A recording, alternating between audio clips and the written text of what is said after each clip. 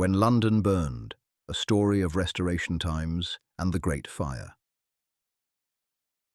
By G. A. Henty. Audiobook produced and copyrighted by bodeebooks.com. Preface. We are accustomed to regard the reign of Charles II as one of the most inglorious periods of English history, but this was far from being the case. It is true that the extravagance and profligacy of the court were carried to a point unknown before or since, forming, by the indignation they excited among the people at large, the main cause of the overthrow of the House of Stuart. But, on the other hand, the nation made extraordinary advances in commerce and wealth, while the valour of our sailors was as conspicuous under the Dukes of York and Albemarle, Prince Rupert and the Earl of Sandwich, as it had been under Blake himself, and their victories resulted in transferring the commercial as well as the naval supremacy of Holland to this country. In spite of the cruel blows inflicted on the well-being of the country, alike by the extravagance of the court, the badness of the government, the Great Plague, and the destruction of London by fire, an extraordinary extension of our trade occurred during the reign of Charles II. Such a period, therefore, although its brilliancy was marred by dark shadows, cannot be considered as an inglorious epoch. It was ennobled by the bravery of our sailors, by the fearlessness with which the coalition of France with Holland was faced, and by the spirit of enterprise with which our merchants and traders seized the opportunity, and, in spite of national misfortunes, raised England in the course of a few years to the rank of the greatest commercial power in the world. Chapter 1. Fatherless.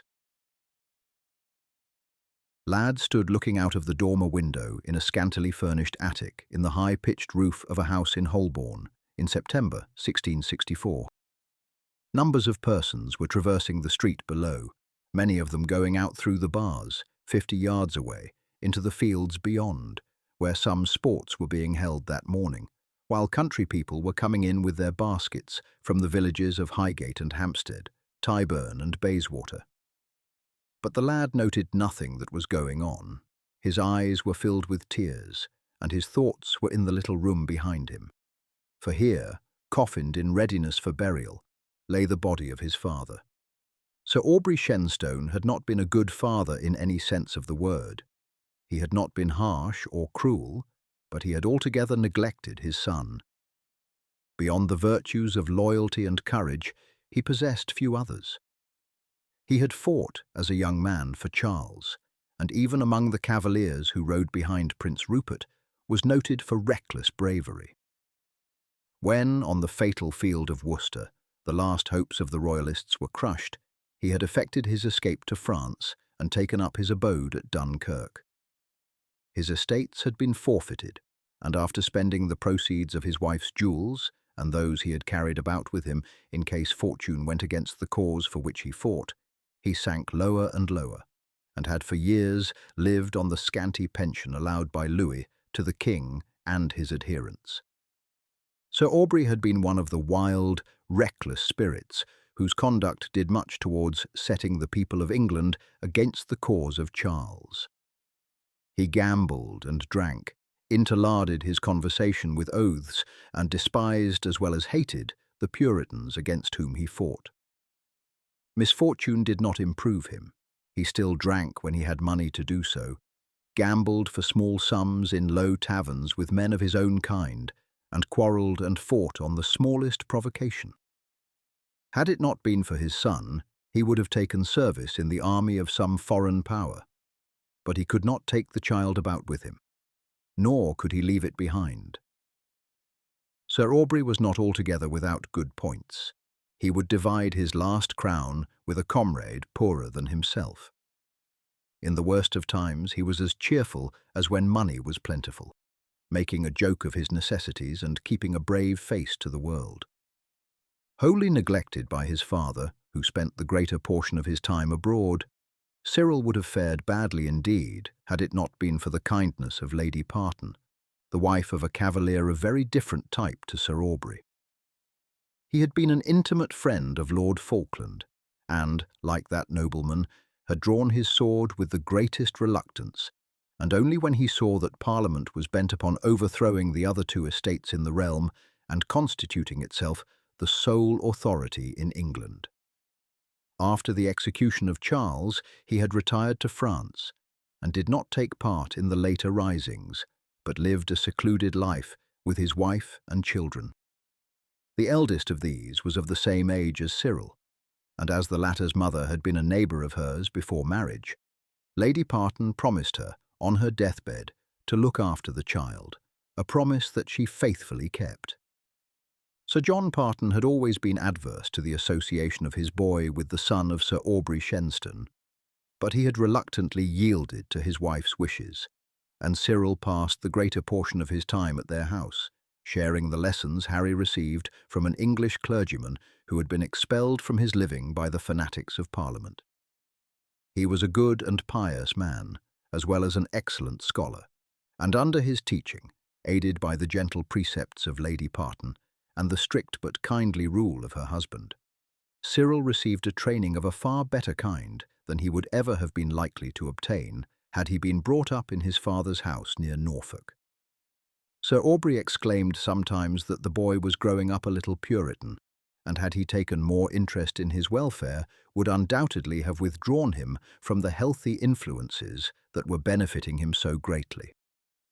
But, with the usual acuteness of children, Cyril soon learnt that any allusion to his studies or his life at Sir John Parton's was disagreeable to his father, and therefore seldom spoke of them.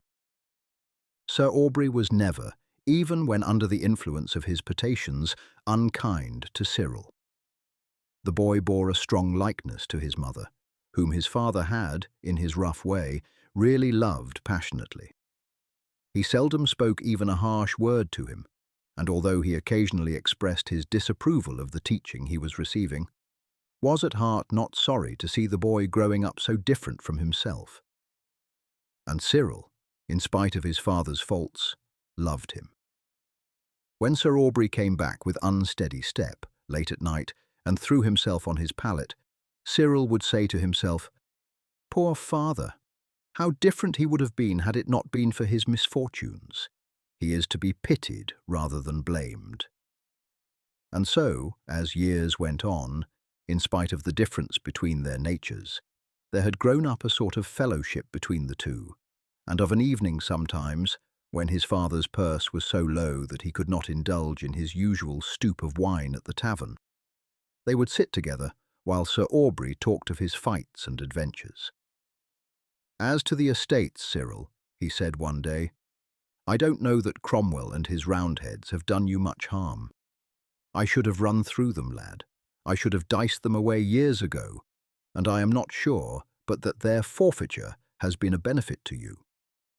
If the king ever gets his own, you may come to the estates, while, if I had had the handling of them, the usurers would have had such a grip on them that you would never have had a penny of the income." "It doesn't matter, father," the boy replied. "I mean to be a soldier some day, as you have been, and I shall take service with some of the Protestant princes of Germany. Or, if I can't do that, I shall be able to work my way somehow." "What can you work at, lad?"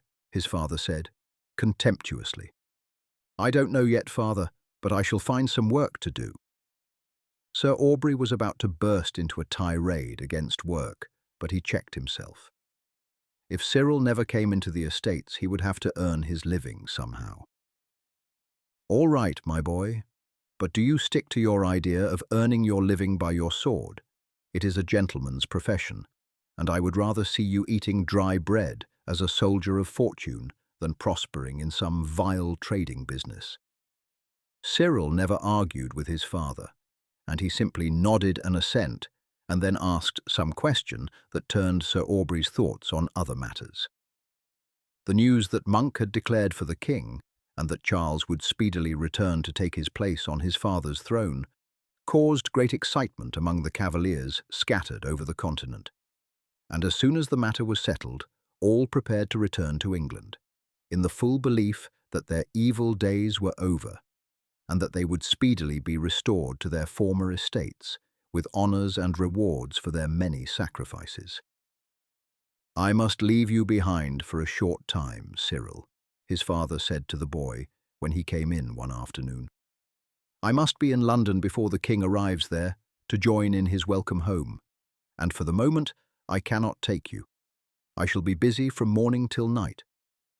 Of course, in the pressure of things at first, it will be impossible for the king to do everything at once, and it may be a few weeks before all these Roundheads can be turned out of the snug nests they have made for themselves, and the rightful owners come to their own again. As I have no friends in London, I should have nowhere to bestow you, until I can take you down with me to Norfolk to present you to our tenants, and you would be grievously in my way. But as soon as things are settled, I will write to you or come over myself to fetch you. In the meantime, I must think over where I had best place you. It will not matter for so short a time, but I would that you should be as comfortable as possible. Think it over yourself, and let me know if you have any wishes in the matter." Sir John Parton leaves at the end of the week, and ere another fortnight there will be scarce another Englishman left at Dunkirk. "Don't you think you can take me with you, father?" "Impossible," Sir Aubrey said shortly. "Lodgings will be at a great price in London, for the city will be full of people from all parts coming up to welcome the king home. I can bestow myself in a garret anywhere, but I could not leave you there all day. Besides, I shall have to get more fitting clothes, and shall have many expenses. You are at home here, and will not feel it dull for the short time you have to remain behind." Cyril said no more, but went up, with a heavy heart, for his last day's lessons at the Partons. Young as he was accustomed to think for himself, for it was but little guidance he received from his father. And after his studies were over, he laid the case before his master, Mr. Felton, and asked if he could advise him. Mr. Felton was himself in high spirits, and was hoping to be speedily reinstated in his living. He looked grave when Cyril told his story. "I think it is a pity that your father, Sir Aubrey, does not take you over with him, for it will assuredly take longer to bring all these matters into order than he seems to think. However, that is his affair. I should think he could not do better for you than place you with the people where I lodge. You know them, and they are a worthy couple. The husband is, as you know, a fisherman, and you and Harry Parton have often been out with him in his boat, so it would not be like going among strangers. Continue your studies. I should be sorry to think that you were forgetting all that you have learnt. I will take you this afternoon, if you like, to my friend, the curé of St. Ursula. Although we differ on religion, we are good friends, and should you need advice on any matters he will give it to you, and may be of use in arranging for a passage for you to England, should your father not be able himself to come and fetch you." Sir Aubrey at once assented to the plan when Cyril mentioned it to him, and a week later sailed for England. Cyril moving, with his few belongings, to the house of Jean Bodee, who was the owner and master of one of the largest fishing boats in Dunkirk. Sir Aubrey had paid for his board and lodgings for 2 months. "I expect to be over to fetch you long before that, Cyril," he had said, "but it is as well to be on the safe side. Here are 4 crowns, which will furnish you with ample pocket money, and I have arranged with your fencing master for you to have lessons regularly, as before. It will not do for you to neglect so important an accomplishment, for which, as he tells me, you show great aptitude." The 2 months passed. Cyril had received but one letter from his father. Although it expressed hopes of his speedy restoration to his estates, Cyril could see, by its tone, that his father was far from satisfied with the progress he had made in the matter. Madame Bodee was a good and pious woman, and was very kind to the forlorn English boy. But when a fortnight over the 2 months had passed, Cyril could see that the fisherman was becoming anxious. Regularly, on his return from the fishing, he inquired if letters had arrived, and seemed much put out when he heard that there was no news. One day, when Cyril was in the garden that surrounded the cottage, he heard him say to his wife, "Well, I will say nothing about it until after the next voyage, and then if we don't hear, the boy must do something for his living. I can take him in the boat with me. He can earn his victuals in that way. If he won't do that, I shall wash my hands of him altogether, and he must shift for himself. I believe his father has left him with us for good. We were wrong in taking him only on the recommendation of Mr. Felton. I have been inquiring about his father, and hear little good of him." Cyril, as soon as the fisherman had gone, stole up to his little room. He was but 12 years old, and he threw himself down on his bed and cried bitterly. Then a thought struck him. He went to his box and took out from it a sealed parcel. On it was written, "To my son. This parcel is only to be opened should you find yourself in great need, your loving mother." He remembered how she had placed it in his hands a few hours before her death, and had said to him, "Put this away, Cyril. I charge you let no one see it. Do not speak of it to anyone, not even to your father. Keep it as a sacred gift, and do not open it unless you are in sore need. It is for you, and you alone. It is the sole thing that I have to leave you. Use it with discretion. I fear that hard times will come upon you." Cyril felt that his need could hardly be sorer than it was now, and without hesitation he broke the seals and opened the packet. He found first a letter directed to himself. It began, "My darling Cyril, I trust that it will be many years before you open this parcel and read these words. I have left the enclosed as a parting gift to you. I know not how long this exile may last, or whether you will ever be able to return to England. But whether you do or not, it may well be that the time will arrive when you may find yourself in sore need. Your father has been a loving husband to me, and will, I am sure, do what he can for you. But he is not provident in his habits, and may not, after he is left alone, be as careful in his expenditure as I have tried to be. I fear then that the time will come when you will be in need of money, possibly even in want of the necessaries of life. All my other trinkets I have given to him, but the one enclosed, which belonged to my mother, I leave to you. It is worth a good deal of money, and this it is my desire that you shall spend upon yourself. Use it wisely, my son. If, when you open this, you are of age to enter the service of a foreign prince, as is, I know, the intention of your father, it will provide you with a suitable outfit. If, as is possible, you may lose your father by death, or otherwise while you are still young, spend it on your education, which is the best of all heritages. Should your father be alive when you open this, I pray you not to inform him of it. The money in his hands would last but a short time, and might, I fear, be wasted. Think not that I am speaking or thinking hardly of him. All men, even the best, have their faults, and his is a carelessness as to money matters, and a certain recklessness concerning them. Therefore, I pray you to keep it secret from him, though I do not say that you should not use the money for your common good if it be needful. Only in that case, I beg you will not inform him as to what money you have in your possession, but use it carefully and prudently for the household wants, and make it last as long as may be. My good friend, Lady Parton, if still near you, will doubtless aid you in disposing of the jewels to the best advantage. God bless you, my son. This is the only secret I ever had from your father, but for your good I have hidden this one thing from him, and I pray that this deceit, which is practiced for your advantage, may be forgiven me. Your loving mother. It was some time before Cyril opened the parcel. It contained a jewel box in which was a necklace of pearls.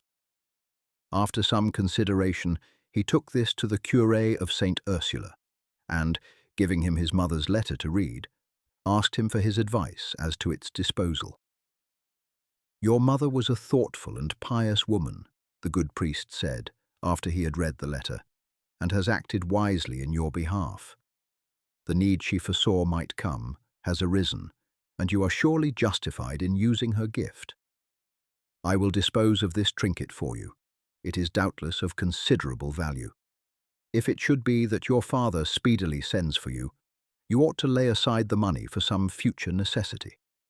If he does not come for some time, as may well be, for, from the news that comes from England, it is like to be many months before affairs are settled, then draw from it only such amounts as are needed for your living and education. Study hard, my son, for so will you best be fulfilling the intentions of your mother. If you like, I will keep the money in my hands, serving it out to you as you need it, and in order that you may keep the matter a secret, I will myself go to Bodee and tell him that he need not be disquieted as to the cost of your maintenance, for that I have money in hand with which to discharge your expenses, so long as you may remain with him. The next day the curé informed Cyril that he had disposed of the necklace for 50 louis. Upon this sum, Cyril lived for 2 years. Things had gone very hardly with Sir Aubrey Shenstone. The king had a difficult course to steer. To have evicted all those who had obtained possession of the forfeited estates of the Cavaliers would have been to excite a deep feeling of resentment among the nonconformists. In vain Sir Aubrey pressed his claims, in season and out of season. He had no powerful friends to aid him. His conduct had alienated the men who could have assisted him, and, like so many other Cavaliers who had fought and suffered for Charles I, Sir Aubrey Shenstone found himself left altogether in the cold. For a time he was able to keep up a fair appearance, as he obtained loans from Prince Rupert and other royalists whom he had known in the old days, and who had been more fortunate than himself. But the money so obtained lasted but a short time, and it was not long before he was again in dire straits. Cyril had from the first but little hope that his father would recover his estates.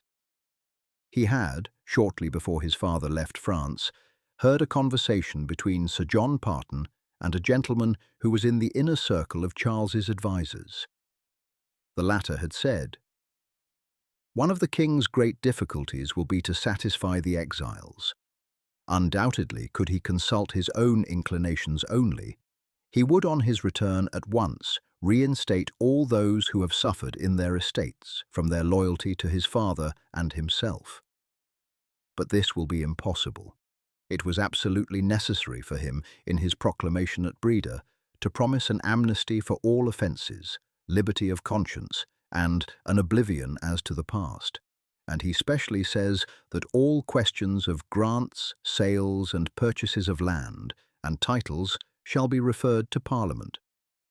The nonconformists are at present in a majority, and although it seems that all parties are willing to welcome the king back, you may be sure that no Parliament will consent to anything like a general disturbance of the possessors of estates formerly owned by royalists.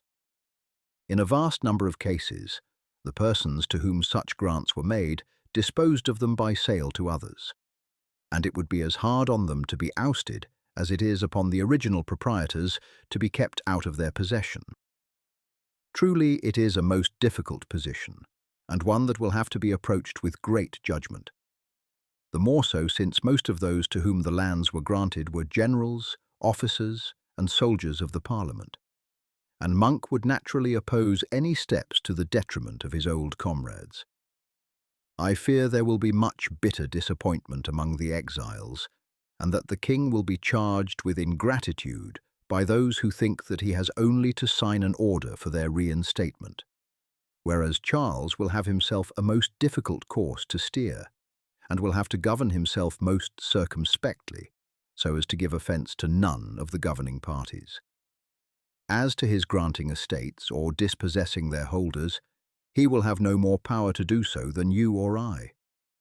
Doubtless some of the exiles will be restored to their estates, but I fear that the great bulk are doomed to disappointment. At any rate, for a time no extensive changes can be made, though it may be that in the distance, when the temper of the nation at large is better understood, the king will be able to do something for those who suffered in the cause. It was all very well for Cromwell, who leant solely on the army, to dispense with a parliament and to govern far more autocratically than James or Charles even dreamt of doing. But the army that supported Cromwell would certainly not support Charles. It is composed for the most part of stern fanatics, and will be the first to oppose any attempt of the king to override the law. No doubt it will ere long be disbanded, but you will see that Parliament will then recover the authority of which Cromwell deprived it. And Charles is a far wiser man than his father, and will never set himself against the feeling of the country. Certainly anything like a general reinstatement of the men who have been for the last 10 years haunting the taverns of the continent is out of the question. They would speedily create such a revulsion of public opinion as might bring about another rebellion. Hyde, staunch royalist as he is, would never suffer the king to make so grievous an error. Nor do I think for a moment that Charles, who is shrewd and politic, and above all things a lover of ease and quiet, would think of bringing such a nest of hornets about his ears.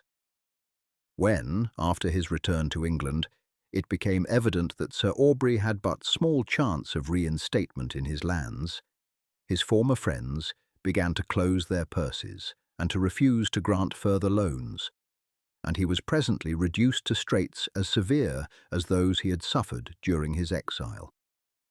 The good spirits that had borne him up so long failed now, and he grew morose and petulant. His loyalty to the king was unshaken. Charles had several times granted him audiences, and had assured him that, did it rest with him, justice should be at once dealt to him, but that he was practically powerless in the matter, and the knight's resentment was concentrated upon Hyde, now Lord Clarendon, and the rest of the king's advisers. He wrote but seldom to Cyril. He had no wish to have the boy with him until he could take him down with him in triumph to Norfolk, and show him to the tenants as his heir. Living from hand to mouth as he did, he worried but little as to how Cyril was getting on. "The lad has fallen on his feet somehow," he said, "and he is better where he is than he would be with me. I suppose when he wants money, he will write and say so, though where I should get any to send to him I know not. Anyhow, I need not worry about him at present." Cyril, indeed, had written to him soon after the sale of the necklace, telling him that he need not distress himself about his condition, for that he had obtained sufficient money for his present necessities from the sale of a small trinket his mother had given him before her death, and that when this was spent, he should doubtless find some means of earning his living until he could rejoin him. His father never inquired into the matter, though he made a casual reference to it in his next letter, saying that he was glad Cyril had obtained some money, as it would, at the moment, have been inconvenient to him to send any over. Cyril worked assiduously at the school that had been recommended to him by the curé, and at the end of 2 years he had still 20 louis left. He had several conversations with his adviser as to the best way of earning his living. "I do not wish to spend any more, father," he said, "and would fain keep this for some future necessity." The curé agreed with him as to this, and, learning from his master that he was extremely quick at figures and wrote an excellent hand, he obtained a place for him with one of the principal traders of the town. He was to receive no salary for a year, but was to learn bookkeeping and accounts. Although but 14, the boy was so intelligent and zealous that his employer told the curé that he found him of real service, and that he was able to entrust some of his books entirely to his charge. 6 months after entering his service, however, Cyril received a letter from his father, saying that he believed his affairs were on the point of settlement, and therefore wished him to come over in the first ship sailing. He enclosed an order on a house at Dunkirk for 50 francs to pay his passage. His employer parted with him with regret, and the kind curé bade him farewell in terms of real affection, for he had come to take a great interest in him.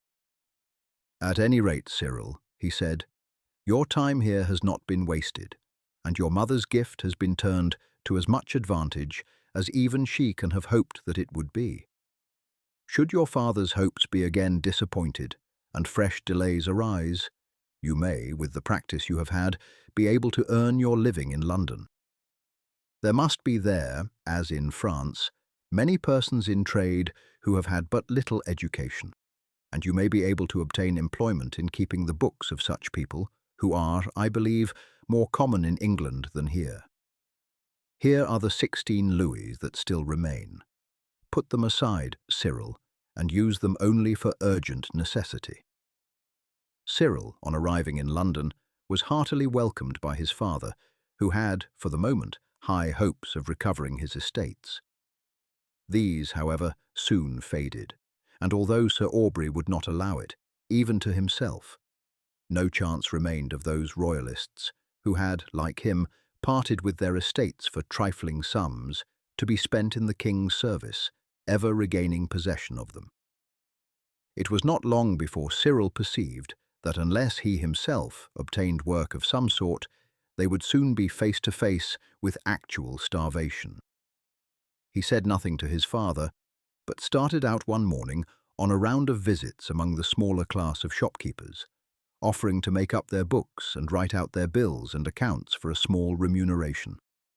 As he had a frank and pleasant face, and his foreign bringing up had given him an ease and politeness of manner, rare among English lads of the day, it was not long before he obtained several clients. To some of the smaller class of traders, he went only for an hour or two, once a week, while others required their bills and accounts to be made out daily. The pay was very small, but it sufficed to keep absolute want from the door. When he told his father of the arrangements he had made, Sir Aubrey at first raged and stormed, but he had come, during the last year or two, to recognize the good sense and strong will of his son, and although he never verbally acquiesced in what he considered a degradation, he offered no actual opposition to a plan that at least enabled them to live, and furnished him occasionally with a few groats with which he could visit a tavern. So things had gone on for more than a year. Cyril was now 16, and his punctuality and the neatness of his work had been so appreciated by the tradesmen who first employed him that his time was now fully occupied, and that at rates more remunerative than those he had at first obtained. He kept the state of his resources to himself, and had no difficulty in doing this, as his father never alluded to the subject of his work. Cyril knew that, did he hand over to him all the money he made, it would be wasted in drink or at cards. Consequently, he kept the table furnished as modestly as at first, and regularly placed after dinner on the corner of the mantel a few coins, which his father as regularly dropped into his pocket. A few days before the story opens, Sir Aubrey had, late one evening, been carried upstairs, mortally wounded in a brawl. He only recovered consciousness a few minutes before his death. "You have been a good lad, Cyril," he said faintly, as he feebly pressed the boy's hand. "Far better than I deserve to have had. Don't cry, lad. You will get on better without me, and things are just as well as they are. I hope you will come to your estates some day. You will make a better master than I should ever have done. I hope that in time you will carry out your plan of entering some foreign service. There is no chance here. I don't want you to settle down as a city scrivener.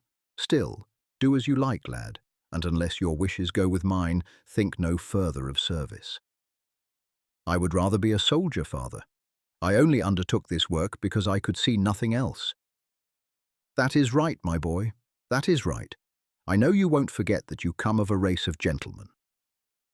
He spoke but little after that. A few broken words came from his lips that showed that his thoughts had gone back to old times. "Boot and saddle," he murmured. "That is right. Now we are ready for them. Down with the prick-eared knaves, God and King Charles." These were the last words he spoke. Cyril had done all that was necessary. He had laid by more than half his earnings for the last 8 or 9 months. One of his clients, an undertaker, had made all the necessary preparations for the funeral, and in a few hours his father would be borne to his last resting place. As he stood at the open window, he thought sadly over the past and of his father's wasted life. Had it not been for the war, he might have lived and died a country gentleman. It was the war, with its wild excitements, that had ruined him. What was there for him to do in a foreign country, without resource or employment, having no love for reading, but to waste his life as he had done? Had his wife lived, it might have been different. Cyril had still a vivid remembrance of his mother, and, though his father had but seldom spoken to him of her, he knew that he had loved her, and that, had she lived, he would never have given way to drink as he had done of late years. To his father's faults he could not be blind, but they stood for nothing now. He had been his only friend, and of late they had been drawn closer to each other in their loneliness. And although scarce a word of endearment had passed between them, he knew that his father had cared for him more than was apparent in his manner. A few hours later, Sir Shenstone was laid to rest in a little graveyard outside the city walls. Cyril was the only mourner, and when it was over, instead of going back to his lonely room, he turned away and wandered far out through the fields towards Hampstead, and then sat himself down to think what he had best do. Another 3 or 4 years must pass before he could try to get service abroad. When the time came, he should find Sir John Parton and beg him to procure for him some letter of introduction to the many British gentlemen serving abroad. He had not seen him since he came to England. His father had met him, but had quarrelled with him upon Sir John declining to interest himself actively to push his claims, and had forbidden Cyril to go near those who had been so kind to him. The boy had felt it greatly at first, but he came, after a time, to see that it was best so. It seemed to him that he had fallen altogether out of their station in life when the hope of his father's recovering his estates vanished, and although he was sure of a kindly reception from Lady Parton, he shrank from going there in his present position. They had done so much for him already that the thought that his visit might seem to them a sort of petition for further benefits was intolerable to him. For the present, the question in his mind was whether he should continue at his present work, which at any rate sufficed to keep him, or should seek other employment. He would greatly have preferred some life of action, something that would fit him better to bear the fatigues and hardships of war, but he saw no prospect of obtaining any such position. "I should be a fool to throw up what I have," he said to himself at last. "I will stick to it anyhow until some opportunity offers, but the sooner I leave it, the better. It was bad enough before, it will be worse now. If I had but a friend or two, it would not be so hard, but to have no one to speak to, and no one to think about, when work is done, will be lonely indeed." At any rate, he determined to change his room as soon as possible. It mattered little where he went, so that it was a change. He thought over various tradesmen for whom he worked. Some of them might have an attic, he cared not how small, that they might let him have in lieu of paying him for his work. Even if they never spoke to him, it would be better to be in a house where he knew something of those downstairs than to lodge in one where he was an utter stranger to all. He had gone round to the shops where he worked on the day after his father's death to explain that he could not come again until after the funeral, and he resolved that next morning he would ask each in turn whether he could obtain a lodging with them. The sun was already setting when he rose from the bank on which he had seated himself and returned to the city. The room did not feel so lonely to him as it would have done had he not been accustomed to spending the evenings alone. He took out his little hoard and counted it. After paying the expenses of the funeral, there would still remain sufficient to keep him for 3 or 4 months should he fall ill, or, from any cause, lose his work. He had one good suit of clothes that had been bought on his return to England, when his father thought that they would assuredly be going down almost immediately to take possession of the old hall, and the rest were all in fair condition. The next day he began his work again. He had 2 visits to pay of an hour each, and one of 2 hours. And the spare time between these he filled up by calling at 2 or 3 other shops to make up for the arrears of work during the last few days. The last place he had to visit was that at which he had the longest task to perform. It was at a ship chandler's in Tower Street, a large and dingy house, the lower portion being filled with canvas, cordage, barrels of pitch and tar, candles, oil, and matters of all sorts needed by shipmasters, including many cannon of different sizes, piles of balls, anchors, and other heavy work, all of which were stowed away in a yard behind it. The owner of this store was a one-armed man. His father had kept it before him, but he himself, after working there long enough to become a citizen and a member of the Ironmongers' Guild, had quarrelled with his father and had taken to the sea. For 20 years he had voyaged to many lands, principally in ships trading in the Levant, and had passed through a great many adventures, including several fights with the Moorish corsairs. In the last voyage he took, he had had his arm shot off by a ball from a Greek pirate among the islands. He had long before made up his differences with his father, but had resisted the latter's entreaties that he should give up the sea and settle down at the shop. On his return after this unfortunate voyage, he told him that he had come home to stay. "I shall be able to help about the stores after a while," he said, "but I shall never be the man I was on board ship. It will be hard work to take to measuring out canvas and to weighing iron after a free life on the sea. But I don't so much mind now I have had my share of adventures, though I dare say I should have gone on for a few more years if that rascally ball had not carried away my arm. I don't know but that it is best as it is, for the older I got, the harder I should find it to fall into new ways and to settle down here." "Anyhow, I'm glad you're back, David," his father said. "You are 45, and though I don't say it would not have been better if you had remained here from the first, you have learnt many things you would not have learnt here. You know just the sort of things that masters of ships require, and what canvas and cables and cordage will suit their wants.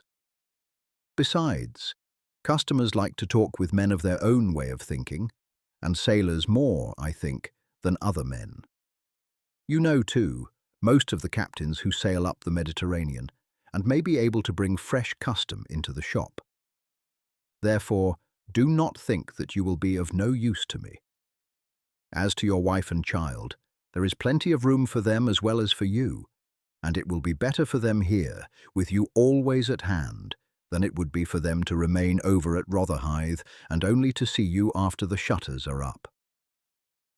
8 years later, Captain Dave, as he was always called, became sole owner of the house and business. A year after he did so, he was lamenting to a friend the trouble that he had with his accounts. "My father always kept that part of the business in his own hands," he said, "and I find it a mighty heavy burden. Beyond checking a bill of lading or reading the marks on the bales and boxes, I never had occasion to read or write for 20 years, and there has not been much more of it for the last 15. And although I was a smart scholar enough in my young days, my fingers are stiff with hauling at ropes and using the marling spike, and my eyes are not so clear as they used to be, and it is no slight toil and labour to me to make up an account for goods sold. John Wilkes, my head shopman, is a handy fellow. He was my boatswain in the Kate, and I took him on when we found that the man who had been my father's right hand for 20 years had been cheating him all along. We got on well enough as long as I could give all my time in the shop, but he is no good with the pen. All he can do is to enter receipts and sales. He has a man under him who helps him in measuring out the right length of canvas and cables, or for weighing a chain or an anchor, and knows enough to put down the figures. But that is all. Then there are the 2 smiths and the 2 apprentices. They don't count in the matter. Robert Ashford, the eldest apprentice, could do the work, but I have no fancy for him. He does not look one straight in the face, as one who is honest and above board should do. I shall have to keep a clerk, and I know what it will be. He will be setting me right, and I shall not feel my own master.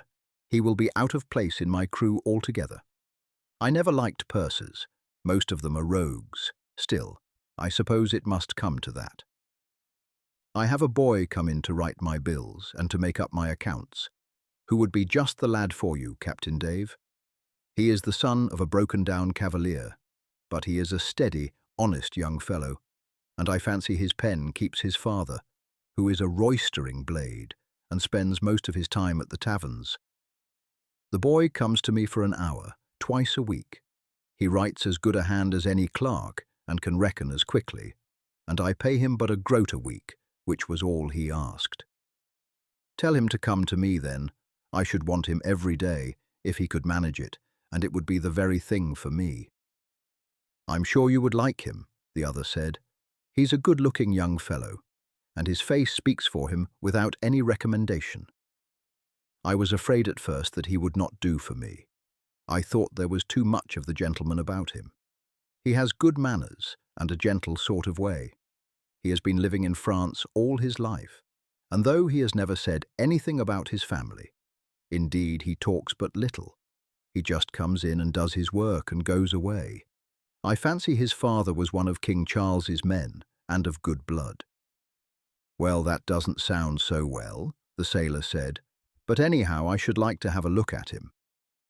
He comes to me tomorrow at 11 and goes at 12, the man said, and I will send him round to you when he has done. Cyril had gone round the next morning to the ship's store.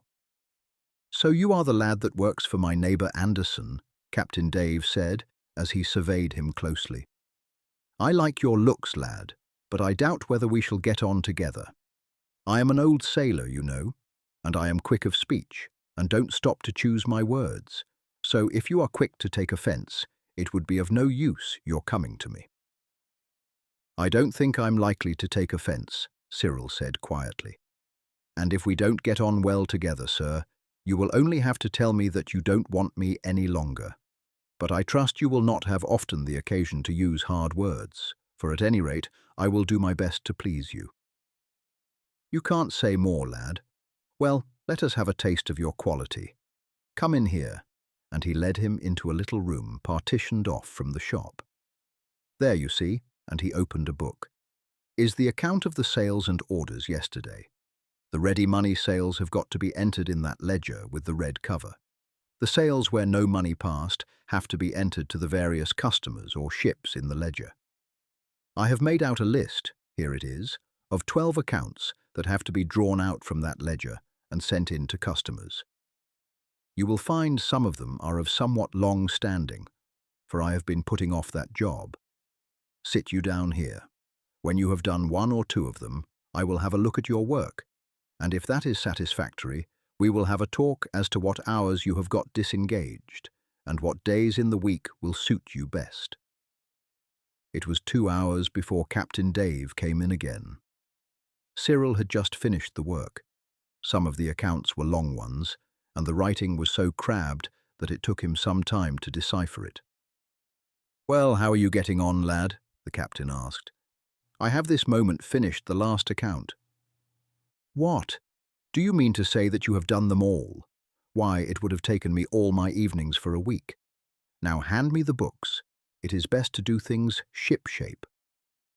He first compared the list of the sales with the entries, and then Cyril handed him the 12 accounts he had drawn up. Captain David did not speak until he had finished looking through them.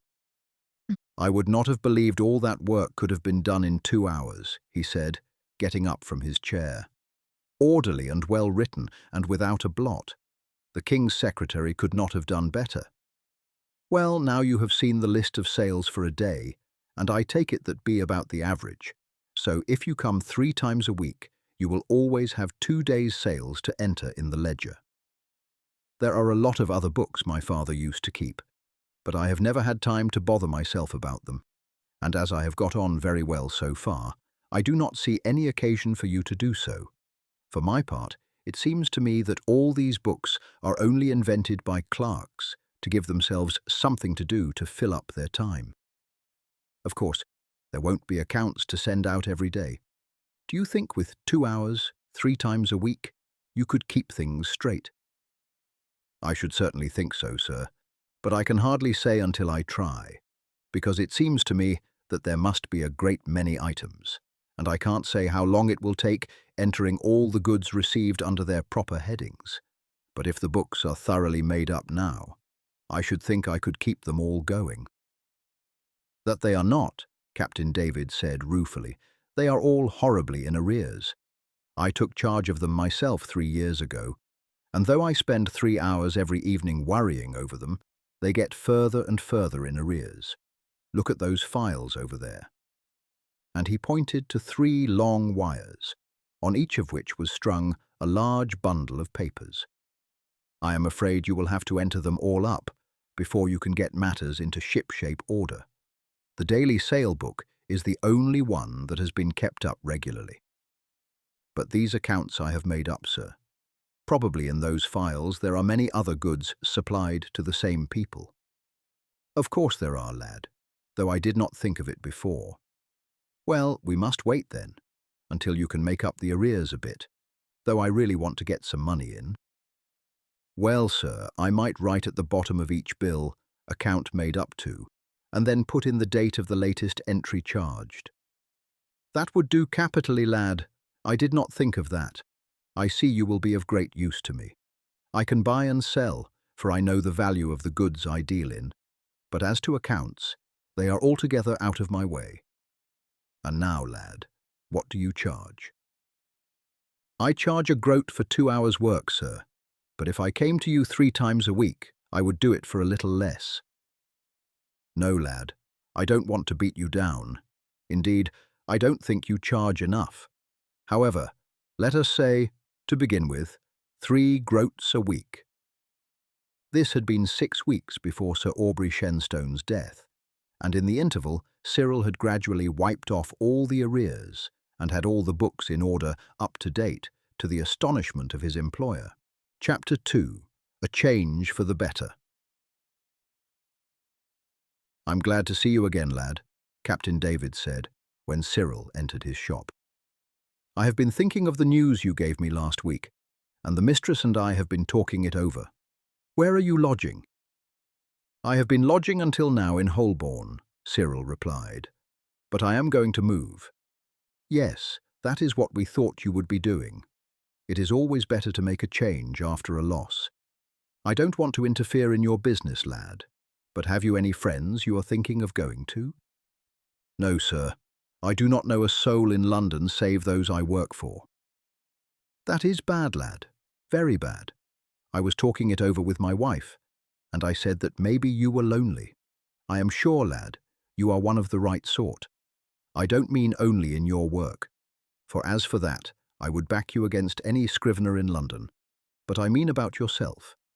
It don't need half an eye to see that you have not been brought up to this sort of thing, though you have taken to it so kindly, but there is not one in 1,000 boys of your age who would have settled down to work and made their way without a friend to help them, as you have done. It shows that there is right good stuff in you. There, I am so long getting under way that I shall never get into port if I don't steer a straight course. Now my ideas and my wife's come to this. If you have got no friends, you will have to take a lodging somewhere among strangers. And then it would be one of 2 things. You would either stop at home and mope by yourself, or you would go out and maybe get into bad company. If I had not come across you, I should have had to employ a clerk, and he would either have lived here with us, or I should have had to pay him enough to keep house for himself. Now, in fact, you are a clerk, for though you are only here for 6 hours a week, you do all the work there is to do, and no clerk could do more. Well, we have got an attic upstairs, which is not used, and if you like to come here and live with us, my wife and I will make you heartily welcome. Thank you indeed, Cyril said warmly. It is of all things what I should like, but of course I should wish to pay you for my board. I can afford to do so if you will employ me for the same hours as at present. No, I would not have that, lad. But if you like, we can reckon your board against what I now pay you. We feed John Wilkes and the 2 apprentices, and 1 mouth extra will make but little difference. I don't want it to be a matter of obligation, so we will put your board against the work you do for me. I shall consider that we are making a good bargain. It is your pleasure to say so, sir, but I cannot tell you what a load your kind offer takes off my mind. The future has seemed very dark to me. Very well, that matter is settled then. Come upstairs with me, and I will present you to my wife and daughter. They have heard me speak of you so often that they will be glad to see you. In the first place, though, I must ask you your name. Since you first signed articles and entered the crew, I have never thought of asking you. My name is Cyril, sir. Cyril Shenstone. His employer nodded and at once led the way upstairs. A motherly-looking woman rose from the seat where she was sitting at work as they entered the living room. This is my Prince of Scriveners, Mary, the lad I have often spoken to you about. His name is Cyril. He has accepted the proposal we talked over last night and is going to become one of the crew on board our ship. I am glad to see you, she said to Cyril, holding out her hand to him. I have not met you before, but I feel very grateful to you. Till you came, my husband was bothered nearly out of his wits. He used to sit here worrying over his books and writing from the time the shop closed till the hour for bed, and Nellie and I dared not to say as much as a word. Now we see no more of his books, and he is able to go out for a walk in the fields with us, as he used to do before. It is very kind of you to say so, mistress, Cyril said earnestly. But it is I, on the contrary, who am deeply grateful to you for the offer Captain Dave has been good enough to make me. You cannot tell the pleasure it has given me, for you cannot understand how lonely and friendless I have been feeling. Believe me, I will strive to give you as little trouble as possible, and to conform myself in all ways to your wishes. At this moment, Nellie Dowsett came into the room. She was a pretty girl, some 18 years of age. This is Cyril, your father's assistant, Nellie, her mother said. You are welcome, Master Cyril. I have been wanting to see you. Father has been praising you up to the skies so often that I have had quite a curiosity to see what you could be like. Your father is altogether too good, Mistress Nellie, and makes far more of my poor ability than it deserves. And is he going to live with us, Mother? Nellie asked. Yes, child. He has accepted your father's offer. Nellie clapped her hands. That is good, she said. I shall expect you to escort me out sometimes, Cyril. Father always wants me to go down to the wharf to look at the ships, or to go into the fields. But I want to go sometimes to see the fashions, and there is no one to take me. For John Wilkes always goes off to smoke a pipe with some sailor or other, and the apprentices are stupid and have nothing to say for themselves, and besides, one can't walk alongside a boy in an apprentice cap. I shall be very happy to, mistress, when my work is done, though I fear that I shall make but a poor escort, for indeed I have had no practice whatever in the esquiring of dames. I am sure you will do very well, Nellie said, nodding approvingly. Is it true that you have been in France? Father said he was told so. Yes, I have lived almost all my life in France. And do you speak French? Yes, I speak it as well as English. It must have been very hard to learn. Not at all. It came to me naturally, just as English did. You must not keep him any longer now, Nellie. He has other appointments to keep. And when he has done that, to go and pack up his things and see that they are brought here by a porter. He can answer some more of your questions when he comes here this evening. Cyril returned to Holborn with a lighter heart than he had felt for a long time. His preparations for the move took him but a short time, and 2 hours later he was installed in a little attic in the ship chandler's house. He spent half an hour in unpacking his things, and then heard a stentorian shout from below. "Masthead, ahoy! Supper's waiting!" Supposing that this hail was intended for himself, he at once went downstairs. The table was laid. Mistress Dowsett took her seat at the head. Her husband sat on one side of her, and Nellie on the other. John Wilkes sat next to his master, and beyond him the elder of the two apprentices. A seat was left between Nellie and the other apprentice for Cyril. "Now our crew is complete, John," Captain Dave said. "We have been wanting a supercargo badly." Aye, Captain Dave. There is no doubt we have been short-handed in that respect, but things have been more ship-shape lately. "That is so, John. I can make a shift to keep the vessel on her course, but when it comes to writing up the log and keeping the reckoning, I make but a poor hand at it. It was getting to be as bad as that voyage of the Jane in the Levant, when the supercargo had got himself stabbed at Lemnos. I mind it, Captain. I mind it well. And what a trouble there was with the owners when we got back again." Yes, the captain said.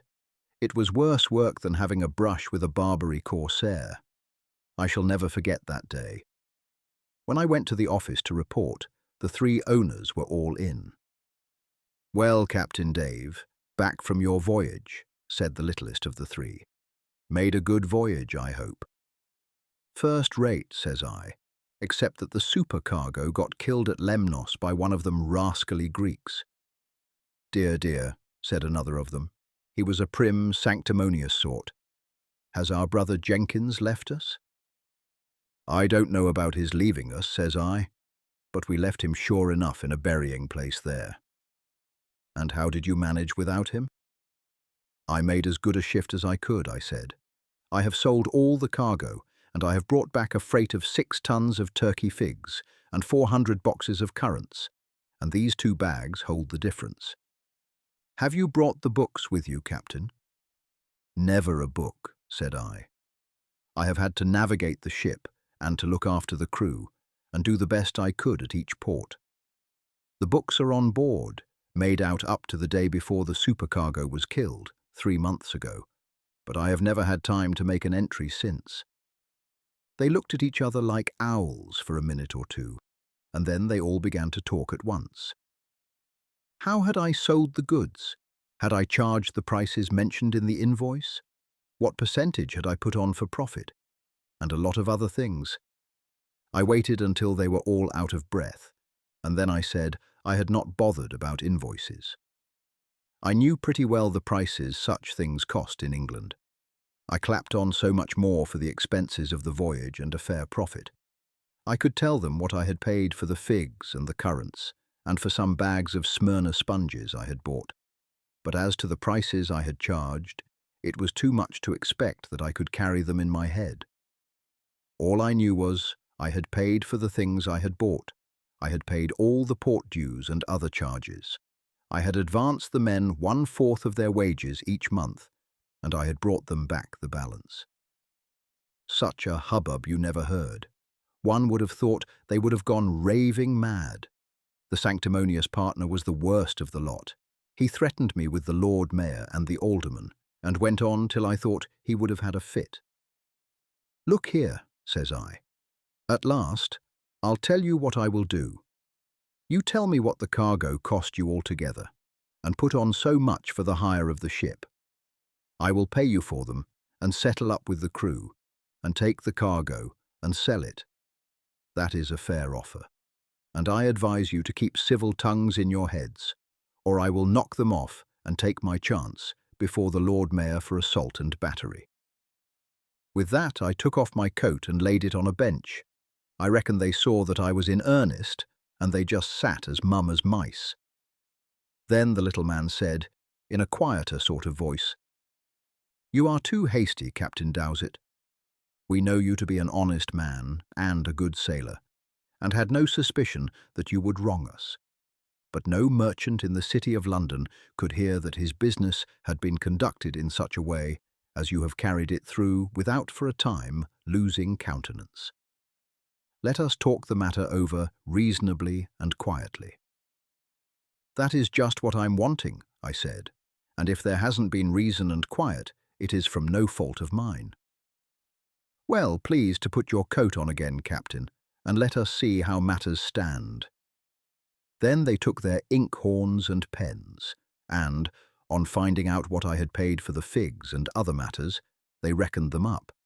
Then they put down what I said was due to the sailors and the mate and myself. Then they got out some books, and for an hour they were busy reckoning up figures. Then they opened the bags and counted up the gold we had brought home. Well, when they had done, you would hardly have known them for the same men. First of all, they went through all their calculations again to be sure they had made no mistake about them. Then they laid down their pens, and the sanctimonious man mopped the perspiration from his face, and the others smiled at each other. Then the biggest of the three, who had scarcely spoken before, said, "Well, Captain Dowsett, I must own that my partners were a little hasty. The result of our calculations is that the voyage has been a satisfactory one. I may almost say very satisfactory, and that you must have disposed of the goods to much advantage. It has been a new and somewhat extraordinary way of doing business, but I am bound to say that the result has exceeded our expectations, and we trust that you will command the Jane for many more voyages." "Not for me," says I. "You can hand me over the wages due to me, and you will find the Jane moored in the stream just above the tower. You will find her in order and shipshape, but never again do I set my foot on board her or on any other vessel belonging to men who have doubted my honesty." Nor did I. I had a pretty good name among traders, and 10 days later I started for the Levant again in command of a far smarter vessel than the Jane had ever been. "And we all went with you, Captain," John Wilkes said. "Every man jack of us. And on her very next voyage the Jane was captured by the Algerines, and I reckon there are some of the poor fellows working as slaves there now. For though Blake did blow the place pretty nigh out of water, a few years afterwards, it is certain that the Christian slaves handed over to him were not half those the Moors had in their hands." "It would seem, Captain Dowsett, from your story, that you can manage very well without a supercargo," Cyril said quietly. "Aye, lad, but you see that was a ready money business. I handed over the goods and took the cash. There was no accounts to be kept. It was all clear and above board. But it is a different thing in this ship altogether, when, instead of paying down on the nail for what they get, you have got to keep an account of everything and send in all their items jotted down in order. Why, Nelly, your tongue seems quieter than usual." "You have not given me a chance, father. You have been talking ever since we sat down to table." Supper was now over. The 2 apprentices at once retired. Cyril would have done the same, but Mistress Dowsett said, "Sit you still, Cyril.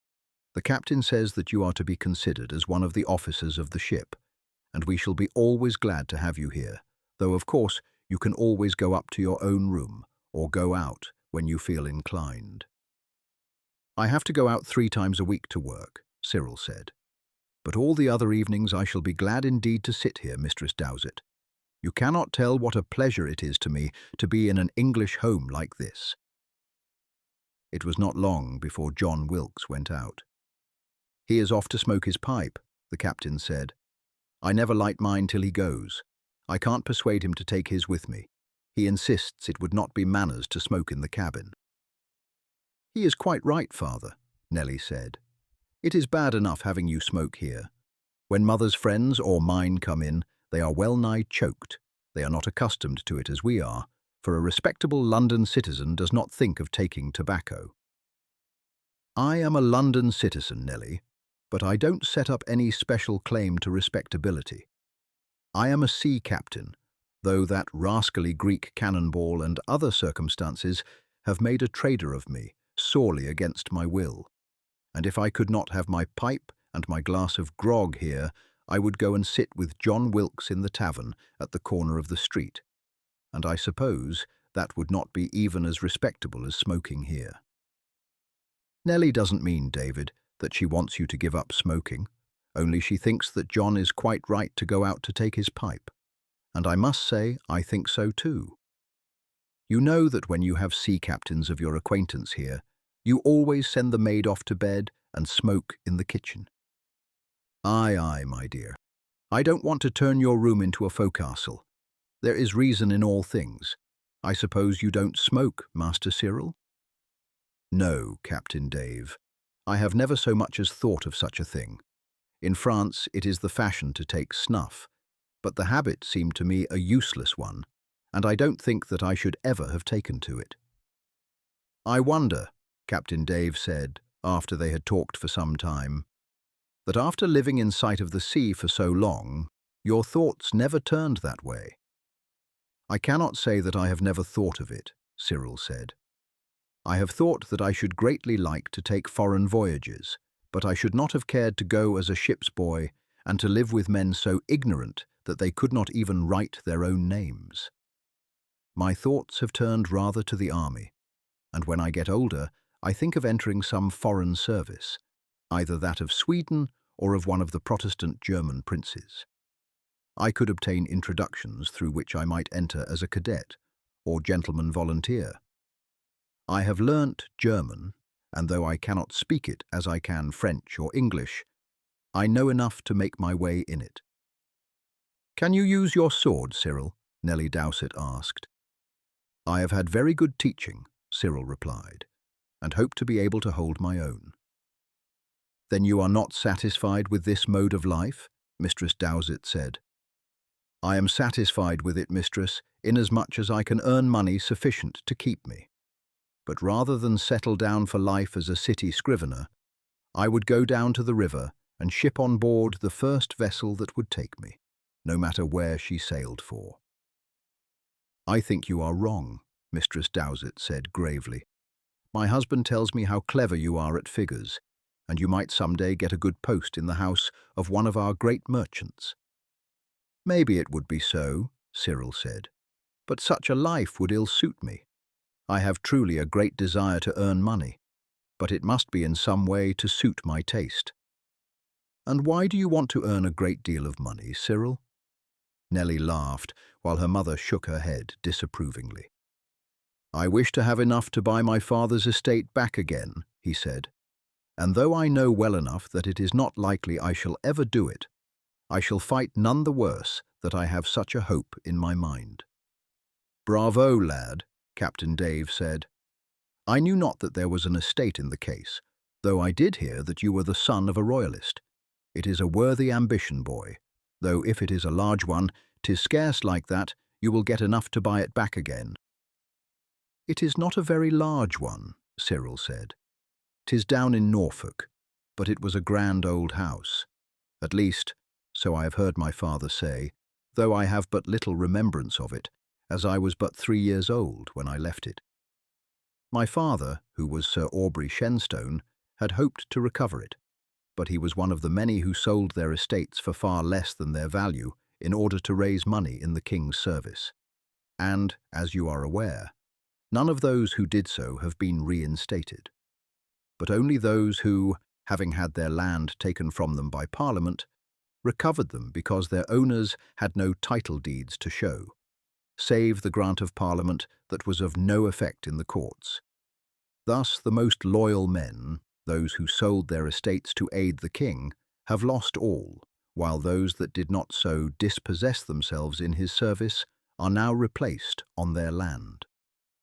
It seems very unfair, Nellie said indignantly. It is unfair to them, assuredly, Mistress Nellie, and yet it would be unfair to the men who bought, though often they gave but 1/10 of their value, to be turned out again unless they received their money back. It is not easy to see where that money could come from, for assuredly the king's privy purse would not suffice to pay all the money, and equally certain is it that Parliament would not vote a great sum for that purpose. It is a hard case, lad, a hard case, Captain Dave said, as he puffed the smoke from his pipe. Now I know how you stand. I blame you in no way that you long more for a life of adventure than to settle down as a city scrivener. I don't think even my wife, much as she thinks of the city, could say otherwise. "It alters the case much," Mistress Dowsett said. "I did not know that Cyril was the son of a knight, though it was easy enough to see that his manners accord not with his present position. Still there are fortunes made in the city, and no honest work is dishonouring even to a gentleman's son." "Not at all, mistress," Cyril said warmly. "'Tis assuredly not on that account that I would fain seek more stirring employment. But it was always my father's wish and intention that, should there be no chance of his ever regaining the estate, I should enter foreign service, and I have always looked forward to that career." "Well, I will wager that you will do credit to it, lad," Captain Dave said. "You have proved that you are ready to turn your hand to any work that may come to you. You have shown a manly spirit, my boy, and I honour you for it. And by St. Anthony, I believe that some day, unless a musket ball or a pike thrust brings you up with a round turn, you will live to get your own back again." Cyril remained talking for another 2 hours, and then betook himself to bed. After he had gone, Mistress Dowsett said, after a pause, "Do you not think, David, that seeing that Cyril is the son of a knight, it would be more becoming to give him the room downstairs, instead of the attic where he is now lodged?" The old sailor laughed. "That is womankind all over," he said. "It was good enough for him before, and now forsooth, because the lad mentioned, and assuredly in no boasting way, that his father had been a knight, he is to be treated differently. He would not thank you himself for making the change, dame. In the first place, it would make him uncomfortable, and he might make an excuse to leave us altogether. And in the second, you may be sure that he has been used to no better quarters than those he has got. The royalists in France were put to sore shifts to live, and I fancy that he has fared no better since he came home. His father would never have consented to his going out to earn money by keeping the accounts of little city traders like myself, had it not been that he was driven to it by want. No, no, wife. Let the boy go on as he is, and make no difference in any way. I liked him before, and I like him all the better now, for putting his gentlemanship in his pocket and setting manfully to work instead of hanging on the skirts of some royalist who has fared better than his father did. He is grateful as it is. That is easy to see, for our taking him in here. We did that partly because he proved a good worker and has taken a lot of care off my shoulders, partly because he was fatherless and alone. I would not have him think that we are ready to do more because he is a knight's son. Let the boy be and suffer him to steer his ship his own course. If, when the time comes, we can further his objects in any way, we will do it with right goodwill. What do you think of him, Nelly? He asked, changing the subject. He is a proper young fellow, father, and I shall be well content to go abroad escorted by him instead of having your apprentice, Robert Ashford, in attendance on me. He has not a word to say for himself, and truly I like him not in any way. He is not a bad apprentice, Nelly, and John Wilkes has but seldom cause to find fault with him, though I own that I have no great liking myself for him. He never seems to look one well in the face, which, I take it, is always a bad sign. I know no harm of him, but when his apprenticeship is out, which it will be in another year, I shall let him go his own way, for I should not care to have him on the premises. Methinks you are very unjust, David. The lad is quiet and regular in his ways. He goes twice every Sunday to the church of St. Alphege, and always tells me the texts of the sermons. The captain grunted. Maybe so, wife, but it is easy to get hold of the text of a sermon without having heard it.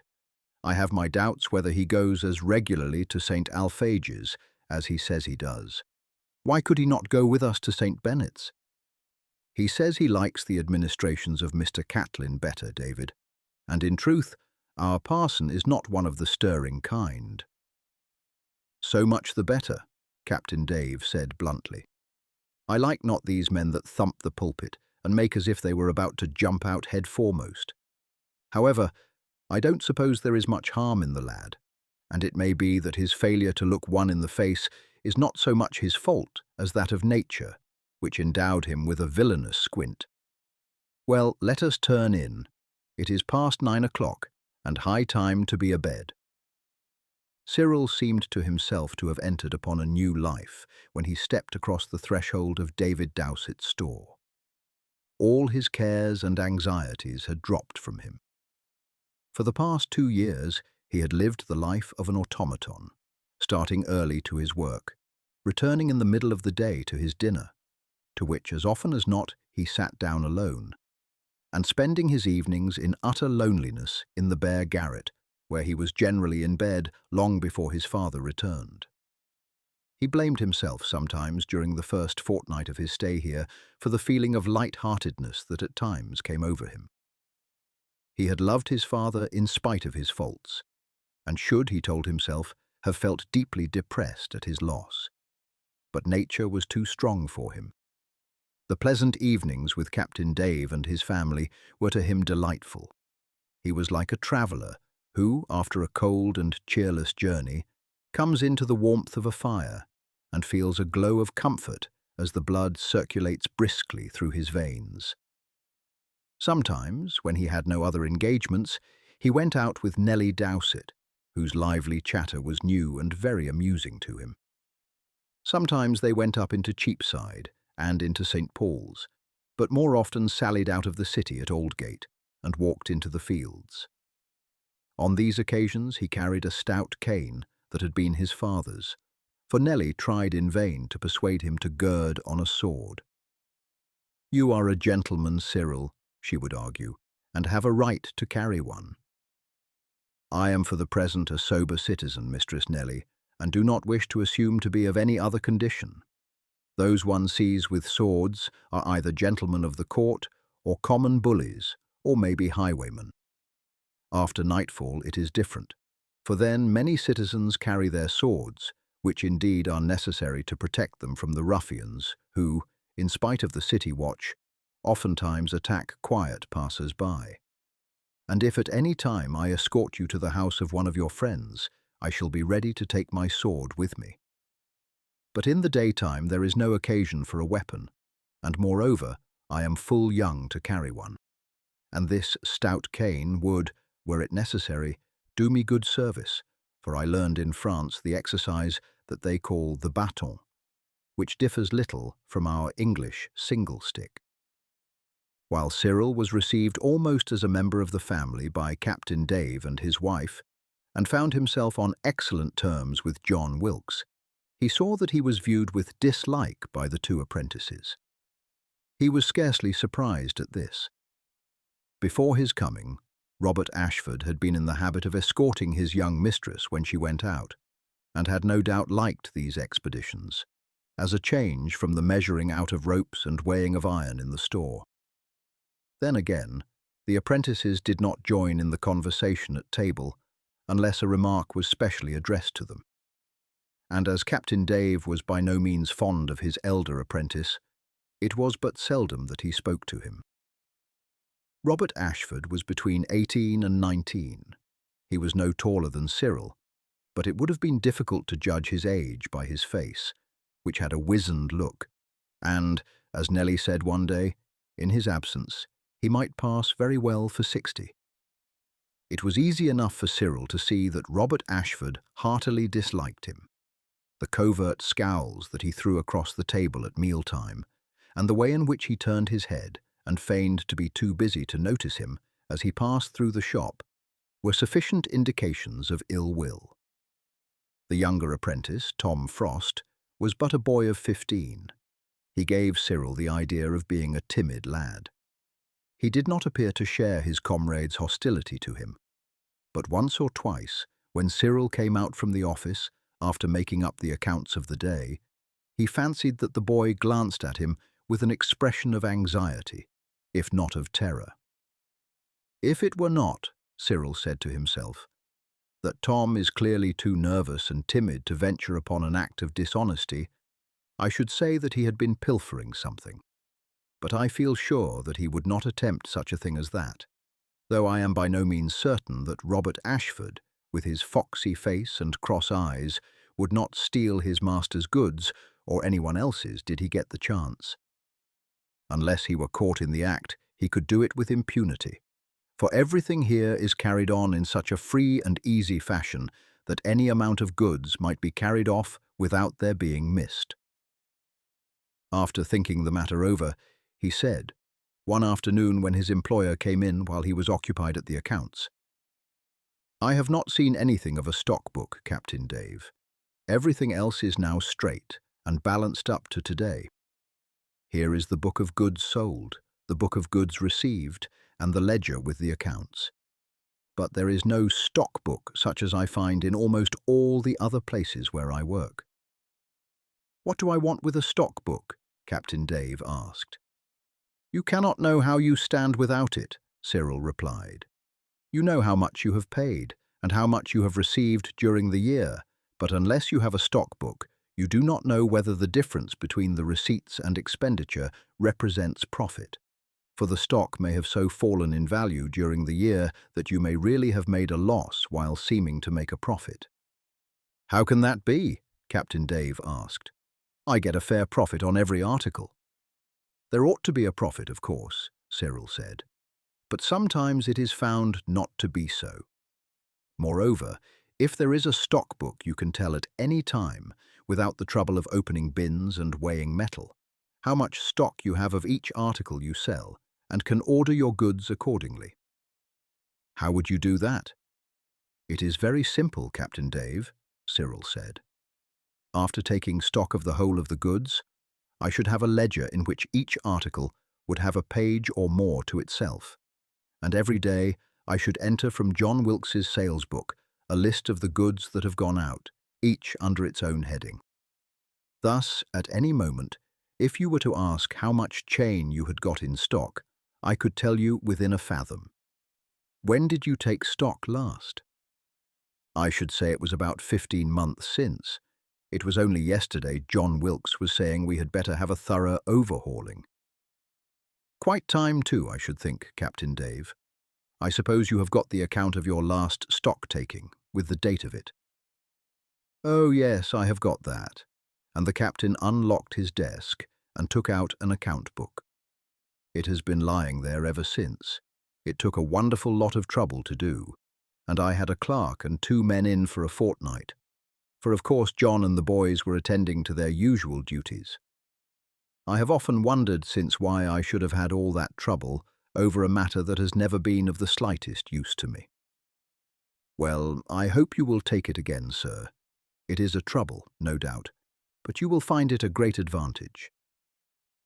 "Are you sure you think it needful, Cyril?" "Most needful, Captain Dave. You will see the advantage of it afterwards." "Well, if you think so, I suppose it must be done," the captain said with a sigh. "But it will be giving you a lot of trouble to keep this new book of yours." "That is nothing, sir. Now that I have got all the back work up, it will be a simple matter to keep the daily work straight. I shall find ample time to do it without any need of lengthening my hours." Cyril now set to work in earnest, and telling Mrs. Dowsett he had some books that he wanted to make up in his room before going to bed, he asked her to allow him to keep his light burning. Mrs. Dowsett consented, but shook her head and said he would assuredly injure his health if he worked by candlelight. Fortunately, John Wilkes had just opened a fresh sales book, and Cyril told him that he wished to refer to some particulars in the back books. He first opened the ledger by inscribing under their different heads the amount of each description of goods kept in stock at the last stock-taking, and then entered under their respective heads all the sales that had been made, while on an opposite page he entered the amount purchased. It took him a month's hard work, and he finished it on the very day that the new stock-taking concluded. Chapter 3. A Thief Somewhere.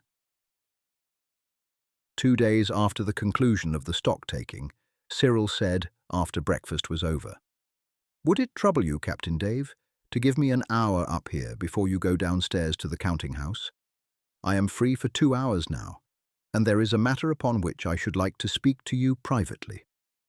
"Certainly, lad," the old sailor said, somewhat surprised. We shall be quiet enough here, as soon as the table is cleared. My dame and Nellie will be helping the maid do up the cabins, and will then be sallying out marketing. When the maid had cleared the table, Cyril went up to his room and returned with a large ledger and several smaller books. I have, for the last month, Captain Dave, been making up this stock book for my own satisfaction. Bless me, lad. Why have you taken all that trouble? This accounts, then, for your writing so long at night, for which my dame has been quarrelling with you. It was interesting work, Cyril said quietly. Now you see, sir, he went on, opening the big ledger. Here are the separate accounts under each head. These pages, you see, are for heavy cables for hawsers.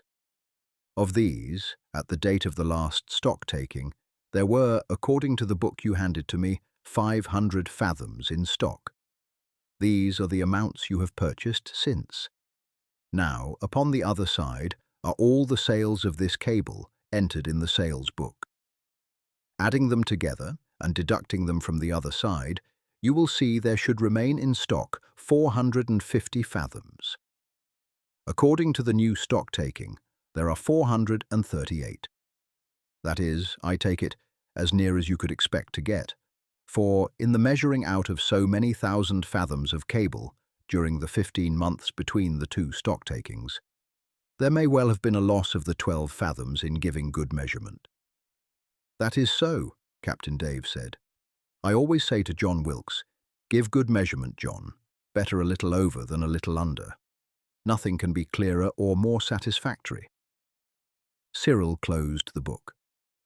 I am sorry to say, Captain Dave, all the items are not so satisfactory, and that I greatly fear that you have been robbed to a considerable amount. Robbed, lad, the captain said, starting up from his chair. Who should rob me? Not John Wilkes, I can be sworn. Not the two apprentices for a surety, for they never go out during the day, and John keeps a sharp lookout upon them, and the entrance to the shop is always locked and barred after work is over, so that none can enter without getting the key, which, as you know, John always brings up and hands to me as soon as he has fastened the door.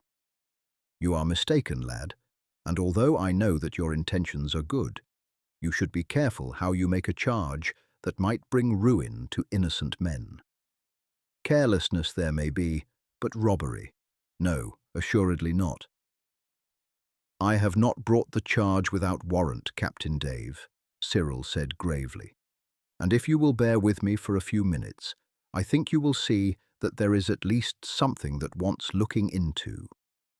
Well, it is only fair after the trouble you have taken, lad, that I should hear what you have to say, but it will need strong evidence indeed to make me believe that there has been foul play. Well, sir, Cyril said, opening the ledger again. In the first place, I would point out that in all the heavy articles, such as could not conveniently be carried away, the tally of the stock-takers corresponds closely with the figures in this book.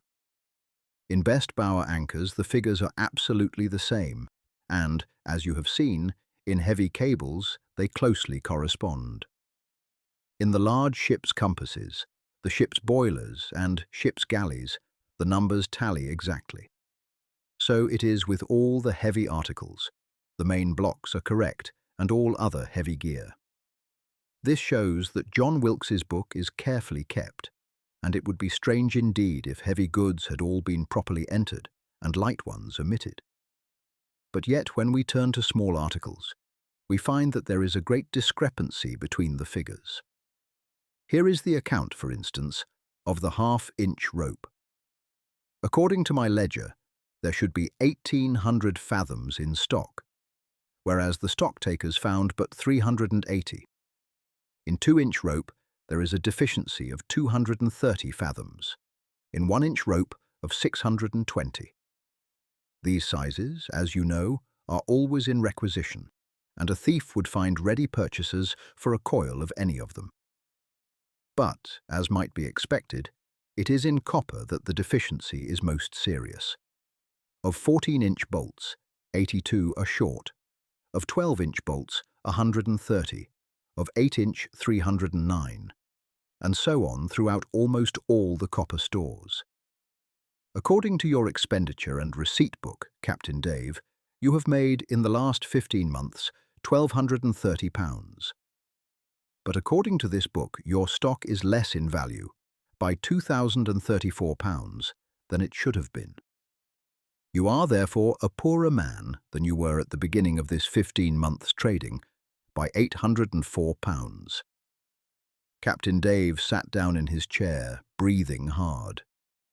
He took out his handkerchief and wiped the drops of perspiration from his forehead. "Are you sure of this, boy?" he said hoarsely. "Are you sure that you have made no mistake in your figures?" "Quite sure," Cyril said firmly. "In all cases in which I have found deficiencies, I have gone through the books 3 times and compared the figures.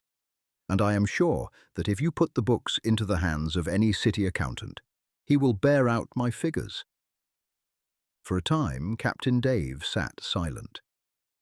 "Hast any idea," he said at last, "how this has come about?"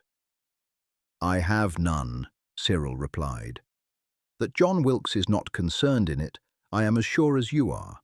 And, thinking the matter over, I see not how the apprentices could have carried off so many articles, some heavy and some bulky, when they left the shop in the evening, without John Wilkes noticing them.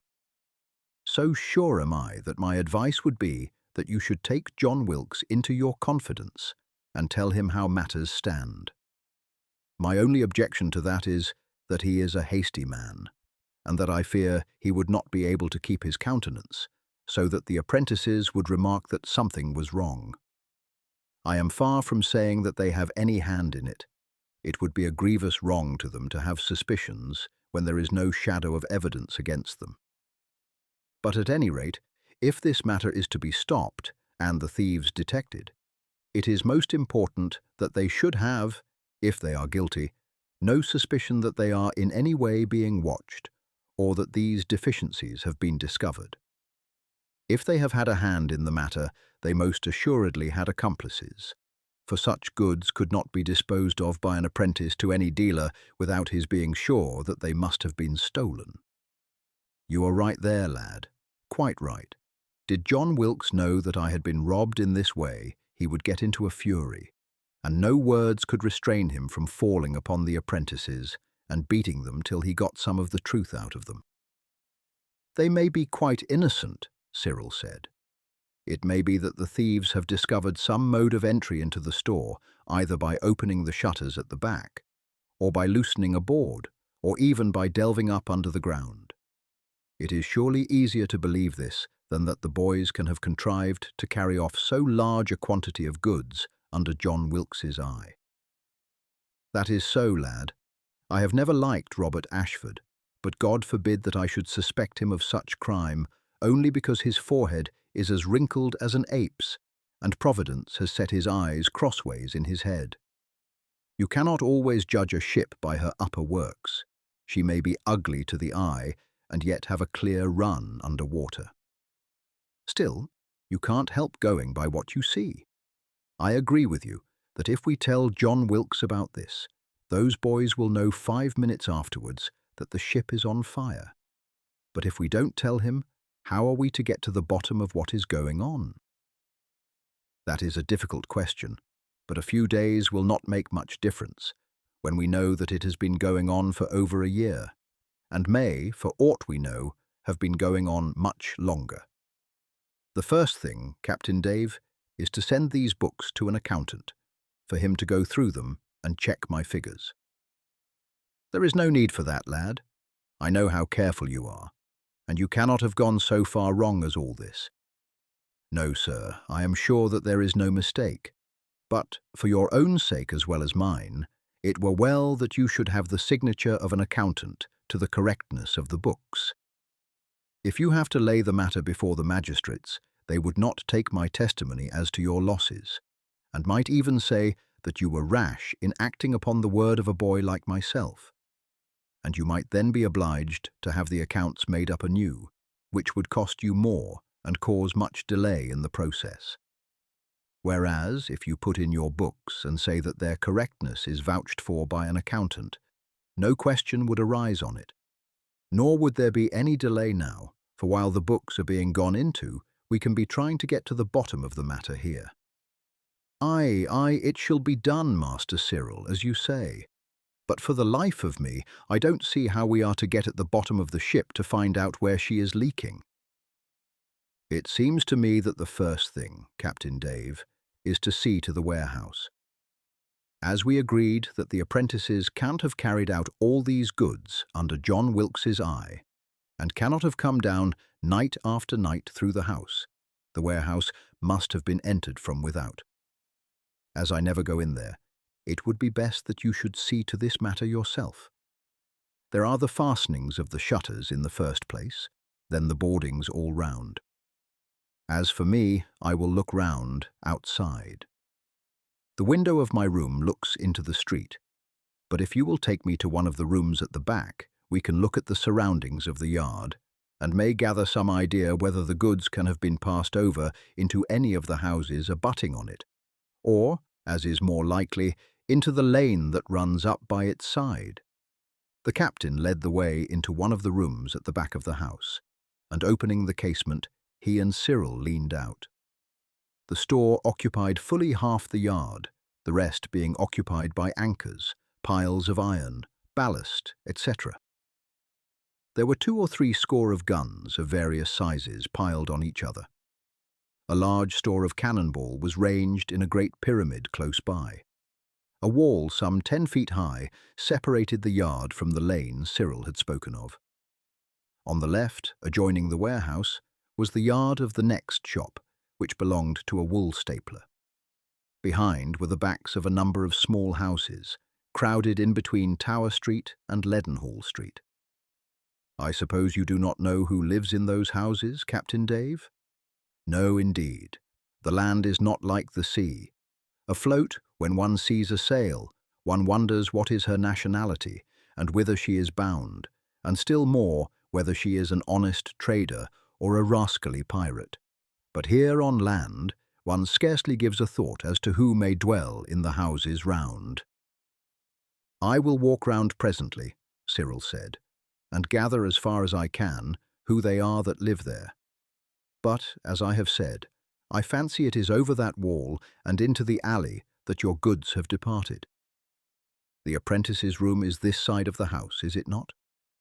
Yes, John Wilkes sleeps in the room next to yours, and the door opposite to his is that of the lad's room. Do the windows of any of the rooms look into that lane? No, it is a blank wall on that side.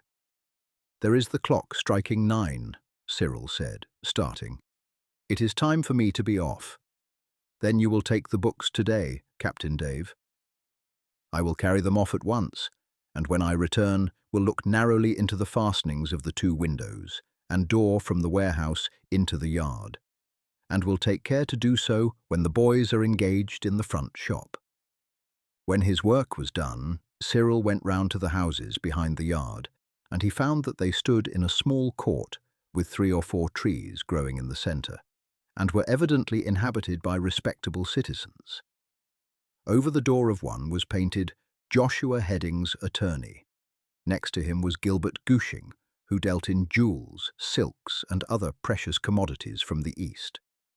Next to him was a doctor, and beyond a dealer in spices. This was enough to assure him that it was not through such houses as these that the goods had been carried. Cyril had not been back at the midday meal, for his work that day lay up by Holborn Bar, where he had 2 customers whom he attended with but half an hour's interval between the visits. And on the days on which he went there, he was accustomed to get something to eat at a tavern hard by. Supper was an unusually quiet meal. Captain Dave now and then asked John Wilkes a question as to the business matters of the day, but evidently spoke with an effort. Nellie rattled on as usual, but the burden of keeping up the conversation lay entirely on her shoulders and those of Cyril. After the apprentices had left, and John Wilkes had started for his usual resort, the captain lit his pipe. Nellie signed to Cyril to come and seat himself by her in the window that projected out over the street, and enabled the occupants of the seats at either side to have a view up and down it. "What have you been doing to father, Cyril?" she asked in low tones. "He has been quite unlike himself all day. Generally, when he is out of temper, he rates everyone heartily, as if we were a mutinous crew. But today he has gone about scarcely speaking. He hasn't said a cross word to any of us. But several times when I spoke to him, I got no answer, and it is easy to see that he is terribly put out about something. He was in his usual spirits at breakfast. Then, he was talking with you for an hour, and it does not take much guessing to see that it must have been something that passed between you that has put him out. Now, what was it?" "I don't see why you should say that, Mistress Nellie. It is true we did have a talk together, and he examined some fresh books I have been making out and said that he was mightily pleased with my work. I went away at 9 o'clock, and something may have occurred to upset him between that and dinner." "All which means that you don't mean to tell me anything about it, Master Cyril. Well then, you may consider yourself in my black books altogether," she said petulantly. "I'm sorry that you should say so," he said. "If it were true that anything that I had said to him had ruffled him, it would be for him to tell you, and not for me. Methinks I have treated Robert Ashford scurvily, and I shall take him for my escort to see His Majesty attend service at St. Paul's tomorrow." Cyril smiled. "I think it would be fair to give him a turn, mistress, and I am glad to see that you have such a kind thought." Nellie rose indignantly, and taking her work, sat down by the side of her mother. "It is a fine evening," Cyril said to Captain Dave, "and I think I shall take a walk round. I shall return in an hour." The captain understood, by a glance Cyril gave him, that he was going out for some purpose connected with the matter they had in hand. "Aye, aye, lad," he said. "It is not good for you to be sitting moping at home every evening. I have often wondered before that you did not take a walk on deck before you turned in. I always used to do so myself." "I don't think there is any moping in it, Captain Dave," Cyril said with a laugh. "If you knew how pleasant the evenings have been to me after the life I lived before, you would not say so." Cyril's only object in going out, however, was to avoid the necessity of having to talk with Dame Dowsett and Nellie. His thoughts were running on nothing but the robbery, and he had found it very difficult to talk in his usual manner and to answer Nellie's sprightly sallies. It was dark already. A few oil lamps gave a feeble light here and there. At present he had formed no plan whatever of detecting the thieves. He was as much puzzled as the captain himself as to how the goods could have been removed. It would be necessary, of course, to watch the apprentices, but he did not think that anything was likely to come out of this. It was the warehouse itself that must be watched in order to discover how the thieves made an entry. His own idea was that they got over the wall by means of a rope, and in some way managed to effect an entry into the warehouse. The apprentices could hardly aid them unless they came down through the house. If they had managed to get a duplicate key of the door leading from the bottom of the stairs to the shop, they could, of course, unbar the windows and pass things out. That part of the business would be easy, but he could not believe that they would venture frequently to pass down through the house. It was an old one, and the stairs creaked. He himself was a light sleeper. He had got into the way of waking at the slightest sound from the long watches he had had for his father's return, and felt sure that he should have heard them open their door and steal along the passage past his room, however quietly they might do it. He walked up the Exchange, then along Cheapside as far as St. Paul's, and back. Quiet as it was in Thames Street, there was no lack of animation elsewhere. Apprentices were generally allowed to go out for an hour after supper, the regulation being that they returned to their homes by 8 o'clock. Numbers of these were about. A good many citizens were on their way home after supping with friends. The city watch with lanterns patrolled the streets, and not infrequently interfered in quarrels which broke out among the apprentices. Cyril felt more solitary among the knots of laughing, noisy lads than in the quiet streets, and was glad to be home again. Captain Dave himself came down to open the door. "I have just sent the women to bed," he said. "The 2 boys came in 5 minutes ago. I thought you would not be long." "I did not go out for anything particular," Cyril said. "But Mistress Nellie insisted that there was something wrong with you, and that I must know what it was about. So, feeling indeed indisposed to talk, I thought it best to go out for a short time." "Yes, yes, women always want to know, lad. I have been long enough at sea, you may be sure, to know that when anything is wrong, it is the best thing to keep it from the passengers as long as you can." "You took the books away this morning, Captain Dave?" Cyril asked as they sat down. "Aye, lad, I took them to Master Skinner, who bears as good a reputation as any accountant in the city, and he promised to take them in hand without loss of time. But I have been able to do nothing here. John, or one or other of the boys, was always in the warehouse, and I have had no opportunity of examining the door and shutters closely. When the house is sound asleep, we will take a lantern and go down to look at them. I have been thinking that we must let John Wilkes into this matter. It is too much to bear on my mind by myself. He is my first mate, you see, and in time of danger, the first mate, if he is worth anything, is the man the captain relies on for help." "By all means tell him then," Cyril said. "I can keep books, but I have no experience in matters like this, and shall be very glad to have his opinion and advice." "There he is, 8:30. He is as punctual as clockwork." Cyril ran down and let John in.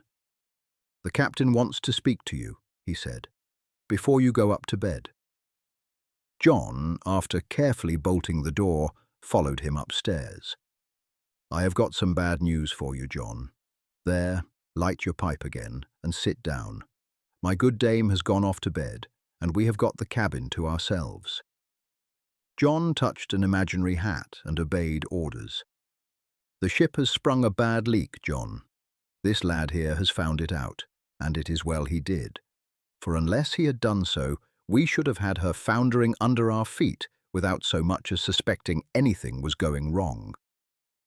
The sailor took his newly lighted pipe from between his lips and stared at the captain in astonishment. "Yes, it is hard to believe, mate. But, by the Lord Harry, it is as I say. There is a pirate about somewhere, and the books show that, since the stock-taking 15 months ago, he has eased the craft of her goods to the tune of £2,000 and odd." John Wilkes flung his pipe onto the table with such force that it shivered into fragments. "Dash my timbers!" he exclaimed. "Who is the man?" "You only give me the orders, sir, and I am ready to range alongside and board him." "That is what we have got to find out, John. That the goods have gone is certain, but how they can have gone beats us altogether." "Do you mean to say, Captain, that they have stolen them out of the place under my eyes, and me know nothing about it?" "It can't be, sir. There must be some mistake. I know naught about figures, save enough to put down the things I sell, but I don't believe as a thing has gone out of the shop unbeknown to me. That yarn won't do for me, sir," and he looked angrily at Cyril. "It is true enough, John, for all that. The books have been balanced up. We knew what was in stock 15 months ago, and we knew from your sale book what has passed out of the shop, and from your entry book what has come in. We know now what there is remaining.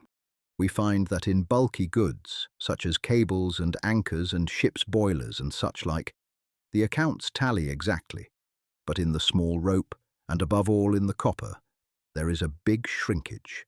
I will read you the figures of some of them." John's face grew longer and longer as he heard the totals read. "Well, I'm jiggered," he said, when the list was concluded. "I could have sworn that the cargo was right according to the manifest."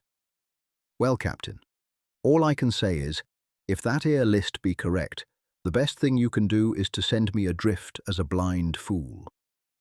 I have kept my tallies as correct as I could, and I thought I had marked down every package that has left the ship, and here they must have been passing out pretty nigh in cartloads under my very eyes, and I knew nothing about it. I don't blame you, John, more than I blame myself. I am generally about on deck, and had no more idea that the cargo was being meddled with than you had. I have been wrong in letting matters go on so long without taking stock of them and seeing that it was all right. But I never saw the need for it. This is what comes of taking to a trade you know nothing about. We have just been like two children, thinking that it was all plain and above board, and that we had nothing to do but to sell our goods and to fill up again when the hold got empty. Well, it is of no use talking over that part of the business. What we have got to do is to find out this leak and stop it. We are pretty well agreed, Cyril and me, that the things don't go out of the shop by daylight. The question is, how do they go out at night? I always lock up the hatches according to orders, Captain. Yes, I have no doubt you do, John, but maybe the fastenings have been tampered with.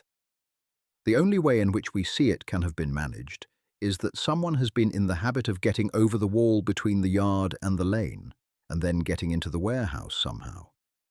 It must have been done very often, for if the things had been taken in considerable quantities, you would have noticed that the stock was short. Directly the next order came in. Now I propose we light these 2 lanterns I have got here, and that we go down and have a look round the hold. Lighting the candles, they went downstairs. The captain took out the key and turned the lock. It grated loudly as he did so. "That is a noisy lock," Cyril said. "It wants oiling," John replied.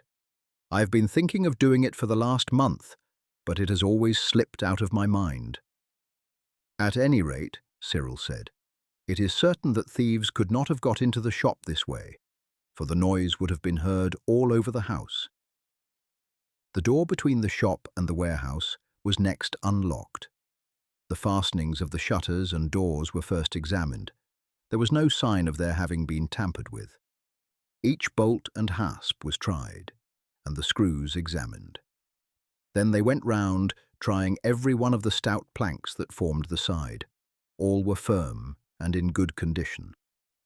"It beats me altogether," the captain said, when they had finished their examination. "The things cannot walk out of themselves. They have got to be carried, but how the fellows who carry them get in is more than I can say. There is nowhere else to look, is there, John?" "Not that I can see, Captain." They went to the door into the shop, and were about to close it, when Cyril said, "Some of the things that are gone are generally kept in here, Captain. The rope up to 2 inch, for example, and a good deal of canvas, and most of the smaller copper fittings, so that, whoever the thief is, he must have been in the habit of coming in here as well as into the warehouse." "That is so, lad. Perhaps they entered from this side." "Will you hold the lantern here, John?" Cyril said. The sailor held the lantern to the lock. "There are no scratches nor signs of tools having been used here," Cyril said, examining both the lock and the doorpost. "Whether the thief came into the warehouse first or not, he must have had a key." The captain nodded. "Thieves generally carry a lot of keys with them, Cyril, and if one does not quite fit, they can file it until it does." The shutters of the shop window and its fastenings, and those of the door, were as secure as those of the warehouse, and, completely puzzled, the party went upstairs again. "There must be some way of getting in and out, although we can't find it," Captain Dave said. "Things can't have gone off by themselves." "It may be, Captain," John Wilkes said, "that some of the planks may be loose." "But we tried them all, John." "Aye, they seem firm enough. But it may be that one of them is wedged in, and that when the wedges are taken out, it could be pulled off." "I think you would have noticed it, John. If there was anything of that sort, it must be outside. However, we will take a good look round the yard tomorrow. The warehouse is strongly built, and I don't believe that any plank could be taken off and put back again, time after time, without making a noise that would be heard in the house. What do you think, Cyril?" "I agree with you, Captain Dave. How the thieves make an entry I can't imagine, but I don't believe that it is through the wall of the warehouse. I am convinced that the robberies must have been very frequent. Had a large amount been taken at a time, John Wilkes would have been sure to notice it.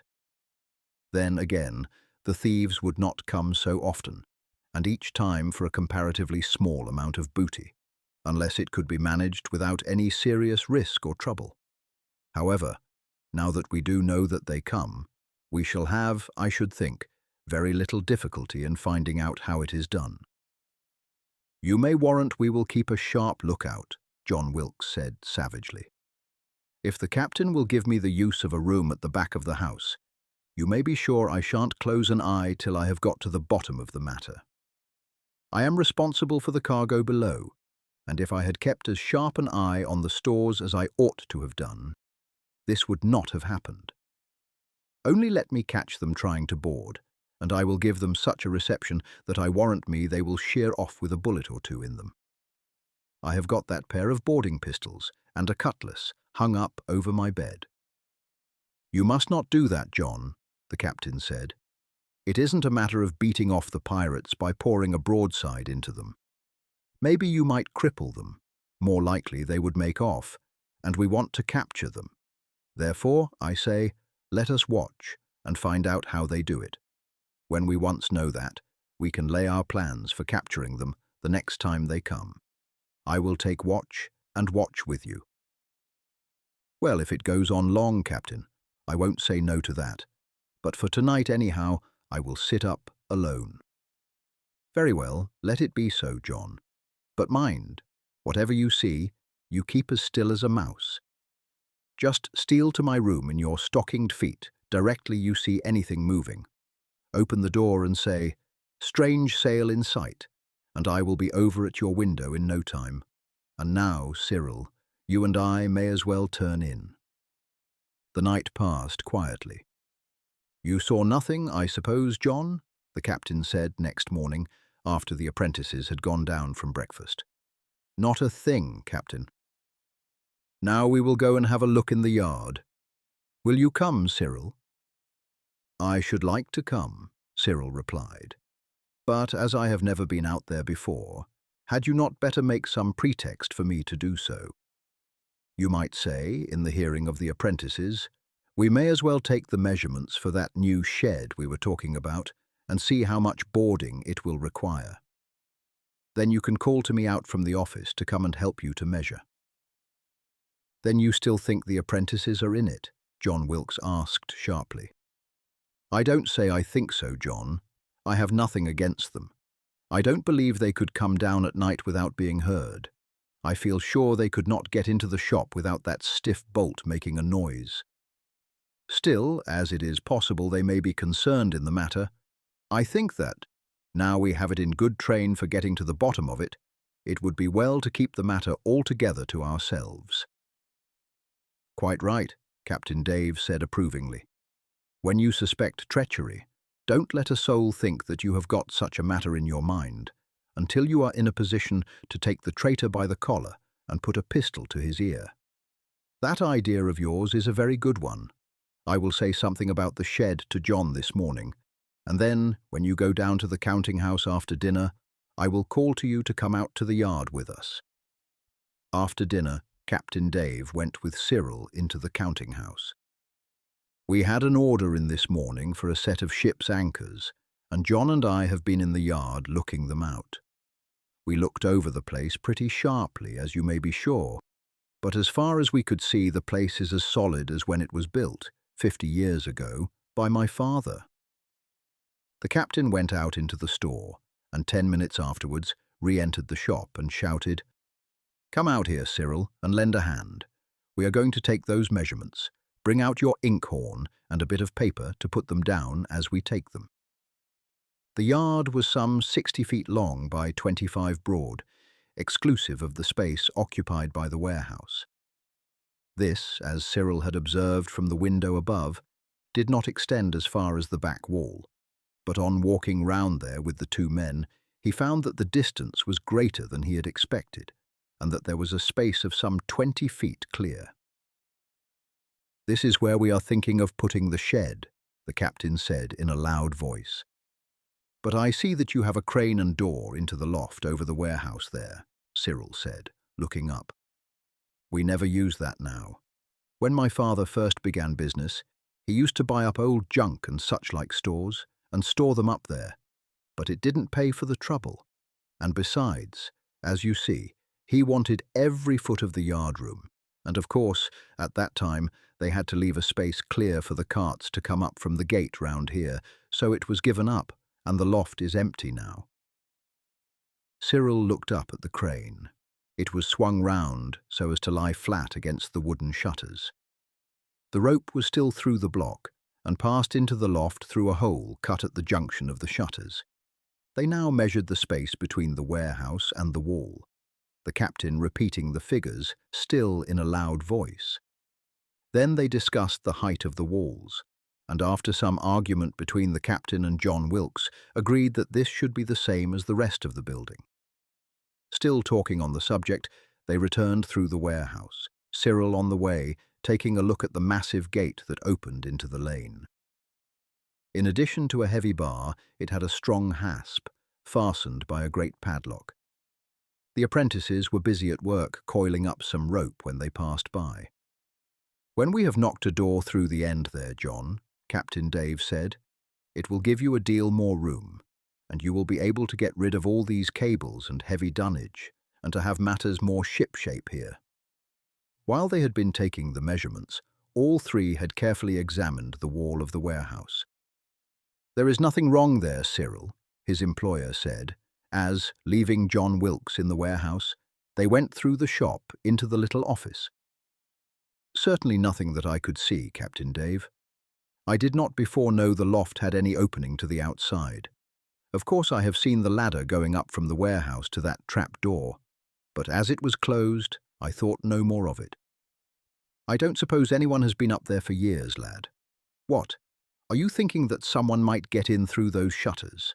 Why, they are 20 feet from the ground, so that you would want a long ladder, and when you got up there, you would find that you could not open the shutters." I said nobody had been up there, but I did go up myself to have a look round when I first settled down here, and there is a big bar with a padlock.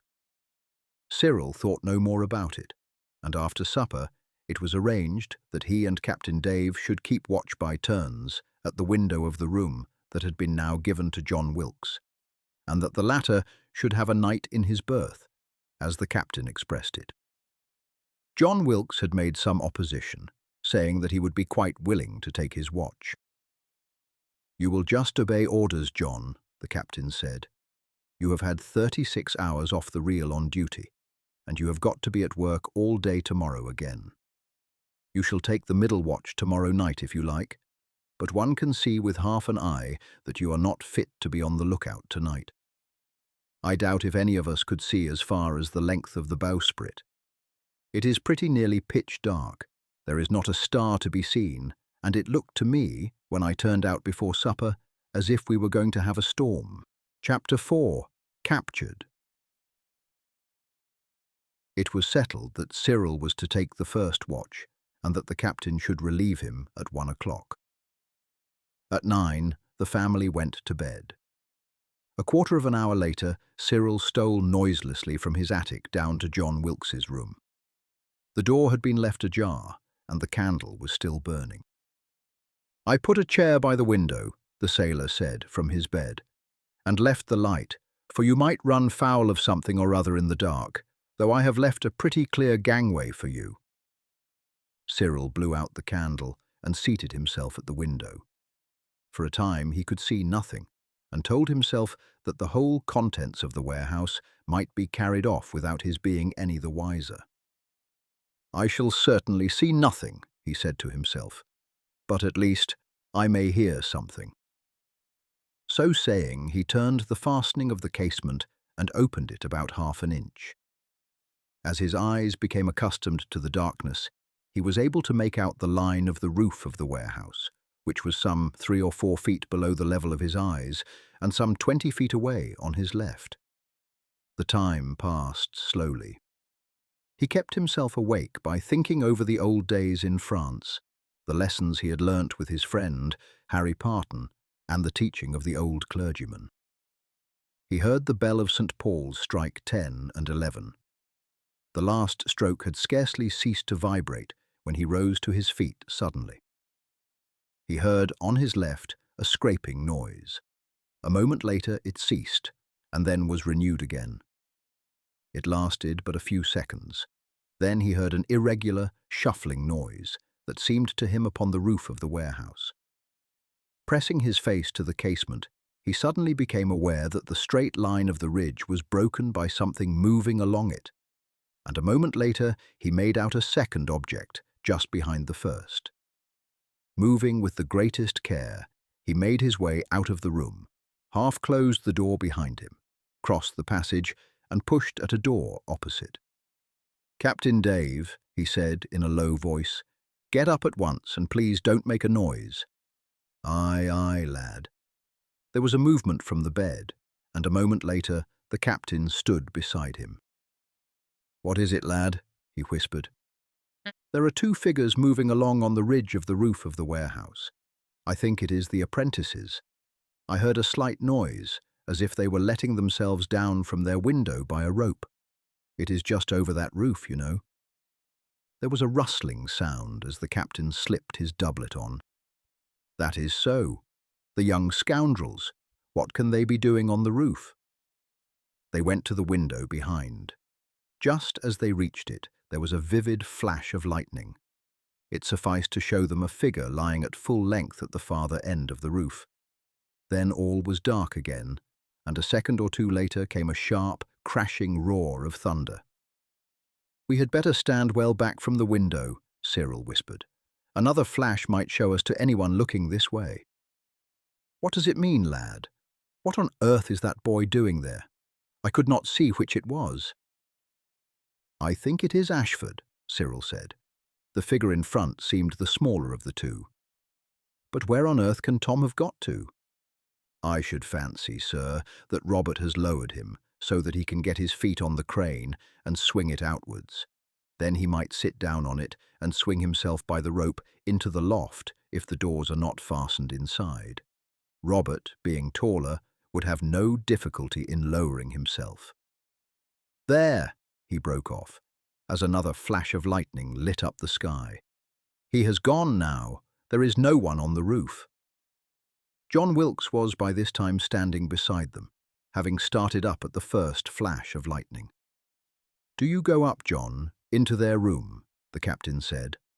"I think there can be no doubt that these fellows on the roof are Ashford and Frost, but it is as well to be able to swear to it." The foreman returned in a minute or two. "The room is empty, Captain. The window is open, and there is a rope hanging down from it. Shall I cast it adrift?" "Certainly not, John. We do not mean to take them tonight, and they must be allowed to go back to their beds without a suspicion that they have been watched. I hope and trust that it is not so bad as it looks, and that the boys have only broken out from devilry. You know, boys will do things of that sort just because it is forbidden." "There must be more than that," John Wilkes said. "If it had been just after they went to their rooms, it might be that they went to some tavern or other low resort, but the town is all asleep now." They again went close to the window, pushed the casement a little more open, and stood listening there. In 2 or 3 minutes there was a very slight sound heard. "They are unbolting the door into the yard," John Wilkes whispered. "I would give a month's pay to be behind them with a rope's end." Half a minute later there was a sudden gleam of light below, and they could see the door open. The light disappeared again, but they heard footsteps. Then they saw the light thrown on the fastening to the outer gate, and could make out that 2 figures below were applying a key to the padlock. This was taken off and laid down. Then the heavy wooden bar was lifted and also laid on the ground. The gate opened as if pushed from the other side. The 2 figures went out. The sound of a low murmur of conversation could be heard. Then they returned. The gate was closed and fastened again. They entered the warehouse. The light disappeared, and the door was closed. That's how the things went, John. Aye, aye, sir, the foreman growled. As they were undoing the gate, the light fell on a coil of rope they had set down there, and a bag which I guess had copper of some kind in it. They have done us cleverly, the young villains. There was not noise enough to wake a cat. They must have had every bolt and hinge well oiled. We had better close the casement now, sir, for as they come back along the ridge, they will be facing it, and if a flash of lightning came, they would see that it was half open, and even if they did not catch sight of our faces, they would think it suspicious that the window should be open, and it might put them on their guard. Yes, and we may as well turn in at once, John. Like enough when they get back they will listen for a bit at their door, so as to make sure that everything is quiet before they turn in. There is nothing more to see now. Of course they will get in as they got out. You had better turn in as you are, Cyril. They may listen at your door. Cyril at once went up to his room, closed the door, placed a chair against it, and then lay down on his bed. He listened intently, and 4 or 5 minutes later thought that he heard a door open, but he could not be sure, for just at that moment heavy drops began to patter down upon the tiles. The noise rose louder and louder until he could scarce have heard himself speak. Then there was a bright flash, and the deep rumble of the thunder mingled with the sharp rattle of the raindrops overhead. He listened for a time to the storm and then dropped off to sleep. Things went on as usual at breakfast the next morning.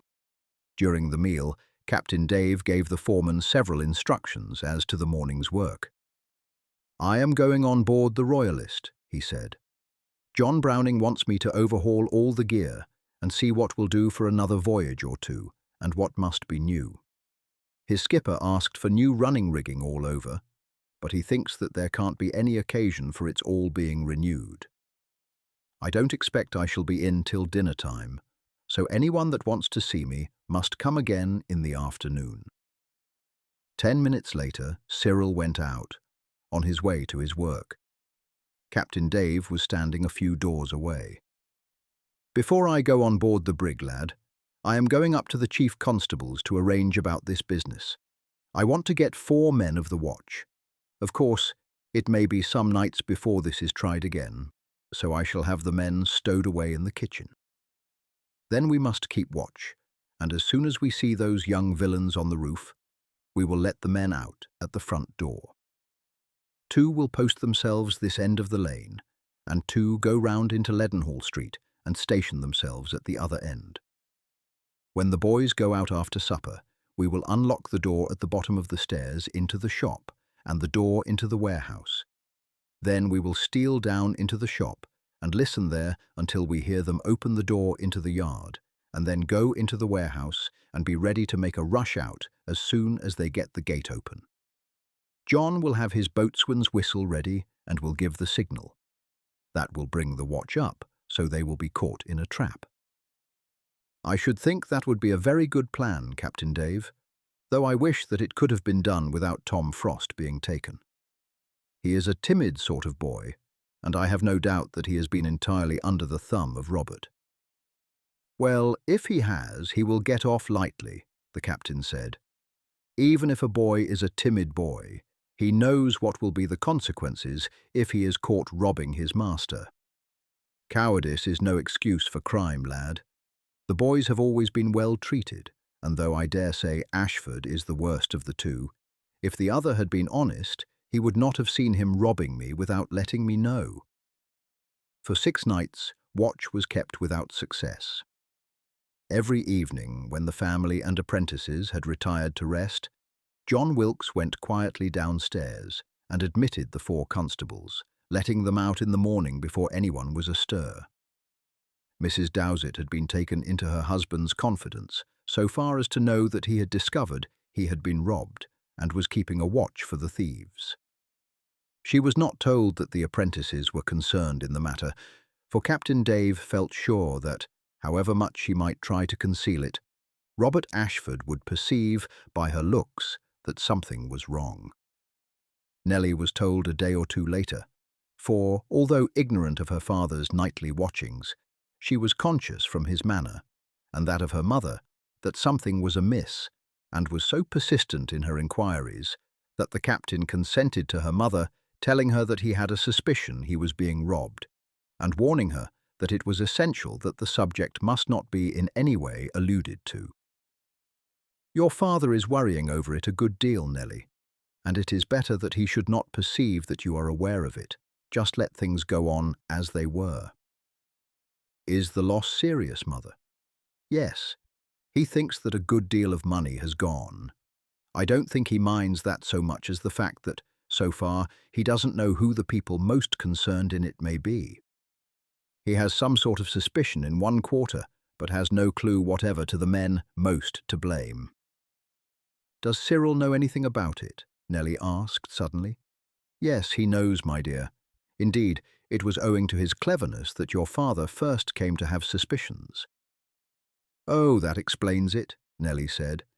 "He had been talking to father, and I asked what it was about, and he would not tell me, and I have been very angry with him ever since."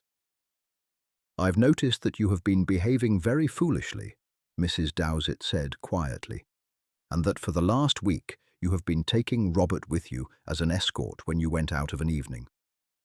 I suppose you did that to annoy Cyril, but I don't think that he minded much." "I don't think he did, Mother," Nellie agreed with a laugh which betrayed a certain amount of irritation. "I saw that he smiled, 2 or 3 evenings back, when I told Robert at supper that I wanted him to go out with me, and I was rarely angry, I can tell you." Cyril had indeed troubled himself in no way about Nellie's coolness, but when she had so pointedly asked Robert to go with her, he had been amused at the thought of how greatly she would be mortified when Robert was haled up to the Guildhall for robbing her father, at the thought that he had been accompanying her as an escort. "I rather hope this will be our last watch, Captain Dave," he said on the 7th evening. "Why do you hope so specially tonight, lad?" "Of course I have been hoping so every night, but I think it is likely that the men who take the goods come regularly once a week, for in that case there would be no occasion for them to meet at other times to arrange on what night they should be in the lane." "Yes, that is like enough, Cyril, and the hour will probably be the same too. John and I will share your watch tonight, so as to be ready to get the men off without loss of time."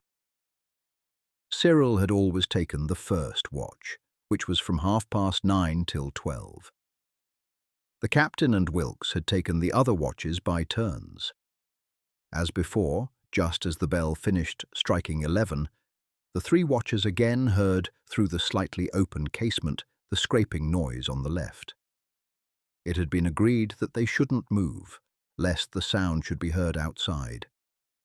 Each grasped the stout cudgel he held in his hand, and gazed at the roof of the warehouse, which could now be plainly seen, for the moon was half full and the sky was clear. As before, the 2 figures went along, and this time they could clearly recognize them. They were both sitting astride of the ridge tiles, and moved themselves along by means of their hands. They waited until they saw one after the other disappear at the end of the roof, and then John Wilkes quietly stole downstairs. The 4 constables had been warned to be specially wakeful. "They are at it again tonight," John said to them as he entered. "Now, do you 2 who go round into Leadenhall Street start at once, but don't take your post at the end of the lane for another 5 or 6 minutes. The thieves outside may not have come up at present. As you go out, leave the door ajar. In 5 minutes, you others should stand ready. Don't go to the corner, but wait in the doorway below until you hear the whistle. They will be only 15 or 20 yards up the lane, and would see you if you took up your station at the corner. But the moment you hear the whistle, rush out and have at them. We shall be there before you will." John went down with the last 2 men, entered the shop, and stood there waiting until he should be joined by his master. The latter and Cyril remained at the window until they saw the door of the warehouse open, and then hurried downstairs. Both were in their stockinged feet, so that their movements should be noiseless. "Come on, John, they are in the yard," the captain whispered. And they entered the warehouse and went noiselessly on until they stood at the door. The process of unbarring the gate was nearly accomplished. As it swung open, John Wilkes put his whistle to his lips and blew a loud, shrill call, and the three rushed forward. There was a shout of alarm, a fierce imprecation, and 3 of the 4 figures at the gate sprang at them. Scarce a blow had been struck when the 2 constables ran up and joined in the fray. 2 men fought stoutly, but were soon overpowered. Robert Ashford, knife in hand, had attacked John Wilkes with fury and would have stabbed him. As his attention was engaged upon one of the men outside, had not Cyril brought his cudgel down sharply on his knuckles, when, with a yell of pain, he dropped the knife and fled up the lane. He had gone but a short distance, however, when he fell into the hands of the 2 constables, who were running towards him. One of them promptly knocked him down with his cudgel, and then proceeded to bind his hands behind him, while the other ran on to join in the fray. It was over before he got there, and his comrades were engaged in binding the 2 robbers. Tom Frost had taken no part in the fight. He stood looking on, paralyzed with terror, and when the 2 men were overpowered, he fell on his knees beseeching his master to have mercy on him. "It is too late, Tom," the captain said. "You have been robbing me for months, and now you have been caught in the act, you will have to take your share in the punishment. You are a prisoner of the constables here, and not of mine, and even if I were willing to let you go, they would have their say in the matter. Still, if you make a clean breast of what you know about it, I will do all I can to get you off lightly. And seeing that you are but a boy, and have been perhaps led into this, they will not be disposed to be hard on you. Pick up that lantern and bring it here, John. Let us see what plunder they were making off with." There was no rope this time, but a bag containing some 50 pounds weight of brass and copper fittings. One of the constables took possession of this. "You had better come along with us to the Bridewell, Master Dowsett, to sign the charge sheet, though I don't know whether it is altogether needful, seeing that we have caught them in the act, and you will all 3 have to be at the court tomorrow at 10 o'clock. "I will go with you," the captain said, "but I will first slip in and put my shoes on. I brought them down in my hand, and shall be ready in a minute. You may as well lock up this gate again, John. I will go out through the front door and join them in the lane." As he went into the house, John Wilkes closed the gate and put up the bar, then took up the lantern and said to Cyril, "Well, Master Cyril, this has been a good night's work, and mighty thankful I am that we have caught the pirates. It was a good day for us all when you came to the captain, or they might have gone on robbing him till the time came that there was nothing more to rob. And I should never have held up my head again, for though the captain would never believe that I had had a hand in bringing him to ruin, other people would not have thought so, and I might never have got a chance of proving my innocence. Now we will just go to the end of the yard and see if they did manage to get into the warehouse by means of that crane, as you thought they did." They found that the crane had been swung out just far enough to afford a foothold to those lowering themselves onto it from the roof. The door of the loft stood open. "Just as you said. You could not have been righter, not if you had seen them at it. And now I reckon we may as well lock up the place again and turn in. The captain has got the key of the front door, and we will leave the lantern burning at the bottom of the stairs." Cyril got up as soon as he heard a movement in the house, and went down to the shop, which had been already opened by John Wilkes. "It seems quiet here without the apprentices, John. Is there any way in which I can help?" "No, thank you, sir. We shan't be moving the goods about till after breakfast, and then, no doubt, the captain will get an extra man in to help me. I reckon he will have to get a neighbour in to give an eye to the place while we are all away at the court." "I see there is the rope still hanging from their window," Cyril said, as he went out into the yard. "I thought it best to leave it there," John Wilkes replied, "and I ain't been up into the loft either. It is best to leave matters just as they were. Like enough, They will send an officer down from the court to look at them." When the family assembled at breakfast, Mrs. Dowsett was looking very grave. The captain, on the other hand, was in capital spirits. Nellie, as usual, was somewhat late. "Where is everybody?" she asked in surprise, seeing that Cyril alone was in his place with her father and mother. "John Wilkes is downstairs, looking after the shop, and will come up and have his breakfast when we have done," her father replied. "Are both the apprentices out then?" she asked. "The apprentices are in limbo," the captain said grimly. "In limbo, father? What does that mean?" "It means that they are in jail, my dear." Nellie put down the knife and fork that she had just taken up. "Are you joking, father?" "Very far from it, my dear. It is no joke to any of us, certainly not to me, and not to Robert Ashford or Tom Frost.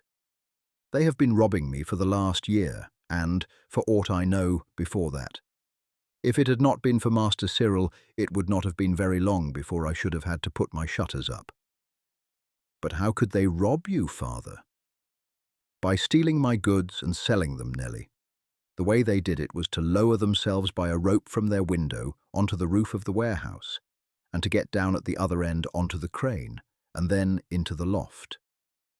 Then they went down and took what they had a fancy to, undid the door and went into the yard, and then handed over their booty to the fellows waiting at the gate for it.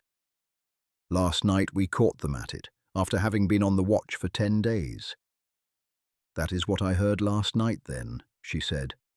"I was woke by a loud whistle, and then I heard a sound of quarrelling and fighting in the lane. I thought it was some roisterers going home late. Oh, father, it is dreadful to think of. And what will they do to them?" "It is a hanging matter," the captain said. "It is not only theft, but mutiny. No doubt the judges will take a lenient view of Tom Frost's case, both on the ground of his youth, and because, no doubt, he was influenced by Ashford. But I would not give much for Robert's chances. No doubt it will be a blow to you, Nellie, for you seem to have taken to him mightily of late." Nellie was about to give an emphatic contradiction, but as she remembered how pointedly she had asked for his escort during the last few days, she flushed up and was silent. "It is terrible to think of," she said after a pause. "I suppose this is what you and Cyril were consulting about, father. I have to ask your pardon, Master Cyril, for my rudeness to you. But of course, I did not think it was anything of consequence, or that you could not have told me if you had wished to do so." "You need not beg my pardon, Mistress Nellie.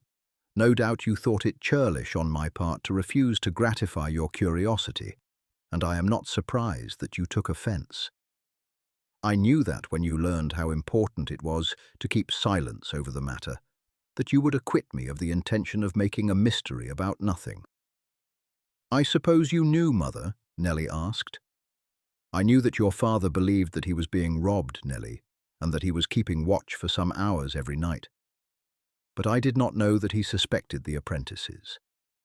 I am glad that we did not, for assuredly we should have found it very hard to school our faces, so that they should not guess that aught was wrong. That was why we said nothing about it, Nellie. It has been as much as I have been able to do to sit at table and talk in the shop as usual, with boys I knew were robbing me, and I know honest John Wilkes must have felt it still more. But till a week ago we would not believe that they had a hand in the matter. It is 7 nights since Cyril caught them creeping along the roof, and called me to the window in John Wilkes's room, whence he was watching the yard, not thinking the enemy was in the house." "And how did you come to suspect that robbery was going on, Cyril?" "Simply because, on making up the books, I found there was a great deficiency in the stores." "That is what he was doing when he was sitting up at night, after you were in bed, Miss Nellie," her father said. "You may thank your stars that he took a berth in this ship, for the scoundrels would have foundered her to a certainty, if he had not done so. I tell you, child, he has saved this craft from going to the bottom. I have not said much to him about it, but he knows that I don't feel it any the less." And who were the other men who were taken, father? That I can't tell you, Nelly. I went to the Bridewell with them, and as soon as I saw them safely lodged there, I came home. They will be had up before the Lord Mayor this morning, and then I dare say I shall know all about them. Now I must go and take my watch below, and let John Wilkes come off duty. Why, John, what is the matter? Mrs. Dowsett said, when the foreman entered. Nothing worth speaking of, mistress. I got a clip over the eye from one of the pirates we were capturing. The thing mattered nothing, one way or the other, but it might have cost me my life, because for a moment it pretty well dazed me.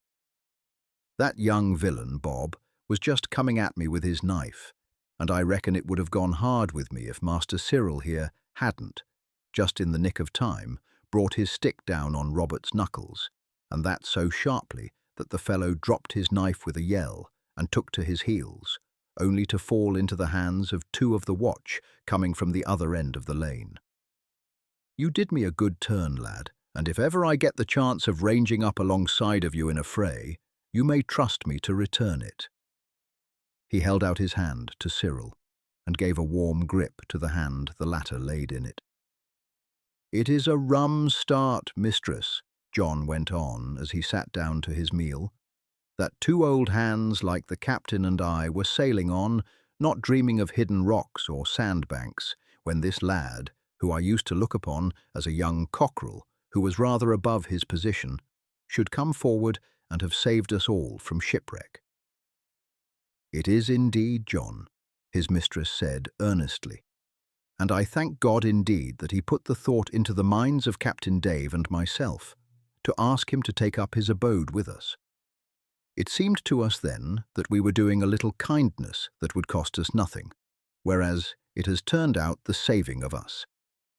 Dear, dear, Nelly, who had been sitting with a frown on her pretty face, said pettishly. What a talk there will be about it all, and how Jane Greenwood and Martha Stebbings and the rest of them will laugh at me. They used to say they wondered how I could go about with such an ugly wretch behind me. And of course, I spoke up for him and said that he was an honest knave and faithful. And now it turns out that he is a villain and a robber. I shall never hear the last of him. You will get over that, Nelly, her mother said severely. It would be much better if, instead of thinking of such trifles, you would consider how sad a thing it is that two lads should lose their character, and perhaps their lives, simply for their greed of other people's goods. I could cry when I think of it. I know that Robert Ashford has neither father nor mother to grieve about him, for my husband's father took him out of sheer charity. But Tom's parents are living, and it will be heartbreaking indeed to them when they hear of their son's misdoings. I trust that Captain Dave will get him off, Cyril said. As he is so young, he may turn king's evidence, and I feel sure that he did not go willingly into the affair. I have noticed many times that he had a frightened look, as if he had something on his mind. I believe that he acted under fear of the other. As soon as John Wilkes had finished his breakfast, he went with Captain Dave and Cyril to the magistrate's court at the Guildhall. Some other cases were first heard, and then the apprentices, with the two men who had been captured in the lane, were brought in and placed in the dock. The men bore marks that showed they had been engaged in a severe struggle, and that the watch had used their staves with effect. One was an elderly man with shaggy grey eyebrows. The other was a very powerfully built fellow who seemed, from his attire, to follow the profession of a sailor. Tom Frost was sobbing bitterly. One of Robert Ashford's hands was bandaged up. As he was placed in the dock, he cast furtive glances round with his shifty eyes, and as they fell upon Cyril, an expression of deadly hate came over his face.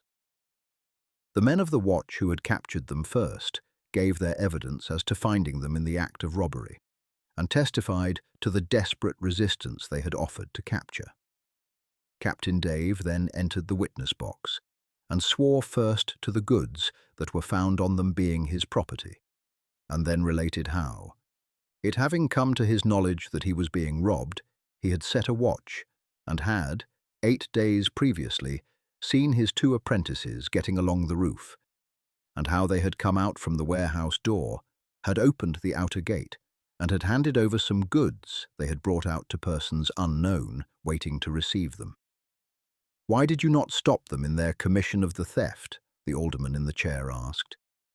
"Because, sir, had I done so, the men I considered to be the chief criminals, and who had doubtless tempted my apprentices to rob me, would then have made off. Therefore I thought it better to wait until I could lay hands on them also, and so got 4 men of the watch to remain in the house at night." Then he went on to relate how, after watching 7 nights, he had again seen the apprentices make their way along the roof, and how they and the receivers of their booty were taken by the watch, aided by himself, his foreman, and Master Cyril Shenstone, who was dwelling in his house. After John Wilkes had given his evidence, Cyril went into the box and related how, being engaged by Captain David Dowsett to make up his books, he found, upon stock being taken, that there was a deficiency to the amount of many hundreds of pounds in certain stores, notably such as were valuable without being bulky. "Is anything known as to the prisoners?" the magistrate asked the officer of the city watch in charge of the case. "Nothing is known of the 2 boys, Your Honour, but the men are well known. The elder, who gave the name of Peter Johnson, is one Joseph Marner. He keeps a marine shop close to the tower. For a long time he has been suspected of being a receiver of stolen goods, but we have never been able to lay finger on him before. The other man has, for the last year, acted as his assistant in the shop. He answers closely to the description of a man, Ephraim Fowler, who has long been wanted. This man was a seaman in a brig trading to Yarmouth. After an altercation with the captain, he stabbed him, and then slew the mate who was coming to his assistance. Then, with threats, he compelled the other 2 men on board to let him take the boat. When they were off Brightling Sea, he rowed away, and has not been heard of since. If you will remand them, before he comes up again, I hope to find the men who were on board, and see if they identify him. We are in possession of Joseph Marner's shop, and have found large quantities of goods that we have reason to believe are the proceeds of these and other robberies." After the prisoners had left the dock, Captain Dave went up to the officer. "I believe," he said, "that the boy has not voluntarily taken part in these robberies, but has been led away, or perhaps obliged by threats to take part in them. He may be able to give you some assistance, for maybe these men are not the only persons to whom the stolen goods have been sold, and he may be able to put you on the track of other receivers." "The matter is out of my hands now," the officer said, "but I will represent what you say in the proper quarter, and now you had better come round with me. You may be able to pick out some of your property. We only made a seizure of the place an hour ago. I had all the men who came in on duty this morning to take a look at the prisoners. Fortunately, 2 or 3 of them recognized Marner, and you may guess we lost no time in getting a search warrant and going down to his place. It is the most important capture we have made for some time, and may lead to the discovery of other robberies that have been puzzling us for months past. There is a gang known as the Black Gang, but we have never been able to lay hands on any of their leaders, and such fellows as have been captured have refused to say a word and have denied all knowledge of it.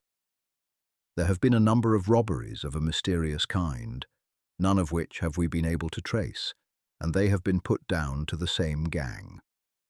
The chief constable is waiting for me there, and we shall make a thorough search of the premises, and it is like enough we shall come across some clue of importance. At any rate, if we can find some of the articles stolen in the robberies I am speaking of, it will be a strong proof that Marner is one of the chiefs of the gang, and that may lead to further discoveries." "You had better come with us, John," Captain Dave said. "You know our goods better than I do myself. Will you come, Cyril?" "I should be of no use in identifying the goods, sir, and I am due in half an hour at one of my shops." The search was an exhaustive one. There was no appearance of an underground cellar, but on some of the boards of the shop being taken up, it was found that there was a large one extending over the whole house. This contained an immense variety of goods. In one corner was a pile of copper bolts that Captain Dave and John were able to claim at once, as they bore the brand of the maker from whom they obtained their stock.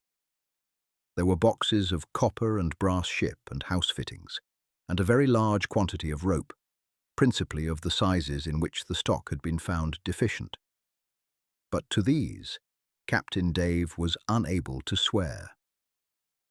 In addition to these articles, the cellar contained a number of chests, all of which were found to be filled with miscellaneous articles of wearing apparel, rolls of silk, velvet, cloth, and other materials, curtains, watches, clocks, ornaments of all kinds, and a considerable amount of plate. As among these were many articles which answered to the descriptions given of goods that had been stolen from country houses, the whole were impounded by the chief constable and carried away in carts. The upper part of the house was carefully searched, the walls tapped, wainscoting pulled down, and the floors carefully examined. Several hiding places were found, but nothing of any importance discovered in them. "I should advise you," the chief constable said to Captain Dave, "to put in a claim for every article corresponding with those you have lost. Of course, if anyone else comes forward and also puts in a claim, the matter will have to be gone into, and if neither of you can absolutely swear to the things, I suppose you will have to settle it somehow between you. If no one else claims them, you will get them all without question, for you can swear that, to the best of your knowledge and belief, they are yours, and bring samples of your own goods to show that they exactly correspond with them. I have no doubt that a good deal of the readily saleable stuff, such as ropes, brass sheaves for blocks, and things of that sort, will have been sold. But as it is clear that there is a good deal of your stuff in the stock found below, I hope your loss will not be very great. There is no doubt it has been a splendid find for us. It is likely enough that we shall discover among those boxes goods that have been obtained from a score of robberies in London, and likely enough in the country. We have arrested 3 men we found in the place, and 2 women, and may get from some of them information that will enable us to lay hands on some of the others concerned in these robberies. Chapter 5. Kidnapped. That afternoon, Captain Dave went down to the Bridewell and had an interview with Tom Frost in the presence of the master of the prison. "Well, Tom, I never expected to have to come to see you in a place like this." "I am glad I am here, master," the boy said earnestly, with tears in his eyes. "I don't mind if they hang me. I would rather anything than go on as I have been doing. I knew it must come, and whenever I heard anyone walk into the shop, I made sure it was a constable. I am ready to tell everything, master. I know I deserve whatever I shall get, but that won't hurt me half as much as it has done, having to go on living in the house with you, and knowing I was helping to rob you all along."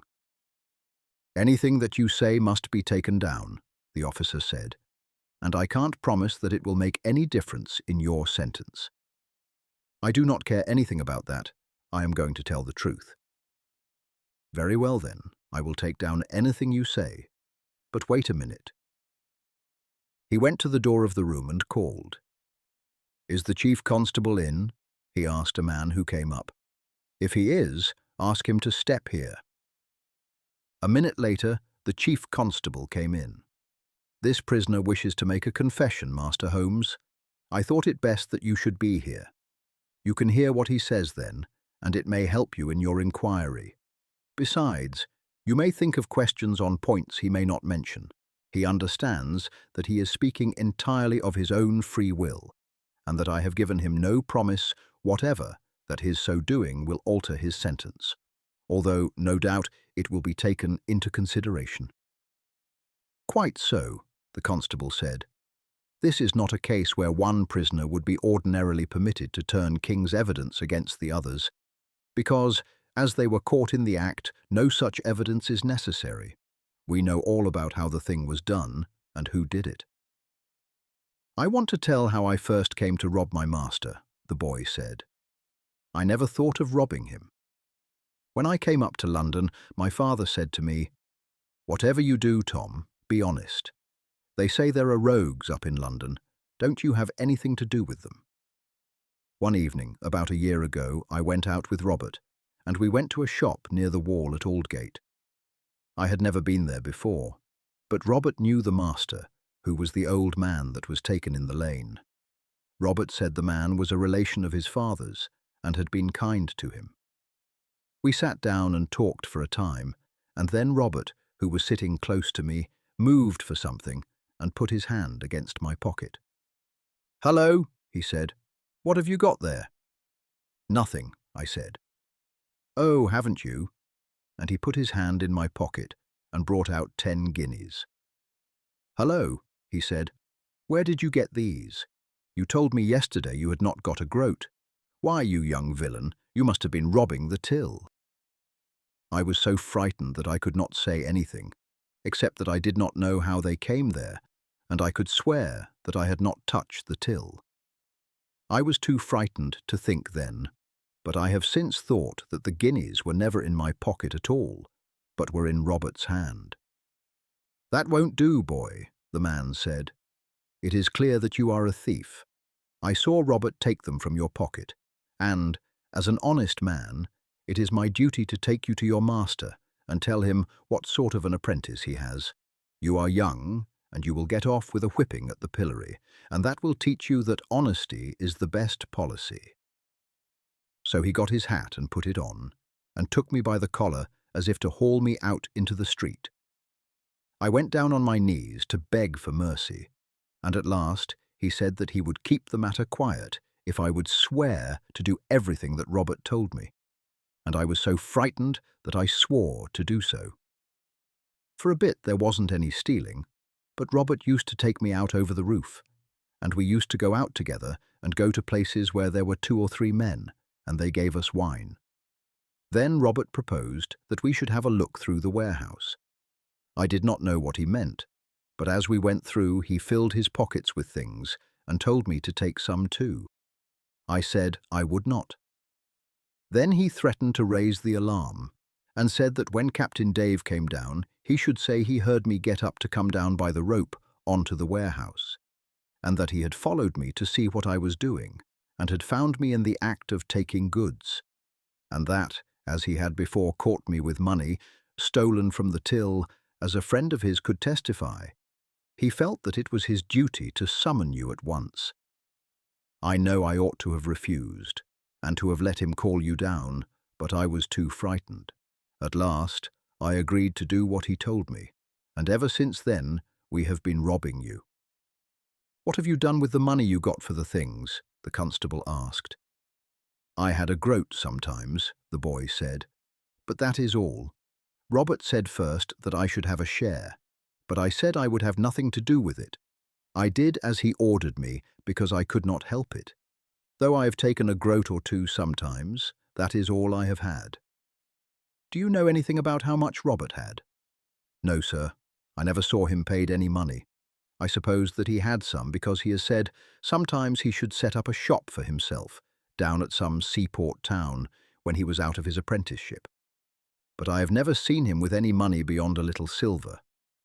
I don't know what he used to do when we had given the things to the men that met us in the lane. I used always to come straight back to bed, but generally he went out with them. I used to fasten the gate after him, and he got back over the wall by a rope. Most times he didn't come in till a little before daybreak." "Were they always the same men that met you in the lane?" "No, sir. The master of the shop was very seldom there. The big man has come for the last 3 or 4 months, and there were 2 other men. They used to be waiting for us together until the big man came, but since then one or other of them came with him, except when the master of the shop was there himself." "Describe them to me." The boy described them as well as he could. "Could you swear to them if you saw them?" "I think so. Of course, sometimes it was moonlight, and I could see their faces well, and besides, the light of the lantern often fell upon their faces." The constable nodded. "The descriptions answer exactly," he said to Captain Dave, "to the two men we found in the shop. The place was evidently the headquarters of a gang of thieves." "Please, sir," the boy said, "would you have me shut up in another place? I am afraid of being with the others. They have sworn they will kill me if I say a word, and when I get back, they will ask me who I have seen and what I have said." Captain Dave took the other two men aside. "Could you not let the boy come home with me?" he said. "I believe his story is a true one. He has been terrified into helping that rascal, Robert Ashford. Of course, he himself was of no good to them, but they were obliged to force him into it, as otherwise he would have found out Robert's absences and might have reported them to me. I will give what bail you like, and will undertake to produce him whenever he is required." "I could not do that myself," the constable said, "but I will go round to the court now with the boy's confession, and I have no doubt the alderman will let him go. But let me give you a word of advice. Don't let him stir out of the house after dark. We have no doubt that there is a big gang concerned in this robbery, and the others of which we found the booty at the receivers. They would not know how much this boy could tell about them. But if he went back to you, they would guess that he had peached. If he went out after dark, the chances would be against his ever coming back again. No, now I think of it, I am sure you had better let him stay where he is. The master will put him apart from the others and make him comfortable. You see, at present we have no clue as to the men concerned in the robberies. You may be sure that they are watching every move on our part, and if they knew that this boy was out, they might take the alarm and make off." "Well, if you think so, I will leave him here. I'm sure that it would be the best plan. You will make him comfortable, Master Holroyd?" "Yes, you need not worry about him, Captain Dowsett." They then turned to the boy. "You will be moved away from the others, Tom," Captain Dave said, "and Mr. Holroyd has promised to make you comfortable." "Oh, Captain Dave," the boy burst out, "will you forgive me?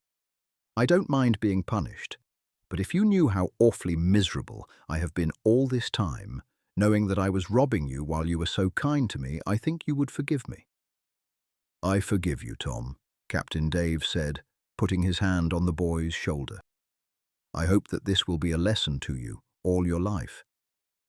You see, all this has come upon you because you were a coward. If you had been a brave lad, you would have said, 'Take me to my master.'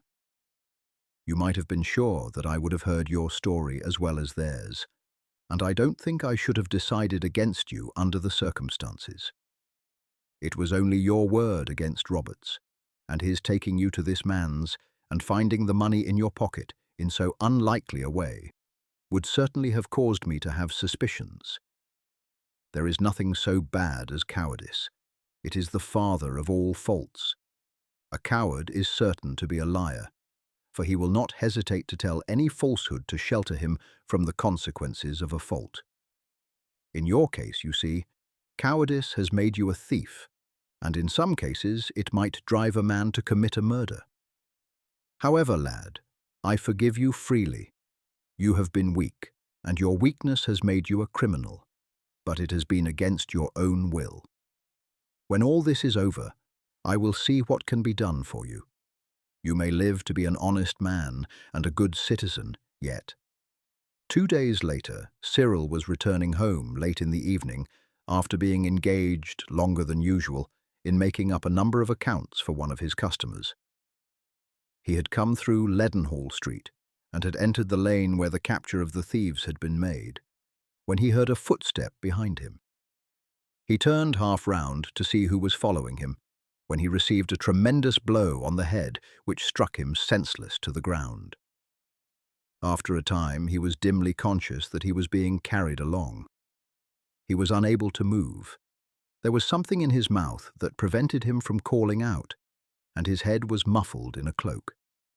He felt too weak and confused to struggle. A minute later, he heard a voice that sounded below him say, "Have you got him?" "I have got him all right," was the answer of the man who was carrying him.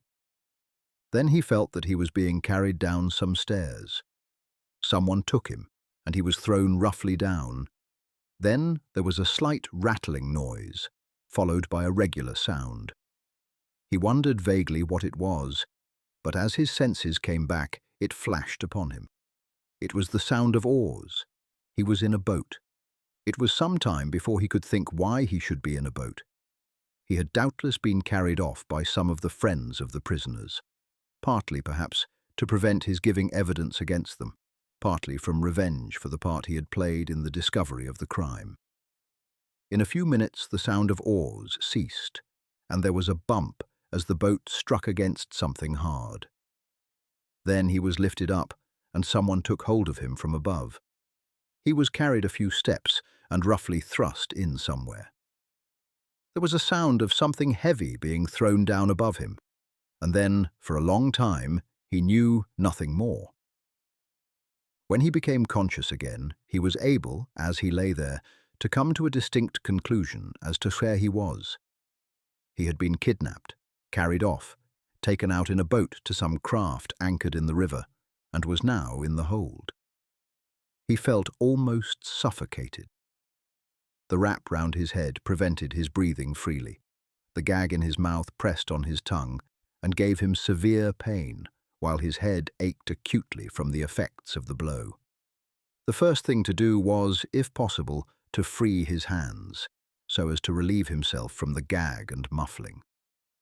An effort or two soon showed him that he was but loosely bound. Doubtless the man who had attacked him had not wasted much time in securing his arms. Believing that the blow would be sufficient to keep him quiet until he was safe on board ship. It was, therefore, without much difficulty that he managed to free one of his hands, and it was then an easy task to get rid of the rope altogether. The cloak was pulled from his face, and, feeling for his knife, he cut the lashings of the gag and removed it from his mouth. He lay quiet for a few minutes, panting from his exhaustion. Putting up his hand, he felt a beam about a foot above his body. He was then in a hold already stored with cargo. The next thing was to shift his position among the barrels and bales upon which he was lying until he found a comparatively level spot. He was in too great pain to think of sleep. His head throbbed fiercely, and he suffered from intense thirst. From time to time, heavy footsteps passed overhead. Presently he heard a sudden rattling of blocks and the flapping of a sail. Then he noticed that there was a slight change in the level of his position, and knew that the craft was underway on her voyage down the river. It seemed an immense time to him before he saw a faint gleam of light, and edging himself along, found himself again under the hatchway, through a crack in which the light was shining. It was some hours before the hatch was lifted off, and he saw two men looking down. "Water," he said. "I am dying of thirst." "Bring a pannikin of water," one of the men said. "But first give us a hand, and we will have him on deck." Stooping down, they took Cyril by the shoulders and hoisted him out. "He is a decent-looking young chap," the speaker went on. "I would have seen to him before, if I had known him to be so bad. Those fellows didn't tell us they had hurt him. Here is the water, young fellow. Can you sit up to drink it?" Cyril sat up and drank off the contents of the pannikin. "Why, the back of your head is all covered with blood," the man who had before spoken said. "You must have had an ugly knock." "I don't care so much for that," Cyril replied. "It's the gag that hurt me. My tongue is so much swollen I can hardly speak." "Well, you can stay here on deck, if you will give me your promise not to hail any craft we may pass. If you won't do that, I must put you down under hatches again." "I will promise that willingly," Cyril said, "the more so that I can scarce speak above a whisper. Mind, if you as much as wave a hand, or do anything to bring an eye on us, down you go into the hold again, and when you come up next time, it will be to go overboard. Now just put your head over the rail, and I will pour a few buckets of water over it. I agreed to get you out of the way, but I have got no grudge against you, and don't want to do you harm." Getting a bucket with a rope tied to the handle, he dipped it into the river and poured 6 pailfuls over Cyril's head. The lad felt greatly refreshed, and, sitting down on the deck, was able to look round. The craft was a coaster of about 20 tons burden. There were 3 men on deck besides the man who had spoken to him, and who was evidently the skipper. Besides these, a boy occasionally put up his head from a hatchway forward. There was a pile of barrels and empty baskets amidship, and the men presently began to wash down the decks and to tidy up the ropes and gear lying about. The shore on both sides was flat, and Cyril was surprised at the width of the river. Behind them was a small town, standing on higher ground. "What place is that?" he asked a sailor who passed near him. "That is Gravesend." A few minutes afterwards, the boy again put his head out of the hatchway and shouted, "Breakfast!" "Can you eat anything, youngster?" the skipper asked Cyril. "No, thank you. My head aches too much, and my mouth is so sore I am sure I could not get anything down." "Well, you had best lie down then with your head on that coil of rope. I allow you did not sleep much last night." In a few minutes, Cyril was sound asleep, and when he awoke, the sun was setting.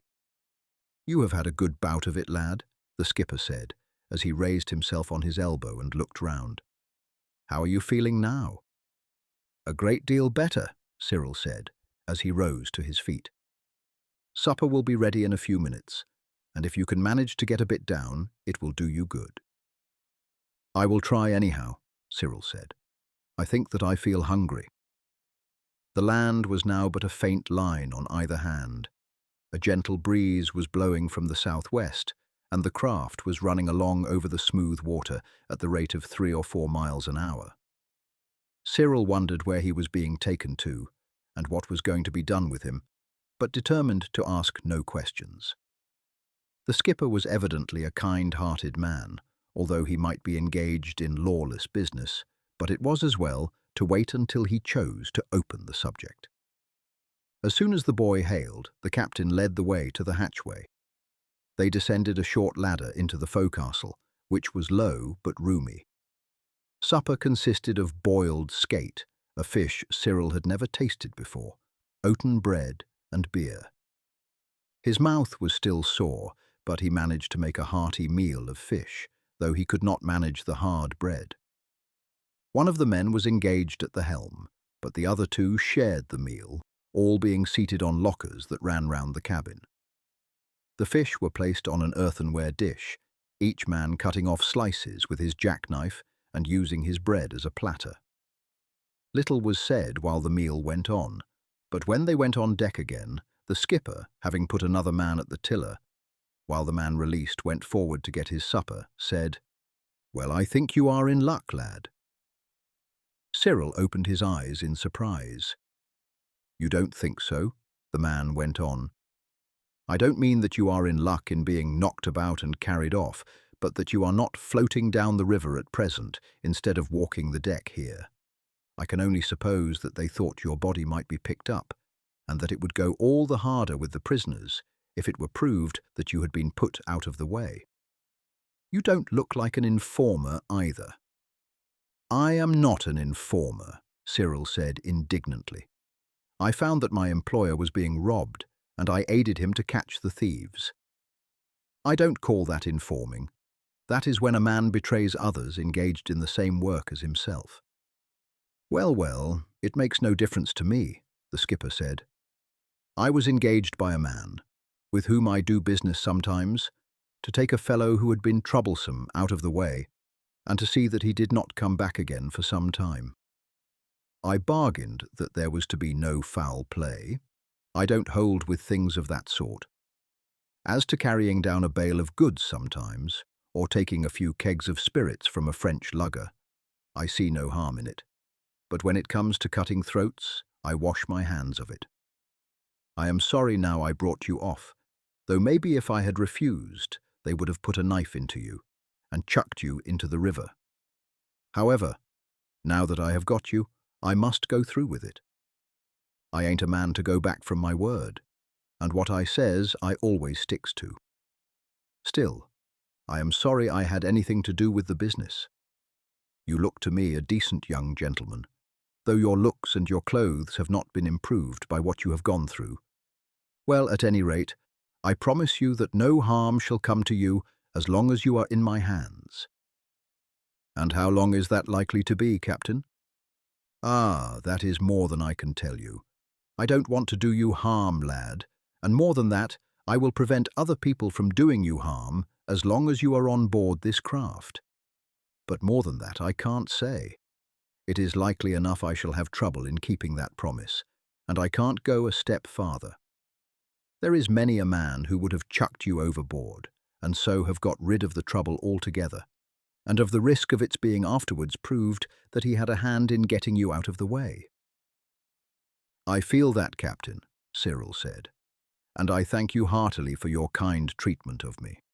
I promise you that if at any time I am set ashore and find my way back to London, I will say no word which can get you into trouble. There is Tom coming upon deck. You had better turn in. You have had a good sleep, but I have no doubt you can do with some more, and a night's rest will set you up. You take the left-hand locker, the boy sleeps on the right hand, and we have bunks overhead." Cyril was soon soundly asleep and did not wake when the others turned in. He was alone in the cabin when he opened his eyes, but the sun was shining brightly through the open hatchway. He sprang up and went on deck. The craft was at anchor. No land could be seen to the south, but to the north a low shore stretched away 3 or 4 miles distant. There was scarcely a breath of wind. "Well, you have had a good sleep, lad," the captain said. "You had best dip that bucket overboard and have a wash. You will feel better after it. Now, boy, slip down and get your fire going. We shall be ready for breakfast as soon as it is ready for us." Cyril soused his head with the cold water, and felt, as the captain had said, all the better for it, for the air in the little cabin was close and stuffy, and he had felt hot and feverish before his wash. "The wind died out, you see," the captain said, "and we had to anchor when tide turned at 2 o'clock. There is a dark line behind us, and as soon as the wind reaches us, we will up anchor. The force of the tide is spent." The wind, however, continued very light, and the vessel did little more than drift with the tide, and when it turned at 2 o'clock, they had to drop anchor again close under some high land, on the top of which stood a lofty tower. "That is a landmark," the captain said. "There are some bad sands outside us, and that stands as a mark for vessels coming through." Cyril had enjoyed the quiet passage much. The wound at the back of his head still smarted, and he had felt disinclined for any exertion. More than once, in spite of the good allowance of sleep he had had, he dozed off as he sat on the deck with his back against the bulwark, watching the shore as they drifted slowly past it, and wondering vaguely how it would all end. They had been anchored but half an hour when the captain ordered the men to the windlass. "There is a breeze coming, lads," he said, "and even if it only lasts for an hour, it will take us round the head and far enough into the bay to get into the tide running up the rivers." The breeze, however, when it came, held steadily, and in 2 hours they were off Harwich. But on coming opposite the town, they turned off up the Orwell, and anchored, after dark, at a small village some 6 miles up the river. "If you will give me your word, lad, that you will not try to escape, and will not communicate with anyone who may come off from the shore, I will continue to treat you as a passenger. But if not, I must fasten you up in the cabin and keep a watch over you." "I will promise, Captain. I should not know where to go if I landed. I heard you say, 'There is Harwich steeple,' when we first came in sight of it, but where that is I have no idea, nor how far we are from London. As I have not a penny in my pocket, I should find it well nigh impossible to make my way to town, which may, for aught I know, be 100 miles away. For, in truth, I know but little of the geography of England, having been brought up in France, and not having been out of sight of London since I came over." Just as he was speaking, the splash of an oar was heard close by. "Up, men," the captain said in a low tone to those in the forecastle. "Bring up the cutlasses. Who is that?" he called, hailing the boat. "Merry men all," was the reply. "All right, come alongside. You saw our signal then?" Aye, we saw it. But there is an officer with a boatload of sailors ashore from the King's ship at Harwich. He is spending the evening with the revenue captain here, and we had to wait until the 2 men left in charge of the boat went up to join their comrades at the tavern. "What have you got for us?" "6 boxes and a lot of dunnage, such as cables, chains, and some small anchors." "Well, you had better wait for an hour before you take the hatches off. You will hear the gig with the sailors row past soon. The tide has begun to run down strong, and I expect the officer won't be long before he moves. As soon as he is gone, we will come out again. We shall take the goods up 1/2 mile farther. The revenue man on that beat has been paid to keep his eyes shut, and we shall get them all stored in a hut 1 mile away in the woods before daybreak. You know the landing place. There will be water enough for us to row in there for another 2 hours." The boat rowed away to the shore, which was not more than 100 yards distant. A little later, they heard a stir on the strand. Then came the sound of oars, and 2 minutes later, a boat shot past close to them, and then, bearing away, rowed down the river. "Now, lads," the captain said, "get the hatches off. The wind is coming more offshore, which is all the better for us, but do not make more noise than you can help." The hatches were taken off, and the men proceeded to get up a number of barrels and bales, some sailcloth being thrown on the deck to deaden the sound. Lanterns, passed down into the hold, gave them light for their operations. "This is the lot," one of the sailors said presently. 6 large boxes were then passed up and put apart from the others. Then followed 8 or 10 coils of rope, a quantity of chain, some kedge anchors, a number of blocks, 5 rolls of canvas, and some heavy bags that, by the sound they made when they were laid down, Cyril judged to contain metal articles of some sort.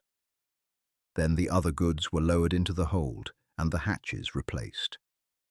The work had scarcely concluded when the boat again came alongside, this time with 4 men on board. Scarcely a word was spoken as the goods were transferred to the boat. "You will be going tomorrow?" one of the men in the boat asked. "Yes, I shall get up to Ipswich on the top of the tide. That is, if I don't stick fast in this crooked channel. My cargo is all either for Ipswich or Aldborough.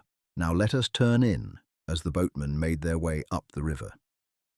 "We must be under way before daylight, or else we shall not save the tide down tomorrow evening. I am glad we have got that lot safely off. I always feel uncomfortable until we get rid of that part of the cargo. If it wasn't that it paid better than all the rest together, I would not have anything to do with it." Cyril was very glad to lie down on the locker while the men turned into their berths overhead. He had not yet fully recovered from the effects of the blow he had received, but in spite of the aching of his head, he was soon sound asleep. It seemed to him that he had scarcely closed his eyes when he was roused by the captain's voice. "Tumble up, lads, the light is beginning to show." 10 minutes later, they were under way. The breeze had almost died out, and after sailing for some 2 miles in nearly a straight course, the boat was thrown over. 2 men got into it, and, fastening a rope to the ketch's bow, proceeded to tow her along, the captain taking the helm. To Cyril's surprise, they turned off almost at right angles to the course they had before been following, and made straight for the opposite shore. They approached it so closely that Cyril expected that in another moment the craft would take ground, when, at a shout from the captain, the men in the boat started off parallel with the shore, taking the craft's head round. For the next 3/4 of an hour, they pursued a serpentine course, the boy standing in the chains and heaving the lead continually. At last, the captain shouted, "You can come on board now, lads. We are in the straight channel at last."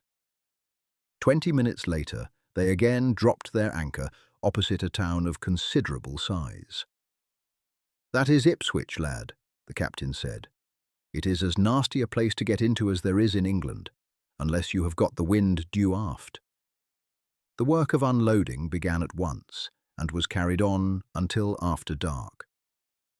"That is the last of them," the captain said, to Cyril's satisfaction. "We can be off now when the tide turns, and if we hadn't got clear tonight, we might have lost hours, for there is no getting these people on shore to understand that the loss of a tide means the loss of a day, and that it is no harder to get up and do your work at 1 hour than it is at another. I shall have a clean-up now and go ashore. I have got your promise, lad, that you won't try to escape." Cyril assented.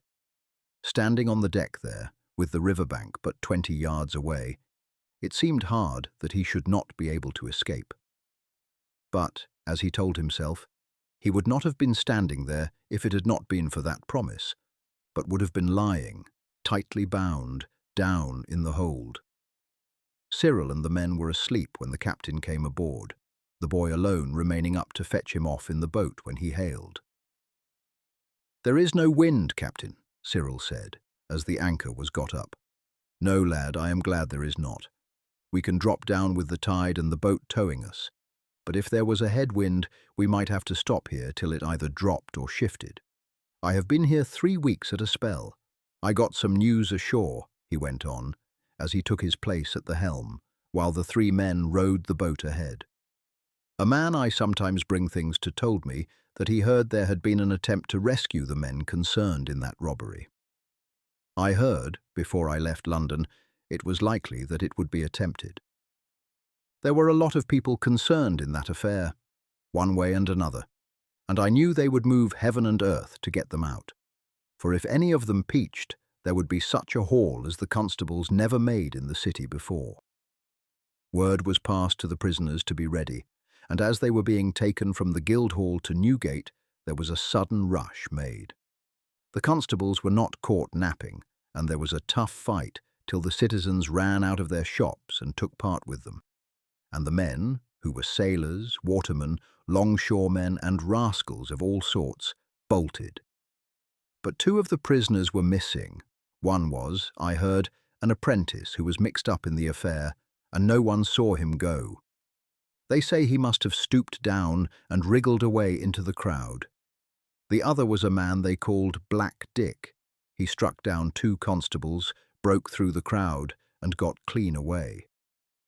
There is a great hue and cry, but so far nothing has been heard of them. They will be kept in hiding somewhere till there is a chance of getting them through the gates or on board a craft lying in the river. Our men made a mess of it, or they would have got them all off. I hear that they are all in a fine, taking that Marner is safely lodged in Newgate with the others taken in his house. He knows so much that if he chose to peach, he could hang a score of men. Black Dick could tell a good deal, but he wasn't in all the secrets, and they say Marner is really the head of the band and had a finger in pretty nigh every robbery through the country. All those taken in his place are also in Newgate, and they say the constables are searching the city like ferrets in a rabbit warren, and that several other arrests have been made. "I'm not sorry the apprentice got away," Cyril said. "He is a bad fellow, there is no doubt, and, by the look he gave me, he would do me harm if he got a chance. But I suppose that is only natural. As to the other man, he looked to me to be a desperate villain, and he also gave me so evil a look that, though he was in the dock with a constable on either side of him, I felt horribly uncomfortable, especially when I heard what sort of man he was." "What did they say of him?" "They said they believed he was a man named Ephraim Fowler, who had murdered the skipper and mate of a coaster and then went off in the boat." "Is that the man? Then truly do I regret that he has escaped. I knew both John Moore, the master, and George Monson, the mate, and many a flagon of beer we have emptied together. If I had known the fellow's whereabouts, I would have put the constables on his track. I am heartily sorry now, boy, that I had a hand in carrying you off, though maybe it is best for you that it has been so. If I hadn't taken you, someone else would, and more than likely you would not have fared so well as you have done, for some of them would have saved themselves all further trouble and risk by chucking you overboard as soon as they were well out of the pool. Can't you put me ashore now, Captain? No, boy. I have given my word and taken my money, and I am not one to fail to carry out a bargain because I find that I have made a bad one. They have trusted me with thousands of pounds worth of goods, and I have no reason to complain of their pay, and am not going to turn my back on them now they have got into trouble. Besides, though I would trust you not to round upon me, I would not trust them. If you were to turn up in London, they would know that I had sold them, and Marna would soon hear of it. There is a way of getting messages to a man even in prison. Then you may be sure that, if he said nothing else, he would take good care to let out that I was the man who used to carry their booty away, sometimes to quiet places on the coast, and sometimes across to Holland, and the first time I dropped anchor in the pool, I should find myself seized and thrown into limbo. No, lad, I must carry out my agreement, which is that I am not to land you in England, but that I am to take you across to Holland or elsewhere. The elsewhere meaning that if you fall overboard by the way, there will be no complaints as to the breach of the agreement. That is, in fact, what they really meant, though they did not actually put it into words. They said, "We have a boy who is an informer, and has been the means of Marna being seized and his place broken up, and there is no saying that a score of us may not get a rope round our necks. In consequence, we want him carried away. What you do with him is nothing to us, so long as he don't set foot in England again." "Will Holland suit you? I'm going across there," I said, after touching at Ipswich and Aldborough. "It would be much safer for you and everyone else if it happens that he falls over before he gets there. However, we will call it Holland." "Then if I were to fall overboard," Cyril said with a smile, "you would not be breaking your agreement, Captain. I might fall overboard tonight, you know." "I would not advise it, lad. You had much better stay where you are. I don't say I mightn't anchor off Harwich, and that if you fell overboard you couldn't manage to swim ashore. But I tell you, I would not give twopence for your life when you got back to London. It is to the interest of a score of men to keep Marna's mouth shut.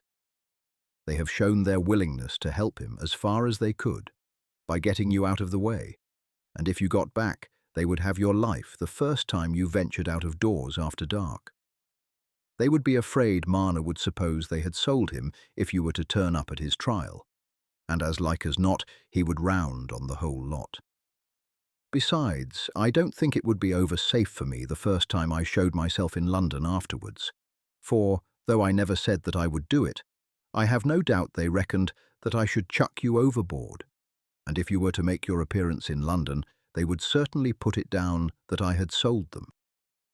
You keep yourself quiet, and I will land you in Holland, but not as they would expect, without a penny or a friend. I will put you into good hands, and arrange that you shall be sent back again as soon as the trial is over. Thank you very much, Captain.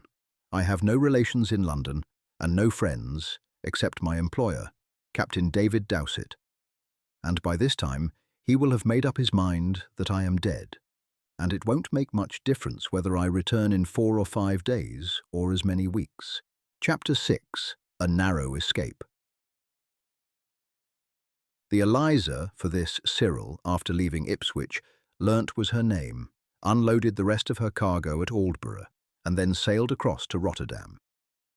The skipper fulfilled his promise by taking Cyril to the house of one of the men with whom he did business, and arranging with him to board the boy until word came that he could safely return to England.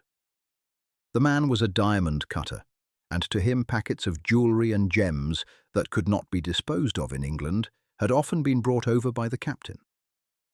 The latter had nothing to do with the pecuniary arrangements, which were made direct by Marna, and he had only to hand over the packets and take back sums of money to England. "You understand," the captain said to Cyril, that I have not said a word touching the matter for which you are here.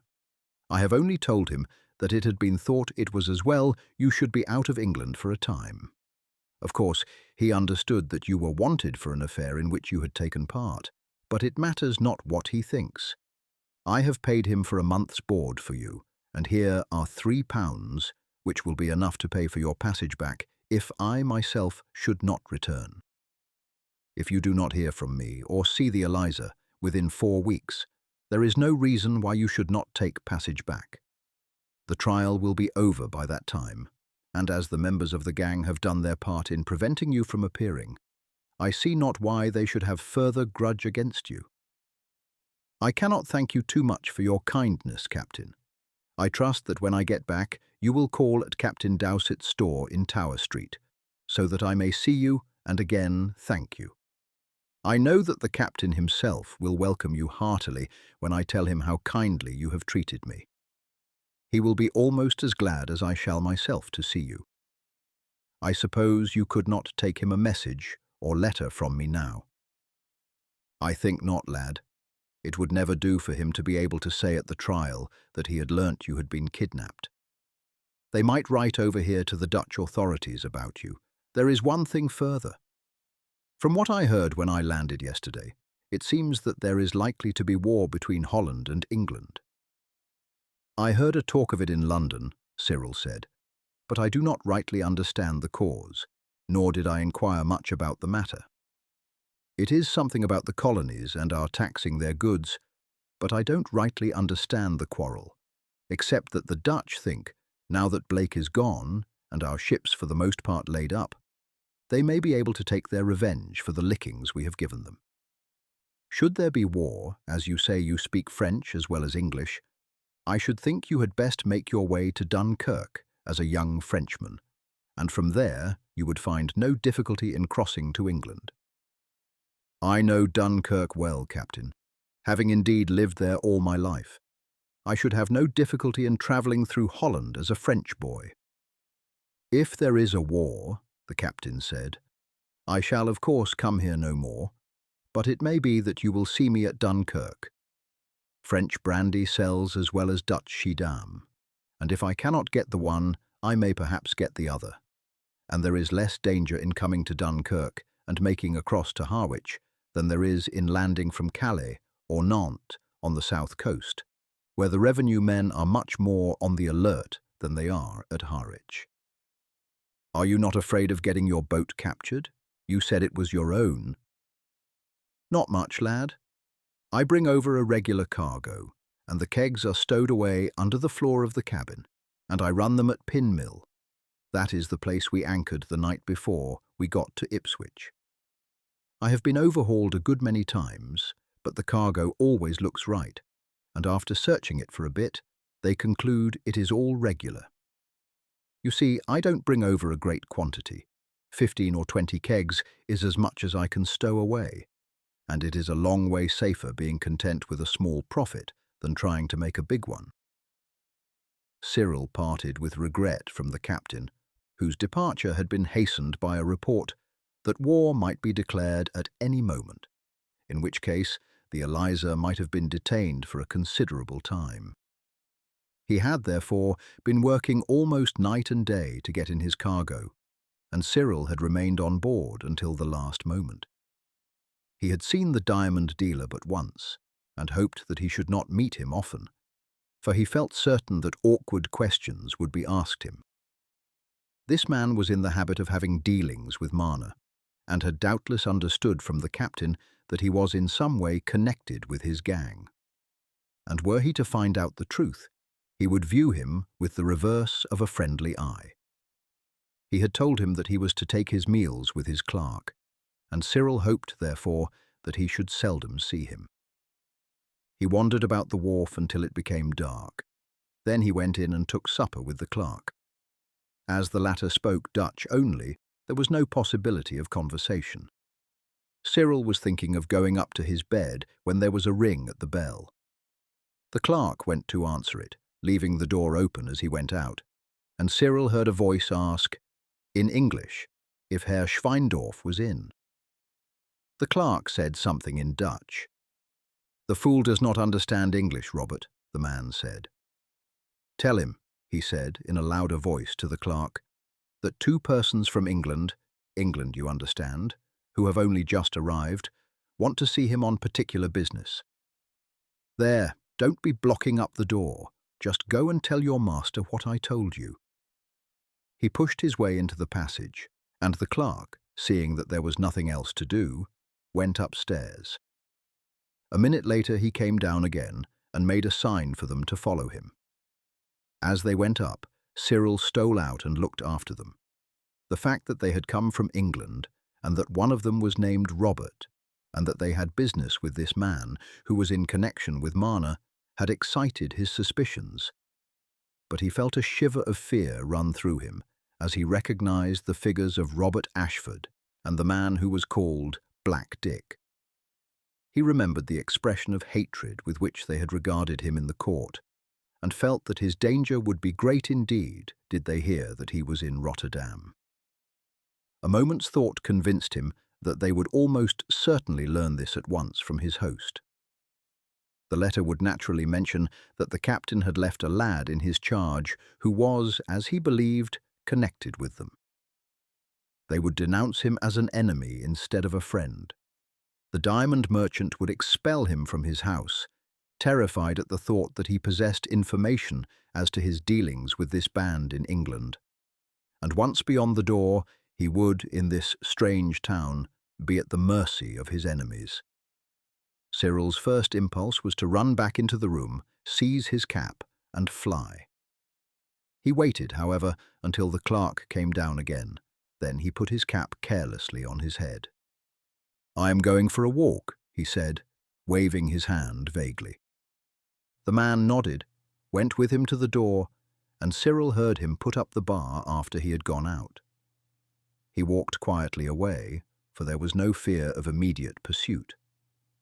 Black Dick had probably brought over some more jewels to dispose of, and that business would be transacted before there would be any talk of other matters. It might be a quarter of an hour before they heard that he was an inmate of the house. Then, when they went downstairs with the dealer, they would hear that he had gone out for a walk and would await his return, so that he had 2 or 3 hours at least before there would be any search. It was early yet. Some of the boats might be discharging by torchlight. At any rate, he might hear of a ship starting in the morning. He went down to the wharf. There was plenty of bustle here. Boats were landing fish, and larger craft were discharging or taking in cargo. But his inability to speak Dutch prevented his asking questions. He crossed to the other side of the road. The houses here were principally stores or drinking taverns. In the window of one was stuck up, "English and French spoken here."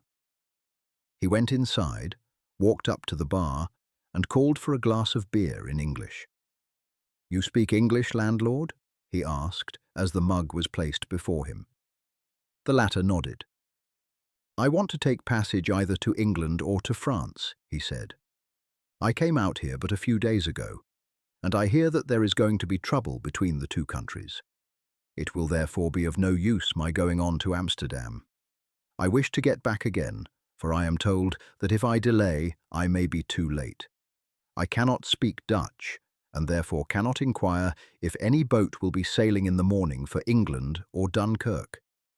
I have acquaintances in Dunkirk and speak French, so it makes no difference to me whether I go there or to England." "My boy speaks French," the landlord said, "and if you like, he can go along the port with you. Of course, you will give him something for his trouble."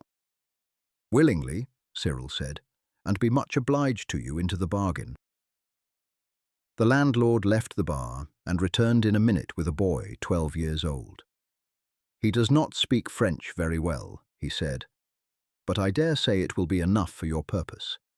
I have told him that you want to take ship to England, or that, if you cannot find one, to Dunkirk. If that will not do, Ostend might suit you.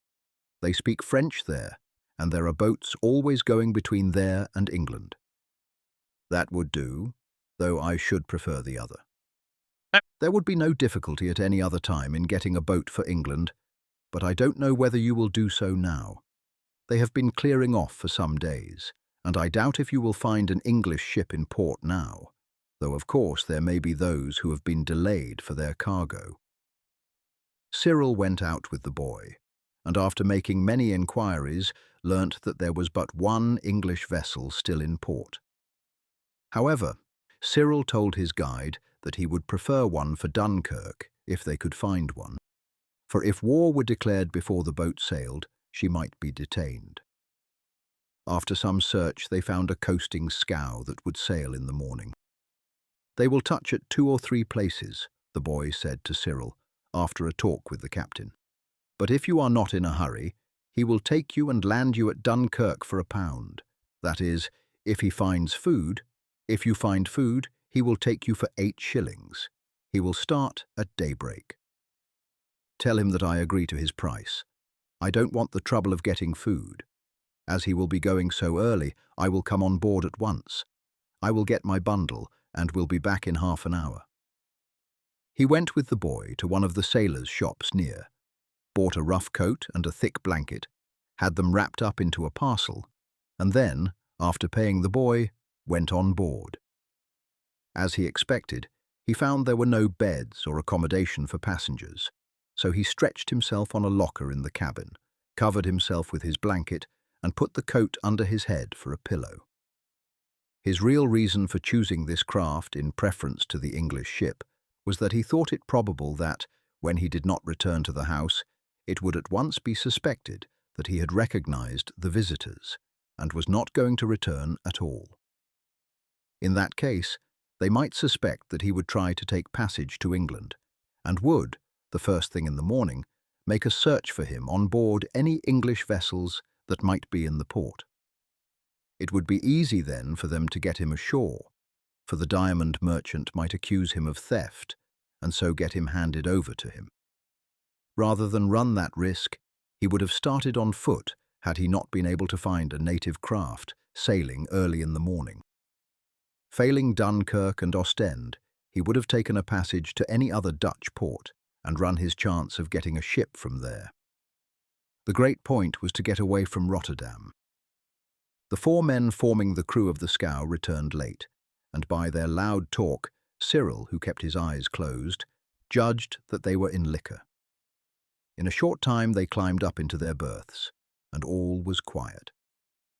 At daybreak they were called up by the captain. Cyril lay quiet until, by the rippling of the water against the side, he knew that the craft was under way. He waited a few minutes and then went up on deck. The scow, clumsy as she looked, was running along fast before a brisk wind, and in an hour Rotterdam lay far behind them. The voyage was a pleasant one. They touched at Dordrecht, at Steenbergen on the mainland, and Flushing, staying a few hours in each place to take in or discharge cargo. After this, they made out from the islands and ran along the coast, putting into Ostend and Newport, and, 4 days after starting, entered the port of Dunkirk. Cyril did not go ashore at any of the places at which they stopped. It was possible that war might have been declared with England, and as it might be noticed that he was a foreigner, he would in that case be questioned and arrested. As soon, therefore, as they neared a quay, he went down to the cabin and slept until they got under way again. The food was rough but wholesome. It consisted entirely of fish and black bread. But the sea air gave him a good appetite, and he was in high spirits at the thought that he had escaped from danger and was on his way back again. At Dunkirk he was under the French flag, and half an hour after landing had engaged a passage to London on a brig that was to sail on the following day. The voyage was a stormy one, and he rejoiced in the possession of his great coat, which he had only bought in order that he might have a packet to bring on board the scow, and so avoid exciting any suspicion or question as to his being entirely unprovided with luggage. It was 3 days before the brig dropped anchor in the Pool. As soon as she did so, Cyril hailed a waterman and spent almost his last remaining coin in being taken to shore. He was glad that it was late in the afternoon and so dark that his attire would not be noticed. His clothes had suffered considerably from his capture and confinement on board the Eliza, and his great coat was of a rough appearance that was very much out of character in the streets of London. He had, however, but a short distance to traverse before he reached the door of the house. He rang at the bell, and the door was opened by John Wilkes. "What is it?" the latter asked. "The shop is shut for the night, and I ain't going to open for anyone. At 7:30 in the morning you can get what you want, but not before." "Don't you know me, John?" Cyril laughed. The old sailor stepped back as if struck with a blow. "Eh, what?" he exclaimed. "Is it you, Cyril? Why, we had all thought you dead. I did not know you in this dim light, and in that big coat you have got on. Come upstairs, master. Captain Dave and the ladies will be glad indeed to see you. They have been mourning for you sadly, I can tell you." Cyril took off his wrap and hung it on a peg, and then followed John upstairs. "There, Captain Dave," the sailor said, as he opened the door of the sitting room. "There is a sight for sore eyes, a sight you never thought you would look on again." For a moment Captain Dave, his wife and daughter, stared at Cyril as if scarce believing their eyes. Then the captain sprang to his feet. "It's the lad, sure enough. Why, Cyril," he went on, seizing him by the hand and shaking it violently. "We had never thought to see you alive again. We made sure that those pirates had knocked you on the head, and that you were food for fishes by this time. There has been no comforting my good wife. And as to Nellie, if it had been a brother she had lost, she could not have taken it more hardly." "They did knock me on the head, and very hard too, Captain Dave. If my skull hadn't been quite so thick, I should, as you say, have been food for fishes before now, for that is what they meant me for, and there is no thanks to them that I am here at present. I am sorry that you have all been made so uncomfortable about me. We should have been an ungrateful lot indeed if we had not, considering that in the first place you saved us from being ruined by those pirates, and that it was, as we thought, owing to the services you had done us that you had come to your end." "But where have you been, Master Cyril?" Nellie broke in. "What has happened to you? We have been picturing all sorts of horrors, Mother and I. That evil had befallen you, we were sure, for we knew that you would not go away of a sudden, in this fashion, without so much as saying goodbye. We feared all the more when, 2 days afterwards, the wretches were so bold as to attack the constables, and to rescue Robert Ashford and another from their hands. Men who would do this in broad daylight would surely hesitate at nothing." "Let him eat his supper without asking further questions, Nellie," her father said. "It is ill asking one with victuals before him to begin a tale that may, for aught I know, last an hour. Let him have his food, lass, and then I will light my pipe, and John Wilkes shall light his here instead of going out for it, and we will have the yarn in peace and comfort. It spoils a good story to hurry it through. Cyril is here, alive and well. Let that content you for a few minutes." "If I must, I must," Nellie said, with a little pout. "But you should remember, father, that while you have been all your life having adventures of some sort, this is the very first that I have had. For though Cyril is the one to whom it befell, it is all a parcel with the robbery of the house and the capture of the thieves." "When does the trial come off, Captain Dave?" "It came off yesterday. Marner is to be hung at the end of the week. He declared that he was but in the lane by accident when 2 lads opened the gate. He and the man with him, seeing that they were laden with goods, would have seized them when they themselves were attacked and beaten down. But this ingenuity did not save him. Tom Frost had been admitted as king's evidence and testified that Marner had been several times at the gate with the fellow that escaped to receive the stolen goods. Moreover, there were many articles among those found at his place that I was able to swear to, besides the proceeds of over a score of burglaries. The 2 men taken in his house will have 15 years in jail. The women got off scot-free. There was no proof that they had taken part in the robberies. though there is little doubt they knew all about them. But how did they prove the men were concerned? They got all the people whose property had been found there, and 4 of these, on seeing the men in the yard at Newgate, were able to swear to them as having been among those who came into their rooms and frightened them well nigh to death. It was just a question whether they should be hung or not, and there was some wonder that the judge let them escape the gallows. And what has become of Tom? They kept Tom in the prison till last night. I saw him yesterday, and I am sure the boy is mighty sorry for having been concerned in the matter, being, as I truly believe, terrified into it. I had written down to an old friend of mine who was set up in the same way as myself at Plymouth. Of course, I told him all the circumstances, but assured him that according to my belief, the boy was not so much to blame, and that I was sure the lesson he had had would last him for life. So I asked him to give Tom another chance, and if he did so, to keep the knowledge of this affair from everyone. I got his answer yesterday morning, telling me to send him down to him. He would give him a fair trial, and if he wasn't altogether satisfied with him, would then get him a berth as ship's boy. So, last night after dark, he was taken down by John Wilkes and put on board a coaster bound for Plymouth. I would have taken him back here, but after your disappearance, I feared that his life would not be safe. For although they had plenty of other cases, they could have proved against Marner. Tom's evidence brought this business home to him.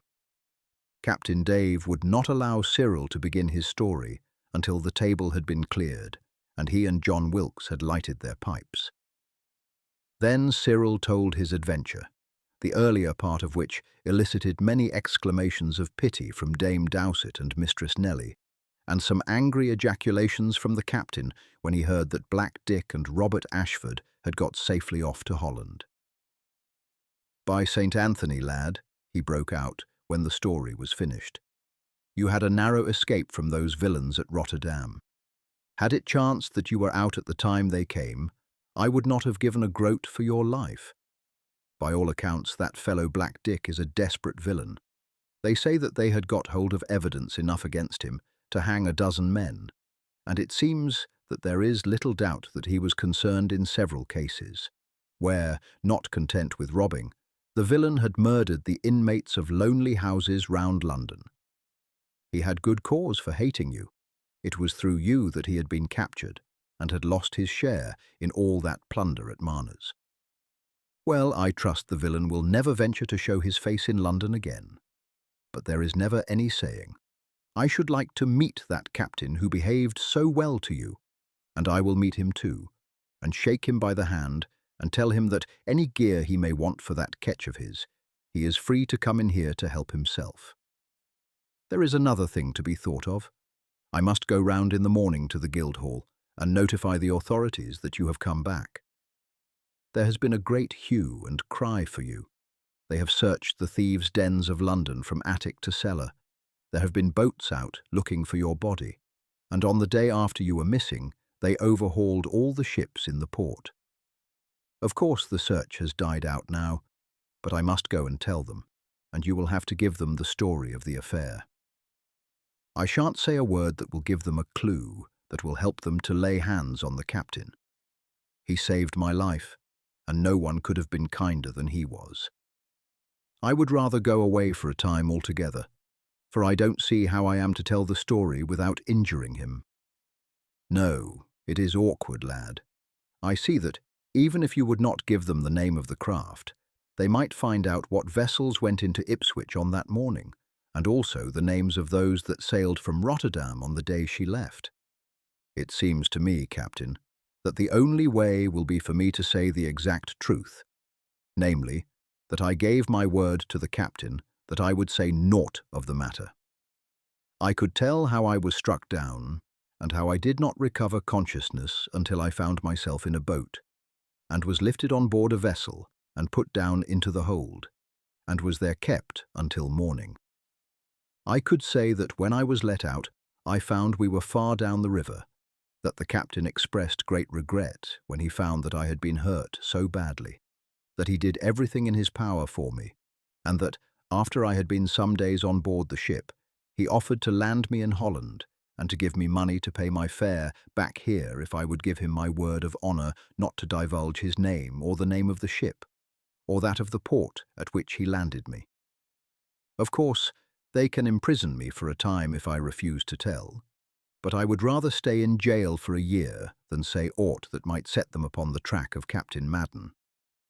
It was not until the day he left me in Holland that I knew his name, for of course the men always called him Captain, and so did I. That is the only way I can see out of it, lad. I don't think they will imprison you after the service you have done in enabling them to break up this gang, bring the head of it to justice, and recover a large amount of property. So indeed, on their going to the Guildhall next morning, it turned out. The sitting alderman threatened Cyril with committal to prison unless he gave a full account of all that had happened to him.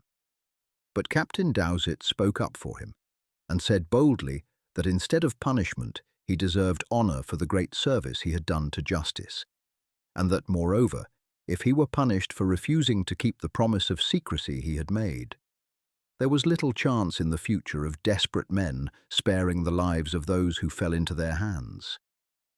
They would assuredly murder them in self-defence if they knew that the law would force them to break any promise of silence they might have made.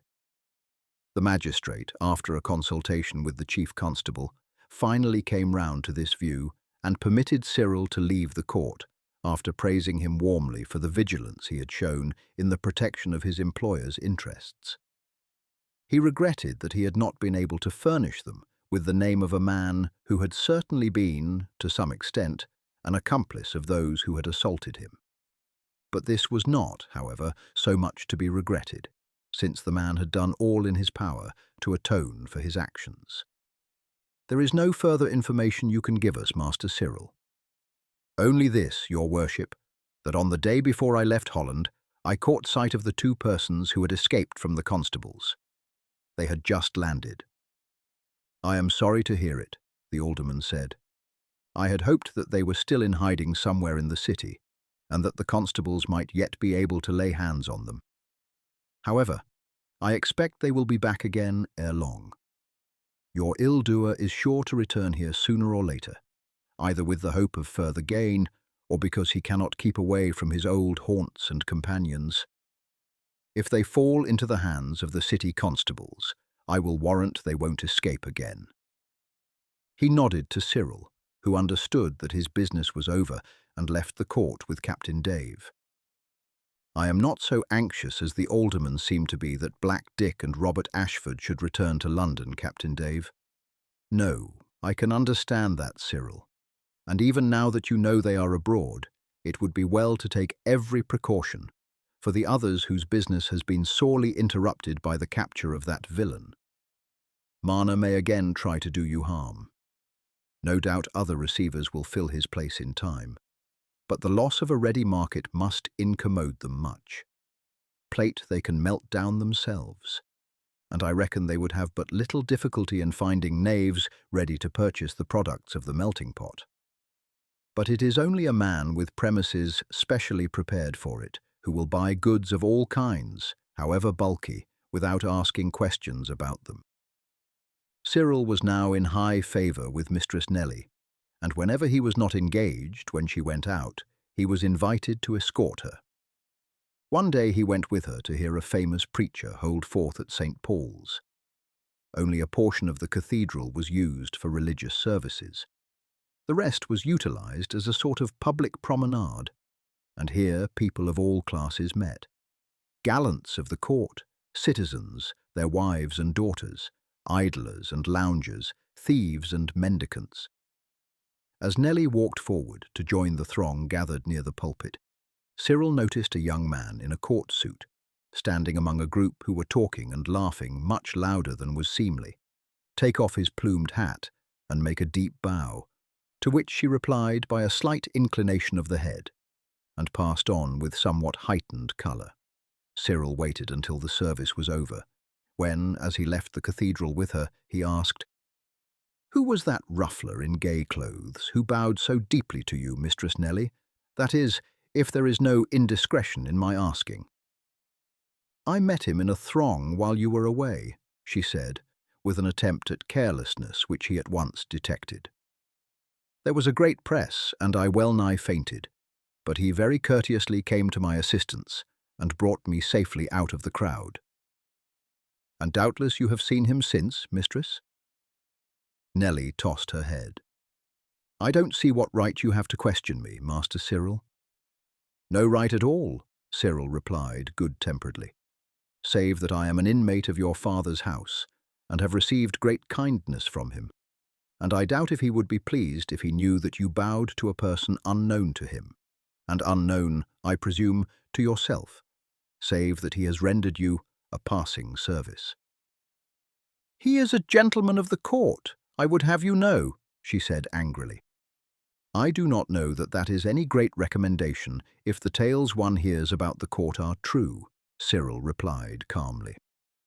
I cannot say I admire either his companions or his manners, and if he is a gentleman, he should know that if he wishes to speak to an honest citizen's daughter, it were only right that he should first address himself to her father.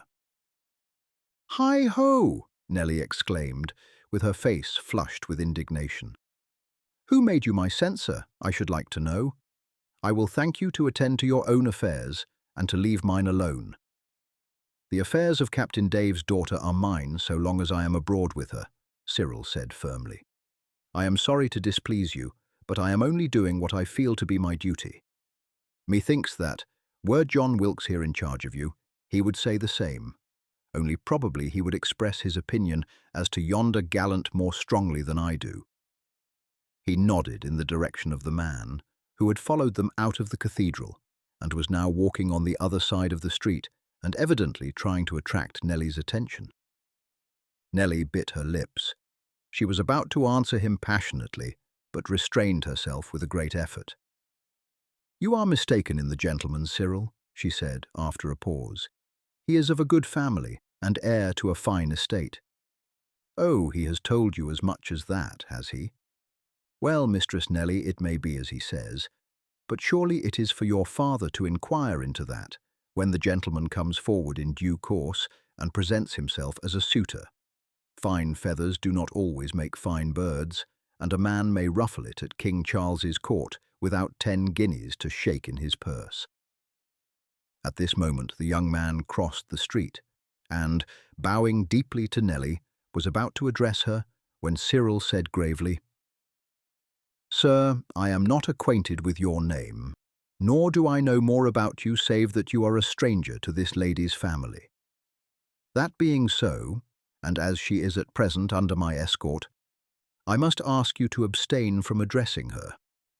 You insolent young varlet, the man said furiously. Had I a cane instead of a sword, I would chastise you for your insolence. That is as it may be, Cyril said quietly. That sort of thing may do down at Whitehall, but if you attempt to make trouble here in Cheapside, you will very speedily find yourself in the hands of the watch. For heaven's sake, sir, Nelly said anxiously, as several passers-by paused to see what was the matter. Do not cause trouble. For my sake, if not for your own, pray leave me. I obey you, mistress, the man said again, lifting his hat and bowing deeply. I regret that the officiousness of this blundering varlet should have mistaken my intentions, which were but to salute you courteously. So saying, he replaced his hat, and with a threatening scowl at Cyril, pushed his way roughly through those standing round and walked rapidly away. Nelly was very pale and trembled from head to foot. Take me home, Cyril, she murmured. He offered her his arm, and he made his way along the street, while his face flushed with anger at some jeering remarks he heard from one or two of those who looked on at the scene. It was not long before Nelly's anger gained the upper hand of her fears. A pretty position you have placed me in, with your interference. You mean, I suppose, Mistress Nelly, a pretty position that man placed you in by his insolence. What would Captain Dave say if he heard that his daughter had been accosted by a court gallant in the streets? Are you going to tell him? she asked, removing her hand sharply from his arm. "I have no doubt I ought to do so, and if you will take my advice, you will tell him yourself as soon as you reach home. For it may be that among those standing round was someone who is acquainted with both you and your father. And you know as well as I do what Captain Dave would say if it came to his ears in such fashion." Nellie walked for some time in silence. Her anger rose still higher against Cyril at the position in which his interference had placed her, but she could not help seeing that his advice was sound.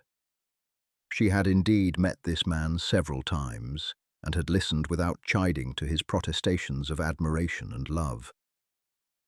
Nellie was ambitious. She had been allowed to have her own way by her mother, whose sole companion she had been during her father's absence at sea. She knew that she was remarkably pretty, and saw no reason why she, like many another citizen's daughter, should not make a good match. She had readily given the man her promise to say nothing at home until he gave her leave to do so, and she had been weak enough to take all that he said for gospel.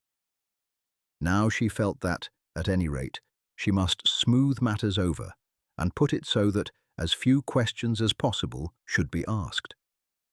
After a long pause, then, she said, "Perhaps you are right, Cyril. I will myself tell my father and mother. I can assure you that I had no idea I should meet him today." This Cyril could readily believe, for certainly she would not have asked him to accompany her if she had known. However, he only replied gravely, "I am glad to hear that you will tell them, Mistress Nellie, and trust that you will take them entirely into your confidence." This Nellie had no idea of doing, but she said no further word until they reached home. Chapter 7. Saved from a Villain. "I find that I have to give you thanks for yet another service, Cyril," Captain Dave said heartily when they met the next morning. "Nellie tells me a young court gallant had the insolence to try to address her yesterday in Cheapside, on her way back from St. Paul's, that you prevented his doing so, and that there was quite a scene in the street. If I knew who he was, I would break his sconce for him, were he Rochester himself.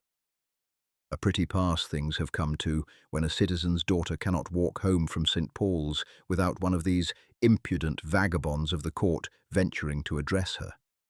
Know you who he was?" "No, I have never seen the fellow before, Captain Dave. I do know many of the courtiers by sight, having, when we first came over, often gone down to Whitehall with my father when he was seeking to obtain an audience with the king. But this man's face is altogether strange to me." "Well, well, I will take care that Nellie shall not go abroad again, except under her mother's escort or mine. I know, Cyril, that she would be as safe under your charge as in ours. But it is better that she should have the presence of an older person. It is not that I doubt your courage or your address, lad, but a ruffling gallant of this sort would know naught of you, save that you are young, and besides, did you interfere, there might be a scene that would do serious harm to Nellie's reputation." "I agree with you thoroughly, Captain Dave," Cyril said warmly. "It will be far better that you or Mrs. Dowsett should be by her side, as long as there is any fear of further annoyance from this fellow. I should ask nothing better than to try a bout with him myself, for I have been right well taught how to use my sword. But, as you say, a brawl in the street is of all things to be avoided." 3 or 4 weeks passed quietly. Nellie seldom went abroad. When she did so, her mother always accompanied her, if it were in the daytime, and her father whenever she went to the house of any friend after dusk. Cyril one day caught sight of the gallant in Tower Street, and although he was on his way to one of his customers, he at once determined to break his appointment and to find out who the fellow was. The man sauntered about looking into the shops for full half an hour, but it was apparent to Cyril that he paid little attention to their contents and was really waiting for someone. When the clock struck 3, he started, stamped his foot angrily on the ground, and, walking away rapidly to the stairs of London Bridge, took a seat in a boat and was rowed up the river. Cyril waited until he had gone a short distance, and then hailed a wherry rowing 2 oars. "You see that boat over there?" he said. "I don't wish to overtake it at present. Keep 100 yards or so behind it, but row inshore so that it shall not seem that you are following them."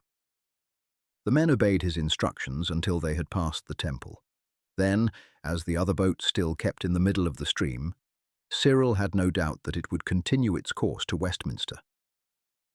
"Now stretch to your oars," he said to the waterman.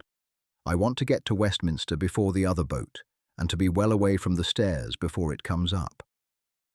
The rest of the journey was performed at much greater speed, and Cyril alighted at Westminster while the other boat was some 300 or 400 yards behind.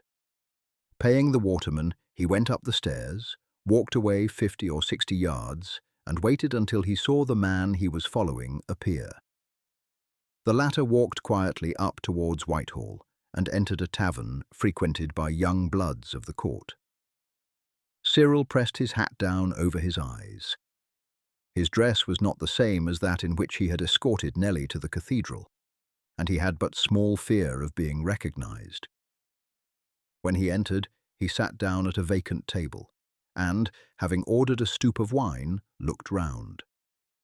The man had joined a knot of young fellows like himself, seated at a table. They were dissipated-looking blades, and were talking loudly and boisterously. "Well, Harvey, how goes it? Is the lovely maiden we saw when we were with you at St. Paul's ready to drop into your arms?" "Things are going on all right," Harvey said, with an air of consciousness. "But she is watched by 2 griffins, her father and mother. 'Tis fortunate they do not know me by sight, and I have thus chances of slipping a note in her hand when I pass her. I think it will not be long before you will have to congratulate me." "She is an heiress and only daughter, is she not, honest John?" another asked. "She is an only child, and her father bears the reputation of doing a good business. But, as to what I shall finally do, I shall not yet determine. As to that, I shall be guided by circumstances." Of course," the one who had first spoken said. Cyril had gained the information he required. The man's name was John Harvey, and Nellie was keeping up a clandestine correspondence with him. Cyril felt that, were he to listen longer, he could not restrain his indignation, and, without touching the wine he had paid for, he hastily left the tavern. As he walked towards the city, he was unable to decide what he had better do. Were he to inform Captain Dave of what he had heard, there would be a terrible scene, and there was no saying what might happen. Still, Nellie must be saved from falling into the hands of this fellow, and if he abstained from telling her father, he must himself take steps to prevent the possibility of such a thing taking place. The more he thought of it, the more he felt of the heavy responsibility it would be.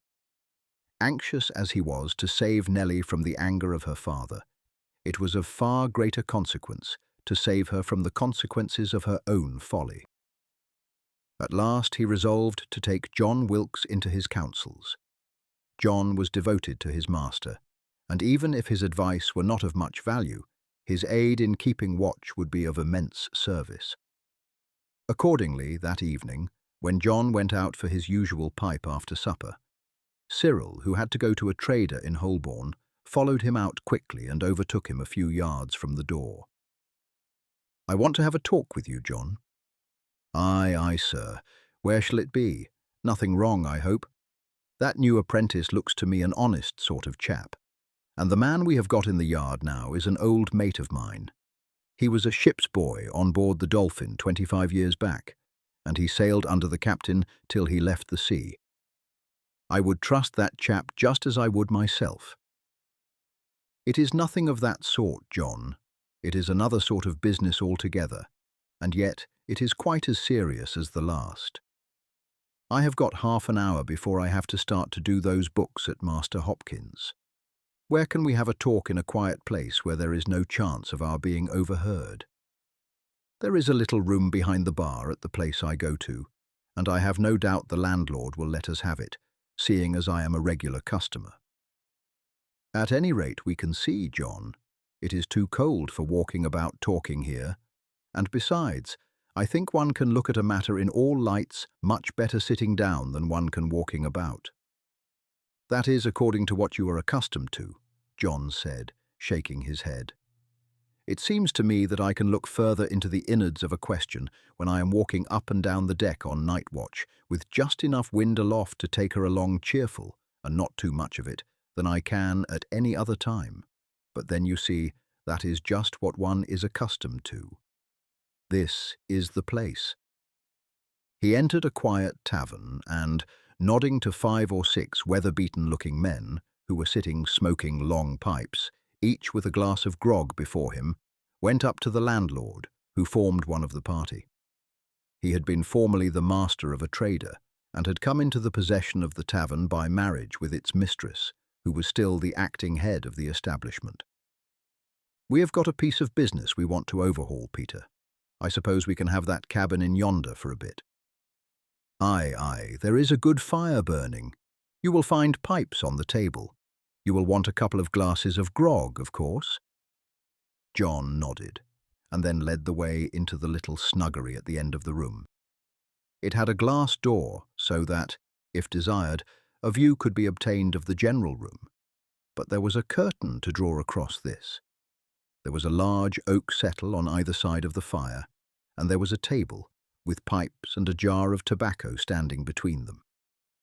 "This is a tidy little crib," John said, as he seated himself and began to fill a pipe. "There is no fear of being disturbed here. There has been many a voyage talked over and arranged in this ear room. They say that Blake himself, when the fleet was in the river, would drop in here sometimes with one of his captains for a quiet talk." A minute later, a boy entered and placed 2 steaming glasses of grog on the table.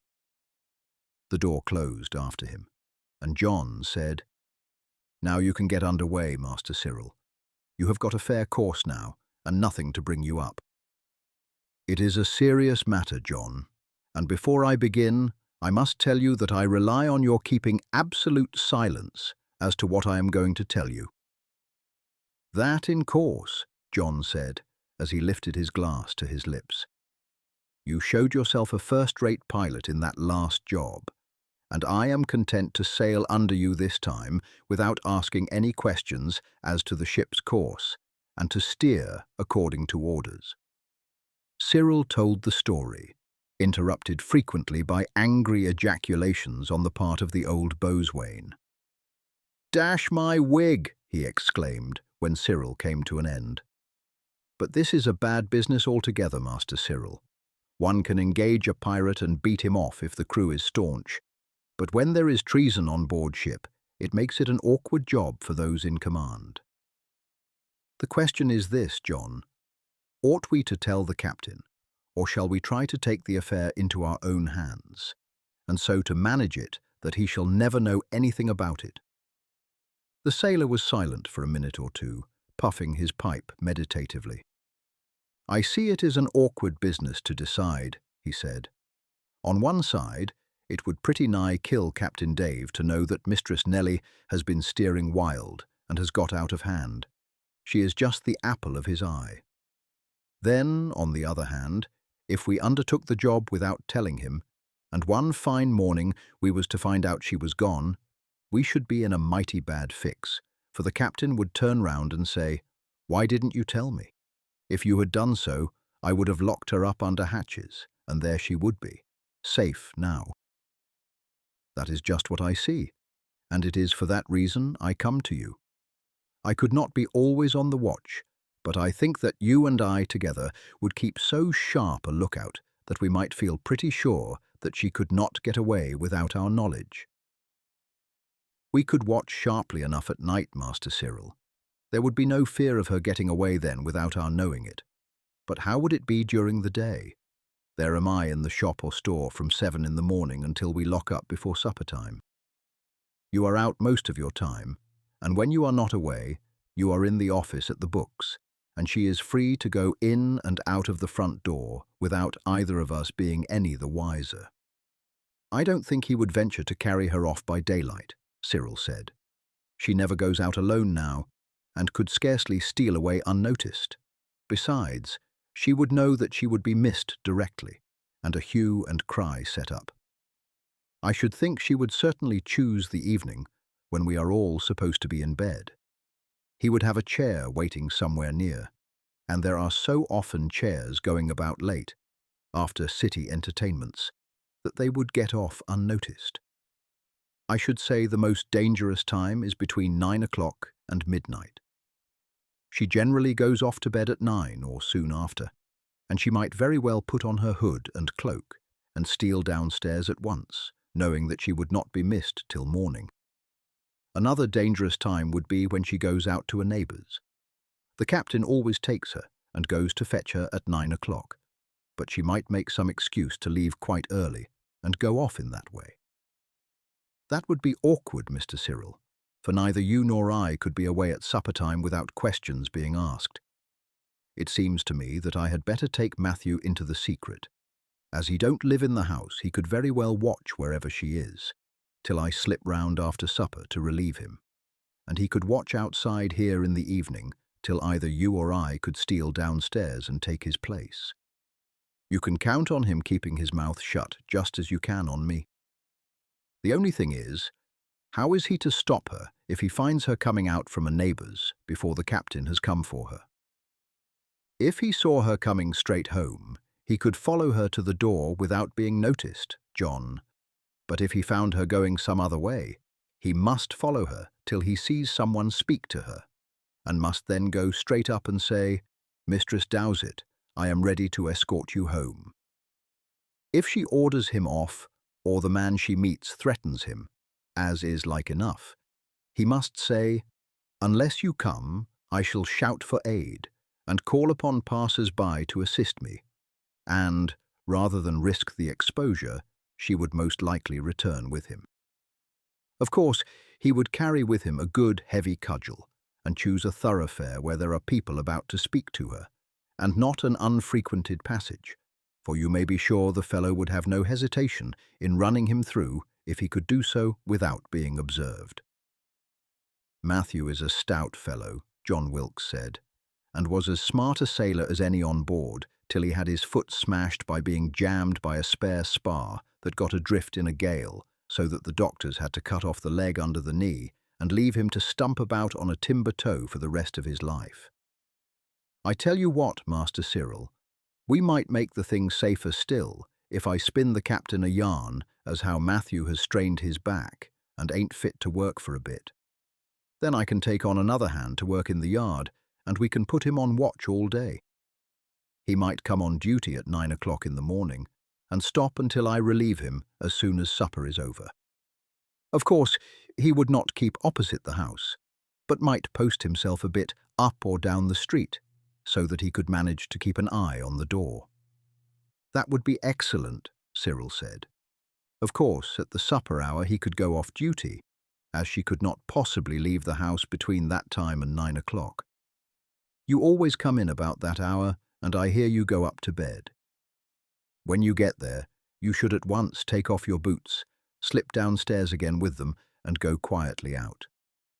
I often sit talking with Captain Dave till 9:30 or 10, but directly I can get away, I will come down and join you.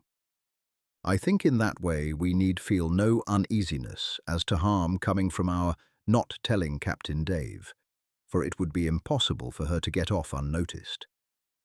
Now that is all arranged, I must be going, for I shall be late at my appointment unless I hurry. Shall I go round and begin my watch at once, Master Cyril? No, there is no occasion for that. We know that he missed her today, and therefore can have made no appointment, and I am convinced by what he said to the fellows he met that matters are not settled yet. However, we will begin tomorrow. You can take an opportunity during the day to tell Matthew about it, and he can pretend to strain his back in the afternoon, and you can send him away. He can come round again next morning early, and when the captain comes down, you can tell him that you find that Matthew will not be able to work for the present, and ask him to let you take another man on until he can come back again. Cyril watched Nellie closely at meal times, and in the evening for the next few days. He thought that he should be certain to detect some slight change in her manner, however well she might play her part. Directly she decided on going off with this man. She would not dream that she was suspected in any way, and would therefore be the less cautious. Matthew kept watch during the day and followed if she went out with her father to a neighbour's, remaining on guard outside the house until John Wilkes relieved him as soon as he had finished his supper. If she remained at home in the evening, John went out silently after his return at his usual hour, and was joined by Cyril as soon as Captain Dave said good night and went into his bedroom. At midnight they re-entered the house and stole up to their rooms, leaving their doors open and listening attentively for another hour before they tried to get to sleep. On the 6th morning, Cyril noticed that Nellie was silent and abstracted at breakfast time. She went out marketing with her mother afterwards, and at dinner her mood had changed. She talked and laughed more than usual. There was a flush of excitement on her cheeks, and he drew the conclusion that in the morning she had not come to an absolute decision, but had probably given an answer to the man during the time she was out with her mother, and that she felt the die was now cast. Pass the word to Matthew to keep an extra sharp watch this afternoon, and tomorrow, John. I think the time is close at hand, he said, as they went downstairs together after dinner. Do you think so? Well, the sooner the better. It is trying work, this here spying, and I don't care how soon it is over. I only hope it will end by our running down this pirate and engaging him. I hope so too, John. I feel it very hard to be sitting at table with her and Captain Dave and her mother, and to know that she is deceiving them. I can't say a word for her, the old sailor said, shaking his head.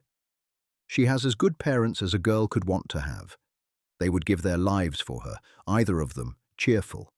And there she is, thinking of running away from them, with a scamp she knows nothing of, and has probably never spoken with for an hour.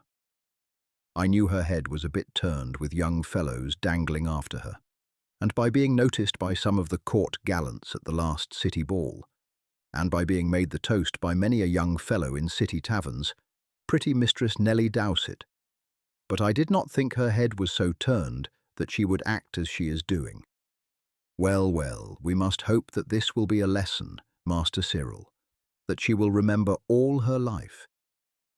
I hope so, John, and I trust that we shall be able to manage it all so that the matter will never come to her parents' ears.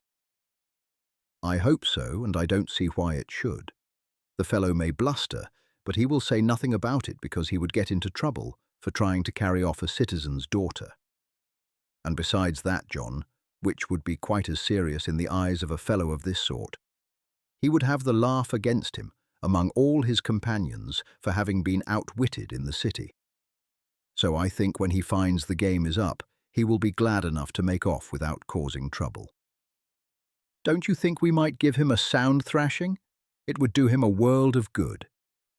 I don't think it would do a man of that sort much good, John, and he would be sure to shout, and then there would be trouble, and the watch might come up, and we should all get hauled off together.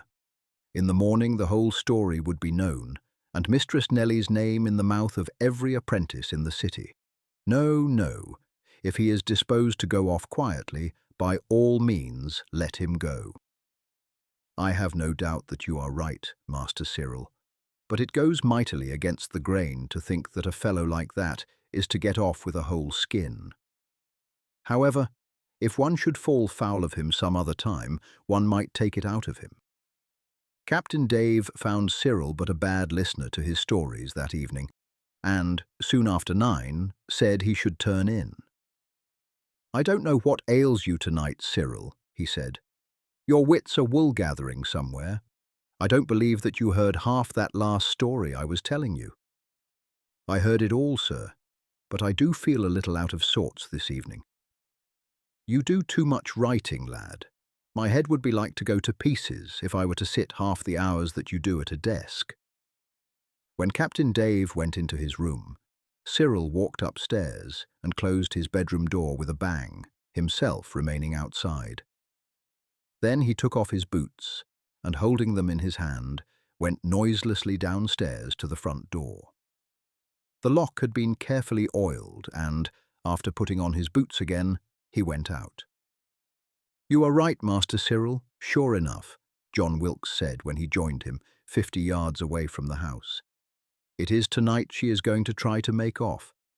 I thought I had best keep Matthew at hand, so I bid him stop till I came out, then sent him round to have a pint of ale at the tavern, and when he came back, told him he had best cruise about and look for signs of pirates. He came back 10 minutes ago and told me that a sedan chair had just been brought to the other end of the lane. It was set down some 30 yards from Fenchurch Street. There were the 2 chairmen and 3 fellows wrapped up in cloaks." "That certainly looks like action, John. Well, I should say that Matthew had better take up his station at the other end of the lane, there to remain quiet until he hears an uproar at the chair. Then he can run up to our help if we need it. We will post ourselves near the door. No doubt Harvey, and perhaps one of his friends, will come and wait for her. We can't interfere with them here, but must follow and come up with her just before they reach the chair. The further they are away from the house, the better. Then if there is any trouble, Captain Dave will not hear anything of it."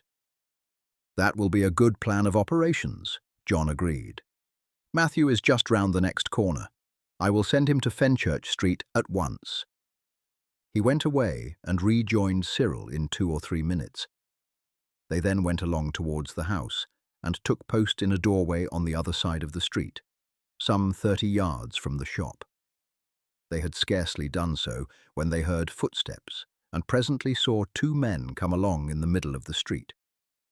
They stopped and looked round. "There is not a soul stirring," one said.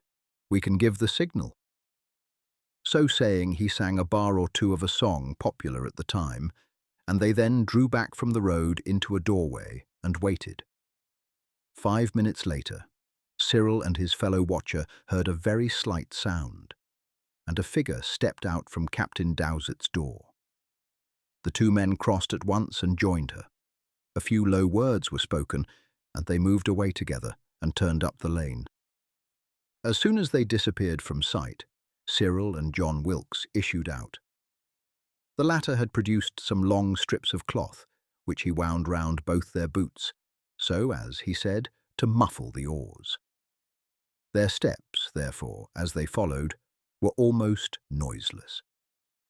Walking fast, they came up to the 3 persons ahead of them, just as they reached the sedan chair.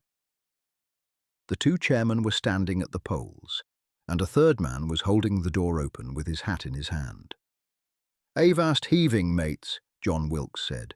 "It seems to me as you are running this cargo without proper permits." Nellie gave a slight scream on hearing the voice, while the man beside her stepped forward, exclaiming furiously, "Death, sir, who are you, and what are you interfering about?" "I am an honest man, I hope, master. My name is John Wilkes, and, as that young lady will tell you, I am in the employ of her father." "Then I tell you, John Wilkes, or John the Devil, or whatever your name may be, that if you don't at once take yourself off, I will let daylight into you."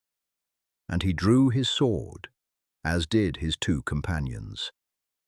John gave a whistle, and the wooden-legged man was heard hurrying up from Fenchurch Street. "Cut the scoundrel down, Penrose," Harvey exclaimed, "while I put the lady into the chair." The man addressed sprang at Wilkes, but in a moment his court sword was shivered by a blow from the latter's cudgel, which a moment later fell again on his head, sending him reeling back several paces. "Stay, sir, or I will run you through," Cyril said, pricking Harvey sharply in the arm as he was urging Nellie to enter the chair. "Oh, it's you, is it?" the other exclaimed in a tone of fury. "My boy of Cheapside. Well, I can spare a moment to punish you." "Oh, do not fight with him, my lord," Nellie exclaimed. "My lord!" Cyril laughed. "So he has become a lord, eh?" Then he changed his tone. "Mistress Nellie, you have been deceived.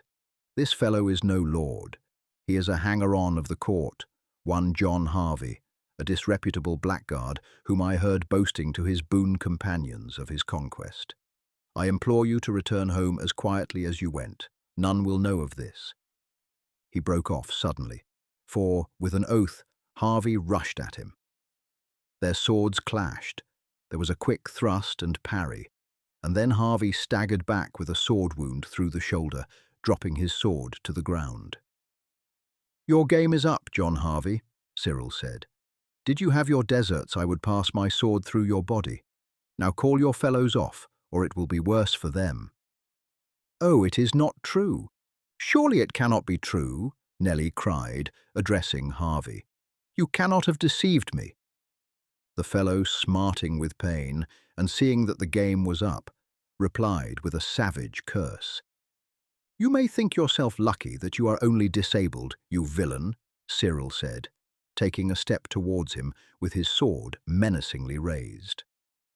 "Begone, sir, before my patience is exhausted, or by heaven, it will be your dead body that the chairman will have to carry away." "Disabled or not," John Wilkes exclaimed, "I will have a say in the matter." And, with a blow with his cudgel, he stretched Harvey on the ground and belaboured him furiously until Cyril dragged him away by force. Harvey rose slowly to his feet. "Take yourself off, sir," Cyril said. "One of your brave companions has long ago bolted, the other is disarmed and has his head broken. You may thank your stars that you have escaped with nothing worse than a sword thrust through your shoulder, and a sound drubbing. Hanging would be a fit punishment for knaves like you. I warn you, if you ever address or in any way molest this lady again, you won't get off so easily." Then he turned and offered his arm to Nellie, who was leaning against the wall in a half-fainting state. Not a word was spoken until they emerged from the lane. "No one knows of this but ourselves, Mistress Nellie, and you will never hear of it from us. Glad indeed I am that I have saved you from the misery and ruin that must have resulted from your listening to that plausible scoundrel. Go quietly upstairs. We will wait here till we are sure that you have gone safely into your room. Then we will follow. I doubt not that you are angry with me now, but in time you will feel that you have been saved from a great danger." The door was not locked. He lifted the latch silently and held the door open for her to pass in. Then he closed it again and turned to the two men who followed them. "This has been a good night's work, John." "That has it. I don't think that young spark will be coming after city maidens again." "Well, it has been a narrow escape for her. It would have broken the captain's heart if she had gone in that way. What strange things women are. I have always thought Mistress Nellie as sensible a girl as one would want to see. Given a little overmuch, perhaps, to thinking of the fashion of her dress. But that was natural enough, seeing how pretty she is and how much she is made of. And yet she is led, by a few soft speeches from a man she knows nothing of, to run away from home and leave father and mother and all. Well, Matthew, lad, we shan't want any more watching. You have done a big service to the master, though he will never know it. I know I can trust you to keep a stopper on your jaws. Don't you let a soul know of this, not even your wife." "You trust me, mate," the man replied. "My wife is a good soul, but her tongue runs 19 to the dozen, and you might as well shout a thing out at Paul's Cross as drop it into her ear. I think my back will be well enough for me to come to work again tomorrow," he added, with a laugh. "All right, mate. I shall be glad to have you again, for the chap who has been in your place is a landsman, and he don't know a marling spike from an anchor.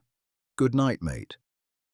"Well, Master Cyril," he went on as the sailor walked away, "I don't think there ever was such a good wind as that which blew you here. First of all, you saved Captain Dave's fortune, and now you save his daughter. I look on Captain Dave as being pretty nigh the same as myself, seeing as I have been with him man and boy for over 30 years, and I feel what you have done for him just as if you had done it for me. I am only a rough sailorman, and I don't know how to put it in words, but I feel just full up with a cargo of thankfulness." "That's all right," Cyril said. holding out his hand, which John Wilkes shook with a heartiness that was almost painful. Captain Dave offered me a home when I was alone without a friend in London, and I am glad indeed that I have been able to render him service in return. I myself have done little enough, though I do not say that the consequences have not been important. It has been just taking a little trouble and keeping a few watches, a thing not worth talking about one way or the other. I hope this will do Mistress Nellie good. She's a nice girl, but too fond of admiration, and inclined to think that she is meant for higher things than to marry a London citizen. I think tonight's work will cure her of that. This fellow evidently made himself out to her to be a nobleman of the court. Now she sees that he is neither a nobleman nor a gentleman, but a ruffian who took advantage of her vanity and inexperience, and that she would have done better to have jumped down the well in the yard than to have put herself in his power. Now we can go up to bed. There is no more probability of our waking the captain than there has been on other nights.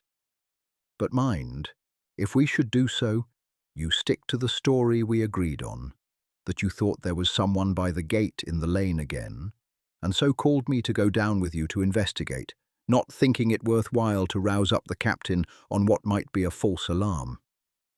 Everything remained perfectly quiet as they made their way upstairs to their rooms as silently as possible. "Where is Nellie?" Captain Dave asked when they assembled at breakfast. "She is not well," his wife replied.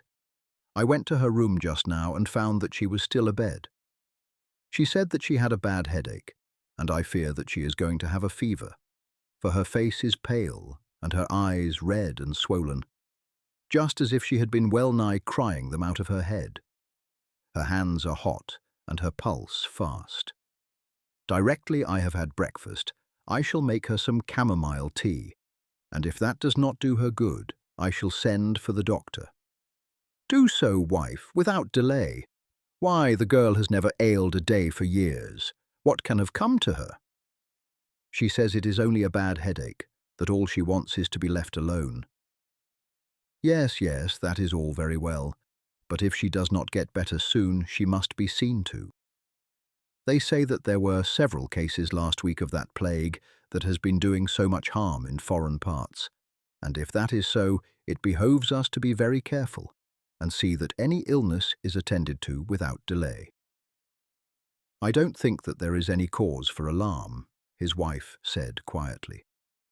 "The child has got a headache and is a little feverish, but there is no occasion whatever for thinking that it is anything more. There is nothing unusual in a girl having a headache, but Nellie has had such good health that if she had a prick in the finger, you would think it was serious." "By the way, John," Captain Dave said suddenly, "did you hear any noise in the lane last night? Your room is at the back of the house, and you were more likely to have heard it than I was. I have just seen one of the watch, and he tells me that there was a fray there last night, for there is a patch of blood and marks of a scuffle. It was up at the other end. There is some mystery about it, he thinks, for he says that one of his mates last night saw a sedan chair, escorted by 3 men, turn into the lane from Fenchurch Street just before 10 o'clock. And one of the neighbours says that just after that hour, he heard a disturbance and a clashing of swords there.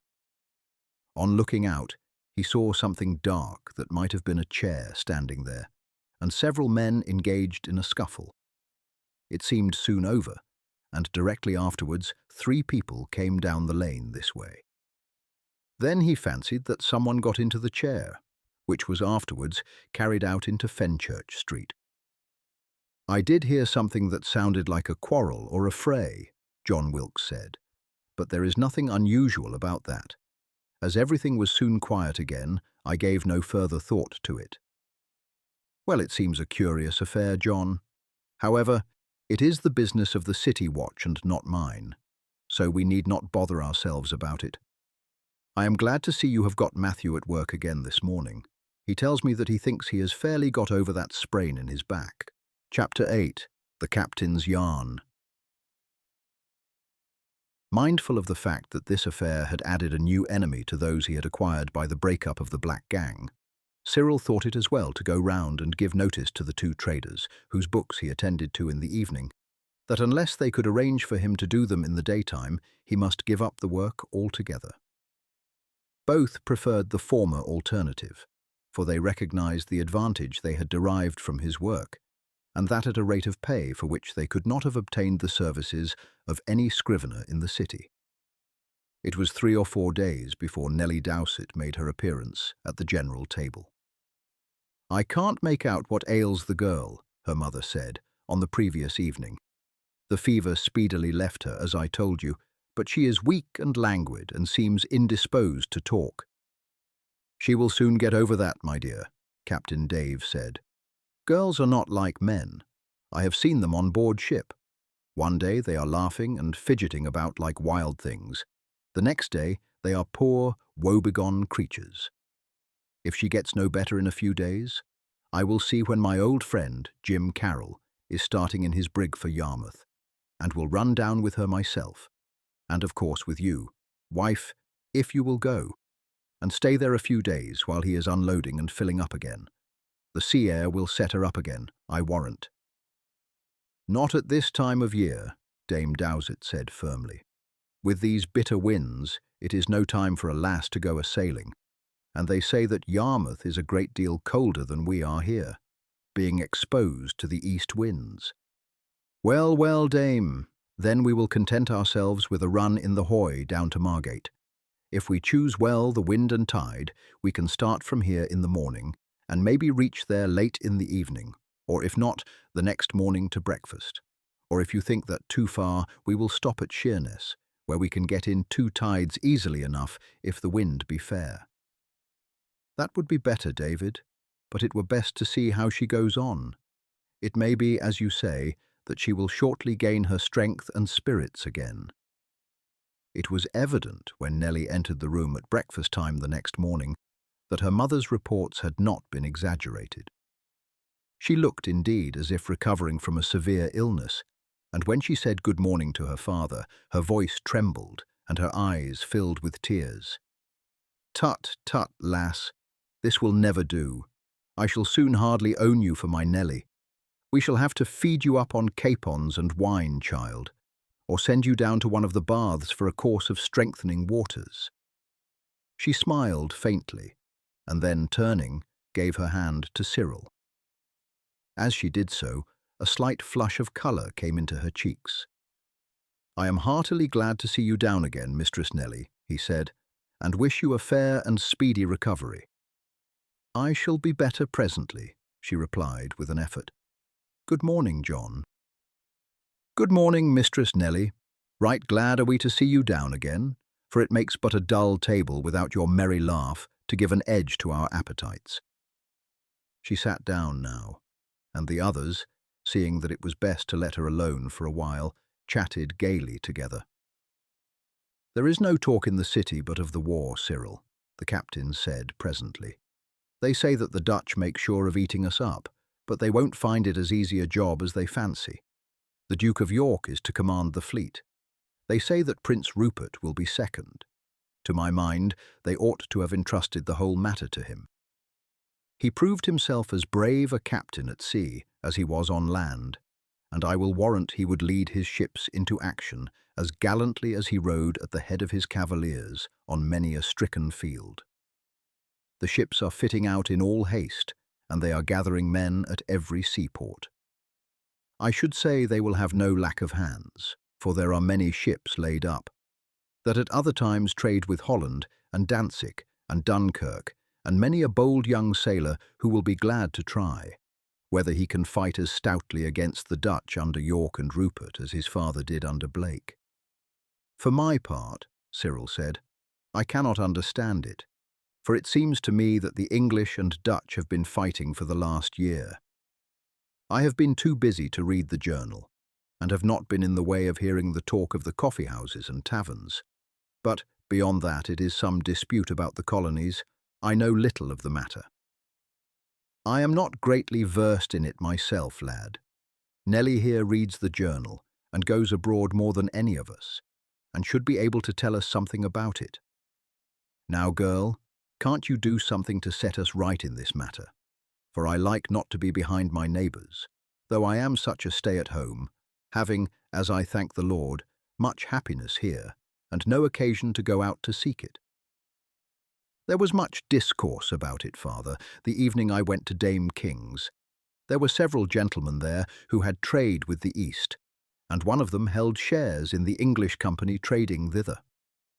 After supper was over, they discoursed more fully on the matter than was altogether pleasing to some of us, who would much rather that, as we had hoped, we might have dancing or singing. I could see that Dame King herself was somewhat put out that her husband should have, without her knowing of his intention, brought in these gentlemen. Still, the matter of their conversation was new to us, and we became at last so mightily interested in it that we listened to the discourse without bemoaning ourselves that we had lost the amusement we looked for. I know I wished at the time that you had been there. I say not that I can repeat all that I heard, but as I had before read some of the matters spoken of in the journal, I could follow what the gentleman said more closely. Soon after the coming of the king to the throne, the friendship between us and the Spaniards, that had been weakened during the mastership of Cromwell, was renewed, and they gave our ships many advantages at their ports, while, on the other hand, they took away the privileges the Dutch had enjoyed there, and thus our commerce with Spain increased, while that of the Dutch diminished. That is certainly true, Nelly, her father said. We have 3 ships sailing through the Mediterranean now to one that sailed there 10 years ago, and doubtless the Dutch must have suffered by the increase in our trade. Then he said that, as we had obtained the island of Bombay in the East Indies and the city of Tangier in Africa as the dowry of the Queen, and had received the island of Poleron for our East India Company by the treaty with Holland, our commerce everywhere increased, and raised their jealousy higher and higher.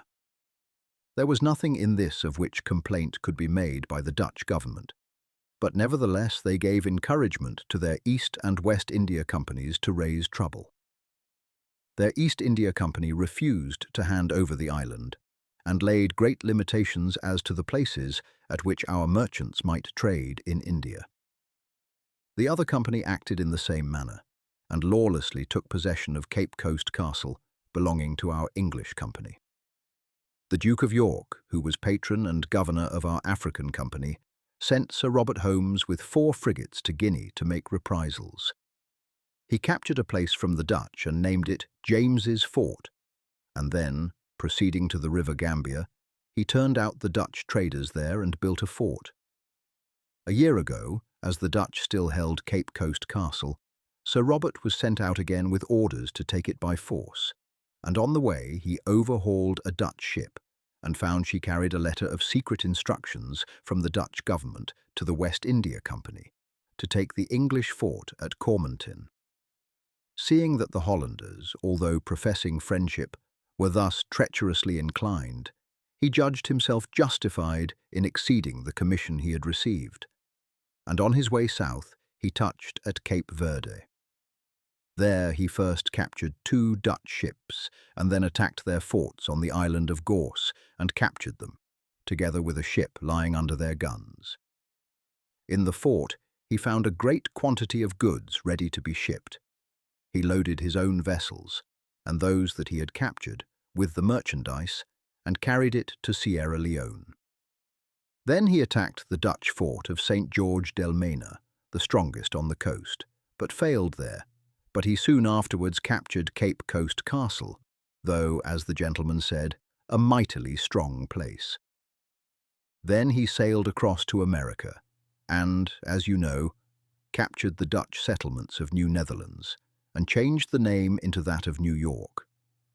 He did this not so much out of reprisal for the misconduct of the Dutch in Africa, but because the land was ours by right, having been discovered by the Cabots and taken possession of in the name of King Henry VII, and our title always maintained until the Dutch seized it 30 years ago. Then the Dutch sent orders to De Ruyter, who commanded the fleet which was in the Mediterranean, to sail away privately and to make reprisals on the coast of Guinea and elsewhere. He first captured several of our trading forts, among them that of Cormontin, taking great quantities of goods belonging to our company. He then sailed to Barbados, where he was beaten off by the forts. Then he captured 20 of our ships off Newfoundland, and so returned to Holland, altogether doing damage, as the House of Commons told His Majesty, to the extent of £800,000. All this time the Dutch had been secretly preparing for war, which they declared in January, which has forced us to do the same, although we delayed a month in hopes that some accommodation might be arrived at.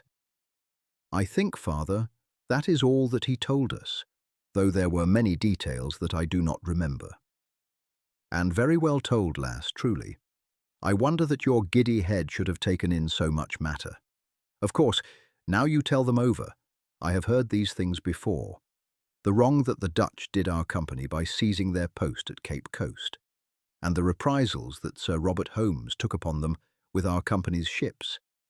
But they made no great mark on my memory, for I was just taking over my father's work when the first expedition took place. At any rate, none can say that we have gone into this war unjustly, seeing that the Dutch began it, altogether without cause, by first attacking our trading posts.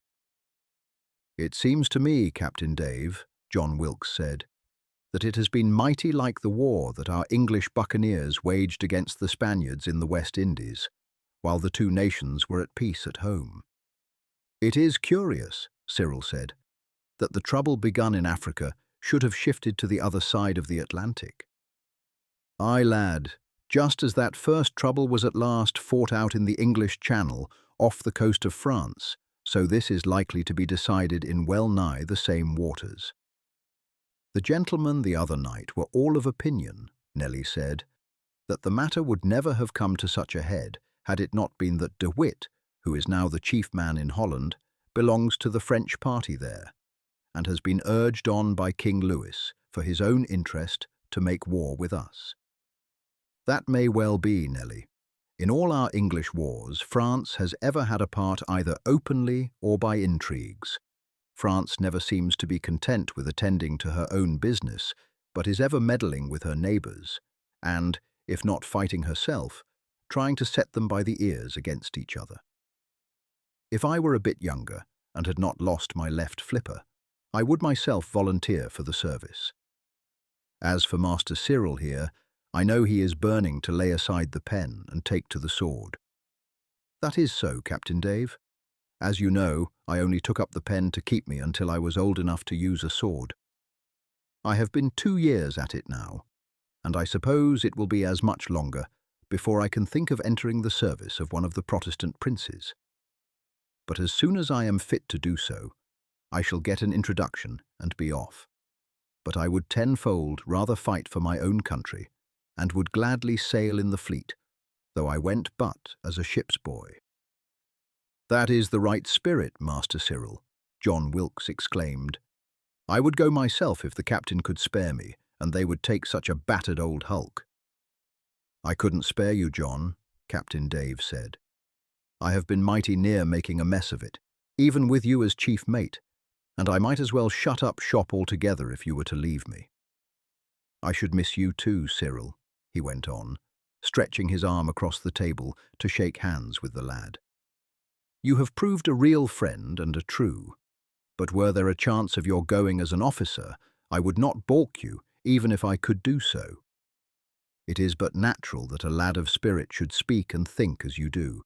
Besides, the war may not last for long, and when you come back, and the ships are paid off, you would soon wipe off the arrears of work and get the books into shipshape order. But, work or no work, that room of yours will always stand ready for you while I live, and there will always be a plate for you on this table. Thank you, Captain Dave. You always overrate my services, and forget that they are but the consequence of the kindness that you have shown to me. But I have no intention of going. It was but a passing thought. I have but one friend who could procure me a berth as a volunteer, and as it is to him, I must look for an introduction to some foreign prince. I would not go to him twice for a favour, especially as I have no sort of claim on his kindness. To go as a cabin boy would be to go with men under my own condition, and although I do not shirk hard work and rough usage, I should not care for them in such fashion. Moreover, I am doing work which, even without your hospitality, would suffice to keep me comfortably, and if I went away, though but for a month, I might find that those for whom I work had engaged other assistants. Spending naught, I am laying by money for the time when I shall have to travel at my own expense, and to provide myself necessaries, and, maybe, to keep myself for a while, until I can procure employment. I have the prospect that, by the end of another 2 years, I shall have gathered a sufficient store for all my needs, and I should be wrong to throw myself out of employment merely to embark on an adventure, and so to make a break, perhaps a long one, in my plans. "Don't you worry yourself on that score," Captain Dave said, warmly, and then checked himself. "It will be time to talk about that when the time comes. But you are right, lad. I like a man who steadfastly holds on the way he has chosen, and will not turn to the right or left. There is not much that a man cannot achieve if he keeps his aim steadily in view. Why, Cyril, if you said you had made up your mind to be Lord Mayor of London, I would wager that you would someday be elected." Cyril laughed. "I shall never set my eyes in that direction, nor do I think the thing I have set myself to do will ever be in my power. That is, to buy back my father's estate. But so long as I live, I shall keep that in view. More unlikely things have happened, lad. You have got first to rise to be a general.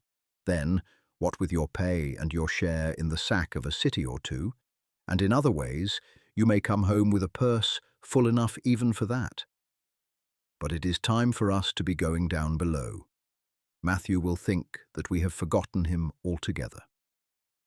Another fortnight passed. Nellie had, to a considerable extent, recovered from the shock that she had suffered. But her manner was still quiet and subdued. Her sallies were less lively, and her father noticed, with some surprise, that she no longer took any great interest in the gossip he retailed of the gay doings of the court. "I can't think what has come over the girl," he said to his wife. "She seems well in health again, but she has changed a good deal, somehow. She is gentler and softer. I think she is all the better for it, but I miss her merry laugh and her way of ordering things about, as if her pleasure only were to be consulted." "I think she is very much improved," Mrs. Dowsett said decidedly, "though I can no more account for it than you can. She never used to have any care about the household, and now she assists me in my work, and is in all respects dutiful and obedient, and is not forever bent upon gadding about as she was before. I only hope it will continue so, for, in truth, I have often sighed over the thought that she would make but a poor wife for an honest citizen." "Tut, tut, wife. It has never been as bad as that. Girls will be girls, and if they are a little vain of their good looks, that will soften down in time when they get to have the charge of a household. You yourself, dame, were not so staid when I first wooed you as you are now, and I think you had your own little share of vanity, as was natural enough in the prettiest girl in Plymouth." When Nellie was in the room, Cyril did his best to save her from being obliged to take part in the conversation, by inducing Captain Dave to tell him stories of some of his adventures at sea. "You were saying, Captain Dave, that you had had several engagements with the Tunis rovers," he said one evening. "Were they ever near taking you?" "They did take me once, lad, and that without an engagement. But fortunately, I was not very long a prisoner. It was not a pleasant time, though, John, was it?" "It was not, Captain Dave. I have been in sore danger of wreck several times, and in 3 big sea fights, but never did I feel so out of heart as when I was lying, bound hand and foot, on the ballast in the hold of that corsair. No true sailor is afraid of being killed, but the thought that one might be all one's life, a slave among the cruel heathen, was enough to take the stiffness out of any man's courage. But how was it that you were taken without an engagement, Captain Dave? And how did you make your escape? Well, lad, it was the carelessness of my first mate that did it. But as he paid for his fault with his life, let us say naught against him. He was a handsome, merry young fellow, and had shipped as second mate, but my first had died of fever in the Levant, and of course he got the step, though all too young for the responsibility. We had met with some bad weather when south of Malta, and had had a heavy gale for 3 days, during which time we lost our main topmast and badly strained the mizzen.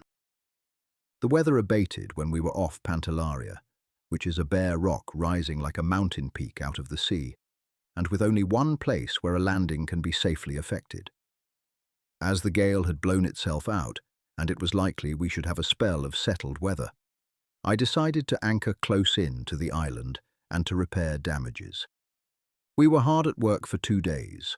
All hands had had a stiff time of it, and the second night, having fairly repaired damages, I thought to give the crew a bit of a rest, and, not dreaming of danger, ordered that half each watch might remain below. John Wilkes was acting as my second mate. Pettigrew took the first watch, John had the middle watch, and then the other came up again. I turned out once or twice, but everything was quiet. We had not seen a sail all day.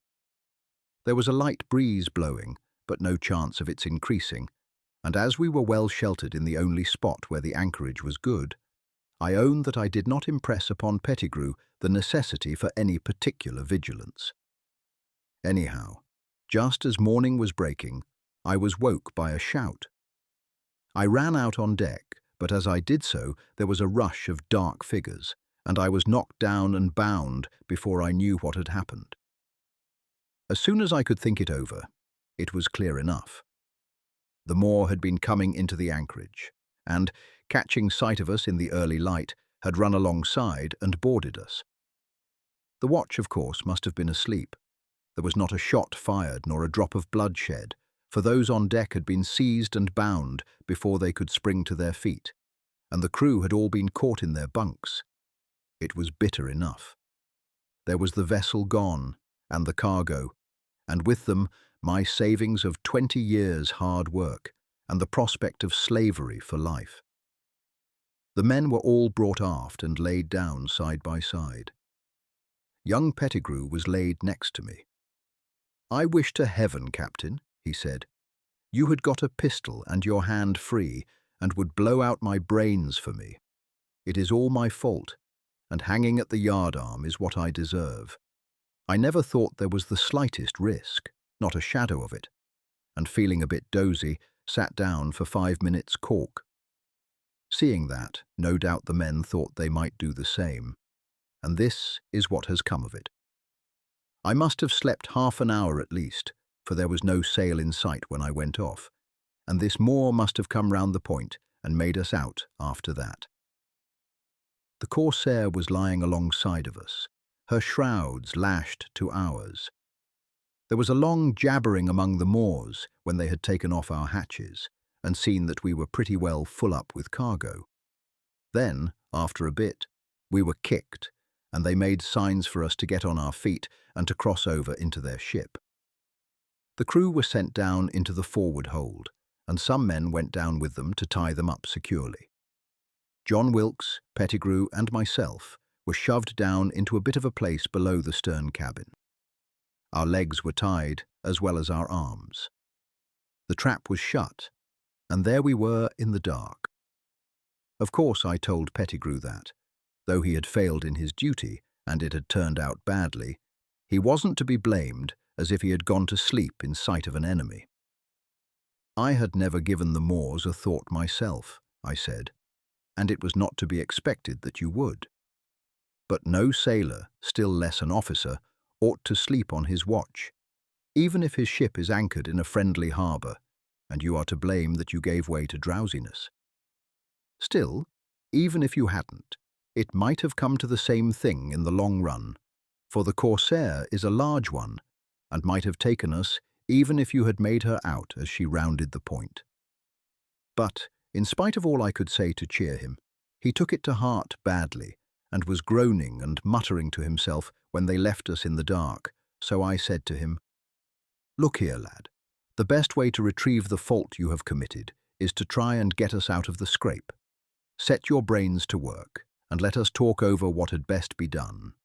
There is no time to be lost, for with a fair wind they can run from here to Tunis in 24 hours, and once there, one may give up all hope.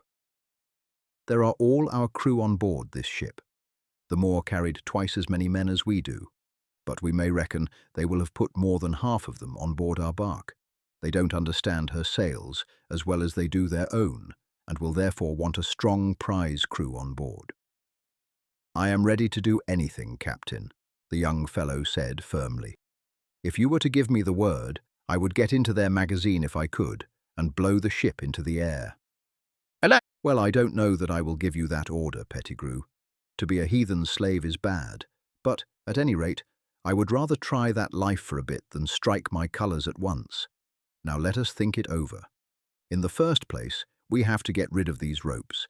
Then we have to work our way forward to the crew, and then to get on deck and fight for it. It is a stiff job, look at it which way one will, but at any rate it will be better to be doing something, even if we find at last that we can't get out of this dog kennel, than to lie here doing nothing." After some talk, we agreed that it was not likely the Moors would come down to us for a long time, for they might reckon that we could hold on without food or water easy enough until they got to Tunis. Having agreed as to that point, we set to work to get our ropes loose. Wriggling wouldn't do it, though we tried until the cords cut into our flesh. At last, Pettigrew said, "What a fool I am! I have got my knife hanging from a lanyard round my neck. It is under my blouse, so they did not notice it when they turned my pockets out." It was a long job to get at that knife. At last, I found the string behind his neck, and, getting hold of it with my teeth, pulled till the knife came up to his throat. Then John got it in his teeth, and the first part of the job was done. The next was easy enough. John held the handle of the knife in his teeth, and Pettigrew got hold of the blade in his, and between them they made a shift to open it. Then, after a good deal of trouble, Pettigrew shifted himself till he managed to get the knife in his hands. I lay across him and worked myself backwards and forwards till the blade cut through the rope at my wrist. Then, in 2 more minutes, we were free. Then we felt about, and found that the boarding between us and the main hold was old and shaky, and, with the aid of the knife and of our 3 shoulders, we made a shift at last to wrench one of the boards from its place. Pettigrew, who was slightest, crawled through, and we soon got another plank down. The hold was half full of cargo, which, no doubt, they had taken out of some ship or other. We made our way forward till we got to the bulkhead, which, like the one we had got through, was but a makeshift sort of affair, with room to put your fingers between the planks. So we hailed the men and told them how we had got free, and that if they didn't want to work all their lives as slaves, they had best do the same. They were ready enough, you may be sure, and, finding a passage between the planks wider in one place than the rest, we passed the knife through to them and told them how to set about cutting the rope. They were a deal quicker over it than we had been, for in our place there had been no height where we could stand upright, but they were able to do so. 2 men, standing back to back, and one holding the knife, made quick work of cutting the rope. We had plenty of strength now, and were not long in getting down a couple of planks. The first thing was to make a regular overhaul of the cargo, as well as we could do it without shifting things and making a noise, to look for weapons or for anything that would come in handy for the fight. Not a thing could we find, but we came upon a lot of kegs that we knew, by their feel, were powder. If there had been arms and we could have got up, we should have done it at once, trusting to seize the ship before the other could come up to her help. But without arms, it would be madness to try in broad daylight, and we agreed to wait till night, and to lie down again where we were before. putting the ropes round our legs again and our hands behind our backs, so that, if they did look in, everything should seem secure. "We shall have plenty of time," one of the sailors said, "for they have coiled a big hawser down on the hatch." When we got back to our lazarette, we tried the hatch by which we had been shoved down, but the three of us couldn't move it any more than if it had been solid stone. We had a goodish talk over it, and it was clear that the hatchway of the main hold was our only chance of getting out, and we might find that a tough job. "If we can't do it in any other way," Pettigrew said, "I should say we had best bring enough bales and things to fill this place up to within a foot of the top. Then on that, we might put a keg of powder, bore a hole in it, and make a slow match that would blow the cabin overhead into splinters, while the bales underneath it would prevent the force of the explosion blowing her bottom out." We agreed that, if the worst came to the worst, we would try this, and having settled that, went back to have a look at the main hatch. Feeling about round it, we found the points of the staple on which the hatchway bar worked above. They were not fastened with nuts, as they would have been with us, but were simply turned over and clinched. We had no means of straightening them out, but we could cut through the woodwork round them. Setting to work at that, we took it by turns till we could see the light through the wood. Then we left it to finish after dark. All this time we knew we were under sail by the rippling of the water along the sides. The men on board were evidently in high delight at their easy capture, and kicked up so much noise that there was no fear of their hearing any slight stir we made below. Very carefully we brought packages and bales under the hatchway, till we built up a sort of platform about 4 feet below it. We reckoned that, standing as thick as we could there, and all lifting together, we could make sure of hoisting the hatchway up, and could then spring out in a moment. Pettigrew still stuck to his plan, and talked us into carrying it out, both under the fore and aft hatches, pointing out that the 2 explosions would scare the crew out of their wits, that some would be killed, and many jump overboard in their fright.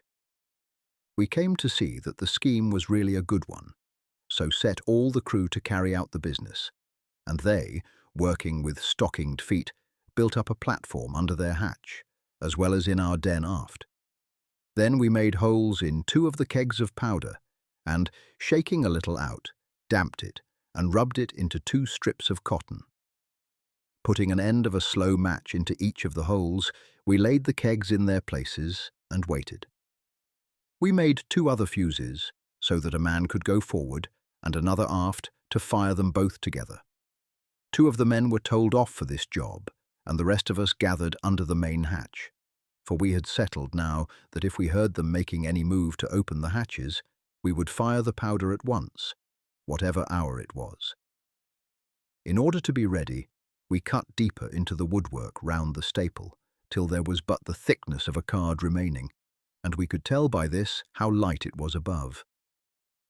It don't take long to tell you, but all this had taken us a good many hours, and so baked were we by the heat down below, and parched by thirst, that it was as much as I could do to persuade the men to wait until nightfall. At last we saw the light in the cut fade and darken. Again the men wanted to be at work, but I pointed out that if we waited till the crew had laid down on the deck, we might carry it through without losing a life. But if they were all awake, some of them would be sure to come at us with their weapons, and, unarmed as we were, might do us much harm. Still, though I succeeded in keeping the men quiet, I felt it was hard work to put a stopper on my own impatience. At last, even John here spoke up for action. "I expect those who mean to sleep are off by this time," he said. "As to reckoning upon them all going off, there ain't no hope of it. They will sit and jabber all night. They have made a good haul, and have taken a stout ship with a full hold, and 25 stout slaves, and that without losing a man. There won't be any sleep for most of them. I reckon it is 2 bells now. I do think, Captain, we might as well begin, for human nature can't stand this heat and thirst much longer." "All right, John," I said. Now, lads, remember that when the first explosion comes, for we can't reckon on the two slow matches burning just the same time, we all heave together till we find the hatch lifts. Then, when the second comes, we chuck it over and leap out. If you see a weapon, catch it up, but don't waste time looking about, but go at them with your fists. They will be scared pretty well out of their senses, and you will not be long before you all get hold of weapons of some sort. Now, Pettigrew, shove your blade up through the wood and cut round the staple. Now, Jack Brown, get out that tinder box you said you had about you, and get a spark going. 3 or 4 clicks were heard as the sailor struck his flint against the steel lid of the tinder box. "All right, Your Honour," he said. "I have got the spark." Then the 2 hands we had given the slow matches to lit them at the tinder box and went fore and aft, while as many of the rest of us as could crowded under the hatch. "Are you ready fore and aft?" I asked. The 2 men hailed in reply. "Light the matches then, and come here." I suppose it was not above a minute, but it seemed 10 before there was a tremendous explosion aft. The ship shook from stem to stern. There was a moment's silence, and then came yells and screams mixed with the sound of timbers and wreckage falling on the deck. "Now lift," I said, "but not too high. That is enough. She is free. Wait for the other." There was a rush of feet overhead as the Moors ran forward. Then came the other explosion. "Off with her, lads," I shouted, and in a moment we flung the hatch off and leapt out with a cheer. There was no fighting to speak of. The officers had been killed by the first explosion under their cabin, and many of the men had either been blown overboard or lay crushed under the timber and wreckage. The second explosion had been even more destructive, for it happened just as the crew, in their terror, had rushed forward. Many of those unhurt had sprung overboard at once, and as we rushed up, most of the others did the same. There was no difficulty about arms, for the deck was strewn with weapons. Few of us, however, stopped to pick one up, but, half mad with rage and thirst, rushed forward at the Moors. That finished them, and before we got to them, the last had sprung overboard. There was a rush on the part of the men to the scuttlebutt. "Take one drink, lads," I shouted, "and then to the buckets." It took us a quarter of an hour's hard work to put out the flames, and it was lucky the powder had blown so much of the decks up that we were enabled to get at the fire without difficulty, and so extinguish it before it got any great hold. As soon as we had got it out, I called a muster. There was only one missing. It was Pettigrew, he being the first to leap out and rush aft. There had been but one shot fired by the Moors. One fellow, as he leapt onto the rail, drew his pistol from his belt and fired before he sprang overboard. In the excitement and confusion, no one had noticed whether the shot took effect, for 2 or 3 men had stumbled and fallen over fragments of timber or bodies as we rushed aft. But now we searched, and soon came on the poor young fellow. The ball had struck him fair on the forehead, and he had fallen dead without a word or a cry. There was, however, no time to grieve. We had got to recapture the bark, which had been but a cable's length away when we rushed on deck, while we had been fighting the fire she had sailed on, regardless of the shrieks and shouts of the wretches who had sprung overboard from us. But she was still near us. Both vessels had been running before the wind, for I had sent John Wilkes to the tiller the moment that we got possession of the Corsair, and the bark was but about a quarter of a mile ahead. The wind was light, and we were running along at 4 knots an hour. The Moors on board the Kate had, luckily, been too scared by the explosion to think of getting one of the guns aft and peppering us while we were engaged in putting out the fire. And indeed, they could not have done us much harm if they had, for the high forecastle hid us from their view. As soon as we had found Pettigrew's body and laid it on the hatch we had thrown off, I went aft to John. "Are we gaining on her, John?"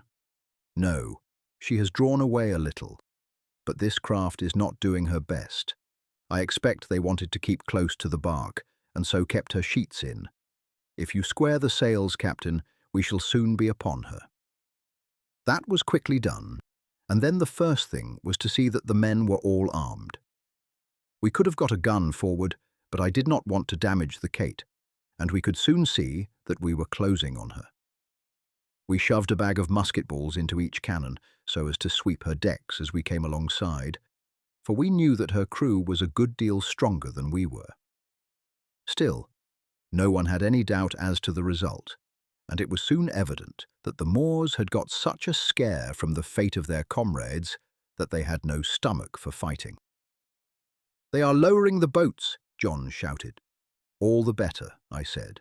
"They would fight like rats caught in a trap if we came up to them, and though we are men enough to capture her, we might lose half our number."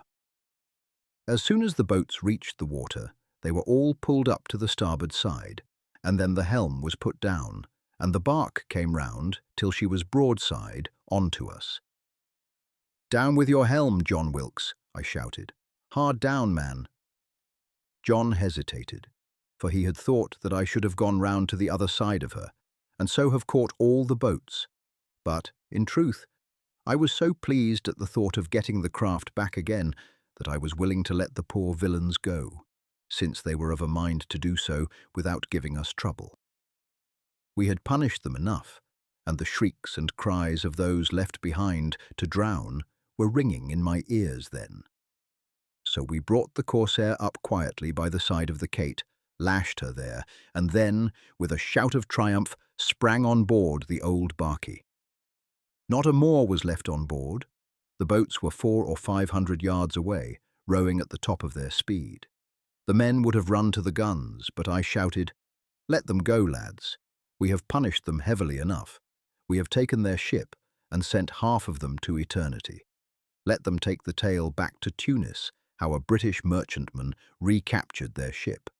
Now set to work to get some of the sail off both craft, and then, when we have got things snug, we will splice the main brace and have a meal." There is no more to tell. We carried the Rover into Gibraltar and sold her and her cargo there. It brought in a good round sum, and, except for the death of Pettigrew, we had no cause to regret the corsair having taken us by surprise that night off Pantellaria. "That was an exciting business indeed, Captain Dave," Cyril said, when the captain brought his story to a conclusion. "If it had not been for your good fortune in finding those kegs of powder and Pettigrew's idea of using them as he did, you and John might now, if you had been alive, have been working as slaves among the Moors." "Yes, lad. And not the least lucky thing was that Pettigrew's knife and Jack Brown's tinderbox had escaped the notice of the Moors.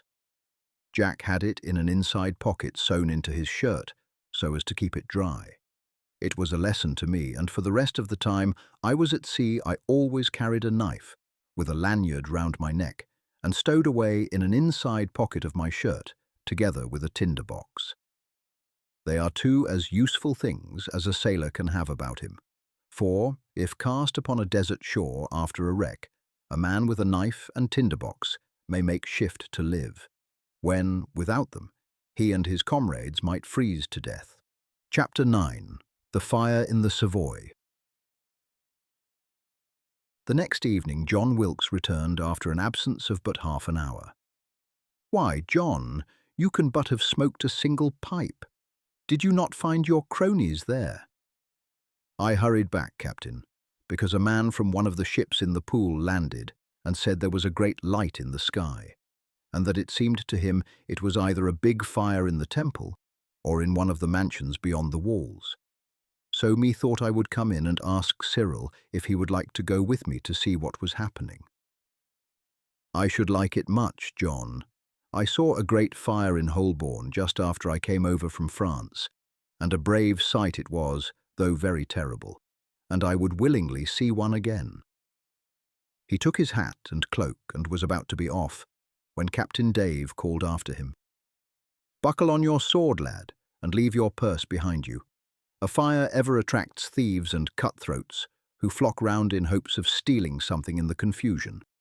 Besides, as I have told you before, You should never go out after dark without your sword, even were it but to cross the road." Cyril ran upstairs to his room, buckled on his weapon, and ran down again. "The captain is right," John Wilkes said, as he joined him at the door. "After your 2 adventures, it would be folly for you to go out unarmed." "Oh, I expect they have forgotten about me long ago," Cyril laughed lightly. "I don't know," John Wilkes said seriously. "As to Marna's gang, I think that there is not much fear from them, unless that young rascal Robert and the scoundrel who was with him have returned from Holland, and that they are not likely to do for some time to come. But it would not be in human nature if the man you call John Harvey should take his defeat without trying to pay you back for that wound you gave him, for getting Mistress Nellie out of his hands, and for making him the laughing stock of his comrades. I tell you that there is scarce an evening that I have gone out, but some fellow passes me before I have gone 20 yards, and, as he brushes my sleeve, turns his head to look at me.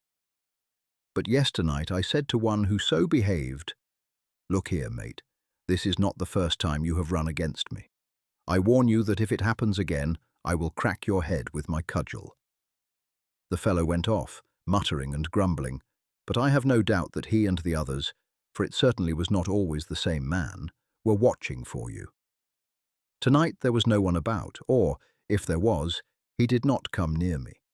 And it may be that, finding you never leave the house after nightfall, they have decided to give it up for the present. But I thought I heard a footfall lower down the street, just as we came out of the house, and it is like enough that we are followed now.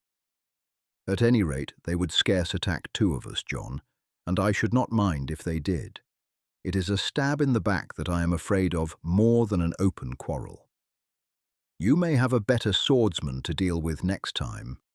The fellow himself would scarcely care to cross swords with you again, but he would have no difficulty in getting 6 cutthroats from the purlieus of the Temple or Westminster, professional bullies who are ready to use their swords to those who care to purchase them, and who would cut a throat for a few crowns, without caring a jot whose throat it was.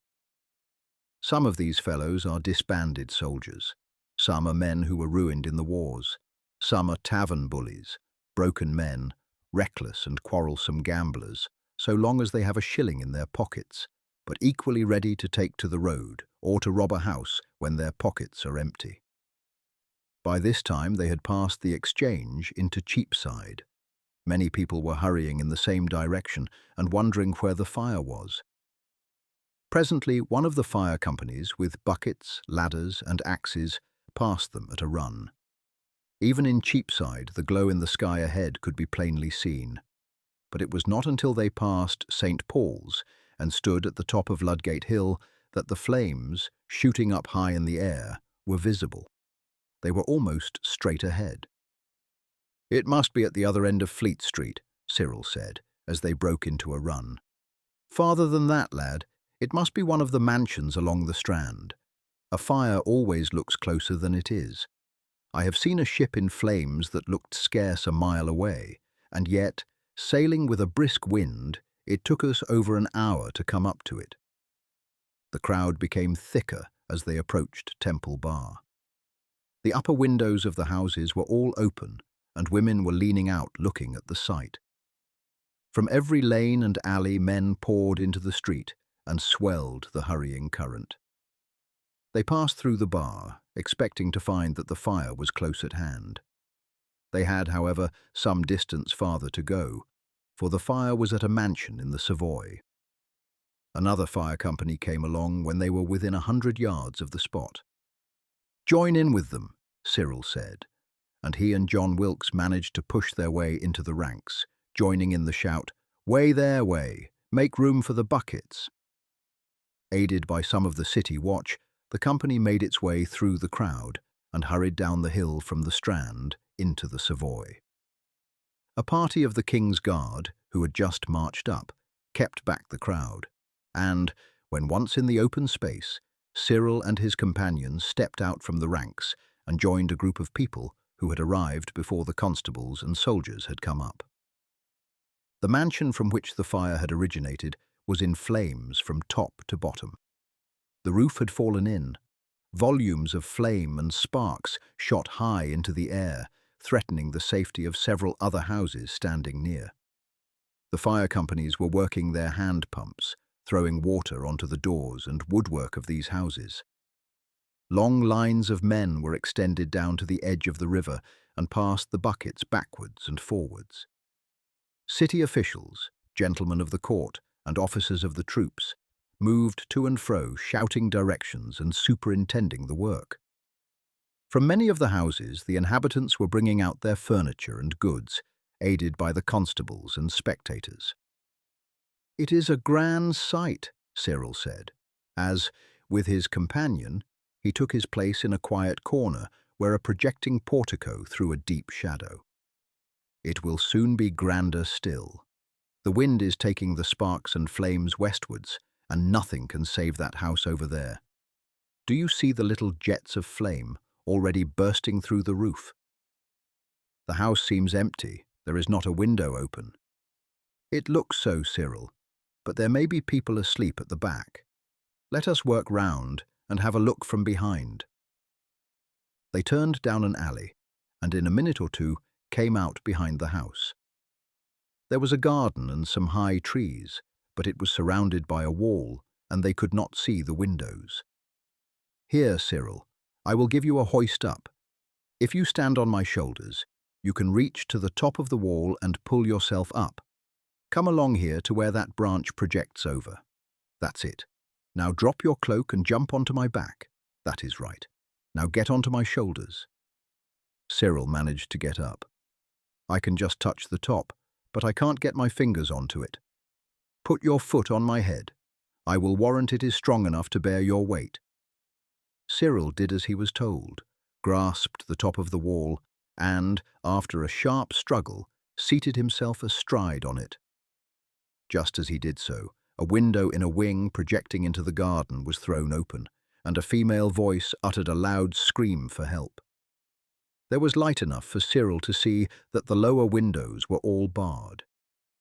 He shouted back, "Can't you get down the staircase?" "No, the house is full of smoke. There are some children here. Help! Help!" And the voice rose in a loud scream again. Cyril dropped down into the roadway by the side of John Wilkes. "There are some women and children in there, John. They can't get out. We must go round to the other side and get some axes and break down the door." Snatching up his cloak, he ran at full speed to his former position, followed by Wilkes. The roof of the house was now in flames. Many of the shutters and window frames had also caught fire from the heat. He ran up to two gentlemen who seemed to be directing the operations. "There are some women and children in a room at the back of that house," he said. "I have just been round there to see. They are in the second story and are crying for help. I fear the ladders are too short." "I can tie 2 or 3 of them together," Wilkes said. "I am an old sailor and can answer for the knots." The firemen were already dashing water on the lower windows of the front of the house. A party with axes were cutting at the door, but this was so massive and solid that it resisted their efforts. One of the gentlemen went down to them. At his orders, 8 or 10 men seized ladders. Cyril snatched some ropes from a heap that had been thrown down by the firemen, and the party, with one of the gentlemen, ran round to the back of the house. 2 ladders were placed against the wall. John Wilkes, running up one of them, hauled several of the others up and lowered them into the garden. The flames were now issuing from some of the upper windows. Cyril dropped from the wall into the garden and, running close up to the house, shouted to 3 or 4 women who were screaming loudly and hanging so far out that he thought they would fall, that help was at hand, and that they would be speedily rescued. John Wilkes rapidly tied 3 of the short ladders together. These were speedily raised, but it was found that they just reached the window. One of the firemen ran up, while John set to work to prepare another long ladder. As there was no sign of life at any other window, he laid it down on the grass when finished. "If you will put it up at the next window," Cyril said, I will mount it. The woman said there were children in the house, and possibly I may find them. Those women are so frightened that they don't know what they are doing. One woman had already been got onto the other ladder, but instead of coming down, she held on tightly, screaming at the top of her voice, until the fireman with great difficulty got up by her side, wrenched her hands from their hold, threw her across his shoulder, and carried her down. The room was full of smoke as Cyril leapt into it, but he found that it was not, as he had supposed, the one in which the women at the next window were standing. Near the window, however, an elderly woman was lying on the floor insensible, and 3 girls of from 8 to 14 lay across her. Cyril thrust his head out of the window. "Come up, John!" he shouted. "I want help!" He lifted the youngest of the girls, and as he got her out of the window, John's head appeared above the sill. "Take her down quick, John," he said, as he handed the child to him. "There are 3 others. They are all insensible from the smoke." Filling his lungs with fresh air, he turned into the blinding smoke again and speedily reappeared at the window with another of the girls. John was not yet at the bottom. He placed her with her head outside the window and was back with the eldest girl by the time Wilkes was up again. He handed her to him, and then, taking the other, stepped out onto the ladder and followed Wilkes down. "Brave lad," the gentleman said, patting him on the shoulder. "Are there any more of them?" "One more. A woman, sir. Do you go up, John? I will follow, for I doubt whether I can lift her by myself." He followed Wilkes closely up the ladder. There was a red glow now in the smoke. Flames were bursting through the door. John was waiting at the window. "Which way, lad? There is no seeing one's hand in the smoke." "Just in front, John, not 6 feet away. Hold your breath." They dashed forward together, seized the woman between them, and, dragging her to the window, placed her head and shoulders on the sill. "You go first, John. She is too heavy for me," Cyril gasped. John stumbled out, half suffocated, while Cyril thrust his head as far as he could outside the window. "That is it, John. You take hold of her shoulder, and I will help you get her onto your back." Between them they pushed her nearly out, and then, with Cyril's assistance, John got her across his shoulders. She was a heavy woman, and the old sailor had great difficulty in carrying her down. Cyril hung far out of the window till he saw him put his foot on the ground. Then he seized a rung of the ladder, swung himself out onto it, and was soon down. For a time he felt confused and bewildered, and was conscious that if he let go the ladder, he should fall. He heard a voice say, "Bring one of those buckets of water," and directly afterwards, "Here, lad, put your head into this," and a handful of water was dashed into his face. It revived him, and, turning round, he plunged his head into a bucket that a man held up for him. Then he took a long breath or two, pressed the water from his hair, and felt himself again. The women at the other window had by this time been brought down. A door in the garden wall had been broken down with axes, and the women and girls were taken away to a neighbouring house. "There is nothing more to do here," the gentleman said. "Now, men, you are to enter the houses round about. Wherever a door is fastened, break it in. Go out onto the roofs with buckets, put out the sparks as fast as they fall. I will send some more men to help you at once." He then put his hand on Cyril's shoulder and walked back with him to the open space. "We have saved them all," he said to the other gentleman who had now come up. "But it has been a close touch, and it was only by the gallantry of this young gentleman, and another with him, that the lives of 3 girls and a woman were rescued. I think all the men that can be spared had better go round to the houses in that direction. You see, the wind is setting that way, and the only hope of stopping the progress of the fire is to get plenty of men with buckets out on the roofs and at all the upper windows." The other gentleman gave the necessary orders to an officer. "Now, young sir, may I ask your name?" the other said to Cyril. "Cyril Shenstone, sir," He replied respectfully, for he saw that the two men before him were persons of rank. Shenstone? I know the name well.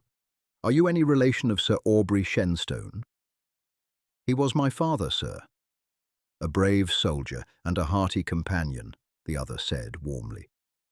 He rode behind me scores of times into the thick of the fight. I am Prince Rupert, lad. Cyril doffed his hat in deep respect. His father had always spoken of the prince in terms of boundless admiration, and had over and over again lamented that he had not been able to join the prince in his exploits at sea. "What has become of my old friend?" the prince asked. "He died 6 months ago, Prince." "I am sorry to hear it. I did hear that, while I was away, he had been suing at court. I asked for him, but could get no tidings of his whereabouts. But we cannot speak here. Ask for me tomorrow at Whitehall. Do you know this gentleman?" "No, sir, I have not the honour." "This is the Duke of Albemarle, my former enemy, but now my good friend.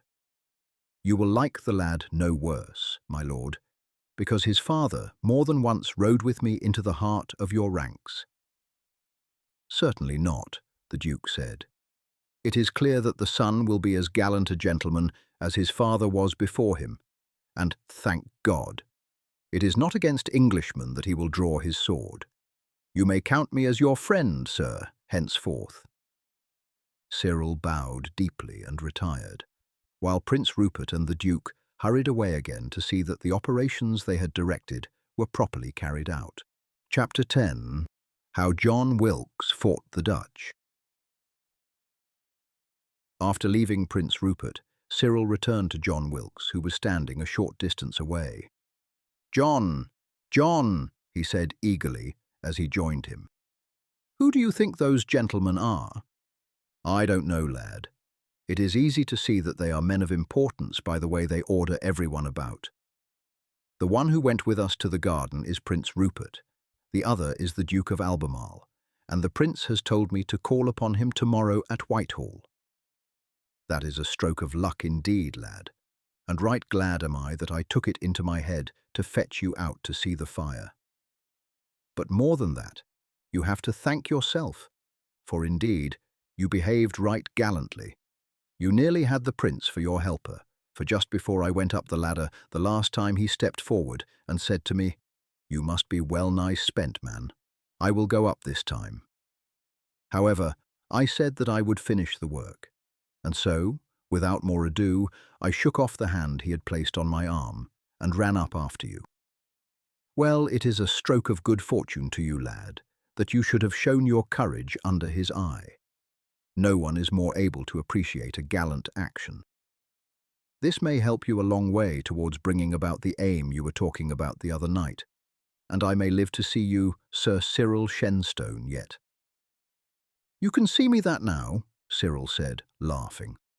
"My father was a baronet, and therefore at his death I came into the title, though I am not silly enough to go about the city as Sir Cyril Shenstone when I am but a poor clerk. It will be time enough to call myself Sir when I see some chance of buying back our estate, though indeed I have thought of taking the title again when I embark on foreign service, as it may help me somewhat in obtaining promotion. But do not say anything about it at home. I am Cyril Shenstone, and have been fortunate enough to win the friendship of Captain Dave, and I should not be so comfortable were there any change made in my position in the family.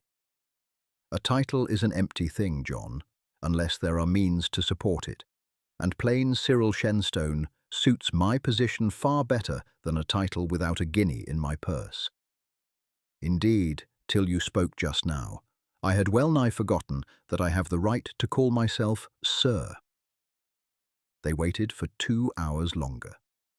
At the end of that time, 4 mansions had been burnt to the ground, but the further progress of the flames had been effectually stayed. The crowd had already begun to scatter, and as they walked eastward, the streets were full of people making their way homeward. The bell of St. Paul's was striking midnight as they entered.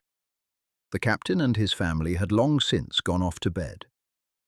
"This reminds one of that last business," John whispered, as they went quietly upstairs. "It does, John, but it has been a pleasanter evening in every way than those fruitless watches we kept in the street below." The next morning the story of the fire was told, and excited great interest. "Who were the girls you saved, Cyril?" Nellie asked. "I don't know. I did not think of asking to whom the house belonged, nor, indeed, was there anyone to ask. Most of the people were too busy to talk to, and the rest were spectators who had, like ourselves, managed to make their way in through the lines of the soldiers and watch." "Were they ladies?" "I really don't know," Cyril laughed. "The smoke was too thick to see anything about them, and I should not know them if I met them today. And besides, when you only see a young person in her nightdress, it is hard to form any opinion as to her rank." Nellie joined in the laugh. "I suppose not, Cyril. It might make a difference to you, though.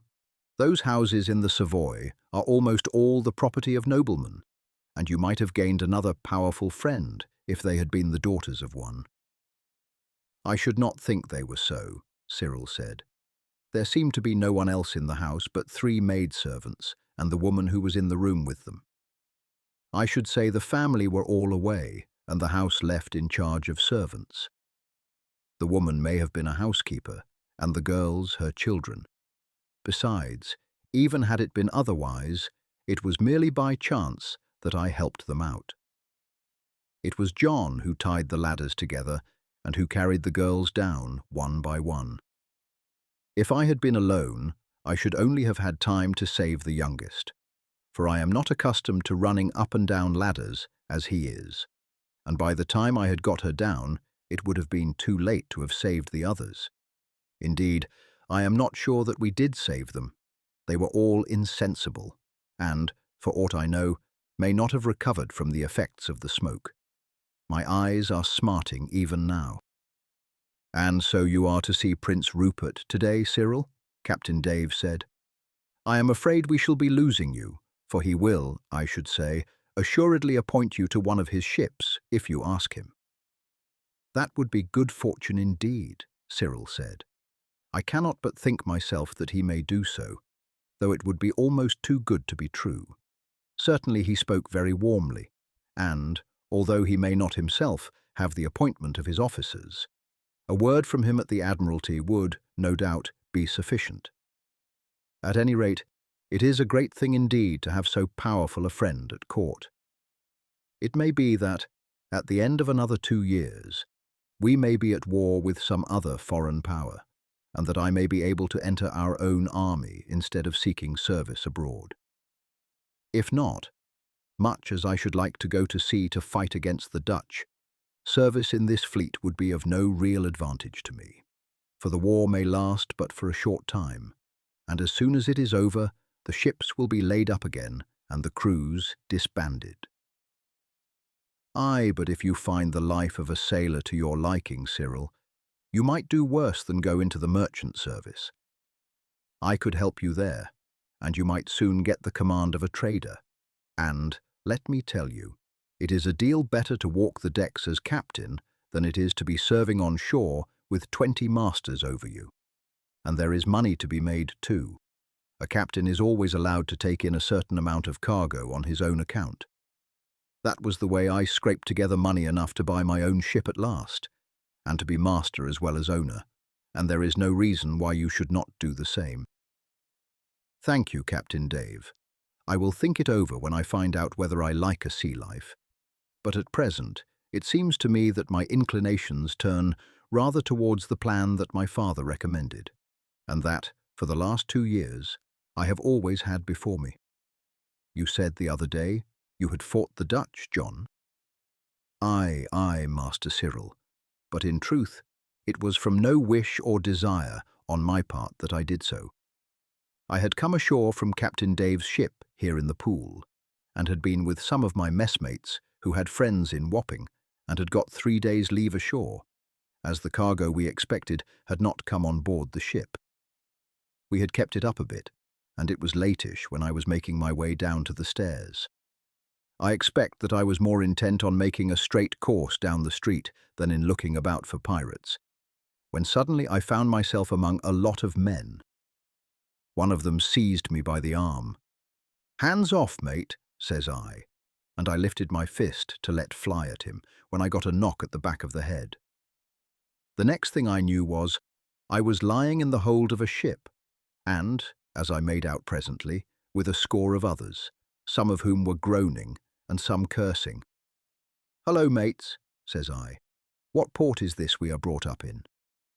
"We are on board the Tartar," one said. I knew what that meant, for the Tartar was the receiving hulk where they took the pressed men. The next morning, without question asked, we were brought up on deck, tumbled into a small sloop, and taken down to Gravesend, and there put, in batches of 4 or 5, into the ships of war lying there. It chanced that I was put on board Monk's flagship, the Resolution, and that is how it was I came to fight the Dutch. What year was that in, John? 53, in May it was. Van Tromp, at that time, with 98 ships of war and 6 fireships, was in the Downs, and felt so much master of the sea that he sailed in and battered Dover Castle. Then you were in the fight of the 2nd of June? Aye, and in that of the 31st of July, which was harder still. Tell me all about it, John. Law bless you, sir, there is nothing to tell as far as I was concerned. I was at one of the guns on the upper deck, but I might as well have been down below for anything I saw of it. It was just load and fire, load and fire. Sometimes, through the clouds of smoke, one caught a sight of the Dutchman one was firing at. More often, one didn't. There was no time for looking about, I can tell you, and if there had been time, there was nothing to see. It was like being in a big thunderstorm, with thunderbolts falling all round you, and a smashing, and a grinding, and a ripping that would have made your hair stand on end if you had only had time to think of it. But we hadn't time. It was, "Now then, my hearties, blaze away. Keep it up, lads. The Dutchmen have pretty near had enough of it." And then, at last, "They are running, lads. Run in your guns and tend the sails." And then a cheer as loud as we could give, which wasn't much, I can tell you, for we were spent with labour and half choked with powder, and our tongues parched up with thirst. How many ships had you? We had 95 warships and 5 fireships, so the game was an equal one. They had Tromp and De Ruyter to command them, and we had Monk and Dean.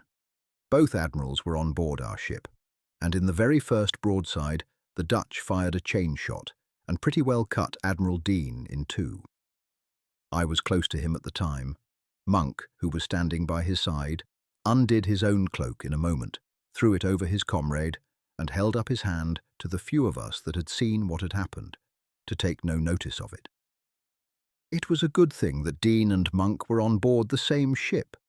If it had not been so, Dean's flag would have been hauled down, and all the fleet would have known of his death, which, at the commencement of the fight, would have greatly discouraged the men. They told me, though I know naught about it, that Rear Admiral Lawson charged with the Blue Squadron right through the Dutch line, and so threw them into confusion. However, about 3 o'clock, the fight having begun at 11, Van Tromp began to draw off, and we got more sail on the Resolution and followed them for some hours, they making a sort of running fight of it, till one of their big ships blew up about 9 in the evening, when they laid in for shore. Blake came up in the night with 18 ships. The Dutch tried to draw off, but at 8 o'clock we came up to them, and, after fighting for 4 hours, they hauled off and ran, in great confusion, for the flats, where we could not follow them, and so they escaped to Zealand. We heard that they had 6 of their best ships sunk, 2 blown up and 11 taken, but whether it was so or not I knew not, for, in truth, I saw nothing whatever of the matter. We sailed to the Texel, and there blocked in De Ruyter's squadron of 25 large ships, and we thought that there would be no more fighting, for the Dutch had sent to England to ask for terms of peace. However, we were wrong, and, to give the Dutchmen their due, they showed resolution greater than we gave them credit for we were astonished indeed to hear, towards the end of July, that Van Tromp had sailed out again with upwards of 90 ships. On the 29th they came in view, and we sailed out to engage them, but they would not come to close quarters, and it was 7 at night before the Resolution, with some 30 other ships, came up to them and charged through their line.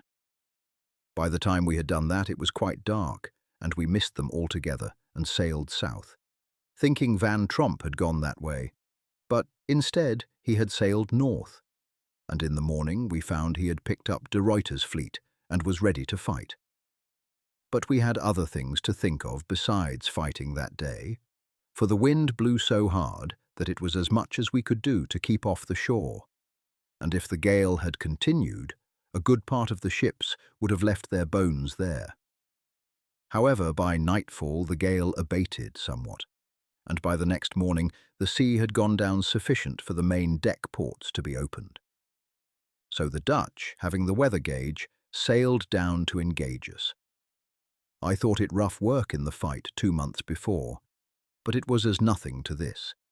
To begin with, the Dutch fireships came down before the wind, and it was as much as we could do to avoid them. They did indeed set the Triumph on fire, and most of the crew jumped overboard, but those that remained managed to put out the flames. Lawson, with the Blue Squadron, began the fighting, and that so briskly that de Ruyter's flagship was completely disabled and towed out of the fight. However, after I had seen that, our turn began, and I had no more time to look about. I only know that ship after ship came up to engage us, seeming bent upon lowering Monk's flag. 3 Dutch admirals, Tromp, Evertson, and de Ruyter, as I heard afterwards, came up in turn. We did not know who they were, but we knew they were admirals by their flags, and pounded them with all our hearts. And so good was our aim that I myself saw 2 of the admirals' flags brought down, and they say that all 3 of them were lowered. But you may guess the pounding was not all on our side, and we suffered very heavily. 4 men were hurt at the gun I worked, and nigh half the crew were killed or wounded. 2 of our masts were shot away, many of our guns disabled, and towards the end of the fight we were towed out of the line.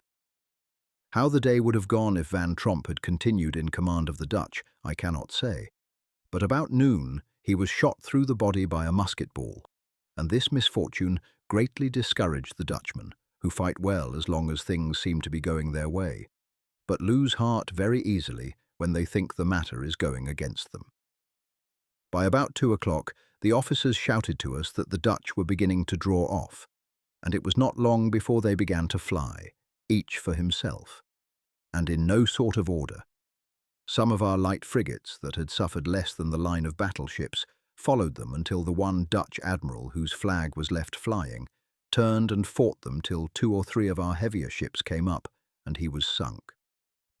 We could see but little of the chase, having plenty of work, for had a gale come on, our ship, and a good many others, would assuredly have been driven ashore in the plight we were in. Anyhow, at night their ships got into the Texel, and our vessels, which had been following them, anchored 5 or 6 leagues out, being afraid of the sands. Altogether we had burnt or sunk 26 of their ships of war, while we lost only 2 frigates, both of which were burnt by their fireships. As it was certain that they would not come out for some time again, and many of our ships being unfit for further contention until repaired, we returned to England, and I got my discharge and joined Captain Dave again a fortnight later, when his ship came up the river. Monk is a good fighter, Master Cyril, and should have the command of the fleet instead of, as they say, the Duke of York. Although he is called General and not Admiral, he is as good a sea dog as any of them, and he can think as well as fight. Among our ships that day were several merchantmen that had been taken up for the service at the last moment, and had guns slapped on board, with gunners to work them. Some of them had still their cargoes in the hold, and Monk, thinking that it was likely the captains would think more of saving their ships and goods than of fighting the Dutch, changed the captains all round, so that no man commanded his own vessel.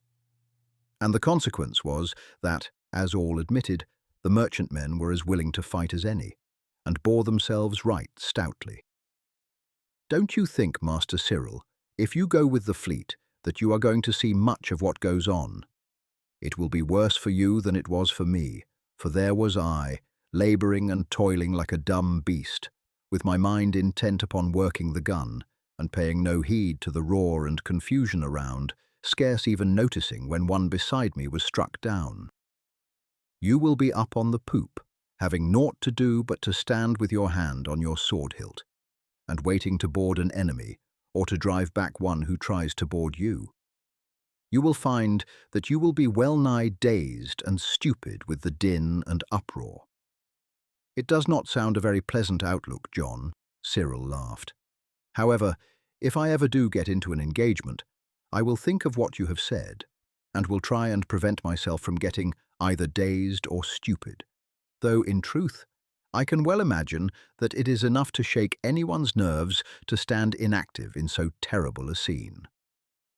You will have to take great care of yourself, Cyril, Nellie said gravely. Captain Dave and John Wilkes both burst into a laugh. How is he to take care of himself, Nellie? Her father said. Do you suppose that a man on deck would be any the safer were he to stoop down with his head below the rail, or to screw himself up on the leeward side of a mast? No, no, lass. Each man has to take his share of danger, and the most cowardly runs just as great a risk as the man who fearlessly exposes himself. Chapter 11. Prince Rupert. The next day, Cyril went down to breakfast in what he had often called, laughingly, his court suit. This suit he had had made for him a short time before his father's death, to replace the one he had when he came over, that being altogether outgrown. He had done so to please Sir Aubrey, who had repeatedly expressed his anxiety that Cyril should always be prepared to take advantage of any good fortune that might befall him. This was the first time he had put it on. "Well, truly you look a pretty fellow, Cyril," the captain said as he entered. "Don't you think so, Nellie?" The girl nodded. "I don't know that I like him better than in his black suit, father, but he looks very well." "Hullo, lass. This is a change of opinion, truly. For myself, I care not one jot for the fashion of a man's clothes, but I had thought that you always inclined to gay attire, and Cyril now would seem rather to belong to the court than to the city. If it had been any other morning, father, I might have thought more of Cyril's appearance, but what you were telling us but now of the continuance of the plague is so sad that mourning, rather than court attire, would seem to be the proper wear." "Is the plague spreading fast then, Captain Dave?" "No, but it is not decreasing, as we had hoped it would do. From the beginning of December, the deaths rose steadily until the end of January. While our usual death rate is under 300, it went to 474. Then the weather setting in very severe checked it till the end of February, and we all hoped that the danger was over, and that we should be rid of the distemper before the warm weather set in. But for the last fortnight there has been a rise rather than a fall. Not a large one, but sufficient to cause great alarm that it will continue until warm weather sets in, and may then grow into terrible proportions. So far, there has been no case in the city, and it is only in the west that it has any hold, the deaths being altogether in the parishes of St. Giles's, St. Andrew's, St. Bride's, and St. James's, Clerkenwell. Of course, there have been cases now and then for many years past, and 9 years ago it spread to a greater extent than now, and were we at the beginning of winter instead of nearing summer, there would be no occasion to think much of the matter. But, with the hot weather approaching, and the tales we hear of the badness of the plague in foreign parts, one can't but feel anxious. And they say, too, that there have been prophecies of grievous evils in London, Nellie put in. "We need not trouble about that," her father replied. The Anabaptists prophesied all sorts of evils in Elizabeth's time, but naught came of it. There are always men and women with disordered minds who think that they are prophets and have power to see further into the future than other people. But no one minds them or thinks aught of their wild words, save at a time like the present, when there is a danger of war or pestilence. You remember Bill Vokes, John? I mind him, Your Honour. A poor, half-crazed fellow he was, and yet a good seaman, who would do his duty blow high or blow low. He sailed 6 voyages with us, Captain, and never one of them without telling the crew that the ship would never return to port. He had had dreams about it, and the black cat had mewed when he left home, and he saw the 3 magpies in a tree hard by when he stepped from the door, and many other portents of that kind. The first time he well-nigh scared some of the crew, but after the first voyage, from which we came back safely, of course, they did but laugh at him, and as in all other respects he was a good sailor and a willing fellow.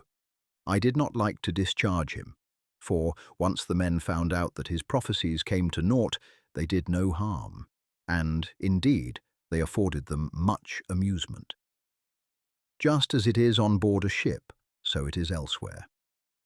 If our vessel had gone down that first voyage, any man who escaped drowning would have said that Bill Vokes had not been without reason in his warnings, and that it was nothing less than flying in the face of Providence to put to sea when the loss of the ship had been so surely foretold.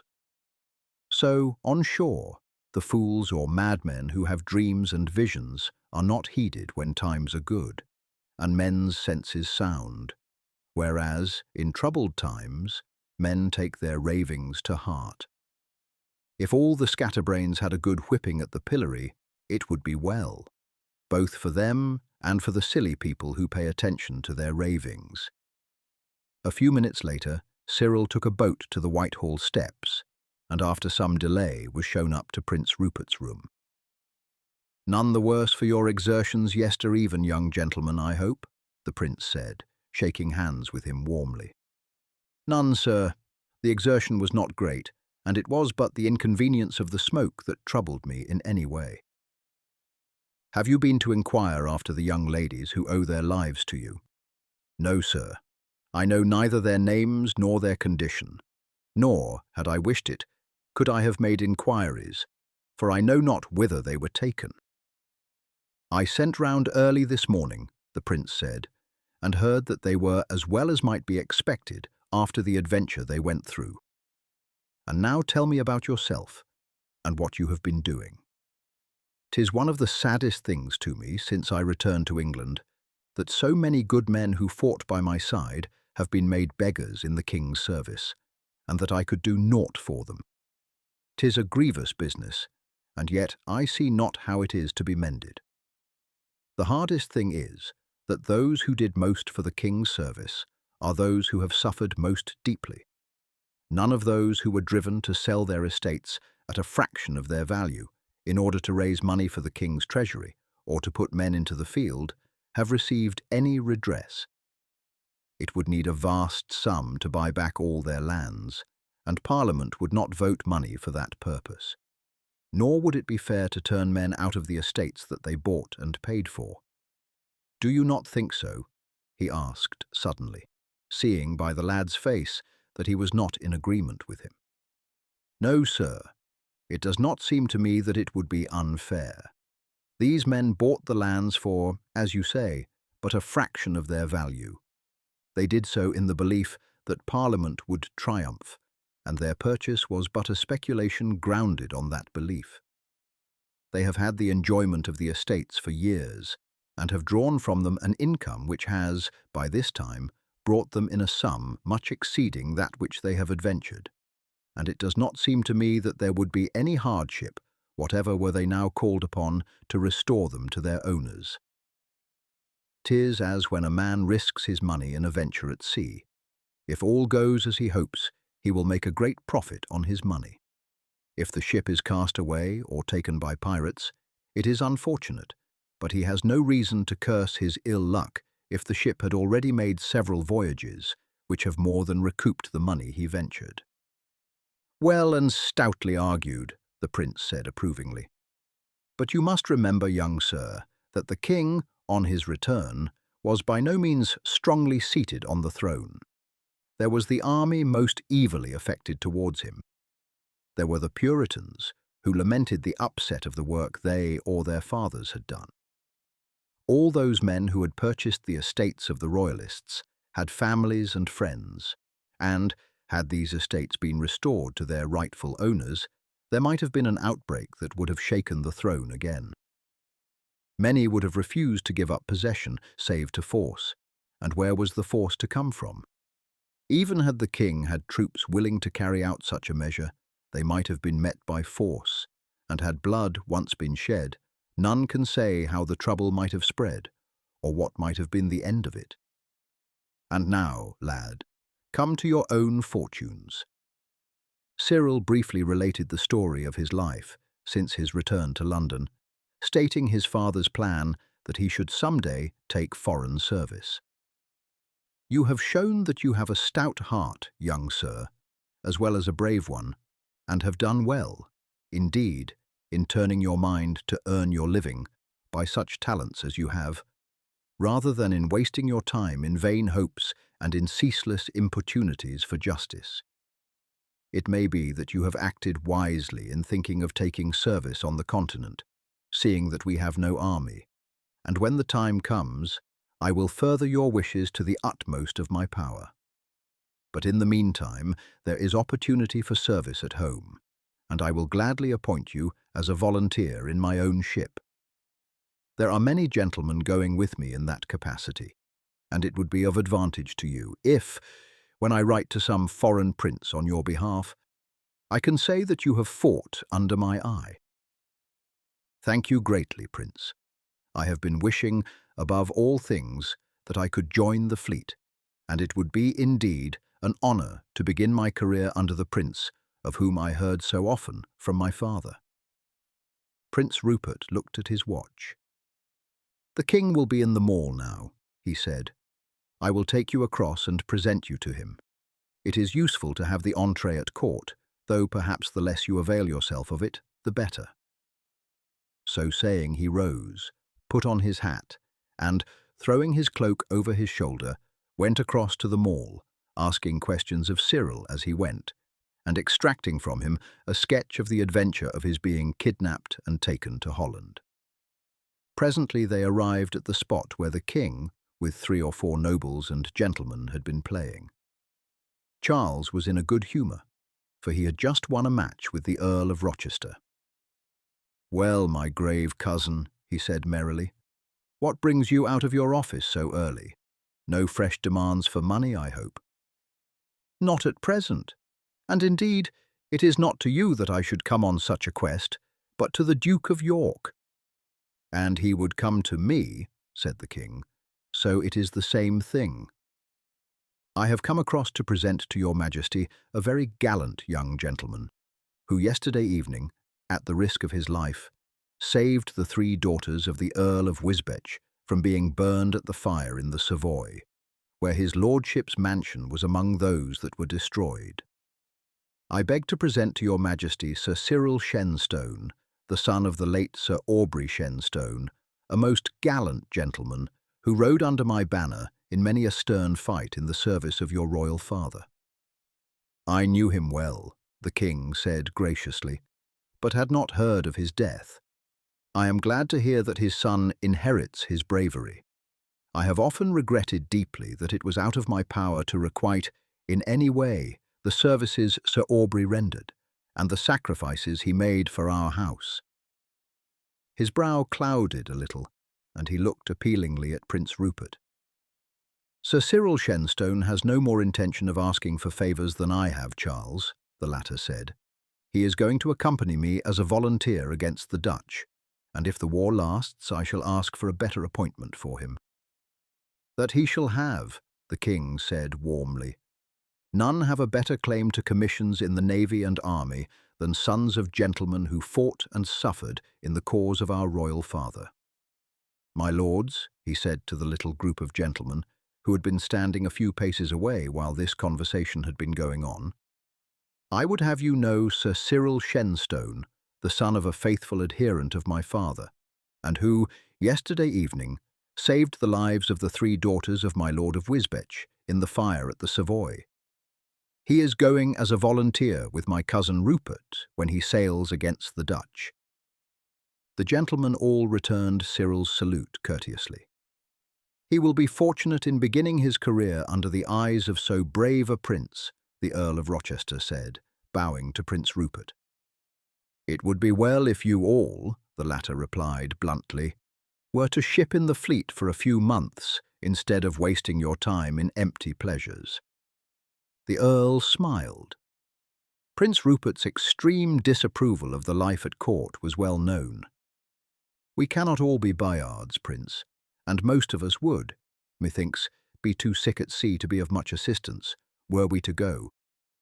But if the Dutchmen come here, which is not likely, for I doubt not, Prince, that you will soon send them flying back to their own ports, we shall all be glad to do our best to meet them when they land." The prince made no reply, but, turning to the king, said, "We will not detain you longer from your game, Cousin Charles. I have plenty to do, with all the complaints as to the state of the ships and the lack of stores and necessaries. Remember, I shall be glad to see you at my levees, Sir Cyril," the king said, holding out his hand. "Do not wait for the prince to bring you, for if you do, you will wait long."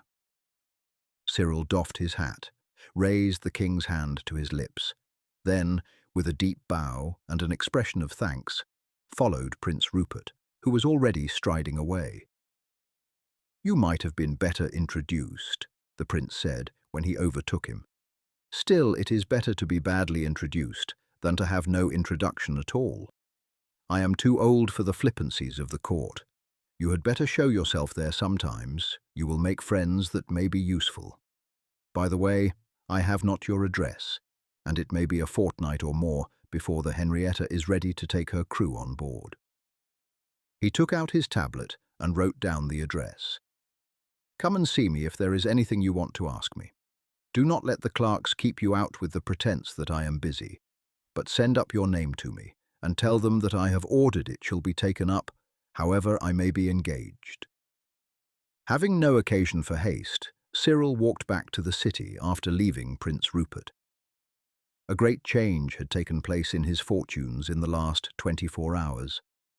Then he had no prospects save continuing his work in the city for another 2 years, and even after that time he foresaw grave difficulties in the way of his obtaining a commission in a foreign army. For Sir John Parton, even if ready to carry out the promise he had formerly made him, might not have sufficient influence to do so. Now he was to embark in Prince Rupert's own ship. He would be the companion of many other gentlemen going out as volunteers, and, at a bound, spring from the position of a writer in the city to that occupied by his father before he became involved in the trouble between king and parliament.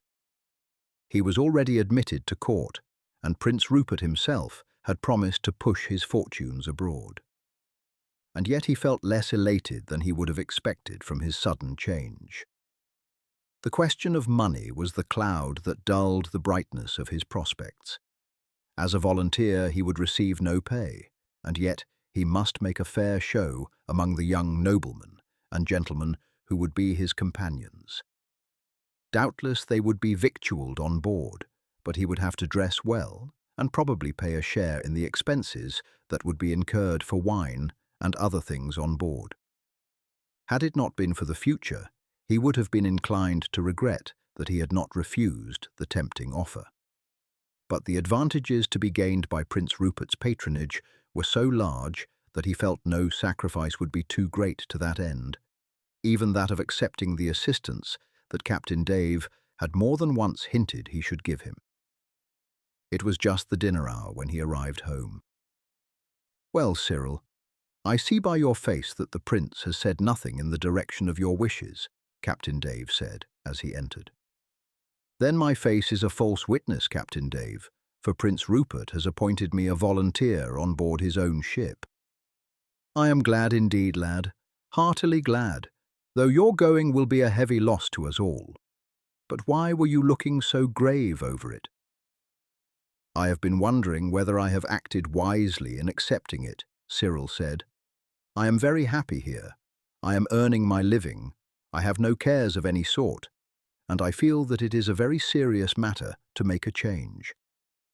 The prince has a number of noblemen and gentlemen going with him as volunteers, and I feel that I shall be out of my element in such company. At the same time, I have every reason to be thankful, for Prince Rupert has promised that he will, after the war is over, give me introductions which will procure me a commission abroad." "Well then, it seems to me that things could not look better," Captain Dave said heartily. "When do you go on board?"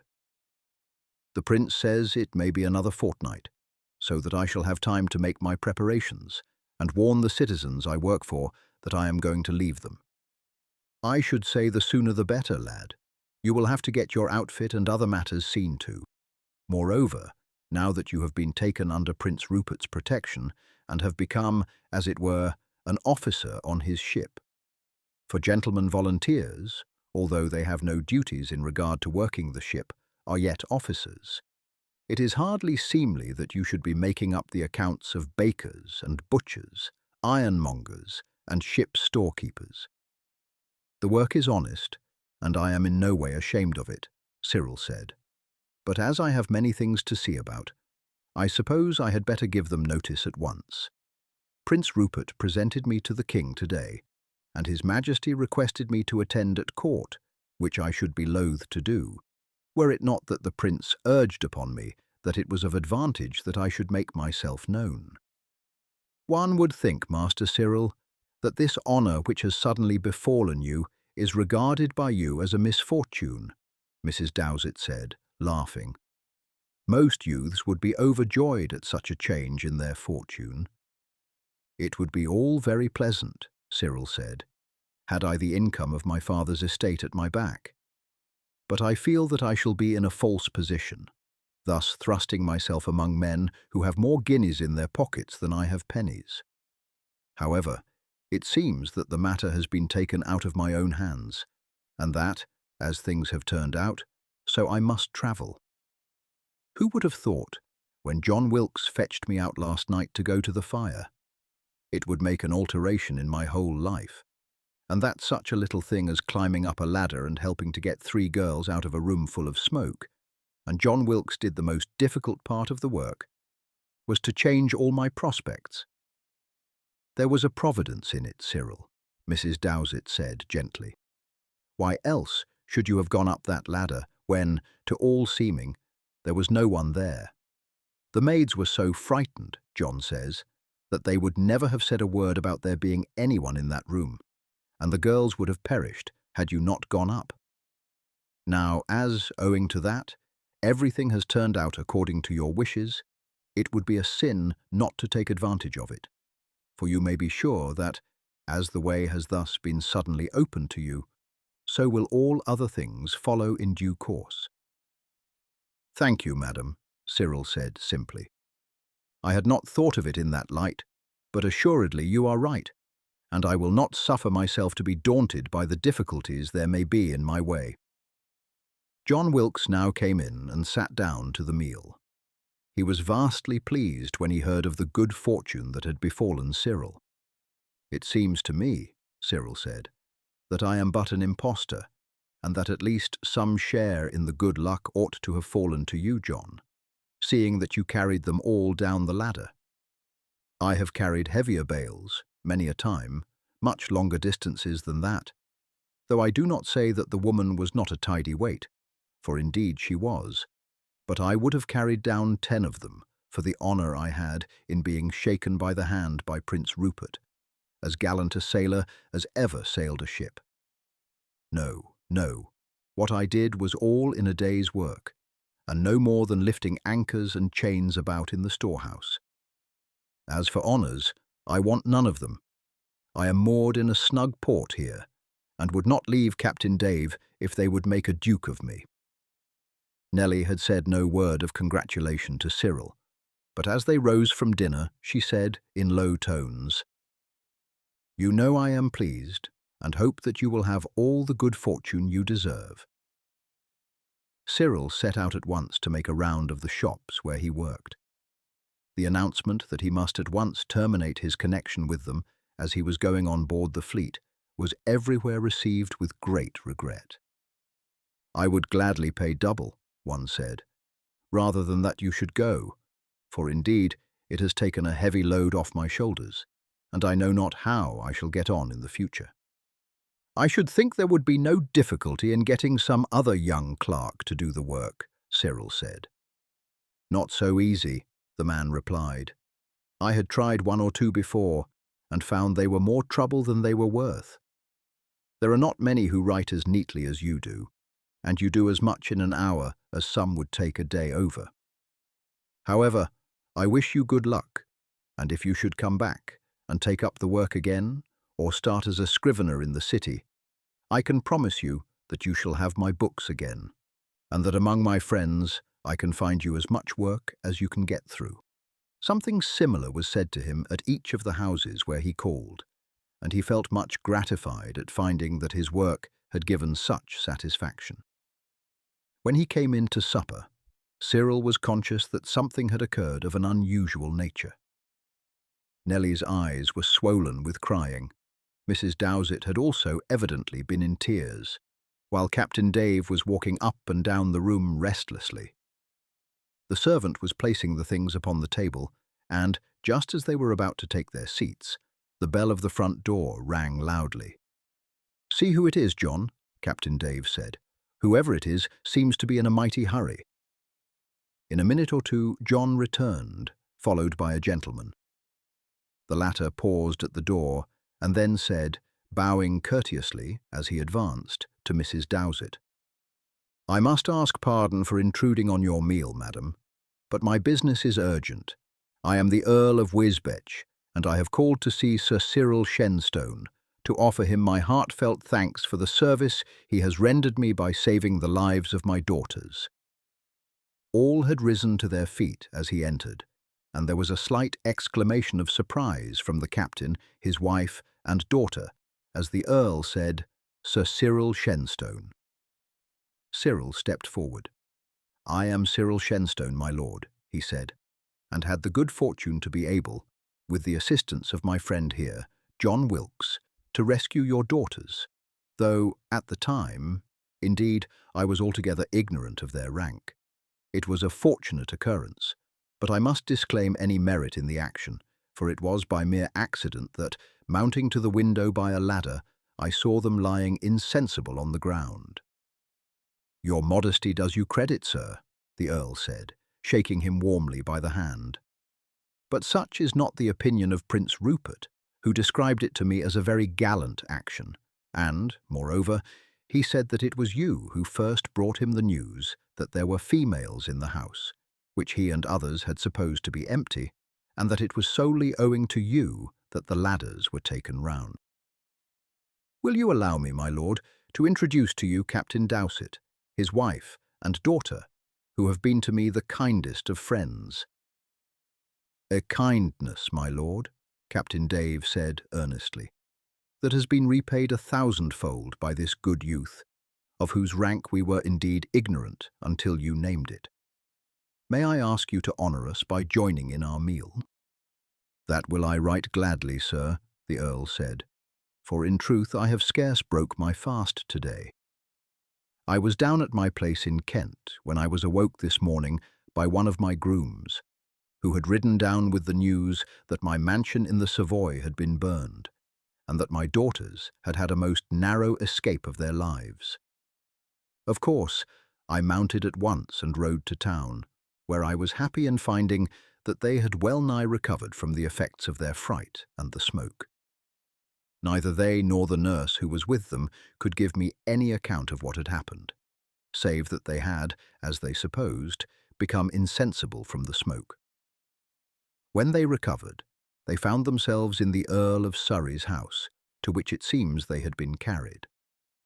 After inquiry, I learned that the Duke of Albemarle and Prince Rupert had both been on the scene directing operations.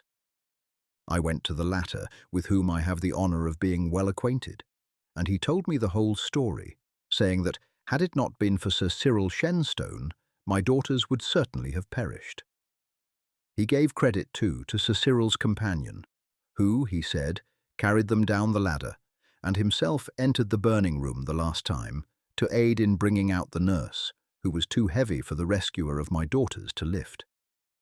Save a cup of wine and a piece of bread that I took on my first arrival, I have not broken my fast today.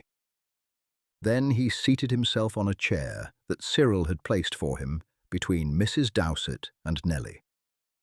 Captain Dave whispered to John Wilkes, who went out, and returned in 2 or 3 minutes with 3 or 4 flasks of rare Spanish wine which the captain had brought back on his last voyage, and kept for drinking on special occasions. The dame always kept an excellent table, and although she made many apologies to the Earl, he assured her that none were needed, for that he could have supped no better in his own house. "I hear," he said presently to Cyril, "that you are going out as a volunteer in Prince Rupert's ship. My son is also going with him, and I hope, in a day or 2, to introduce him to you.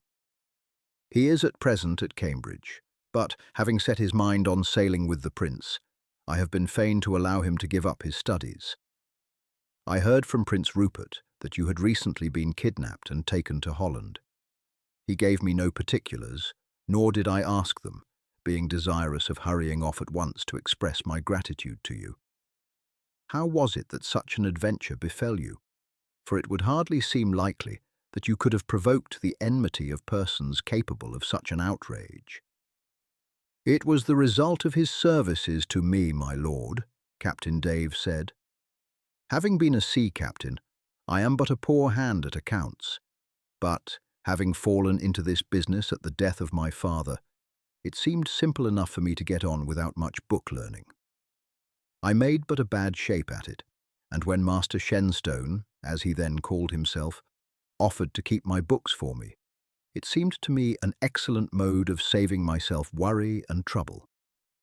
However, when he set himself to making up the accounts of my stock, he found that I was nigh £800 short, and, setting himself to watch, discovered that my apprentices were in alliance with a band of thieves, and were nightly robbing me. We caught them, and 2 of the thieves, in the act.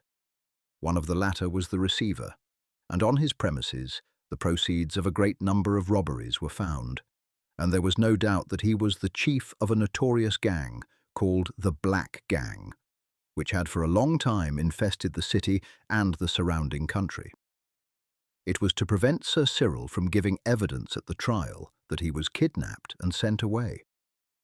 He was placed in the house of a diamond merchant, to whom the thieves were in the habit of consigning jewels, and this might well have turned out fatal to him, for to the same house came my elder apprentice and one of the men captured with him, a notorious ruffian, who had been rescued from the constables by a gang of their fellows in open daylight in the city. These, doubtless, would have compassed his death had he not happily seen them enter the house and made his escape, taking passage in a coaster bound for Dunkirk, from which place he took another ship to England. Thus you see, my lord, that I am indebted to him for saving me from a further loss that might well have ruined me." He paused and glanced at Nellie, who rose at once, saying to the Earl, "I trust that your lordship will excuse my mother and myself. My father has more to tell you. At least, I should wish him to do so." Then, taking her mother's hand, she curtsied deeply, and they left the room together. "Such, my lord, as I have told you, is the service, so far as I knew till this afternoon, Sir Cyril Shenstone has rendered me. That was no small thing, but it is very little to what I know now that I am indebted to him. After he went out, I was speaking with my wife on money matters, desiring much to be of assistance to him in the matter of the expedition on which he is going. Suddenly, my daughter burst into tears and left the room. I naturally bade my wife follow her and learn what ailed her. Then, with many sobs and tears, she told her mother that we little knew how much we were indebted to him. She said she had been a wicked girl, having permitted herself to be accosted several times by a well-dressed gallant who told her that he was the Earl of Harwich, who had professed great love for her and urged her to marry him privately. He was about to speak to her one day when she was out under Master Cyril's escort. The latter interfered, and there was well-nigh a fracas between them. Being afraid that some of the lookers-on might know her and bring the matter to our ears, she mentioned so much to us, and, in consequence, we did not allow her to go out afterwards, save in the company of her mother. Nevertheless, the man continued to meet her, and, as he was unknown to her mother, passed notes into her hand. To these she similarly replied, and at last consented to fly with him. She did so at night, and was about to enter a sedan chair in the lane, near this house, when they were interrupted by the arrival of Master Shenstone and my friend John Wilkes. The former, it seems, had his suspicions, and setting himself to watch, had discovered that she was corresponding with this man, whom he had found was not the personage he pretended to be, but a disreputable hanger-on of the court, one John Harvey, and had then kept up an incessant watch with the aid of John Wilkes outside the house at night, until he saw her come out and join the fellow with 2 associates, when he followed her to the chair they had in readiness for her. There was, she says, a terrible scene. Swords were drawn. John Wilkes knocked down one of the men, and Master Shenstone ran John Harvey through the shoulder.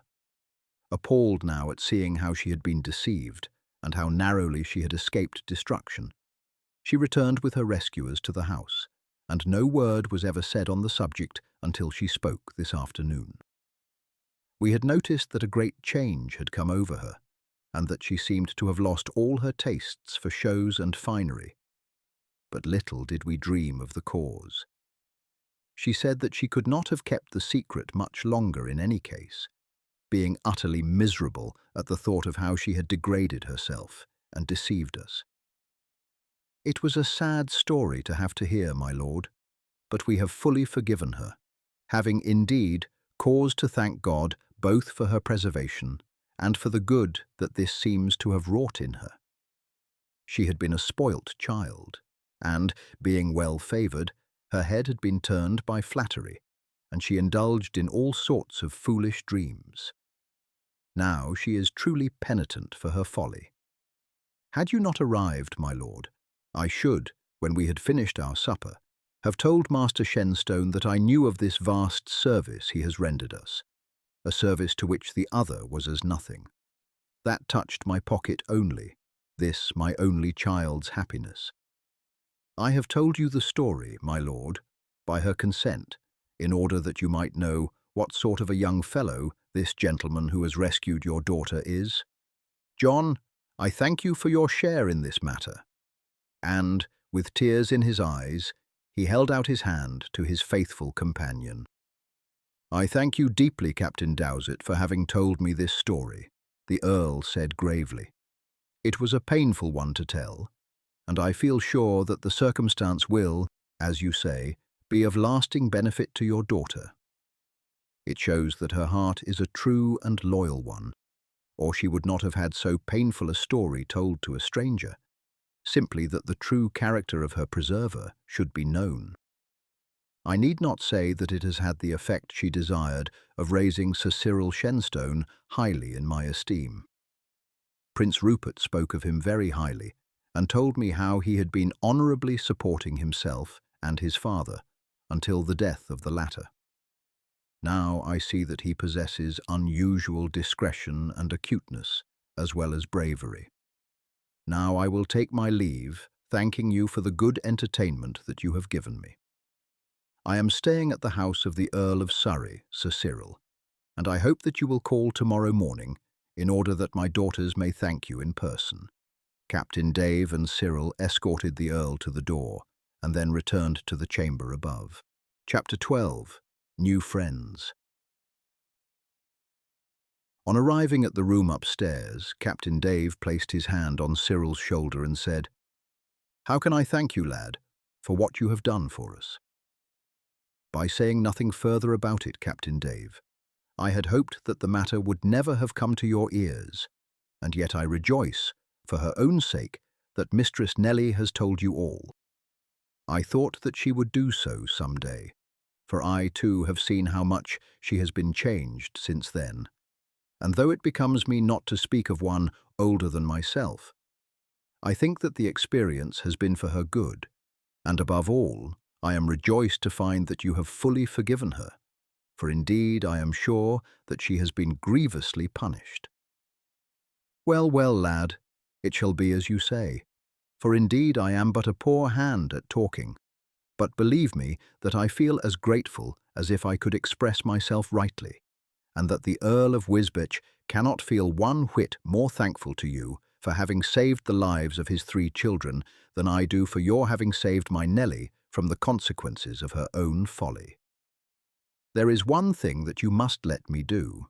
It is but a small thing, but at present I have no other way of showing what I feel. You must let me take upon myself, as if you had been my son, the expenses of this outfit of yours. I was talking of the matter, as you may have guessed by what I said to the Earl, when Nelly burst into tears, and if I contemplated this when I knew only you had saved me from ruin, how much more do I feel it now that you have done this greater thing? I trust that you will not refuse me and my wife this small opportunity of showing our gratitude. What say you, John Wilkes? I say, Captain Dave, that it is well spoken, and I am sure Master Cyril will not refuse your offer. I will not, Captain Dave, providing that you let it be as a loan that I may perhaps some day be enabled to repay you. I feel that it would be churlish to refuse so kind an offer, and it will relieve me of the one difficulty that troubled me when the prospects in all other respects seemed so fair. That is right, lad, and you have taken a load off my mind. You have not acted quite fairly by us in one respect, Master Cyril. How is that? Cyril asked in surprise. In not telling us that you were Sir Cyril Shenstone, and in letting us put you up in an attic, and letting you go about as Nelly's escort, as if you had been but an apprentice. Cyril laughed. I said that my father was Sir Aubrey Shenstone, though I own that I did not say so until I had been here some time. But the fact that he was a baronet and not a knight made little difference. It was a friendless lad whom you took in and gave shelter to, Captain Dave, and it mattered not whether he was plain Cyril or Sir Cyril. I had certainly no thought of taking my title again until I entered a foreign army, and indeed it would have been a disservice to me here in London. I should have cut but a poor figure asking for work and calling myself Sir Cyril Shenstone. I should have had to enter into all sorts of explanations before anyone would have believed me, and I don't think that, even with you, I should have been so comfortable as I have been. Well, at any rate, no harm has been done, Captain Dave said, but I think you might have told me. If I had, Captain Dave, you would assuredly have told your wife and Mistress Nelly, and it was much more pleasant for me that things should be as they were. Well, perhaps you were right, lad, and I own that I might not have let you work at my books and worry over that robbery, had I known that you were of a station above me. That you could never have known, Cyril said warmly. We have been poor ever since I can remember.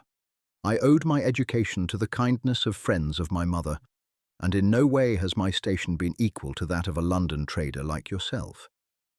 As to the title, it was but a matter of birth, and went but ill with an empty purse and a shabby doublet. In the future it may be useful, but until now it has been naught, and indeed worse than naught to me. The next morning, when Cyril went into the parlour, he found that Nelly was busy assisting the maid to lay the table. When the latter had left the room, the girl went up to Cyril and took his hand. "I have never thanked you yet," she said. "I could not bring myself to speak of it, but now that I have told them I can do so. Ever since that dreadful night I have prayed for you, morning and evening, and thanked God for sending you to my rescue. What a wicked girl you must have thought me, and with reason. But you could not think of me worse than I thought of myself. Now that my father and mother have forgiven me, I shall be different altogether. I had before made up my mind to tell them. Still, it did not seem to me that I should ever be happy again. But now that I have had the courage to speak out, and they have been so good to me, a great weight is lifted off my mind, and I mean to learn to be a good housewife like my mother, and to try to be worthy some day of an honest man's love. I am sure you will be, Cyril said warmly. And so, Mistress Nelly, it has all turned out for the best, though it did not seem so at one time. At this moment, Captain Dave came in. I am glad to see you two talking together as of old, he said. We had thought that there must be some quarrel between you, for you had given up rating him, Nelly. Give her a kiss, Cyril. She's a good lass, though she has been a foolish one. Nay, Nelly, do not offer him your cheek. It is the fashion to do that to every idle acquaintance. Kiss him heartily, as if you loved him. That is right, lass. Now let us to breakfast. Where is your mother? She is late. I told her that I would see after the breakfast in future, father, and I have begun this morning, partly because it is my duty to take the work off her hands, and partly because I wanted a private talk with Sir Cyril. I won't be called Sir Cyril under this roof, the lad said, laughing, and I warn you that if anyone calls me so, I will not answer. I have always been Cyril with you all, and I intend to remain so to the end, and you must remember that it is but a few months that I have had the right to the title, and was never addressed by it until by Prince Rupert. I was for the moment well nigh as much surprised as you were last night. An hour later, Cyril again donned his best suit and started to pay his visit to the Earl.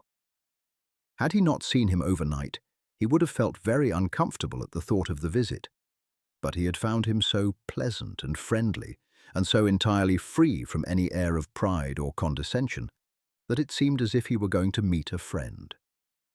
He was particularly struck with the manner in which he had placed Captain Dave and his family at their ease, and got them to talk as freely and naturally with him as if he had been an acquaintance of long standing. It seemed strange to him to give his name as Sir Cyril Shenstone to the lackeys at the door, and he almost expected to see an expression of amusement on their faces. They had, however, evidently received instructions respecting him, for he was, without question at once, ushered into the room in which the Earl of Wisbech and his daughters were sitting. The Earl shook him warmly by the hand, and then, turning to his daughters, said, "This is the gentleman to whom you owe your lives, girls. Sir Cyril, these are my daughters, Lady Dorothy, Lady Bertha, and Lady Beatrice. It seems somewhat strange to have to introduce you, who have saved their lives, to them, but you have the advantage of them, for you have seen them before, but they have not until now seen your face." Each of the girls, as she was named, made a deep curtsy, and then presented her cheek to be kissed, as was the custom of the times. "They are somewhat tongue-tied," the Earl said, smiling as the eldest of the three cast an appealing glance to him, "and have begged me to thank you in their names, which I do with all my heart, and beg you to believe that their gratitude is none the less deep because they have no words to express it. They generally have plenty to say, I can assure you, and will find their tongues when you are a little better acquainted." "I am most happy to have been of service to you, ladies," Cyril said, bowing deeply to them. "I can hardly say that I have the advantage your father speaks of, for in truth the smoke was so thick, and my eyes smarted so with it, that I could scarce see your faces. Their attire, too, in no way helped you," the Earl said with a laugh, "for, as I hear, their costume was of the slightest. I believe that Dorothy's chief concern is that she did not have time to attire herself in a more becoming toilette before the smoke overpowered her." "Now, father," the girl protested with a pretty colour in her cheeks, "you know I have never said anything of the sort, though I did say that I wished I had thrown a cloak round me. It is not pleasant, whatever you may think, to know that one was handed down a ladder in one's nightdress. "I don't care about that a bit," Beatrice said. "But you did not say, Father, that it was a young gentleman, no older than Sydney, who found us and carried us out. I had expected to see a great big man." "I don't think I said anything about his age, Beatrice, but simply told you that I had found out that it was Sir Cyril Shenstone that had saved you." "Is the nurse recovering, my lord?" "She is still in bed, and the doctor says she will be some time before she quite recovers from the fright and shock." They were all sleeping in the story above. It was Dorothy who first woke, and, after waking her sisters, ran into the nurse's room, which was next door, and roused her. The silly woman was so frightened that she could do nothing but stand at the window and scream until the girls almost dragged her away and forced her to come downstairs. The smoke, however, was so thick that they could get no farther than the next floor. Then, guided by the screams of the other servants, they opened a door and ran in. But, as you know, it was not the room into which the women had gone. The nurse fell down in a faint as soon as she got in. The girls, as it seems, dragged her as far as they could towards the window, but she was too heavy for them, and as they had not shut the door, the smoke poured in and overpowered them, and they fell beside her. The rest you know. She is a silly woman, and she has quite lost my confidence by her folly and cowardice. But she has been a good servant, and the girls, all of whom she nursed, were fond of her. Still, it is evident that she is not to be trusted in an emergency, and it was only because the girls' governess is away on a visit to her mother that she happened to be left in charge of them. Now, young ladies, you can leave us, as I have other matters to talk over with Sir Cyril." The three girls curtsied deeply, first to their father and then to Cyril, who held the door for them to pass out.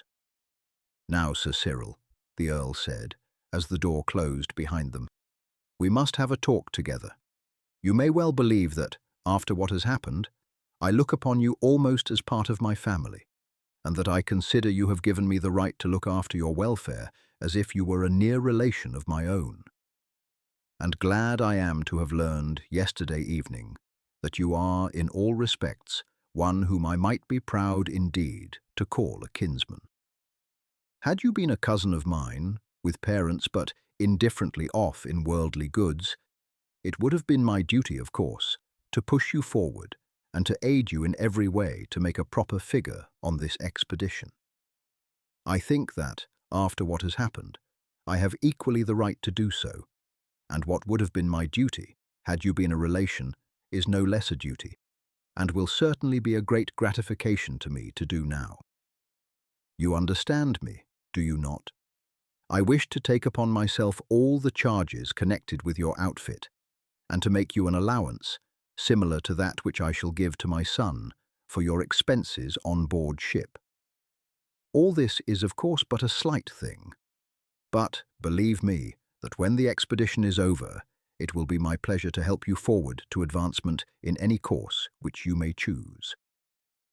"I thank you most heartily, my lord," Cyril said, "and would not hesitate to accept your help in the present matter, did I need it. However, I have saved some little money during the past 2 years, and Captain Dowsett has most generously offered me any sum I may require for my expenses, and has consented to allow me to take it as a loan to be repaid at some future time, should it be in my power to do so. Your offer, however, to aid me in my career afterwards, I most thankfully accept. My idea has always been to take service under some foreign prince, and Prince Rupert has most kindly promised to aid me in that respect. But after serving for a time at sea, I shall be better enabled to judge than at present as to whether that course is indeed the best. And I shall be most thankful for your counsel in this and all other matters, and feel myself fortunate indeed to have obtained your goodwill and patronage." "Well, if it must be so, it must," the Earl said. "Your friend Captain Dowsett seems to me a very worthy man. You have placed him under an obligation as heavy as my own, and he has the first claim to do you service. In this matter, then, I must be content to stand aside. But on your return from sea, it will be my turn, and I shall be hurt and grieved indeed if you do not allow me an opportunity of proving my gratitude to you. As to the career you speak of, it is a precarious one. There are indeed many English and Scotch officers who have risen to high rank and honour in foreign service. But to everyone that so succeeds, how many fall unnoticed and lie in unmarked graves in well-nigh every country in Europe? Were you like so many of your age, bent merely on adventure and pleasure, the case would be different. But it is evident that you have a clear head for business, that you are steady and persevering. And such being the case, there are many offices under the crown in which you might distinguish yourself and do far better than the vast majority of those who sell their swords to foreign princes and become mere soldiers of fortune, fighting for a cause in which they have no interest and risking their lives in quarrels that are neither their own nor their country's. However, all this we can talk over when you come back after having, as I hope, aided in destroying the Dutch fleet. I expect my son up tomorrow, and trust that you will accompany him to the King's levee next Monday. Prince Rupert tells me that he has already presented you to the King, and that you were well received by him, as indeed you had a right to be, as the son of a gentleman who had suffered and sacrificed much in the royal cause. But I will take the opportunity of introducing you to several other gentlemen who will sail with you. On the following day I shall be going down into Kent, and shall remain there until it is time for Sydney to embark.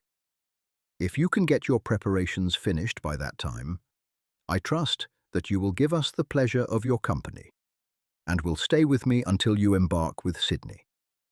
In this way you will come to know us better, and to feel, as I wish you to feel, as one of the family. Cyril gratefully accepted the invitation, and then took his leave. Captain Dave was delighted when he heard the issue of his visit to the Earl. I should never have forgiven you, lad, if you had accepted the Earl's offer to help you in the matter of this expedition. It is no great thing, and comes well within my compass, and I should have been sorely hurt had you let him come between us. But in the future I can do little, and he much. I have spoken to several friends who are better acquainted with public affairs than I am, and they all speak highly of him. He holds, for the most part, aloof from court, which is to his credit, seeing how matters go on there. But he is spoken of as a very worthy gentleman, and one of merit, who might take a prominent part in affairs were he so minded. He has broad estates in Kent and Norfolk, and spends the greater part of his life at one or other of his country seats. Doubtless, he will be able to assist you greatly in the future. I did not like to refuse his offer to go down with him to Kent, Cyril said, though I would far rather have remained here with you until we sail. You did perfectly right, lad. It will cut short your stay here but a week, and it would be madness to refuse the opportunity of getting to know him and his family better. The Countess died 3 years ago, I hear, and he has shown no disposition to take another wife, as he might well do, seeing he is but a year or two past 40, and has as pleasant a face and manner as I have ever seen. He is not the sort of man to promise what he will not perform, Cyril, and more than ever do I think that it was a fortunate thing for you that John Wilkes fetched you to that fire in the Savoy. And now, lad, you have no time to lose. You must come with me at once to Master Woods, the tailor in Eastcheap, who makes clothes not only for the citizens, but for many of the nobles and gallants of the court. In the first place, you will need a fitting dress for the King's levee. Then you will need at least 1 more suit similar to that you now wear, and 3 for on board ship, and for ordinary occasions made of stout cloth, but in the fashion. Then you must have helmet and breast and back pieces for the fighting, and for these we will go to Master Lawrence, the armourer, in Cheapside. All these we will order today in my name, and put them down in your account to me.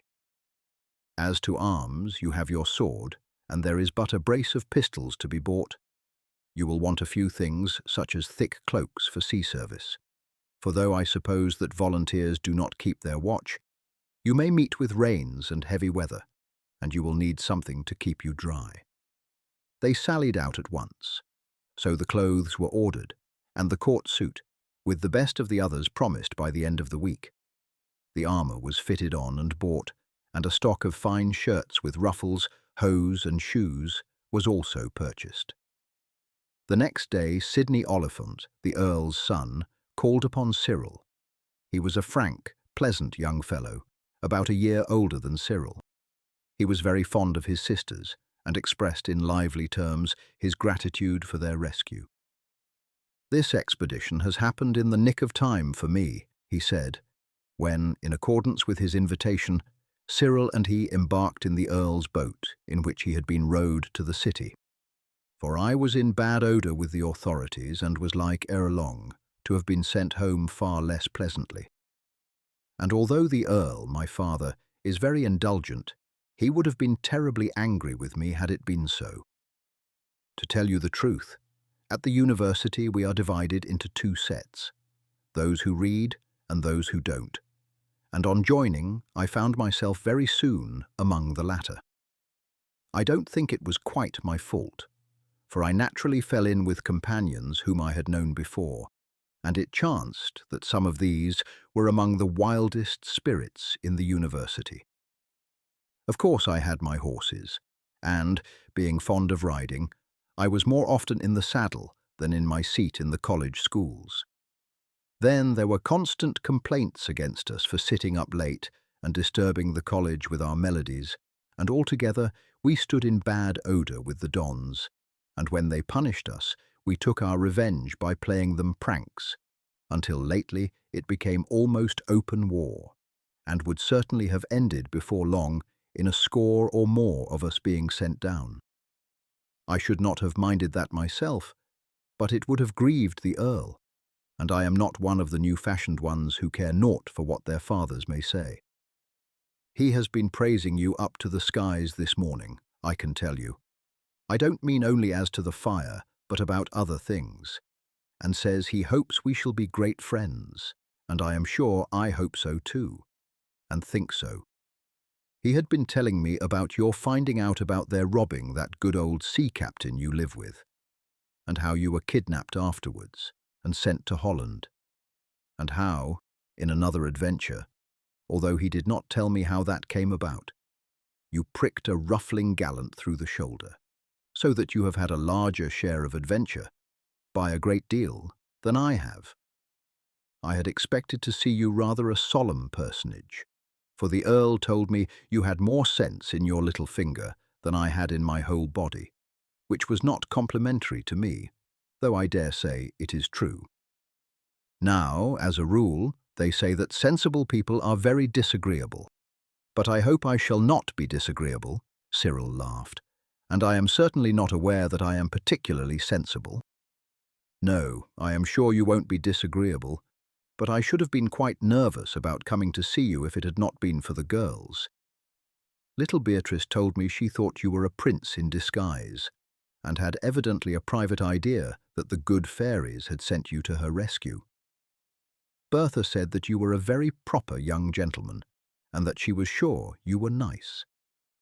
Dorothy didn't say much, but she evidently approved of the younger girl's sentiments, so I felt that you must be all right, for the girls are generally pretty severe critics, and very few of my friends stand at all high in their good graces. What amusement are you most fond of?" "I'm afraid I have had very little time for amusements," Cyril said. "I was very fond of fencing when I was in France, but have had no opportunity of practicing since I came to England. I went to a bull-bait once, but thought it a cruel sport. I suppose you go to a playhouse sometimes?" "No, I have never been inside one. A good deal of my work has been done in the evening, and I don't know that the thought ever occurred to me to go. I know nothing of your English sports, and neither ride nor shoot except with a pistol, with which I used to be a good shot when I was in France." They rode down as low as Greenwich, then, as the tide turned, made their way back. And by the time Cyril alighted from the boat at London Bridge stairs, the two young fellows had become quite intimate with each other. Nellie looked with great approval at Cyril as he came downstairs in a full court dress. Since the avowal she had made of her fault, she had recovered much of her brightness. She bustled about the house, intent upon the duties she had newly taken up, to the gratification of Mrs. Dowsett, who protested that her occupation was gone. "Not at all, mother. It is only that you are now captain of the ship and have got to give your orders instead of carrying them out yourself. Father did not pull up the ropes or go aloft to furl the sails, while I have no doubt he had plenty to do in seeing that his orders were carried out. You will be worse off than he was, for he had John Wilkes and others who knew their duty, while I have got almost everything to learn."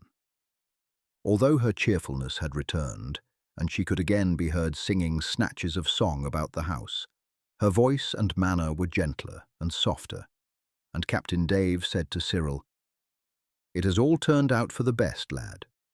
The ship was very near wrecked, but the lesson has been a useful one, and there is no fear of her being lost from want of care or good seamanship in future.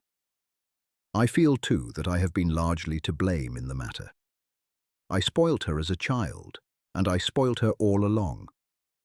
Her mother would have kept a firmer hand upon the helm if I had not always spoken up for the lass, and said, 'Let her have her head, don't check the sheets in too tautly.' I see I was wrong now. Why, lad, what a blessing it is to us all that it happened when it did. For if that fire had been but a month earlier, you would probably have gone away with the Earl, and we should have known nothing of Nellie's peril until we found that she was gone." "Sir Cyril." "No, I really cannot call you Cyril now," Nellie said, curtsying almost to the ground after taking a survey of the lad.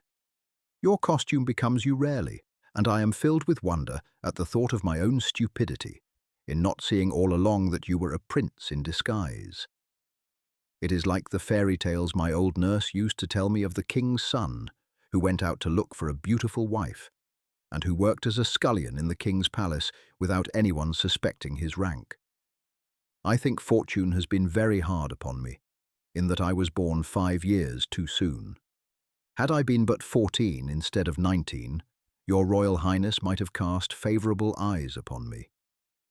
"But then, Mistress Nellie," Cyril said, laughing, "you would be filled with grief now at the thought that I am going away to the wars."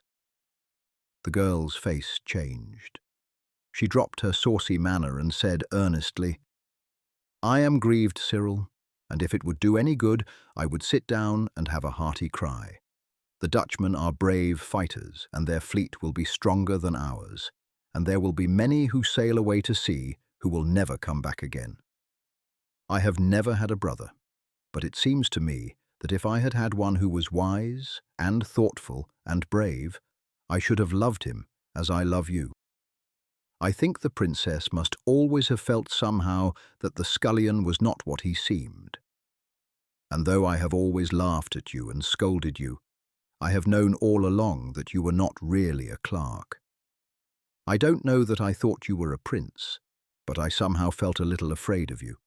You never said that you thought me vain and giddy, but I knew you did think so, and I used to feel a little malice against you, and yet, somehow, I respected and liked you all the more. And now it seems to me that you are still in disguise, and that, though you seem to be but a boy, you are really a man to whom some good fairy has given a boy's face. Methinks no boy could be as thoughtful and considerate and as kind as you are." "You are exaggerating altogether," Cyril said. "And yet, in what you say about my age, I think you are partly right. I have lived most of my life alone. I have had much care always on my shoulders, and grave responsibility. Thus it is that I am older in many ways than I should be at my years. I would it were not so. I have not had any boyhood, as other boys have, and I think it has been a great misfortune for me." "It has not been a misfortune for us, Cyril. It has been a blessing indeed to us all that you have not been quite like other boys, and I think that all your life it will be a satisfaction for you to know that you have saved one house from ruin, one woman from misery and disgrace. Now it is time for you to be going, but although you are leaving us tomorrow, Cyril, I hope that you are not going quite out of our lives. That you may be sure I am not, Nelly. If you have reason to be grateful to me, truly I have much reason to be grateful to your father. I have never been so happy as since I have been in this house, and I shall always return to it as to a home where I am sure of a welcome, as the place to which I chiefly owe any good fortune that may ever befall me. The levee was a brilliant one, and was attended, in addition to the usual throng of courtiers, by most of the officers and gentlemen who were going with the fleet. Cyril was glad indeed that he was with the Earl of Wisbech and his son, for he would have felt lonely and out of place in the brilliant throng in which Prince Rupert's face would have been the only one with which he was familiar. The Earl introduced him to several of the gentlemen who would be his shipmates, and by all he was cordially received when the Earl named him as the gentleman who had rescued his daughters from death. At times, when the Earl was chatting with his friends, Cyril moved about through the rooms with Sidney, who knew by appearance a great number of those present, and was able to point out all the distinguished persons of the court to him. "There is the Prince," he said, "talking with the Earl of Rochester. What a grave face he has now! It is difficult to believe that he is the Rupert of the wars, and the headstrong prince whose very bravery helped to lose well nigh as many battles as he won. We may be sure that he will take us into the very thick of the fight, Cyril. Even now his wrist is as firm, and, I doubt not, his arm as strong as when he led the Cavaliers. I have seen him in the tennis court. There is not one at the court, though many are well nigh young enough to be his sons, who is his match at tennis. There is the Duke of York. They say he is a Catholic, but I own that makes no difference to me. He is fond of the sea, and is never so happy as when he is on board ship, though you would hardly think it by his grave face. The king is fond of it too. He has a pleasure vessel that is called a yacht, and so has the Duke of York, and they have races one against the other, but the king generally wins. He is making it a fashionable pastime. Some day I will have one myself, that is, if I find I like the sea, for it must be pleasant to sail about in your own vessel, and to go wheresoever one may fancy without asking leave from any man. When it came to his turn, Cyril passed before the king with the Earl and his son. The Earl presented Sidney, who had not before been at court, to the king, mentioning that he was going out as a volunteer in Prince Rupert's vessel. "That is as it should be, my lord," the king said. "England need never fear so long as her nobles and gentlemen are ready themselves to go out to fight her battles, and to set an example to the seamen. You need not present this young gentleman to me. My cousin Rupert has already done so, and told me of the service he has rendered to your daughters. He too sails with the prince, and after what happened, there can be no doubt that he can stand fire well. I would that this tiresome dignity did not prevent my being of the party. I would gladly, for once, lay my kingship down, and go out as one of the company to help give the Dutchmen a lesson that will teach them that, even if caught unexpectedly, the sea dogs of England can well hold their own, though they have no longer a Blake to command them." "I wonder that the king ventures to use Blake's name," Sidney whispered as they moved away, "considering the indignities that he allowed the judges to inflict on the body of the grand old sailor." "It was scandalous," Cyril said warmly, "and I burned with indignation when I heard of it in France. They may call him a traitor because he sided with the Parliament, but even royalists should never have forgotten what great deeds he did for England. However, though they might have dishonoured his body, they could not touch his fame, and his name will be known and honoured as long as England is a nation, and when the names of the men who condemned him have been long forgotten." After leaving the levee, Cyril went back to the city, and the next morning started on horseback, with the Earl and his son to the latter's seat, near Sevenoaks, the ladies having gone down in the Earl's coach on the previous day. Wholly unaccustomed as Cyril was to riding, he was so stiff that he had difficulty in dismounting when they rode up to the mansion. The Earl had provided a quiet and well-trained horse for his use, and he had therefore found no difficulty in retaining his seat. "You must ride every day while you are down here," the Earl said, "and by the end of the week you will begin to be fairly at home in the saddle.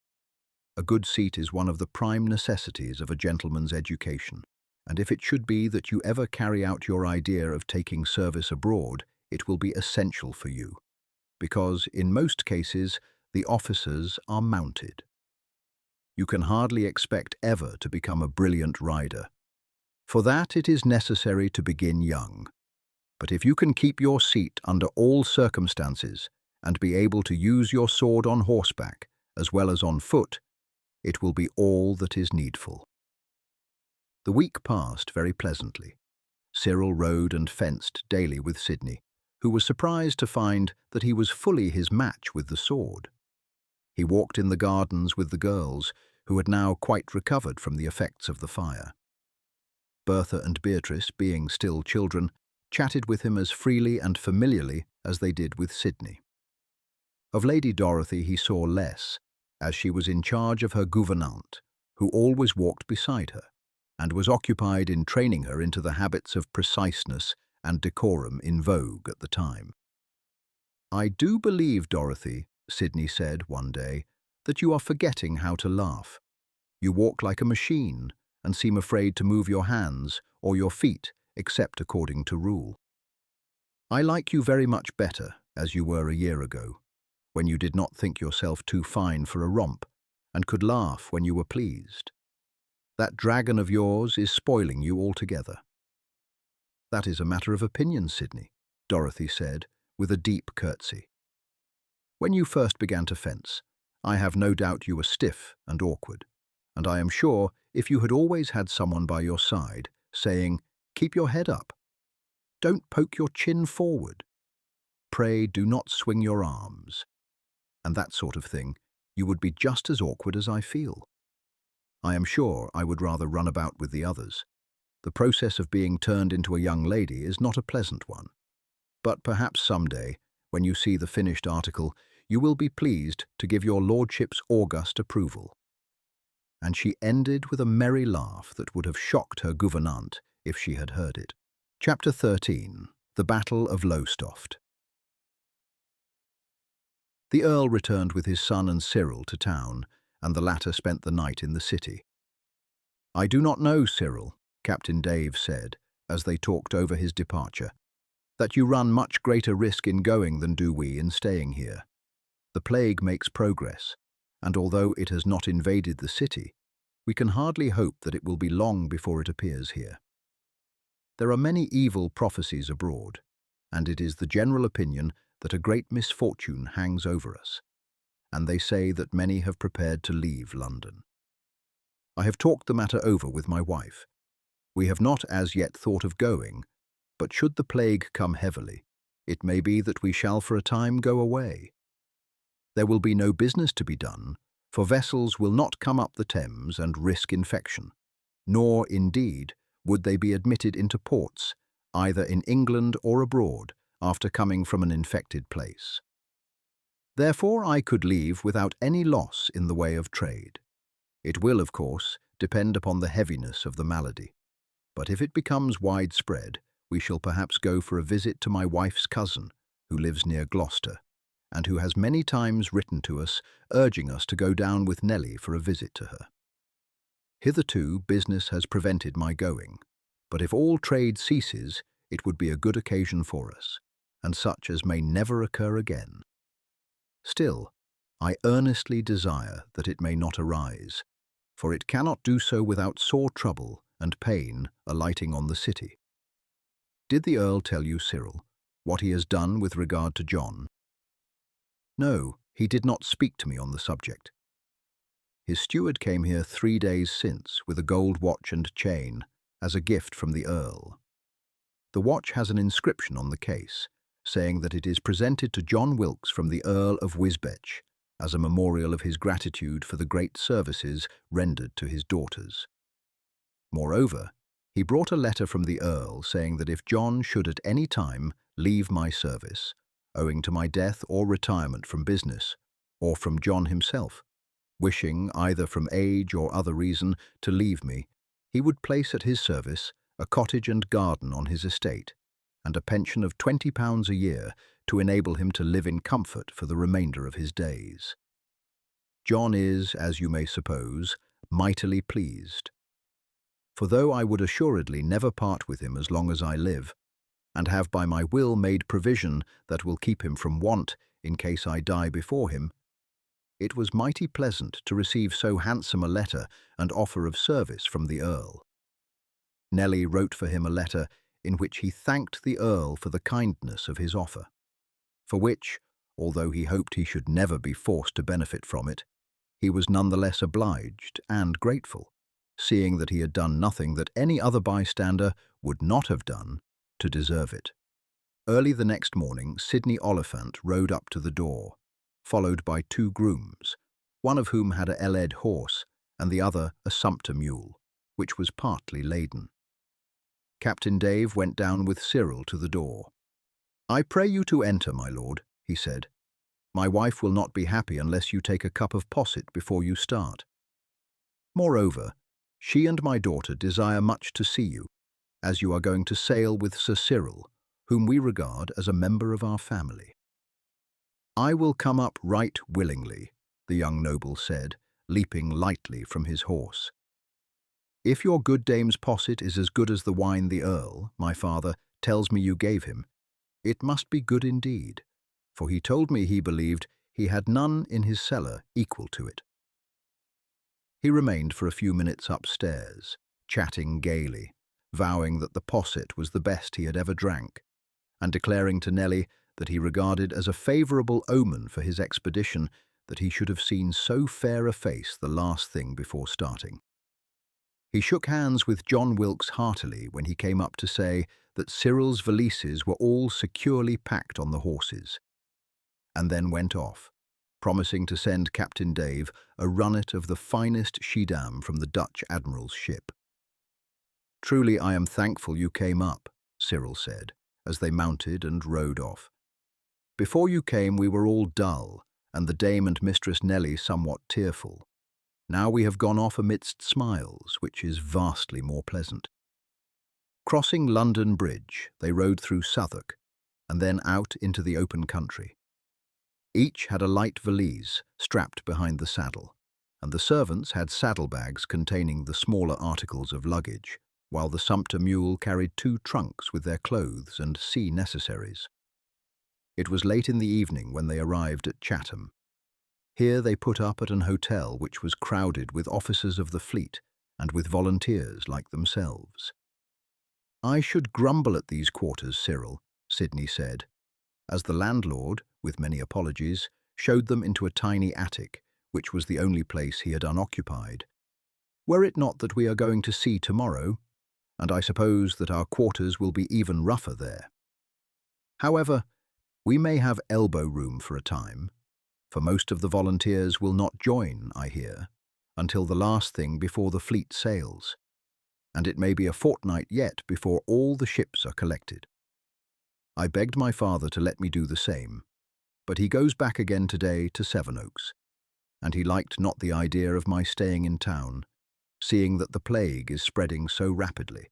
I would even have stayed in the country had he let me, but he was of opinion that I was best on board, in the first place, because I may not get news down there in time to join the fleet before it sails, and in the second, that I might come to get over this sickness of the sea, and so be fit and able to do my part when we meet the Dutch. This was so reasonable that I could urge nothing against it, for in truth it would be a horrible business if I were lying like a sick dog, unable to lift my head, while our men were fighting the Dutch. I have never been to sea, and know not how I shall bear it. Are you a good sailor? Yes, I used to go out very often in a fishing boat at Dunkirk, and never was ill from the first. Many people are not ill at all, and it will certainly be of an advantage to you to be on board for a short time in quiet waters before setting out for sea.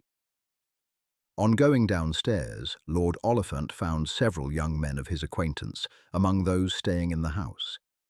He introduced Cyril to them, but the room was crowded and noisy.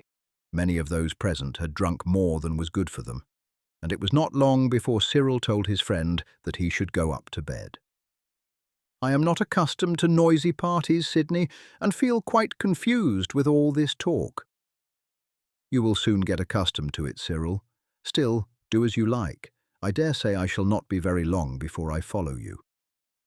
The next morning after breakfast, they went down to the quay and took a boat to the ship, which was lying abreast of the dockyard. The captain, on their giving their names, consulted the list. "That is right, gentlemen, though indeed I know not why you should have come down until we are ready to sail, which may not be for a week or more, though we shall go out from here tomorrow and join those lying in the Hope, for indeed you can be of no use while we are fitting, and would but do damage to your clothes and be in the way of the sailors. It is but little accommodation you will find on board here, though we will do the best we can for you." "We do not come about accommodation, Captain," Lord Oliphant laughed, "and we have brought down gear with us that will not soil, or rather, that cannot be the worse for soiling. There are 3 or 4 others at the inn where we stopped last night who are coming on board, but I hear that the rest of the volunteers will probably join when the fleet assembles in Yarmouth Roads." "Then they must be fonder of journeying on horseback than I am," the captain said.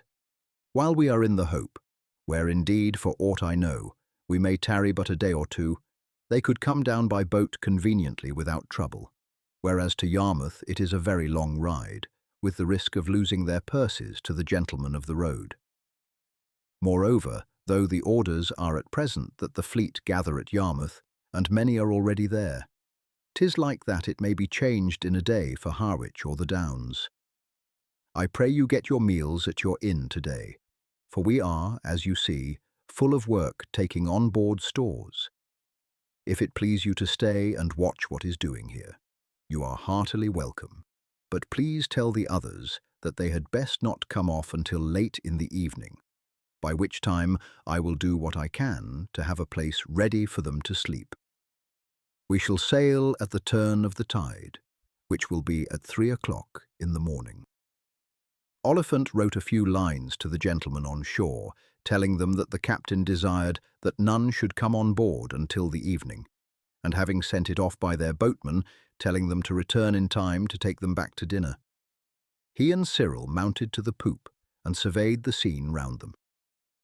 The ship was surrounded with lighters and boats from the dockyards, and from these casks and barrels, boxes and cases were being swung on board by blocks from the yards or rolled in at the portholes.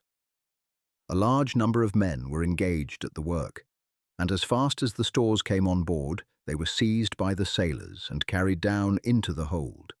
The provisions piled in tiers of barrels, the powder kegs packed in the magazine. "'Tis like an ant-hill," Cyril said.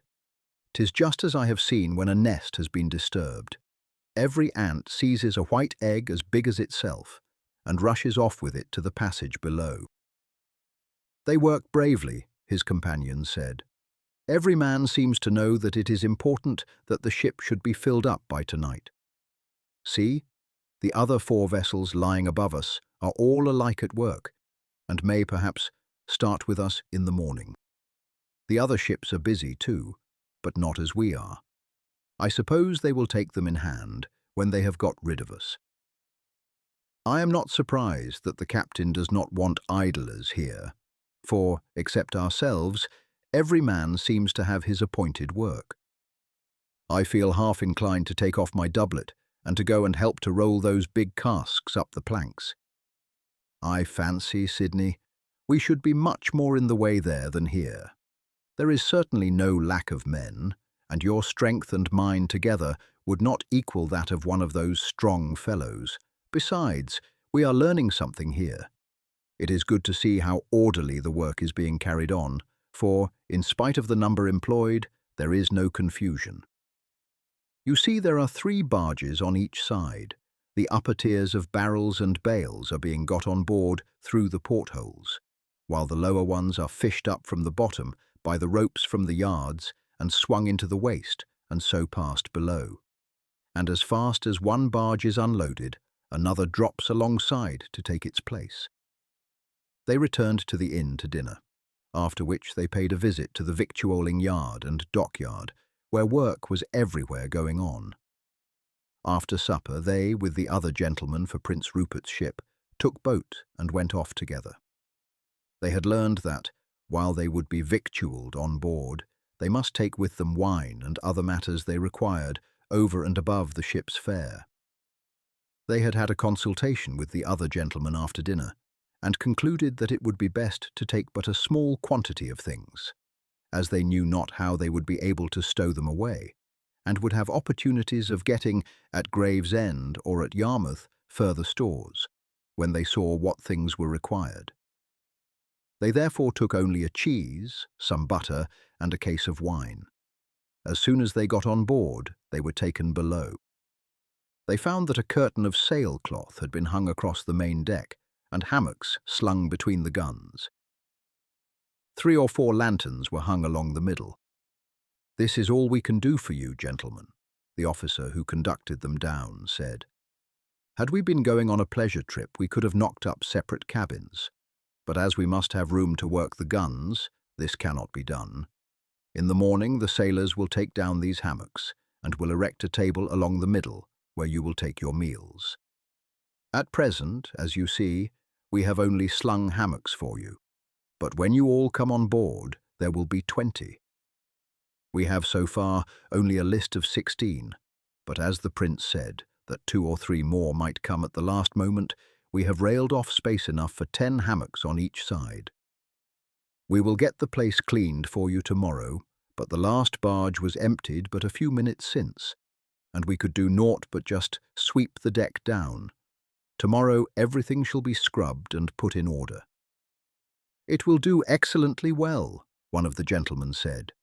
"We have not come on board ship to get luxuries, and had we to sleep on the bare boards, you would hear no grumbling. Now, gentlemen, as I have shown you your quarters, will you come up with me to the captain's cabin? He has bade me say that he will be glad if you will spend an hour with him there before you retire to rest." On their entering, the captain shook hands with Lord Oliphant and Cyril. "I must apologize, gentlemen, for being short with you when you came on board this morning, but my hands were full and I had no time to be polite. They say you can never get a civil answer from a housewife on her washing day, and it is the same thing with an officer on board a ship when she is taking in her stores. However, that business is over, and now I am glad to see you all, and will do my best to make you as comfortable as I can, which indeed will not be much, for as we shall, I hope, be going into action in the course of another 10 days, the decks must all be kept clear, and as we have the prince on board, we have less cabin room than we should have were we not an admiral's flagship." Wine was placed on the table, and they had a pleasant chat. They learnt that the fleet was now ready for sea. 4 ships will sail with ours tomorrow, the captain said, and the other 5 will be off the next morning. They have all their munitions on board, and will take in the rest of their provisions tomorrow. The Dutch had thought to take us by surprise, but from what we hear, they are not so forward as we, for things have been pushed on with great zeal at all our ports, the war being generally popular with the nation, and especially with the merchants, whose commerce has been greatly injured by the pretensions and violence of the Dutch. The Portsmouth ships and those from Plymouth are already on their way round to the mouth of the Thames, and in a week we may be at sea. I only hope the Dutch will not be long before they come out to fight us. However, we are likely to pick up a great many prizes, and, next to fighting, you know, sailors like prize money. After an hour's talk, the 5 gentlemen went below to their hammocks, and then to bed, with much laughter at the difficulty they had in mounting into their swinging cots. It was scarce daylight when they were aroused by a great stir on board the ship, and hastily putting on their clothes, went on deck. Already a crowd of men were aloft loosening the sails. Others had taken their places in boats in readiness to tow the ship, for the wind was, as yet, so light that it was like she would scarce have steerage way, and there were many sharp angles in the course down the river to be rounded and shallows to be avoided. A few minutes later, the moorings were cast off, the sails sheeted home, and the crew gave a great cheer, which was answered from the dockyard and from boats alongside, full of the relations and friends of the sailors, who stood up and waved their hats and shouted goodbye. The sails still hung idly, but the tide swept the ship along, and the men in the boats ahead simply lay on their oars until the time should come to pull her head round in one direction or another. They had not long to wait, for, as they reached the sharp corner at the end of the reach, orders were shouted, the men bent to their oars, and the vessel was taken round the curve until her head pointed east.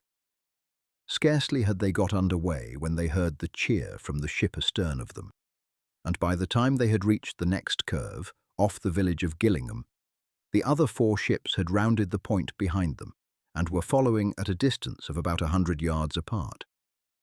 Soon afterwards the wind sprang up and the sails bellied out, and the men in the boats had to row briskly to keep ahead of the ship. The breeze continued until they passed Sheerness, and presently they dropped anchor inside the Nore Sands. There they remained until the tide turned, and then sailed up the Thames to the Hope, where some 40 men of war were already at anchor. The next morning some barges arrived from Tilbury, laden with soldiers, of whom 150 came on board, their quarters being on the main deck on the other side of the canvas division. A cutter also brought down a number of impressed men, 20 of whom were put on board the Henrietta to complete her crew. Cyril was standing on the poop watching them come on board, when he started as his eye fell on 2 of their number. One was Robert Ashford, the other was Black Dick. They had doubtless returned from Holland when war was declared. Robert Ashford had assumed the dress of a sailor the better to disguise himself, and the 2 had been carried off together from some haunt of sailors at Wapping. He pointed them out to his friend Sidney. "So those are the 2 scamps. The big one looks a truculent ruffian. Well, they can do you no harm here, Cyril. I should let them stay and do their share of the fighting, and then, when the voyage is over, if they have not met with a better death than they deserve at the hands of the Dutch, you can, if you like, denounce them, and have them handed over to the city authorities. That I will do as far as the big ruffian they call Black Dick is concerned. He is a desperate villain, and for aught I know may have committed many a murder, and if allowed to go free might commit many more. Besides, I shall never feel quite safe as long as he is at large. As to Robert Ashford, he is a knave, but I know no worse of him, and will therefore let him go his way." In the evening the other ships from Chatham came up, and the captain told them later that the Earl of Sandwich, who was in command, would weigh anchor in the morning, as the contingent from London, Chatham and Sheerness was now complete. Cyril thought that he had never seen a prettier sight, as the fleet, consisting of 50 men of war of various sizes and 8 merchant vessels that had been bought and converted into fireships, got under way and sailed down the river. That night they anchored off Felixstowe, and the next day proceeded, with a favourable wind, to Yarmouth, where already a great number of ships were at anchor. So far the 5 volunteers had taken their meals with the captain, but as the others would be coming on board, they were now to mess below, getting fresh meat and vegetables from the shore as they required them. As to other stores, they resolved to do nothing till the whole party arrived. They had not long to wait, for, on the 3rd day after their arrival, the Duke of York and Prince Rupert, with a great train of gentlemen, arrived in the town, and early the next morning embarked on board their respective ships. A council was held by the volunteers in their quarters. 3 of their number were chosen as caterers, and, a contribution of £3 a head being agreed upon, these went ashore in one of the ship's boats and returned presently with a barrel or 2 of good biscuits, the carcasses of 5 sheep, 2 or 3 score of ducks and chickens, and several casks of wine, together with a large quantity of vegetables. The following morning the signal was hoisted on the masthead of the Royal Charles, the Duke of York's flagship, for the fleet to prepare to weigh anchor, and they presently got under way in 3 squadrons, the red under the special orders of the Duke, the white under Prince Rupert, and the blue under the Earl of Sandwich. The fleet consisted of 109 men-of-war and frigates, and 28 fireships and ketches, manned by 21,006 seamen and soldiers. They sailed across to the coast of Holland and cruised for a few days off Texel, capturing 10 or 12 merchant vessels that tried to run in. So far, the weather had been very fine, but there were now signs of a change of weather. The sky became overcast, the wind rose rapidly, and the signal was made for the fleet to scatter, so that each vessel should have more sea room and the chance of collision be avoided. By nightfall, the wind had increased to the force of a gale, and the vessels were soon labouring heavily. Cyril and 2 or 3 of his comrades who, like himself, did not suffer from sickness, remained on deck. The rest were prostrate below. For 48 hours the gale continued, and when it abated and the ships gradually closed up round the 3 admirals' flags, it was found that many had suffered sorely in the gale. Some had lost their upper spars, others had had their sails blown away, some their bulwarks smashed in, and 2 or 3 had lost their bowsprits. There was a consultation between the admirals and the principal captains, and it was agreed that it was best to sail back to England for repairs, as many of the ships were unfitted to take their place in line of battle, and as the Dutch fleet was known to be fully equal to their own in strength, it would have been hazardous to risk an engagement. So the ketches and some of the light frigates were at once sent off to find the ships that had not yet joined, and give them orders to make for Yarmouth, Lowestoft, or Harwich. All vessels uninjured were to gather off Lowestoft, while the others were to make for the other ports, repair their damages as speedily as possible, and then rejoin at Lowestoft. No sooner did the Dutch know that the English fleet had sailed away than they put their fleet to sea. It consisted of 112 men-of-war and 30 fireships and small craft manned by 22,365 soldiers and sailors. It was commanded by Admiral Obdam, having under him Tromp, Evertson, and other Dutch admirals. On their nearing England, they fell in with 9 ships from Hamburg, with rich cargoes, and a convoy of a 34-gun frigate. These they captured, to the great loss of the merchants of London. The Henrietta had suffered but little in the storm, and speedily repaired her damages without going into port. With so much haste and energy did the crews of the injured ships set to work at refitting them, that in 4 days after the main body had anchored off Lowestoft, they were rejoined by all the ships that had made for Harwich and Yarmouth. At midnight on June 2nd, a fast-sailing fishing boat brought in the news that the Dutch fleet were but a few miles away, sailing in that direction, having apparently learnt the position of the English from some ship or fishing boat they had captured. The trumpets on the Admiral's ship at once sounded, and Prince Rupert and the Earl of Sandwich immediately rowed to her. They remained but a few minutes, and on their return to their respective vessels, made the signals for their captains to come on board. The order, at such an hour, was sufficient to notify all that news must have been received of the whereabouts of the Dutch fleet, and by the time the captains returned to their ships, the crews were all up and ready to execute any order. At 2 o'clock day had begun to break, and soon from the mastheads of several of the vessels, the lookout shouted that they could perceive the Dutch fleet but 4 miles away. A mighty cheer rose throughout the fleet, and as it subsided, a gun from the Royal Charles gave the order to weigh anchor, and a few minutes later, the 3 squadrons, in excellent order, sailed out to meet the enemy. They did not, however, advance directly towards them, but bore up closely into the wind until they had gained the weather gauge of the enemy. Having obtained this advantage, the Duke flew the signal to engage. The volunteers were all in their places on the poop, being posted near the rail forward, that they might be able either to run down the ladder to the waist and aid to repel boarders, or to spring onto a Dutch ship should one come alongside, and also that the after part of the poop, where Prince Rupert and the captain had taken their places near the wheel, should be free. The prince himself had requested them so to station themselves. "At other times, gentlemen, you are my good friends and comrades," he said, "but from the moment that the first gun fires, you are soldiers under my orders, and I pray you take your station and remain there until I call upon you for action.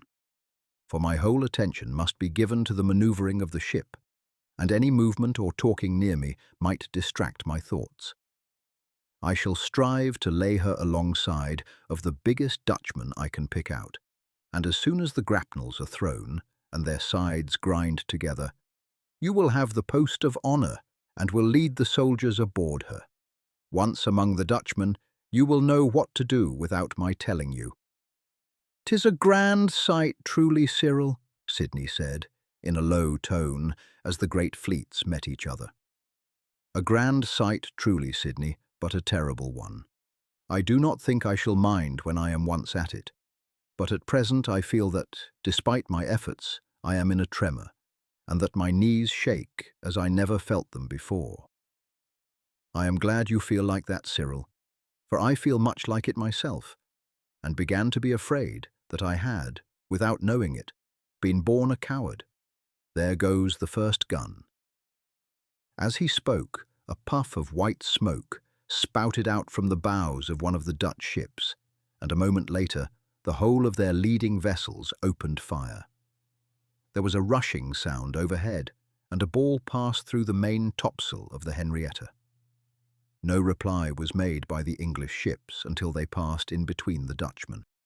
Then the Henrietta poured her broadsides into the enemy on either side of her, receiving theirs in return. There was a rending of wood and a quiver through the ship. One of the upper deck guns was knocked off its carriage, crushing two of the men working it as it fell. Several others were hurt with splinters, and the sails pierced with holes. Again and again, as she passed, did the Henrietta exchange broadsides with the Dutch vessels, until, the two fleets having passed through each other, she bore up and prepared to repeat the manoeuvre. "I feel all right now," Cyril said, "but I do wish I had something to do instead of standing here useless. I quite envy the men there, stripped to the waist, working the guns. There is that fellow Black Dick by the gun forward. He is a scoundrel, no doubt, but what strength and power he has. I saw him put his shoulder under that gun just now, and slew it across by sheer strength, so as to bear upon the stern of the Dutchman. I noticed him and Robert looking up at me just before the first gun was fired, and speaking together. I have no doubt he would gladly have pointed the gun at me instead of at the enemy, for he knows that, if I denounce him, he will get the due reward of his crimes." As soon as the ships were headed round, they passed through the Dutch as before, and this manoeuvre was several times repeated. Up to 1 o'clock in the day, no great advantage had been gained on either side. Spars had been carried away, there were yawning gaps in the bulwarks, portholes had been knocked into one, guns dismounted, and many killed. But as yet no vessel on either side had been damaged to an extent that obliged her to strike her flag, or to fall out of the fighting line. There had been a pause after each encounter, in which both fleets had occupied themselves in repairing damages, as far as possible, reeving fresh ropes in place of those that had been shot away, clearing the wreckage of fallen spars and yards, and carrying the wounded below. 4 of the volunteers had been struck down, 2 of them mortally wounded, but after the first passage through the enemy's fleet, Prince Rupert had ordered them to arm themselves with muskets from the racks, and to keep up a fire at the Dutch ships as they passed, aiming specially at the man at the wheel. The order had been a very welcome one, for, like Cyril, they had all felt inactivity in such a scene to be a sore trial. They were now ranged along on both sides of the poop. At 1 o'clock, Lord Sandwich signalled to the Blue Squadron to close up together as they advanced, as before, against the enemy's line. His position at the time was in the centre, and his squadron, sailing close together, burst into the Dutch line before their ships could make any similar disposition. Having thus broken it asunder, instead of passing through it, the squadron separated, and the ships, turning to port and starboard, each engaged an enemy. The other two squadrons similarly ranged up among the Dutch, and the battle now became furious all along the line.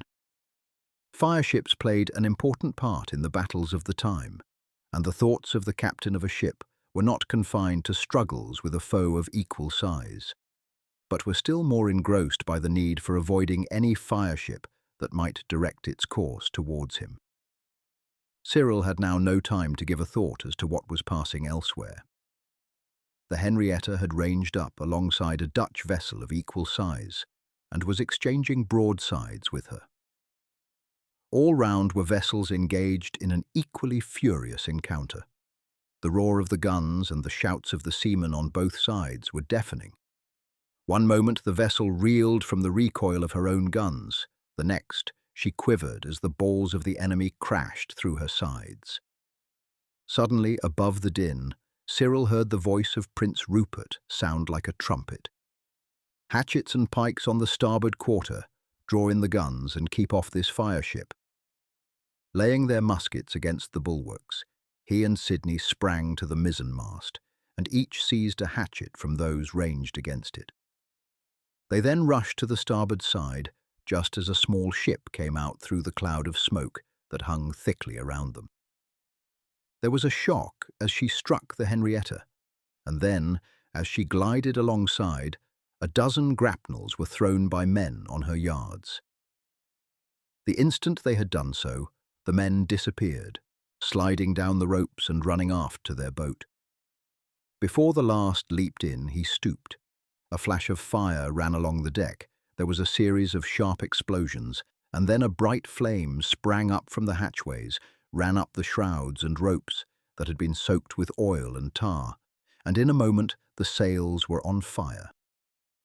In spite of the flames, a score of men sprang onto the rigging of the Henrietta and cut the ropes of the grapnels, which, as yet, so quickly had the explosion followed their throwing, had scarce begun to check the way the fireship had on her as she came up.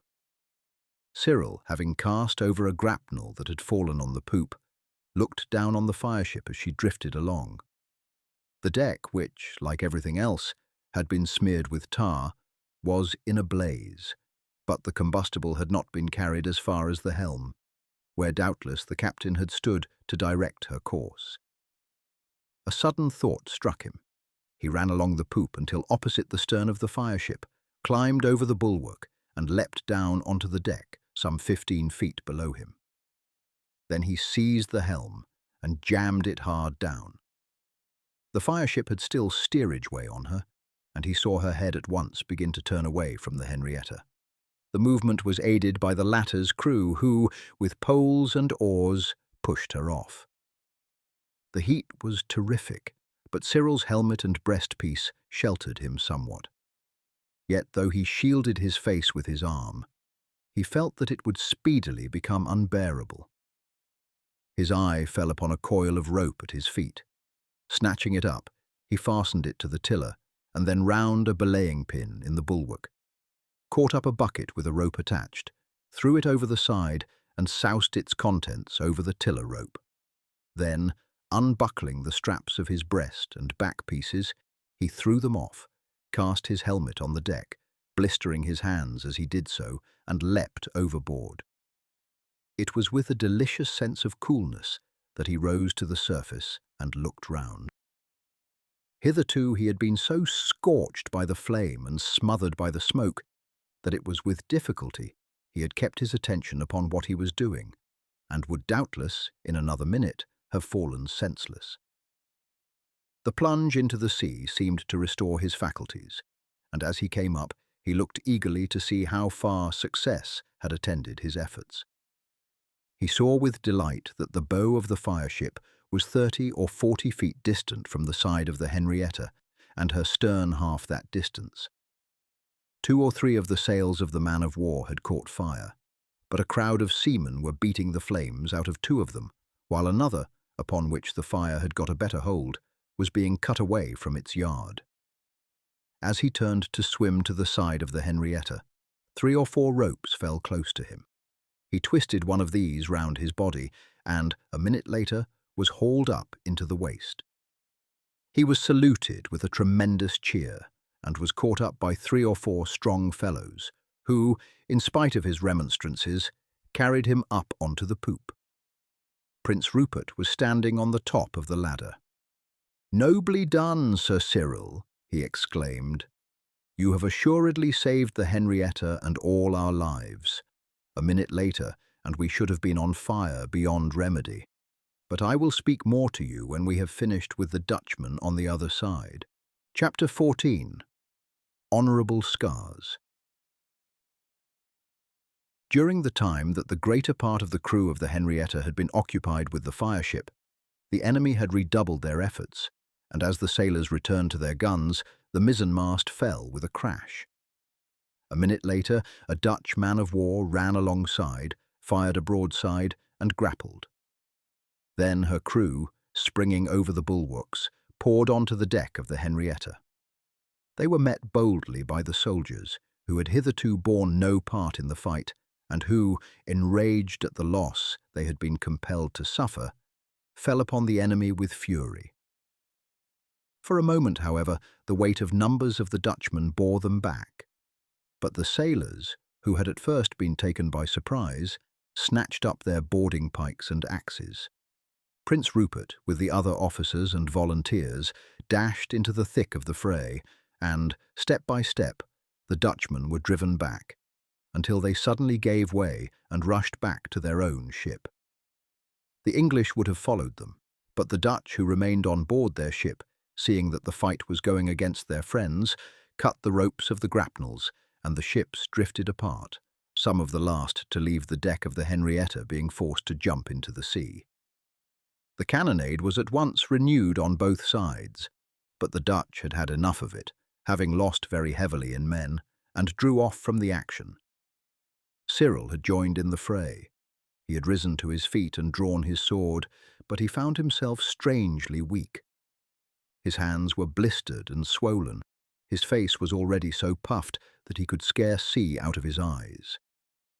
Still, he had staggered down the steps to the waist, and, recovering his strength from the excitement, threw himself into the fray. Scarce had he done so, when a sailor next to him fell heavily against him, shot through the head by one of the Dutch soldiers. Cyril staggered, and before he could recover himself, a Dutch sailor struck at his head. He threw up his sword to guard the blow, but the guard was beaten down as if it had been a reed.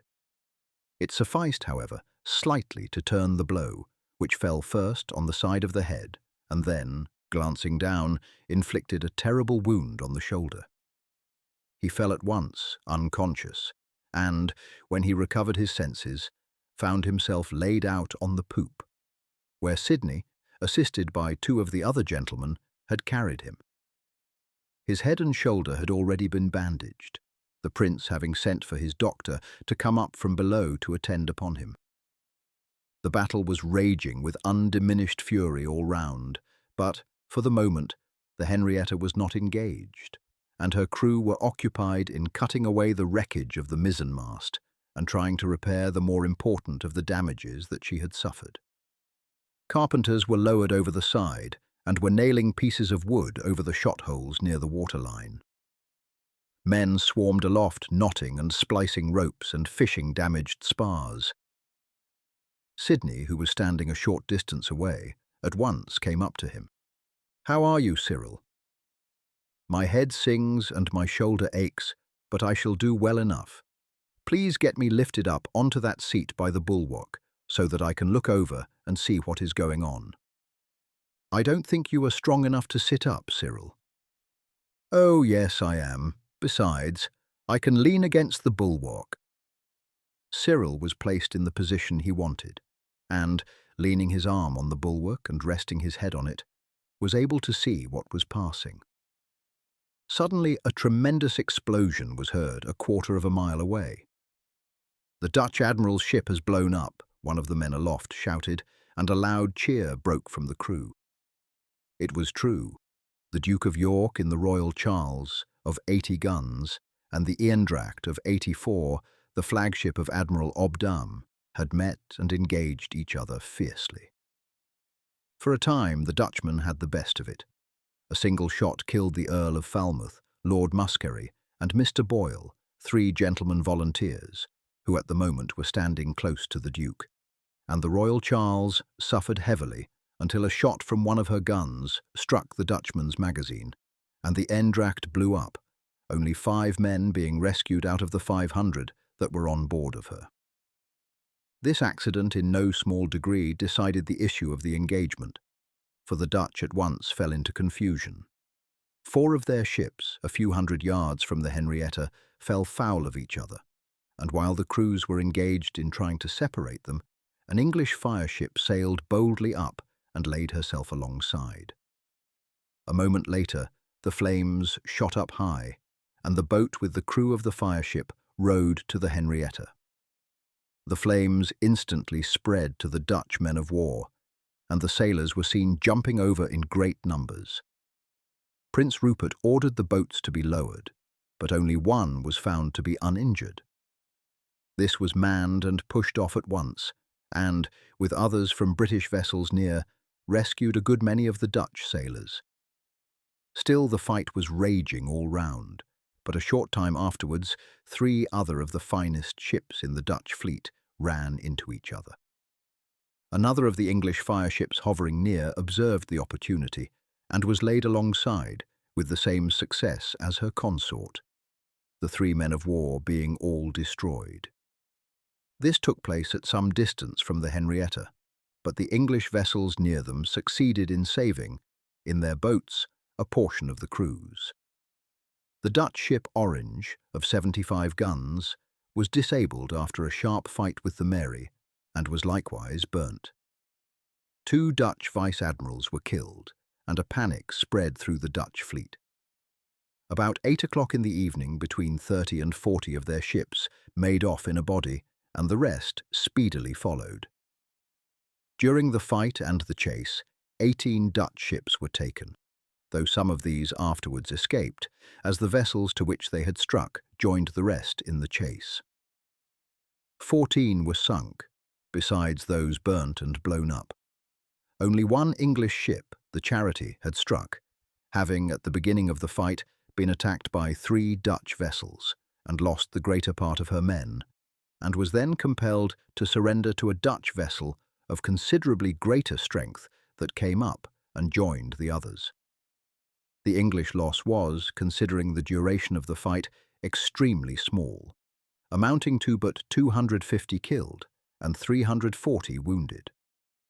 Among the killed were the Earl of Marlborough, the Earl of Portland, who was present as a volunteer, Rear Admiral Sampson, and Vice Admiral Lawson, the latter of whom died after the fight from his wounds. The pursuit of the Dutch was continued for some hours, and then terminated abruptly, owing to a member of Parliament named Bronker, who was in the suite of the Duke of York, giving the captain of the Royal Charles orders, which he falsely stated emanated from the Duke, for the pursuit to be abandoned. For this he was afterwards expelled the House of Commons and was ordered to be impeached. But after a time, the matter was suffered to drop. As soon as the battle was over, Cyril was taken down to a hammock below. He was just dozing off to sleep when Sidney came to him. "I am sorry to disturb you, Cyril, but an officer tells me that a man who is mortally wounded wishes to speak to you, and from his description, I think it is the fellow you call Black Dick. I thought it right to tell you, but I don't think you are fit to go to see him." "I will go," Cyril said, "if you will lend me your arm. I should like to hear what the poor wretch has to say." "He lies just below. The hatchway is but a few yards distant."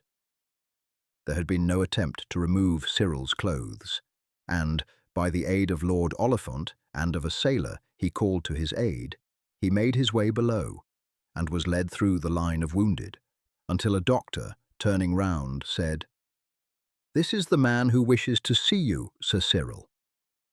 Although a line of lanterns hung from the beams, so nearly blind was he that Cyril could scarce distinguish the man's features. "I have sent for you," the latter said faintly, "to tell you that, if it hadn't been for your jumping down onto that fireship, you would not have lived through this day's fight.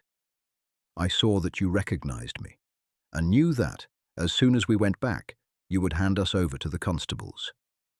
So I made up my mind that I would run you through in the melee if we got hand-to-hand with the Dutchman, or would put a musket ball into you while the firing was going on.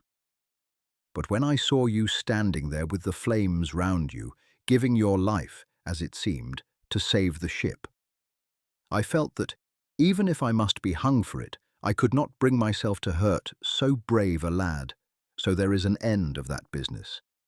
Robert Ashford was killed by a gun that was knocked from its carriage, so you have got rid of us both.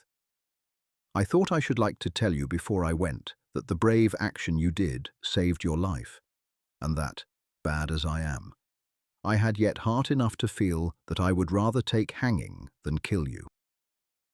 The last words had been spoken in a scarcely audible whisper. The man closed his eyes, and the doctor, laying his hand on Cyril's arm, said, "You had better go back to your hammock now, Sir Cyril. He will never speak again. In a few minutes the end will come." Cyril spent a restless night.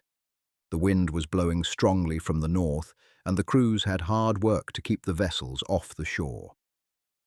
His wounds did not pain him much, but his hands, arms, face, and legs smarted intolerably, for his clothes had been almost burnt off him, and, refreshing as the sea bath had been at the moment, it now added to the smarting of the wounds. In the morning, Prince Rupert came down to see him. "It was madness of you to have joined in that melee, lad, in the state in which you were. I take the blame on myself in not ordering you to remain behind. But when the Dutchmen poured on board, I had no thought of aught but driving them back again.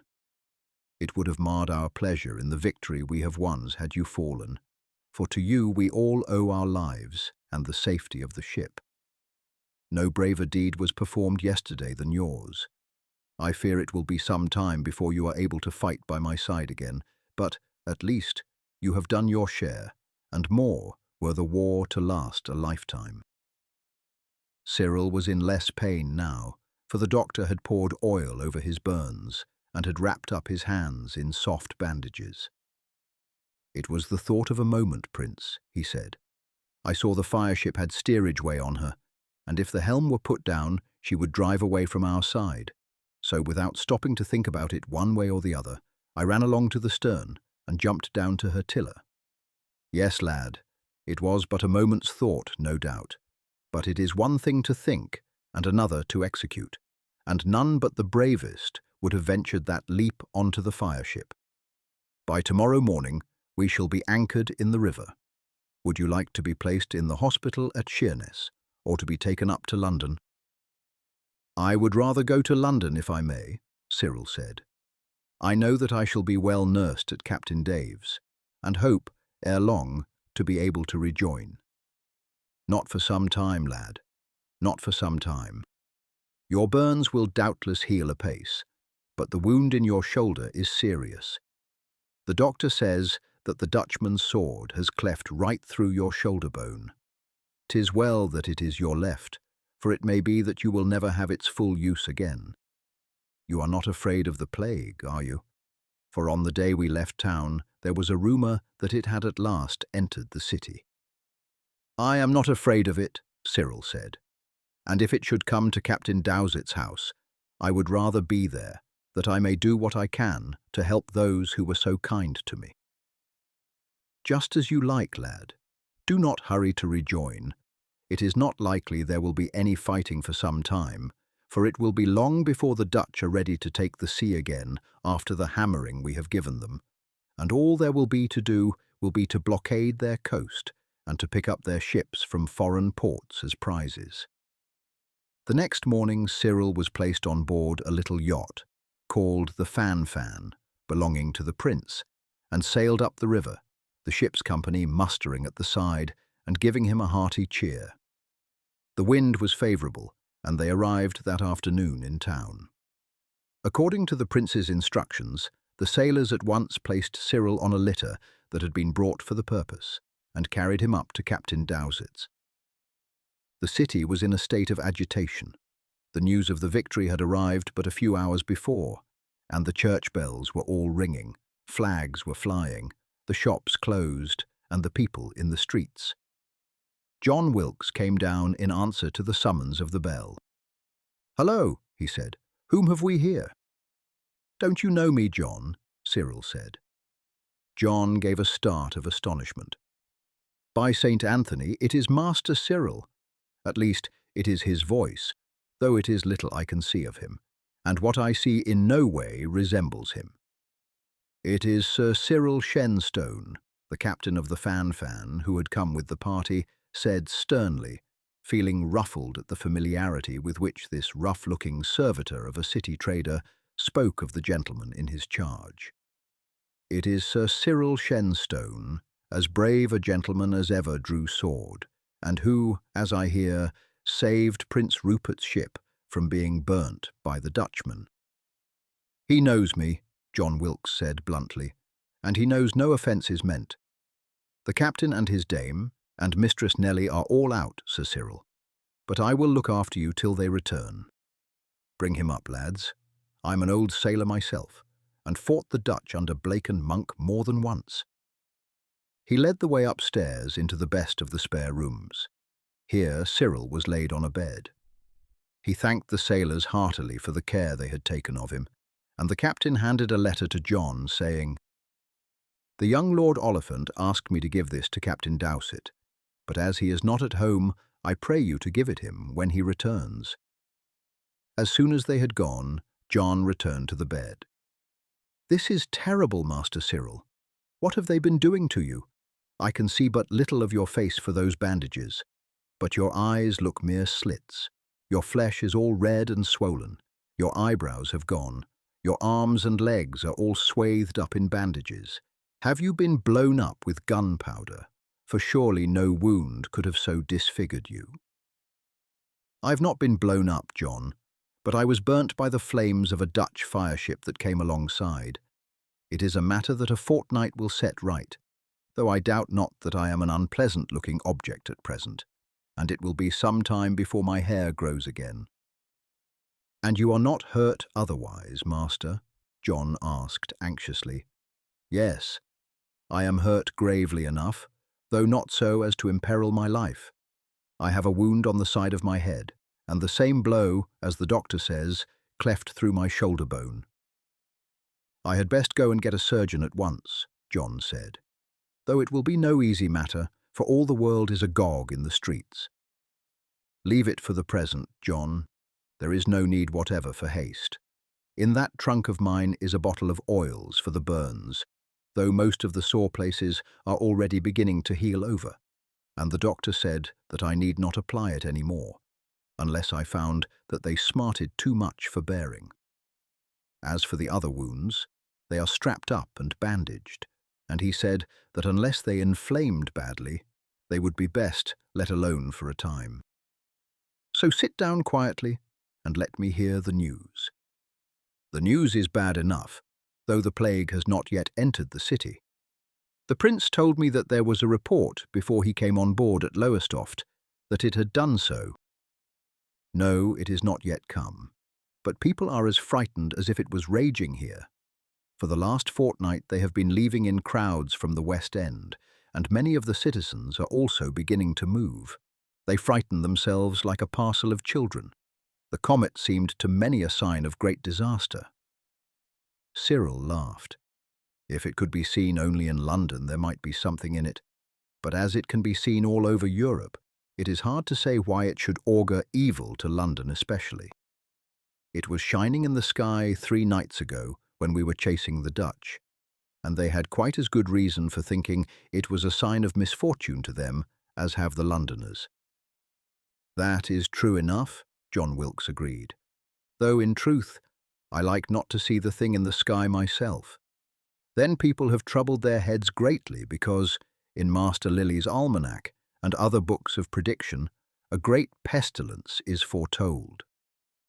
It needed no great wisdom for that, Cyril said, seeing that the plague has been for some time busy in foreign parts, and that it was here, though not so very bad, in the winter, when these books would have been written. Then, John Wilkes went on, there is a man going through the streets night and day.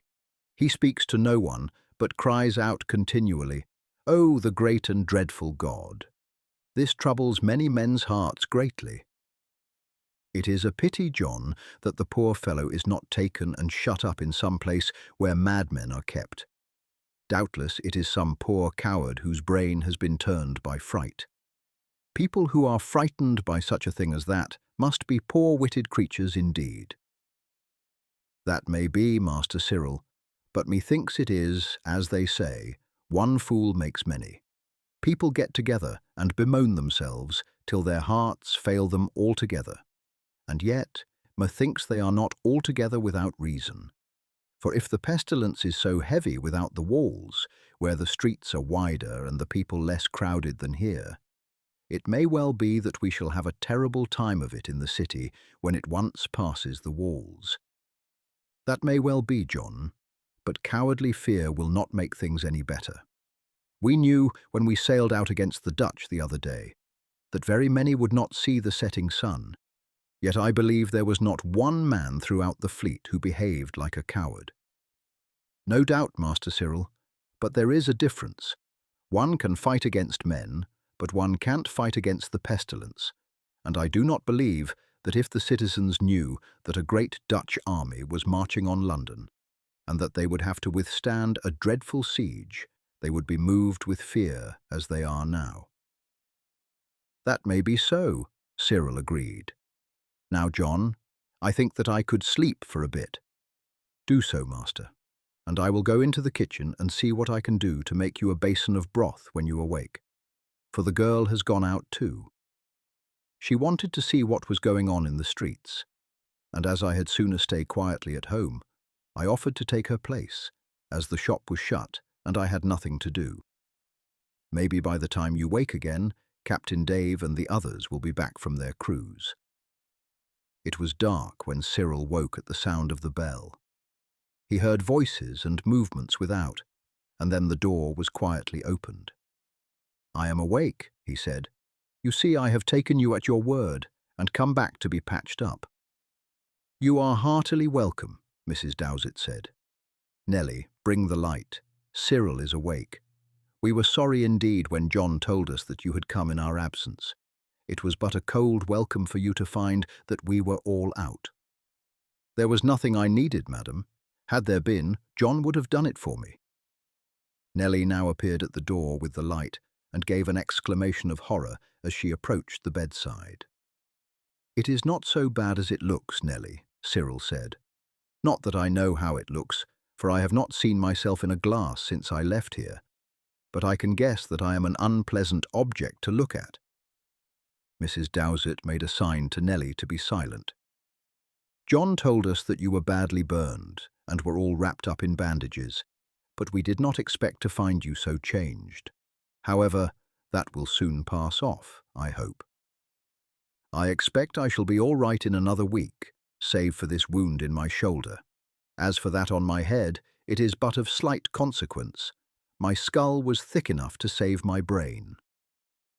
"Well, Master Cyril," Captain Dave said heartily, as he entered the room with a basin of broth in his hand, and then stopped abruptly.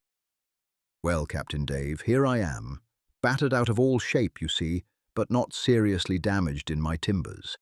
There, you see, though I have only been a fortnight at sea, I am getting quite nautical." "That's right, lad, that's right," Captain Dave said, a little unsteadily. "My dame and Nelly will soon put you into ship-shape trim again. So you got burnt, I hear, by one of those rascally Dutch fire-ships. And John tells me that the captain of the sailors who carried you here said that you had gained mighty credit for yourself." I did my best, as everyone did, Captain Dave. There was not a man on board the fleet who did not do his duty, or we should never have beaten the Dutchman so soundly. You had better not talk any more, Mrs. Dowsett said.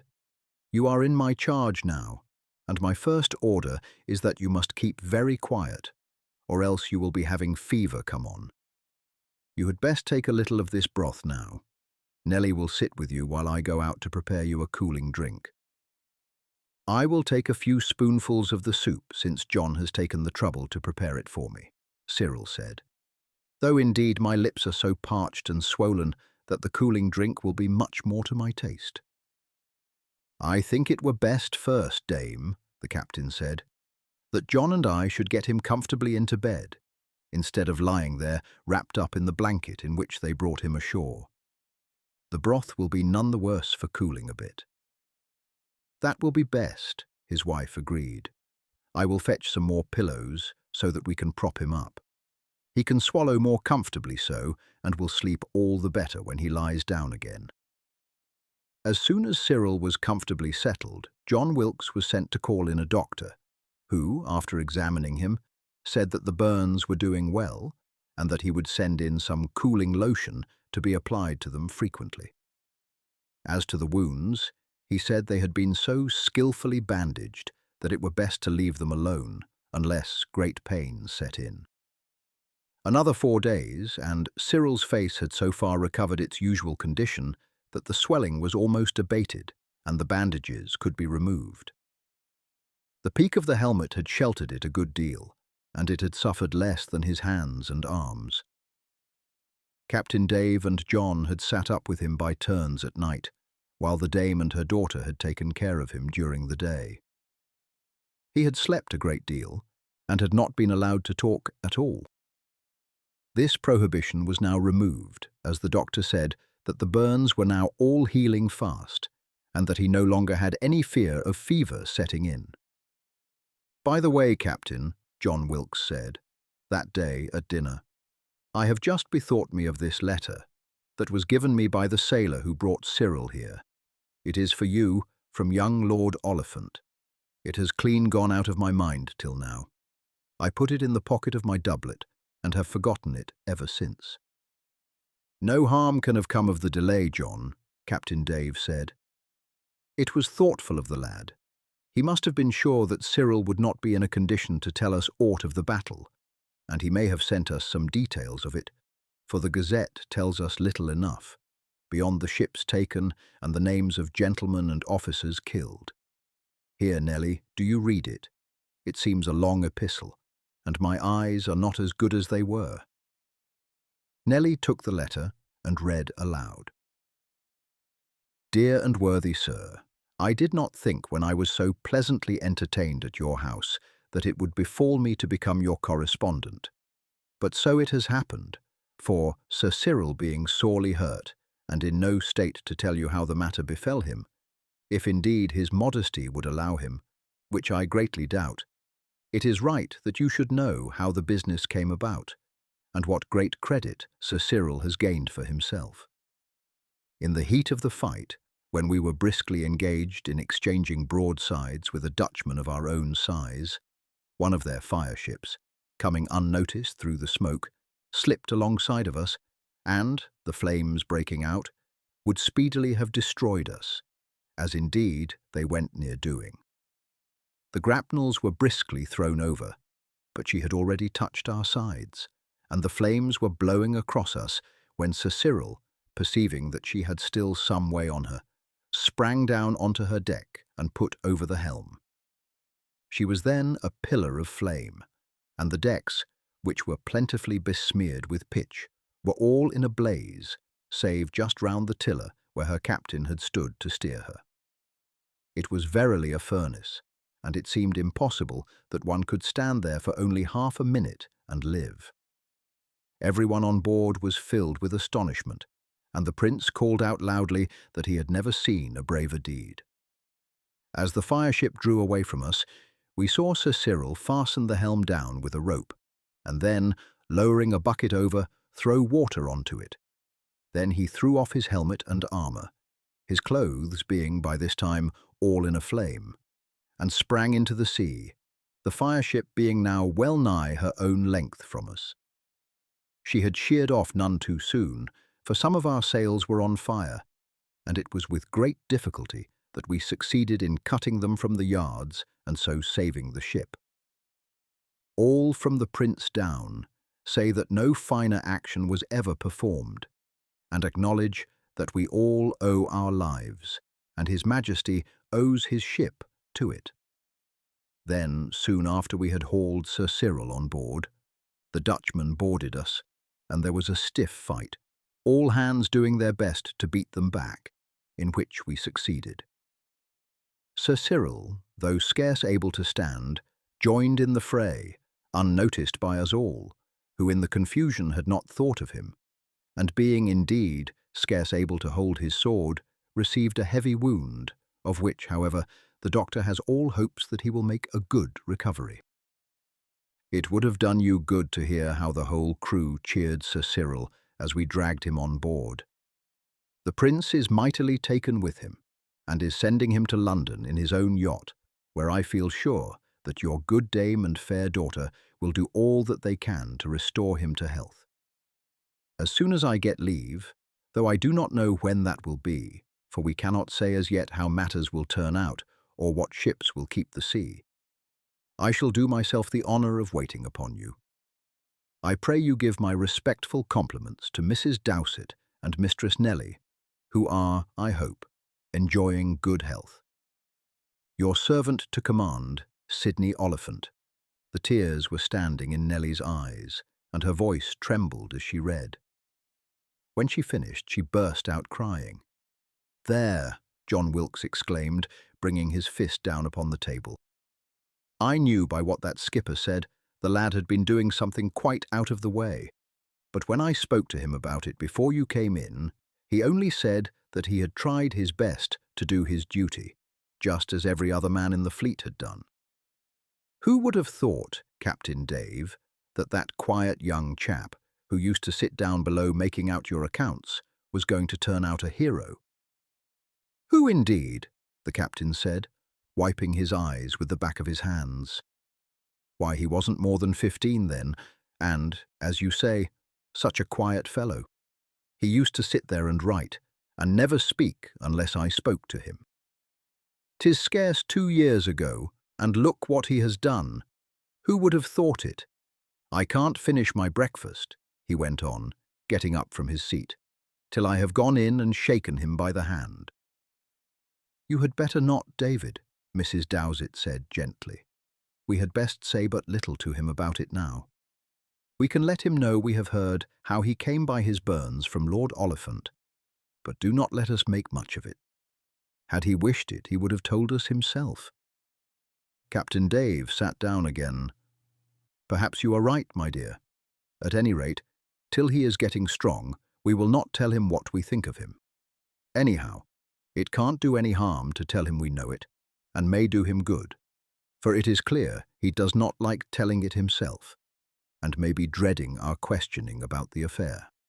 Mrs. Dowsett and Nelly went into Cyril's room as soon as they had finished breakfast. Captain Dave followed them a few minutes later. "We have been hearing how you got burnt," he began.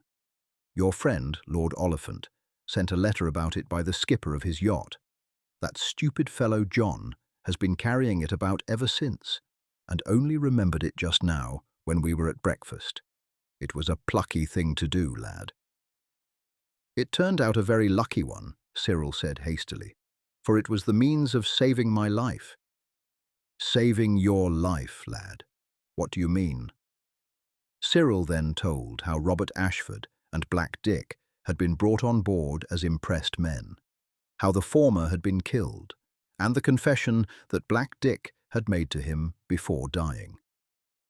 "He said he had made up his mind to kill me during the fight, but that, after I had risked my life to save the Henrietta, he was ashamed to kill me, and that, rather than do so, he had resolved to take his chance of my denouncing him when he returned to land." "There was some good in the knave then," Captain Dave said. "Yes, it was a fortunate, as well as a brave action, as it turned out."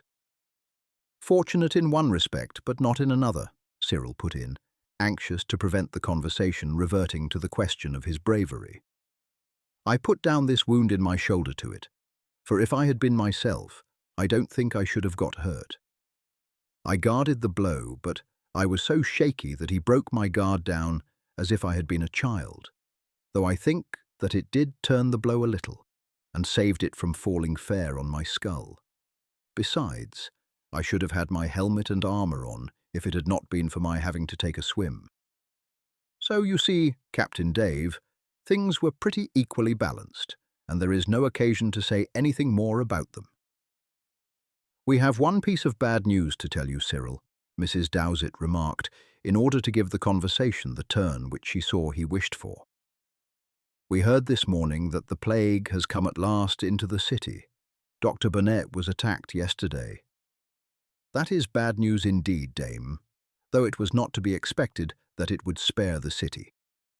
If you will take my advice, you will go away at once, before matters get worse, for if the plague gets a hold here, the country people will have nothing to do with Londoners, fearing that they will bring the infection among them. We shall not go until you are fit to go with us, Cyril, Nellie said indignantly. Then you will worry me into a fever, Cyril replied. I am getting on well now, and as you said, when you were talking of it before, you should leave John in charge of the house and shop. He will be able to do everything that is necessary for me. If you stay here, and the plague increases, I shall keep on worrying myself at the thought that you are risking your lives needlessly for me. And if it should come into the house, and any of you die, I shall charge myself all my life with having been the cause of your death. I pray you, for my sake, as well as your own, to lose no time in going to the sister Captain Dave spoke of, down near Gloucester. Do not agitate yourself, Mrs. Dowsett said gently, pressing him quietly back onto the pillows from which he had risen in his excitement.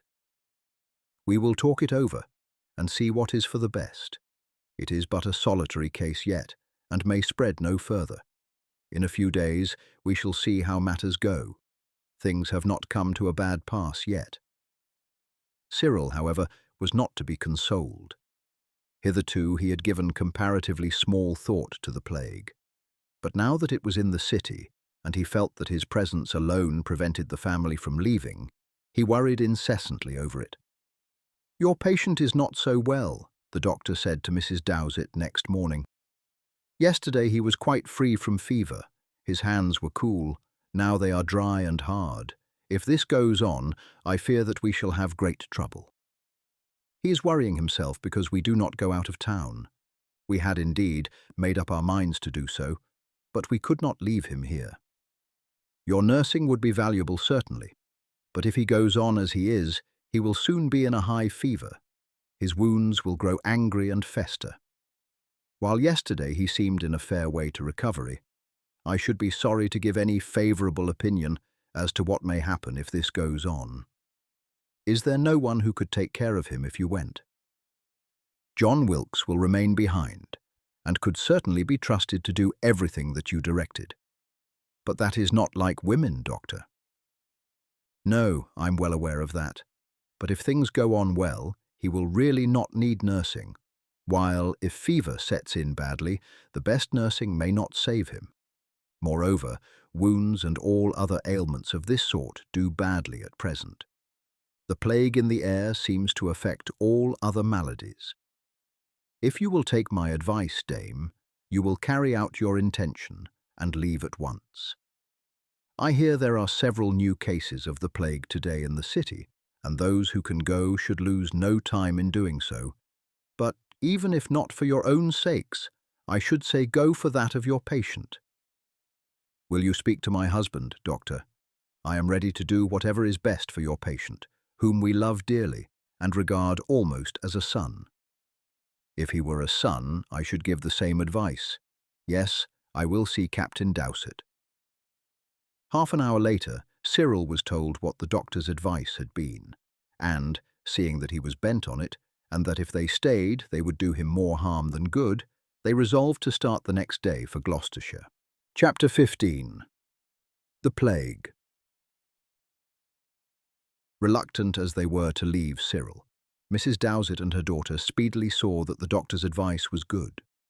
Cyril did not say much, but an expression of restful satisfaction came over his face, and it was not long before he fell into a quiet sleep that contrasted strongly with the restless and fretful state in which he had passed the night. "You see, I was right, madam," the doctor said that evening. "The fever has not quite left him, but he is a different man to what he was this morning. Another quiet night's rest, and he will regain the ground he has lost. I think you can go in perfect comfort so far as he is concerned.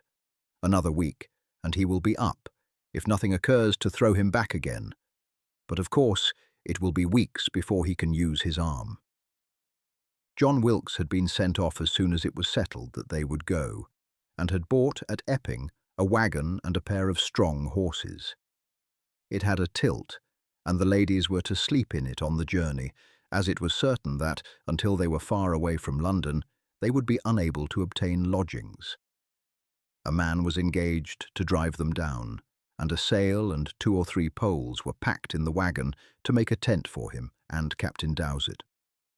A store of provisions was cooked, and a cask of beer, another of water, and a case of wine were also placed in.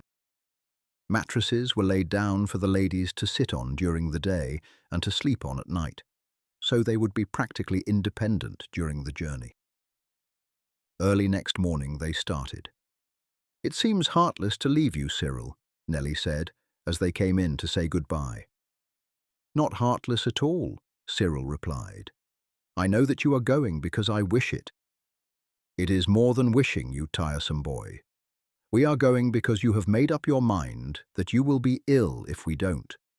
You are too weak to quarrel with now. But when we meet again, tremble, for I warn you, I shall scold you terribly then." "You shall scold me as much as you please, Nellie. I shall take it all quite patiently." Nellie and her mother went away in tears, and Captain Dave himself was a good deal upset.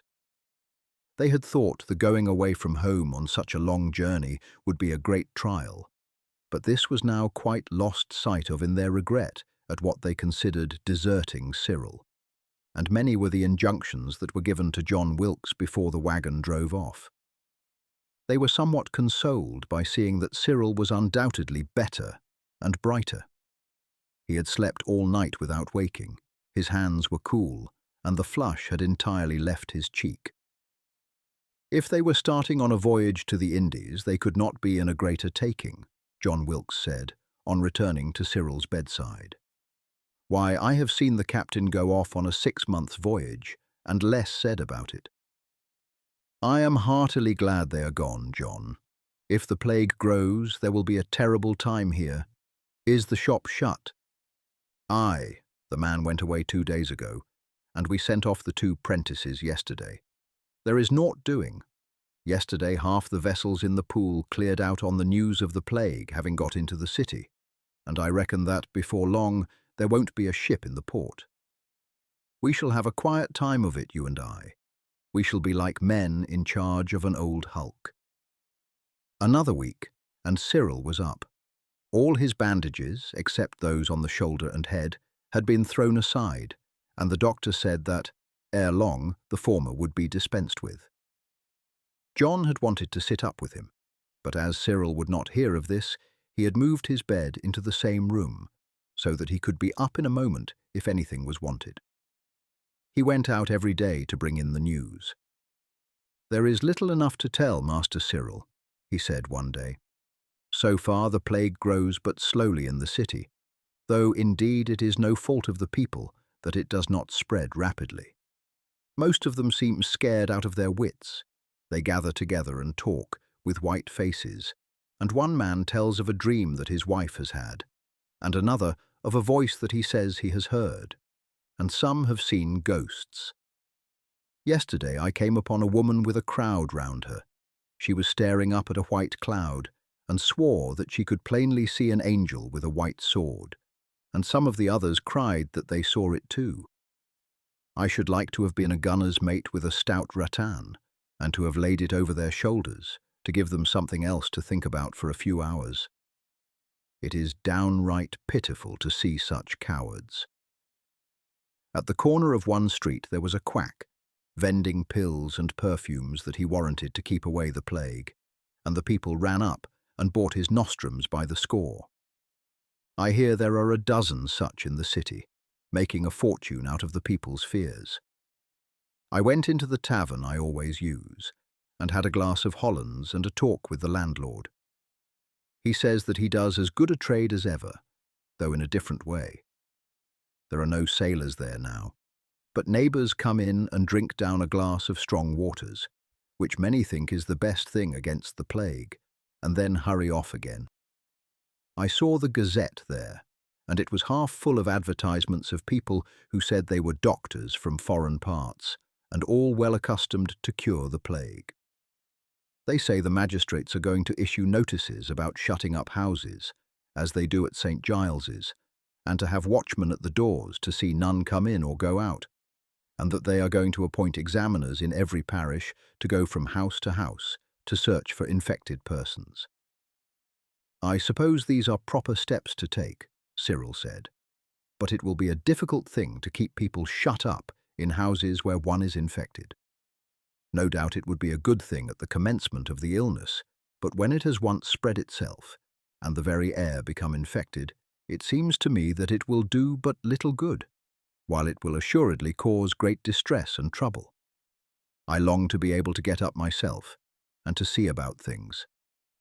The streets have quite an empty aspect, so many have gone away, and what with that, and most of the shops being closed, and the dismal aspect of the people, there is little pleasure in being out, Master Cyril. I dare say, John. Still, it will be a change, and, as soon as I am strong enough, I shall sally out with you. Another fortnight, and Cyril was able to do so. The plague had still spread, but so slowly that people began to hope that the city would be spared any great calamity, for they were well on in July, and in another 6 weeks the heat of summer would be past. Some of those who had gone into the country returned. More shops had been opened, and the panic had somewhat subsided. "What do you mean to do, Master Cyril?" John Wilkes asked that evening. "Of course you cannot join the fleet again, for it will be, as the doctor says, another 2 months before your shoulder bone will have knit strongly enough for you to use your arm. And at sea it is a matter of more consequence than on land for a man to have the use of both arms. The ship may give a sudden lurch, and one may have to make a clutch at whatever is nearest to prevent one from rolling into the lee scuppers. And such a wrench as that would take from a weak arm all the good a 3 months' nursing had done it, and might spoil the job of getting the bone to grow straight again altogether.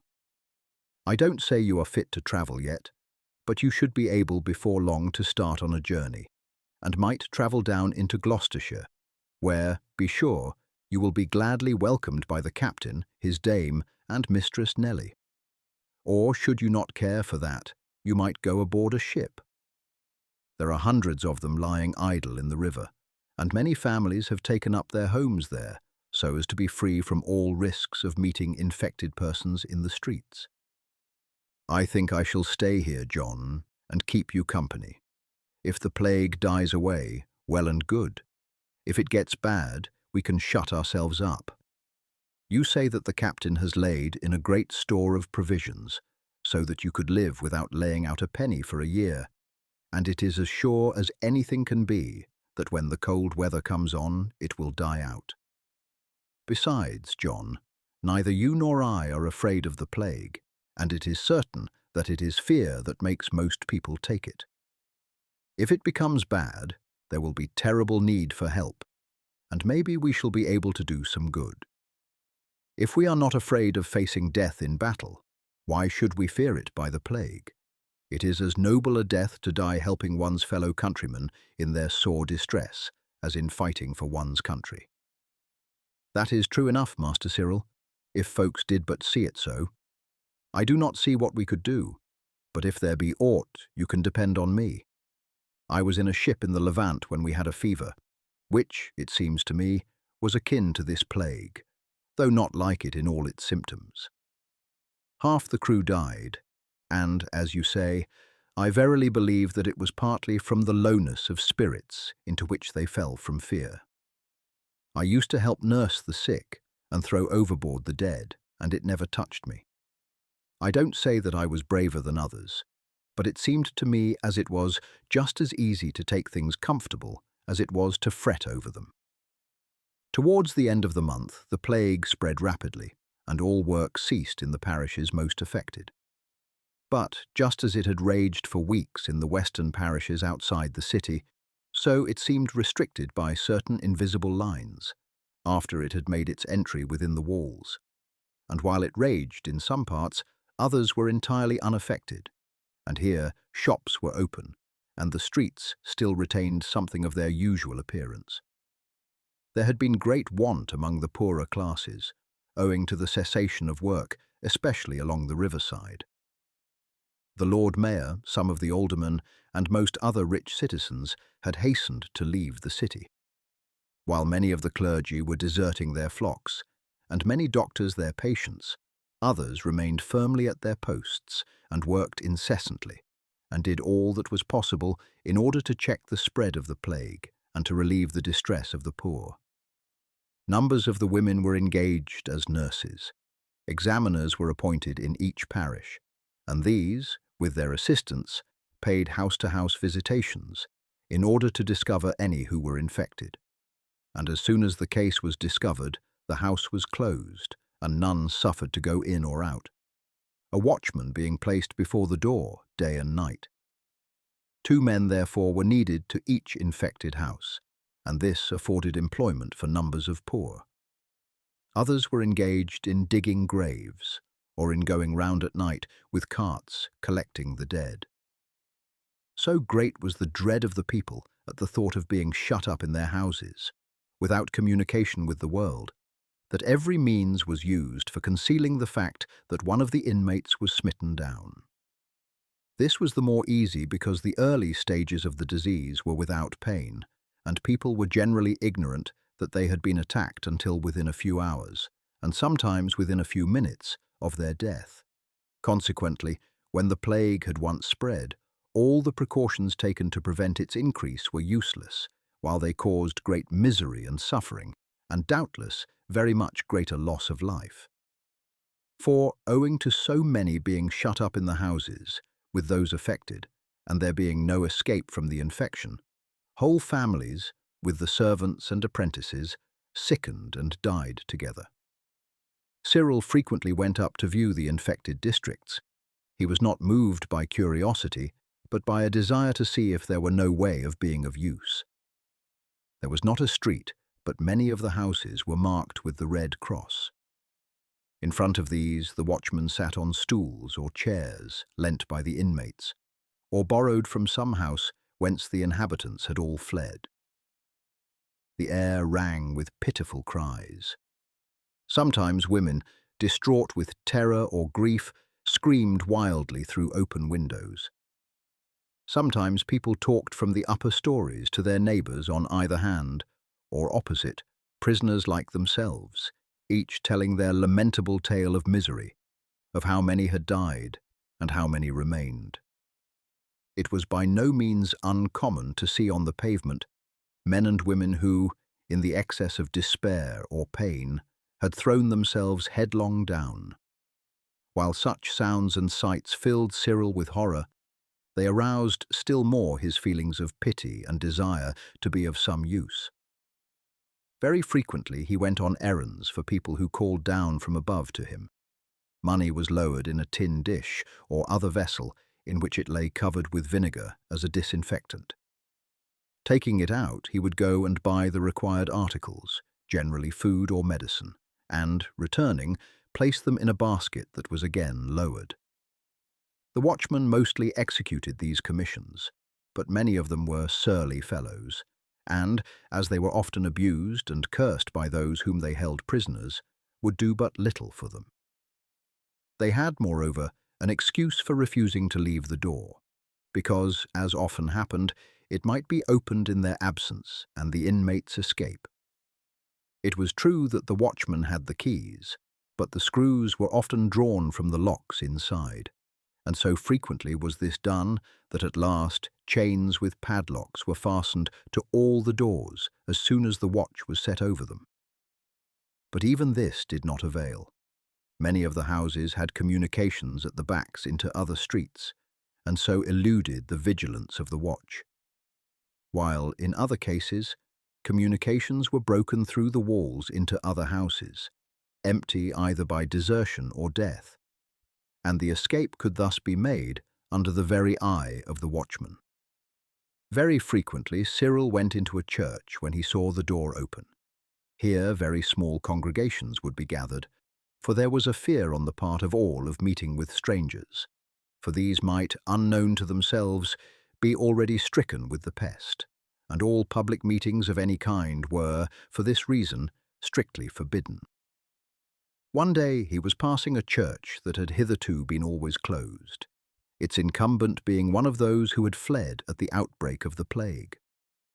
Upon entering, he saw a larger congregation than usual, some 20 or 30 people being present. The minister had just mounted the pulpit and was beginning his address as Cyril entered. The latter was struck with his appearance. He was a man of some 30 years of age, with a strangely earnest face.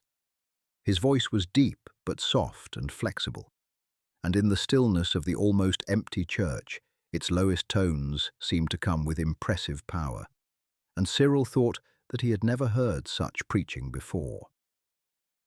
The very text seemed strange at such a time. "Rejoice ye, for the kingdom of heaven is at hand." From most of the discourses he had heard, Cyril had gone out depressed rather than inspirited. They had been pitched in one tone.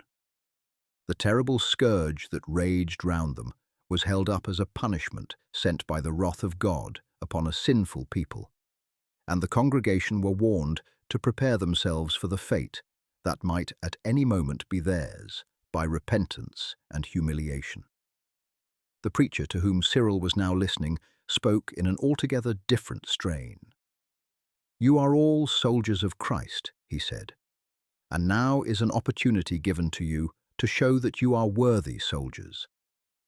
When the troops of a worldly monarch go into battle, they do so with head erect, with proud and resolute bearing, with flashing eye and with high courage, determined to bear aloft his banner and to crown it with victory, even though it cost them their lives. Such is the mien that soldiers of Christ should bear in the mortal strife now raging round us. Let them show the same fearlessness of death, the same high courage, the same unlimited confidence in their leader. What matter if they die in his service? He has told them what their work should be. He has bidden them visit the sick and comfort the sorrowing. What if there be danger in the work? Did he shrink from the cross, which was to end his work of love? And is it for his followers to do so? Though you go down into the pit, he has said, I am there also. And with his companionship, one must be craven indeed to tremble. This is a noble opportunity for holding high the banner of Christ. There is work to be done for all, and as the work is done, men should see by the calm courage, the cheerfulness, and the patience of those that do it, that they know that they are doing his work, and that they are content to leave the issue, whatever it be, in his hands.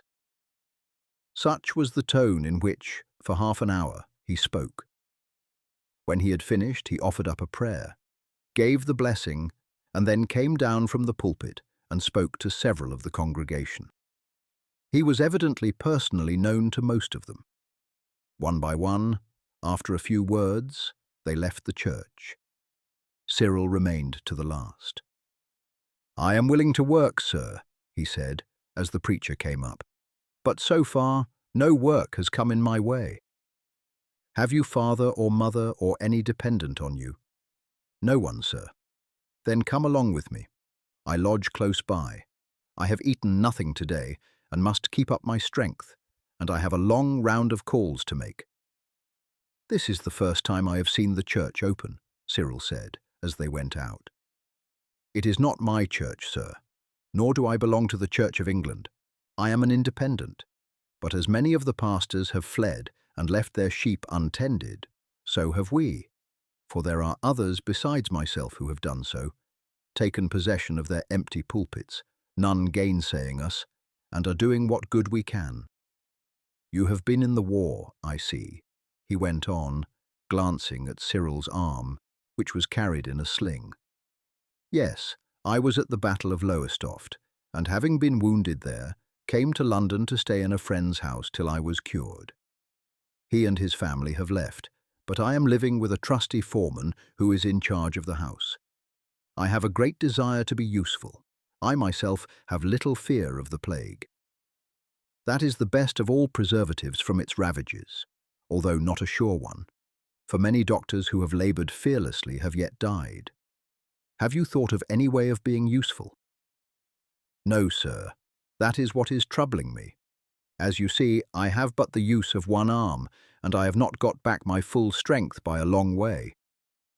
"Everyone can be useful if he chooses," the minister said. "There is need everywhere among this stricken, frightened, helpless people, of men of calm courage and cool heads. 9 out of 10 are so scared out of their senses, when once the plague enters the houses, as to be well nigh useless, and yet the law hinders those who would help if they could. I am compelled to labour, not among those who are sick, but among those who are well. When one enters a house with the red cross on the door, he may leave it no more until he is either borne out to the dead cart, or the plague has wholly disappeared within it, and a month has elapsed. The sole exception are the doctors. They are no more exempt from spreading the infection than other men. But as they must do their work so far as they can, they have free passage.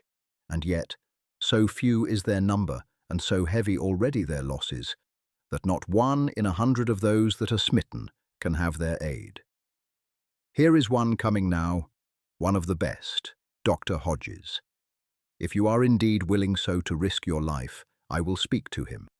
But I know not your name." "My name is Cyril Shenstone." The clergyman looked at him suddenly, and would have spoken, but the doctor was now close to them. "Ah, Mr. Wallace," he said, "I am glad to see you, and to know that so far you have not taken the disease, although constantly going into the worst neighbourhoods. Like yourself, Dr. Hodges, I have no fear of it." "I do not say I have no fear," the doctor replied. "I do my duty so far as I can, but I do not doubt that, sooner or later, I shall catch the malady, as many of us have done already. I take such precautions as I can, but the distemper seems to baffle all precautions. My only grief is that our skill avails so little. So far we have found nothing that seems to be of any real use. Perhaps if we could attack it in the earlier stages, we might be more successful.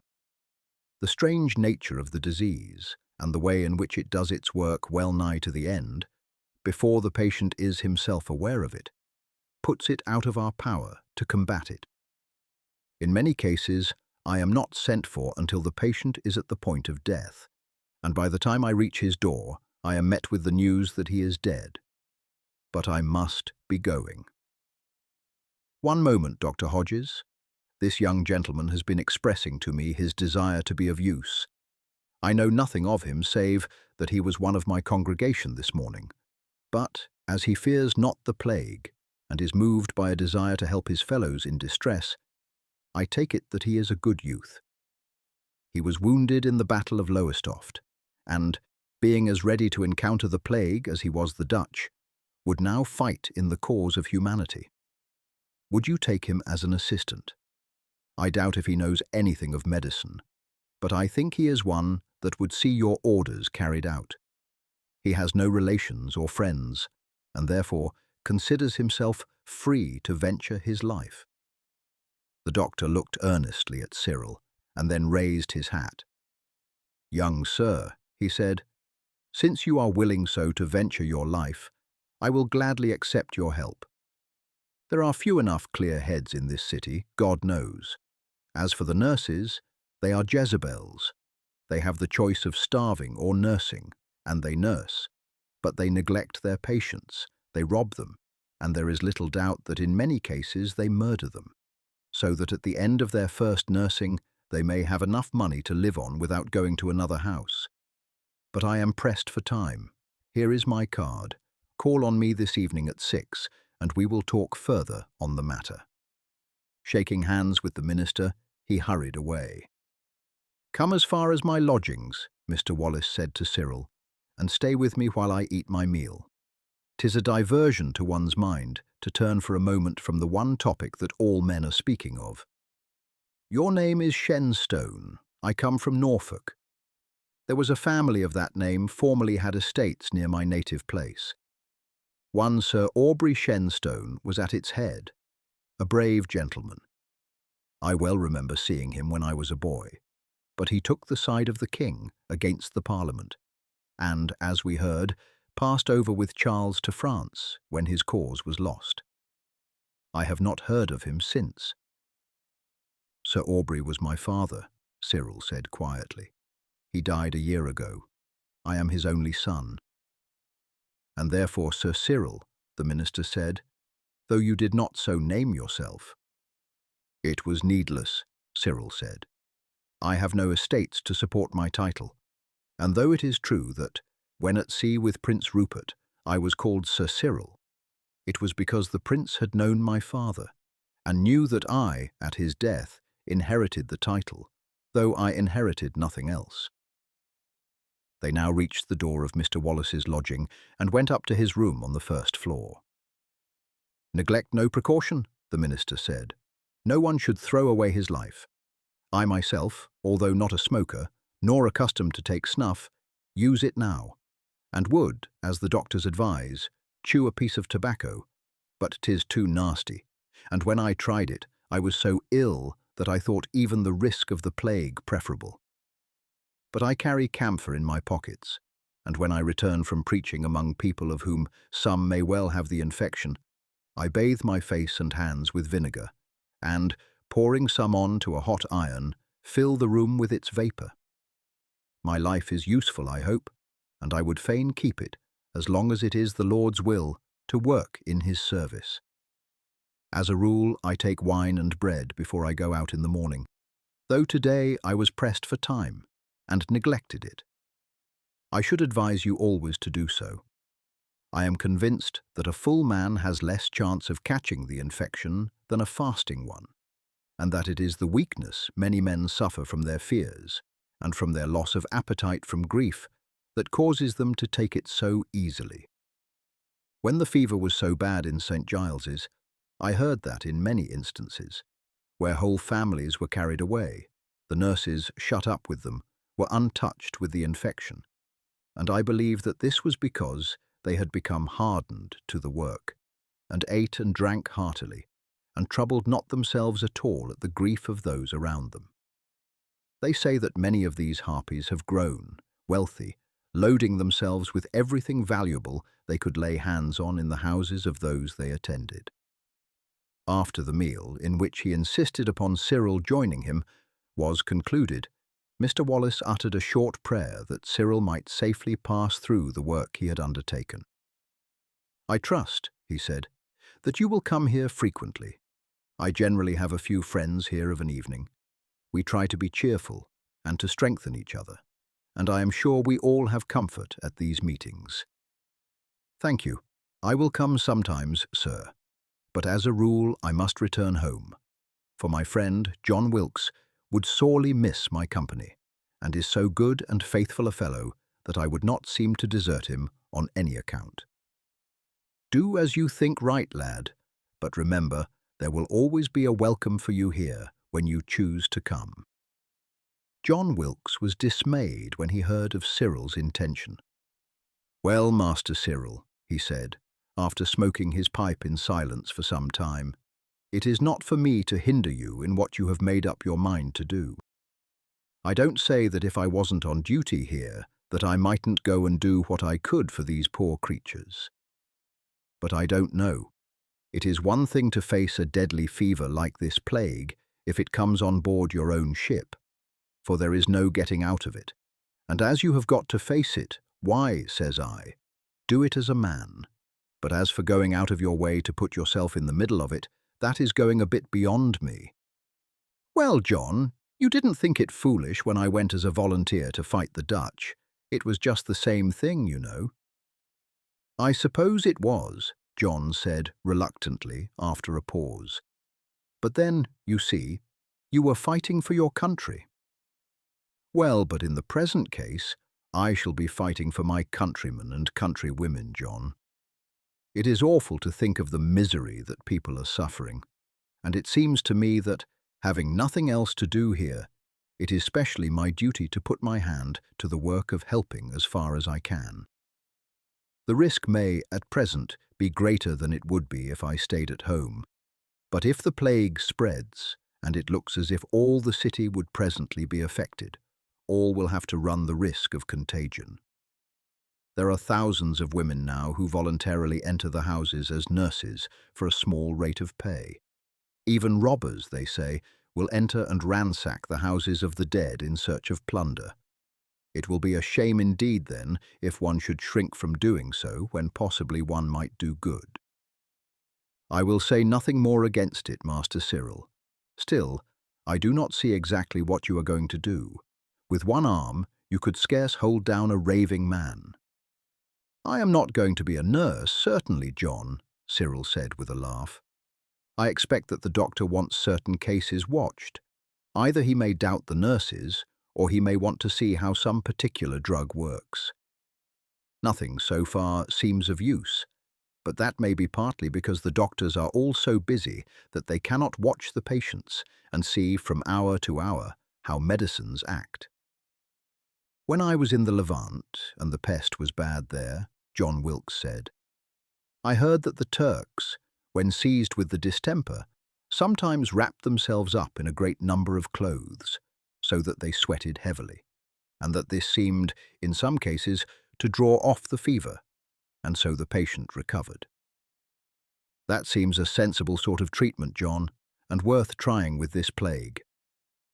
On calling on Dr. Hodges that afternoon, Cyril found that he had rightly guessed the nature of the work that the doctor wished him to perform. I can never rely upon the nurses, he said. I give instructions with medicines, but in most cases, I am sure that the instructions are never carried out. The relations and friends are too frightened to think or act calmly, too full of grief for the sick and anxiety for those who have not yet taken the illness to watch the changes in the patient. As to the nurses, they are often drunk the whole time they are in the house. Sometimes they fear to go near the sick man or woman. Sometimes, undoubtedly, they hasten death. In most cases, it matters little, for we are generally called in too late to be of any service. The poor people view us almost as enemies. They hide their malady from us in every way. Half our time, too, is wasted uselessly, for many are there who frighten themselves into the belief that they are ill and send for us in all haste. So far, we feel that we are working altogether in the dark. None of us can see that any sort of drug avails even in the slightest degree when the malady has once got a hold. 1 in 20 cases may live, but why we know not. Still, the fact that some do live shows that the illness is not necessarily mortal, and that, could the right remedy be found, we might yet overcome it. The first thing, however, is to try to prevent its spread. Here we have 10 or more people shut up in a house with one sick person. It is a terrible necessity, for it is a sentence of death to many, if not to all. We give the nurses instructions to fumigate the room by evaporating vinegar upon hot irons, by burning spices and drugs, by sprinkling perfumes. So far, I cannot see that these measures have been of any service, but I cannot say how thoroughly they have been carried out, and I sorely need an assistant to see that the system is fairly tried. It is not necessary that he should be a doctor, but he must have influence and power over those in the house.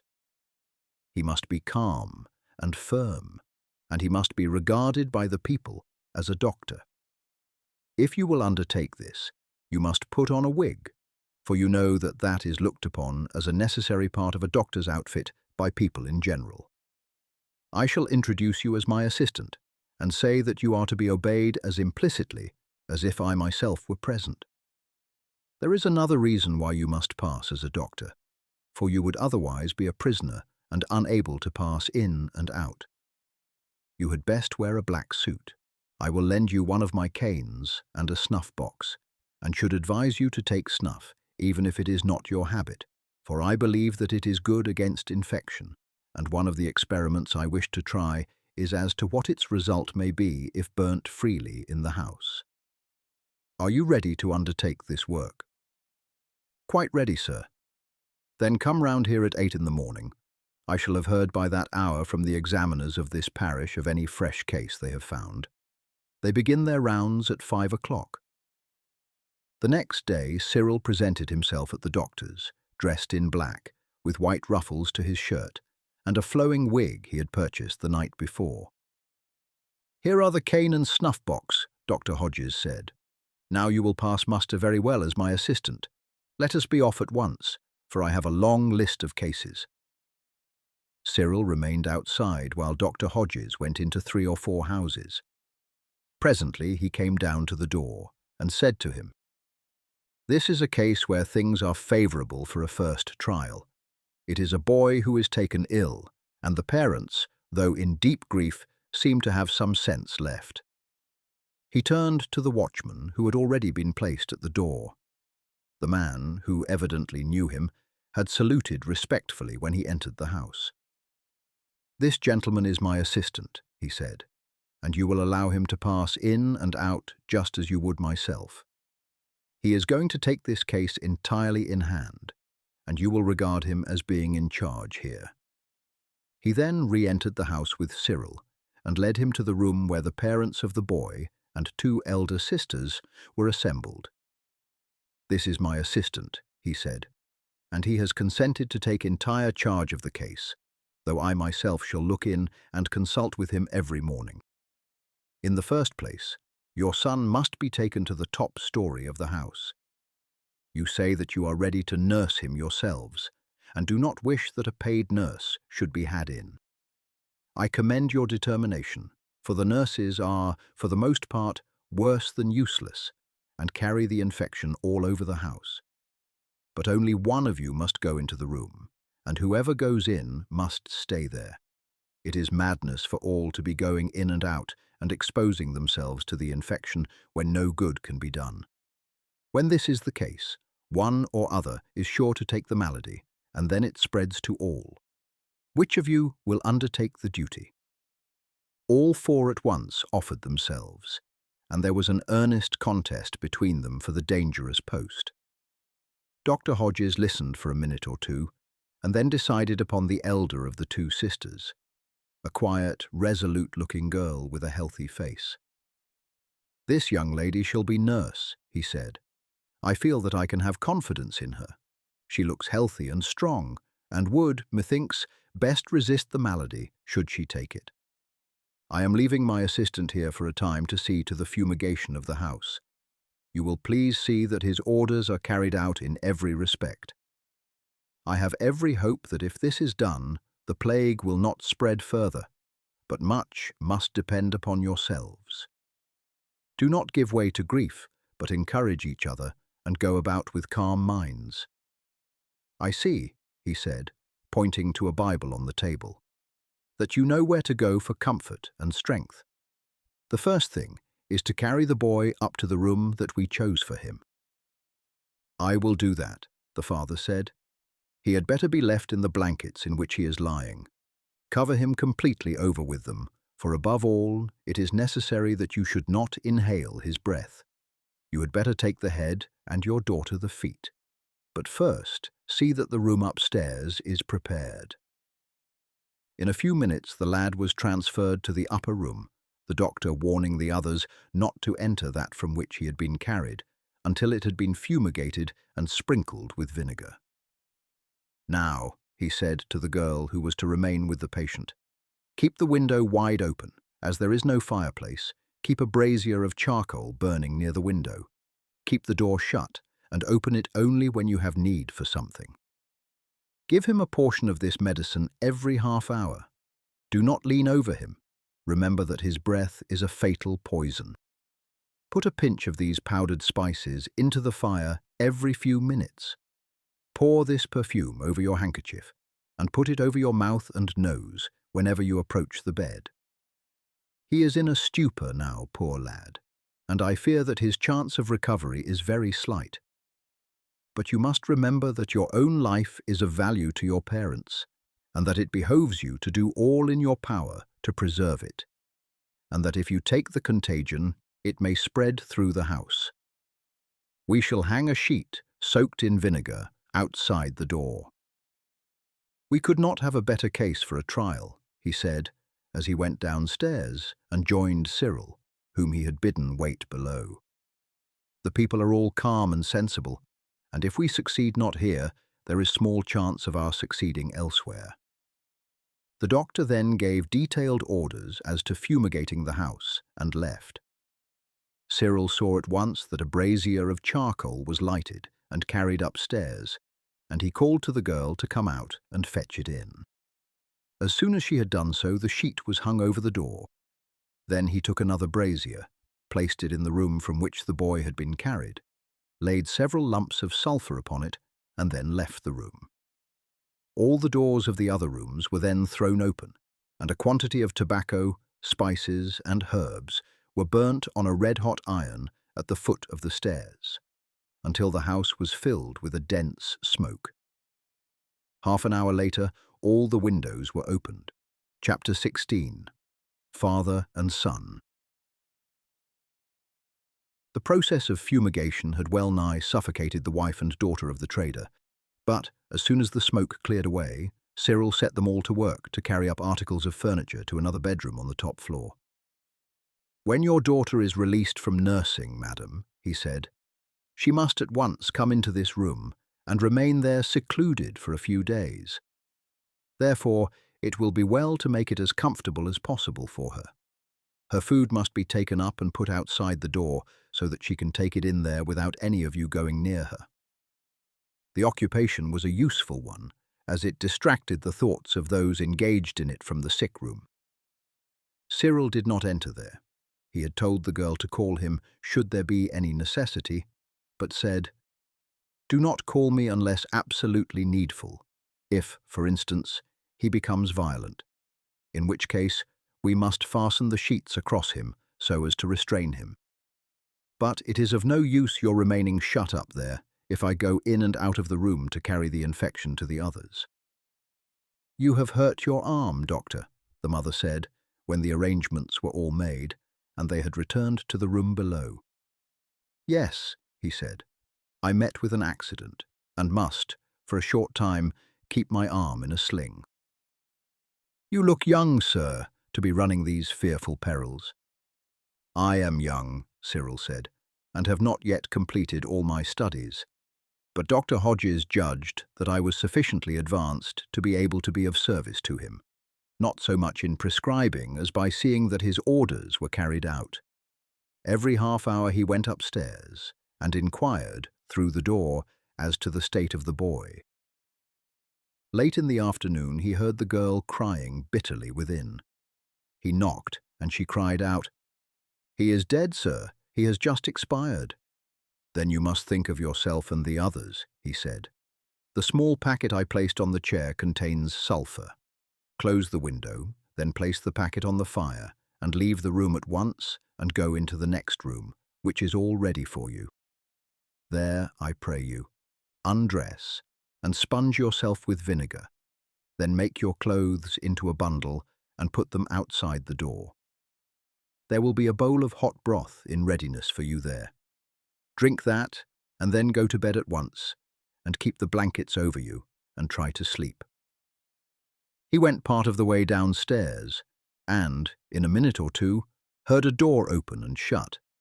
Then another door shut. Knowing that the order had been carried out, he went downstairs. "Madam," he said, "God has taken your boy." The doctor had but little hope for him. For the sake of yourself and those around you, I pray you all to bear up against the sorrow."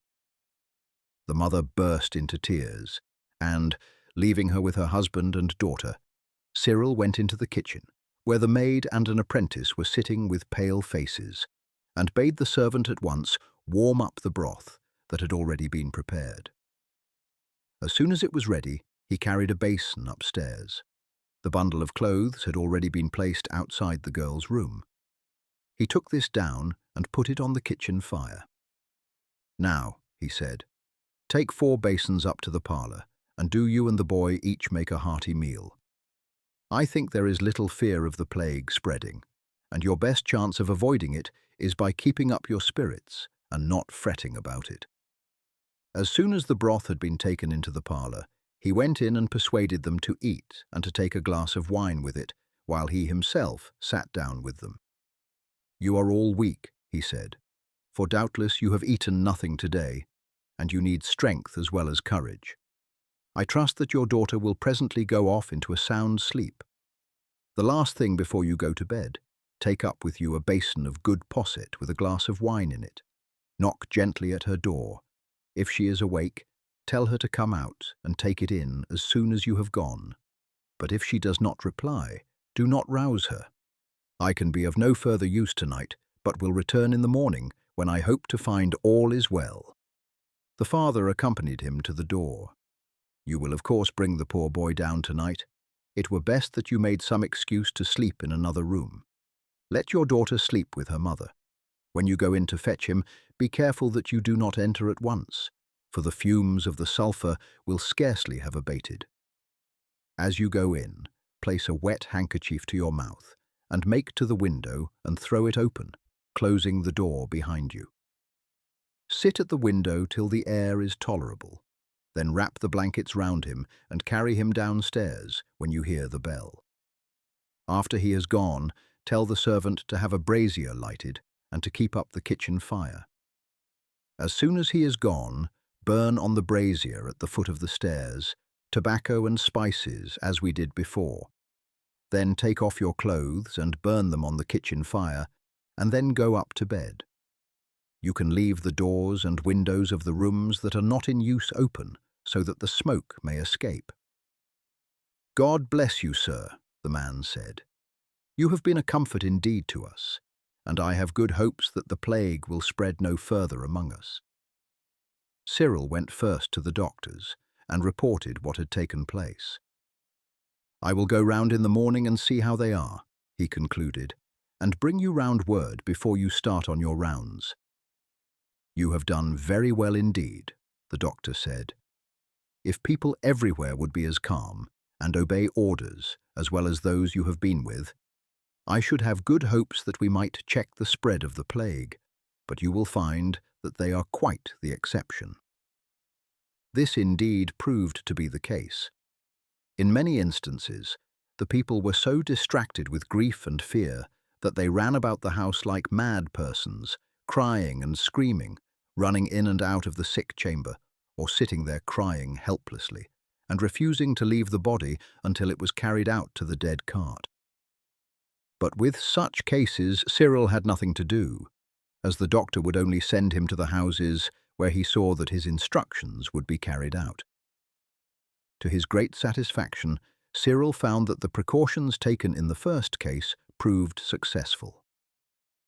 Regularly every morning he inquired at the door and received the answer, "All are well." In August, the plague greatly increased in violence, the deaths rising to 10,000 a week. A dull despair had now seized the population. It seemed that all were to be swept away. Many went out of their minds. The quacks no longer drove a flourishing trade in their pretended nostrums.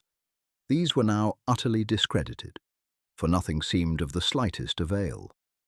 Some went to the opposite extreme and affected to defy fate. The taverns were filled again, and boisterous shouts and songs seemed to mock the dismal cries from the houses with the red cross on the door. Robberies were rife. Regardless of the danger of the pest, robbers broke into the houses where all the inmates had perished by the plague, and rifled them of their valuables. The nurses plundered the dying. All natural affection seemed at an end. Those stricken were often deserted by all their relatives and left alone to perish. Bands of reckless young fellows went through the streets singing and, dressing up in masks, performed the dance of death. The dead were too many to be carried away in carts at night to the great pits prepared for them. But the dismal tones of the bell and the cries of "Bring out your dead" sounded in the streets all day. It was no longer possible to watch the whole of the infected houses. Sometimes plague-stricken men would escape from their beds and run through the streets until they dropped dead. One such man, in the height of his delirium, sprang into the river, and, after swimming about for some time, returned to the shore, marvellously cured of his malady by the shock. Cyril went occasionally in the evening to the lodgings of Mr. Wallace. At first he met several people gathered there, but the number became fewer every time he went. He had told the minister that he thought that it would be better for him to stay away, exposed as he was to infection, but Mr. Wallace would take no excuses on this score. "We are all in the hands of God," he said. "The streets are full of infected people, and I myself frequently go to pray with my friends in the earliest stages of the malady. There is no longer any use in precautions. We can but all go on doing our duty until we are called away. And even among the few who gather here of an evening, there may be one or more who are already smitten, though unconscious, yet that their summons has come." Among others, Cyril was introduced to a Mr. and Mrs. Harvey, who were, the minister told him, from the country, but were staying in town on account of a painful family business. "I have tried to persuade them to return home and to stay there until the plague ceases, but they conceive it their duty to remain. They are, like myself, independents, and are not easily to be turned from a resolution they have taken." Cyril could easily understand that Mr. Harvey was exactly what he, from the description he had heard of them, had pictured to himself that a Roundhead soldier would be. He had a stern face, eyes deeply sunk in his head, high cheekbones, a firm mouth, and a square jaw.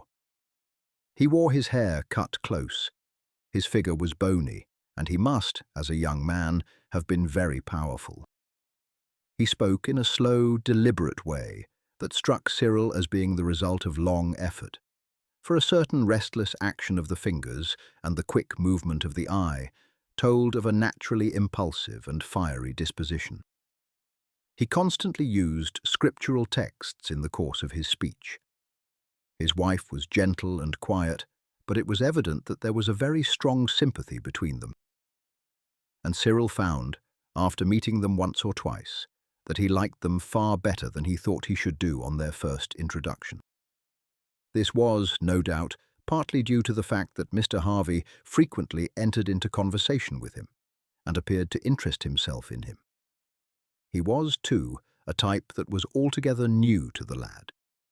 From his father and his father's companions, he had heard nothing good of the Puritans, but the evident earnestness of this man's nature was, to some extent, in accordance with his own disposition, and he felt that, widely as he might differ from him on all points of politics, he could not but respect him.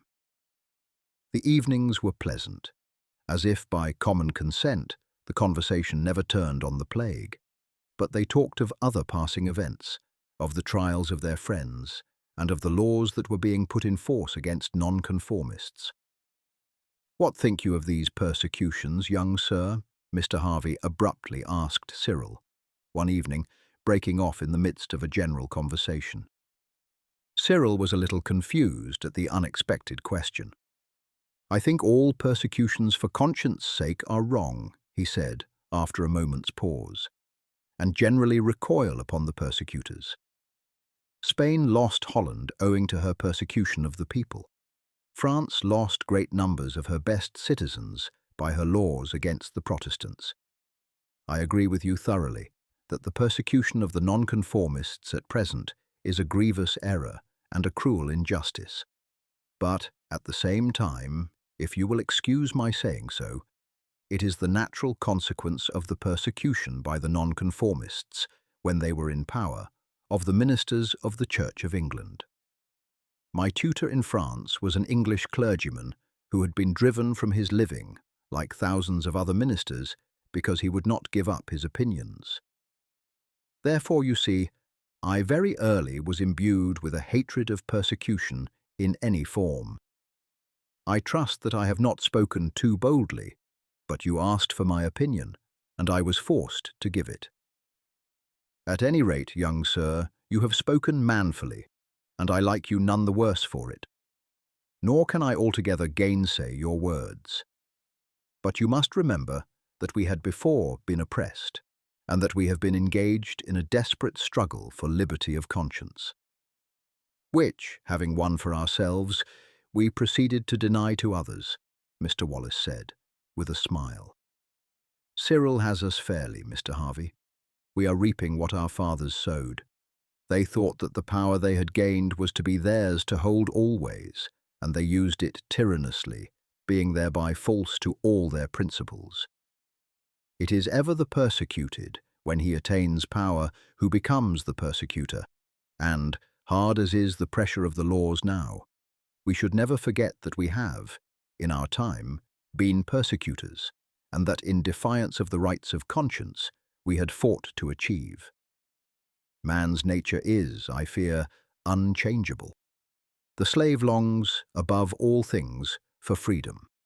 But when he rises successfully against his master, he, in turn, becomes a tyrant, and not infrequently a cruel and bloodthirsty one. Still, we must hope.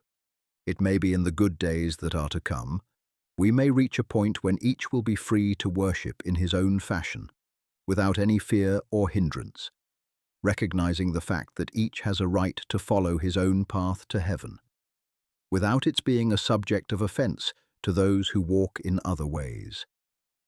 One or two of the other visitors were on the point of speaking, when Mr. Wallace put a stop to further argument by fetching a Bible from his closet, and preparing for the short service of prayer with which the evening always closed. One evening, Mr. Harvey and his wife were absent from the usual gathering. "I feel anxious about them," Mr. Wallace said. "They have never, since they arrived in town, missed coming here at 7 o'clock. The bells are usually striking the hour as they come. I fear that one or other of them may have been seized by the plague." "With your permission, sir, I will run round and see," Cyril said. "I know their lodging, for I have accompanied them to the door several times. It is but 5 minutes' walk from here. If one or other is ill, I will run round to Dr. Hodges, and I am sure, at my request, he will go round at once to see them."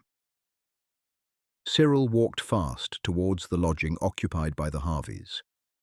It was at the house of a mercer, but he and his family had, 3 weeks before, gone away, having gladly permitted his lodgers to remain, as their presence acted as a guard to the house.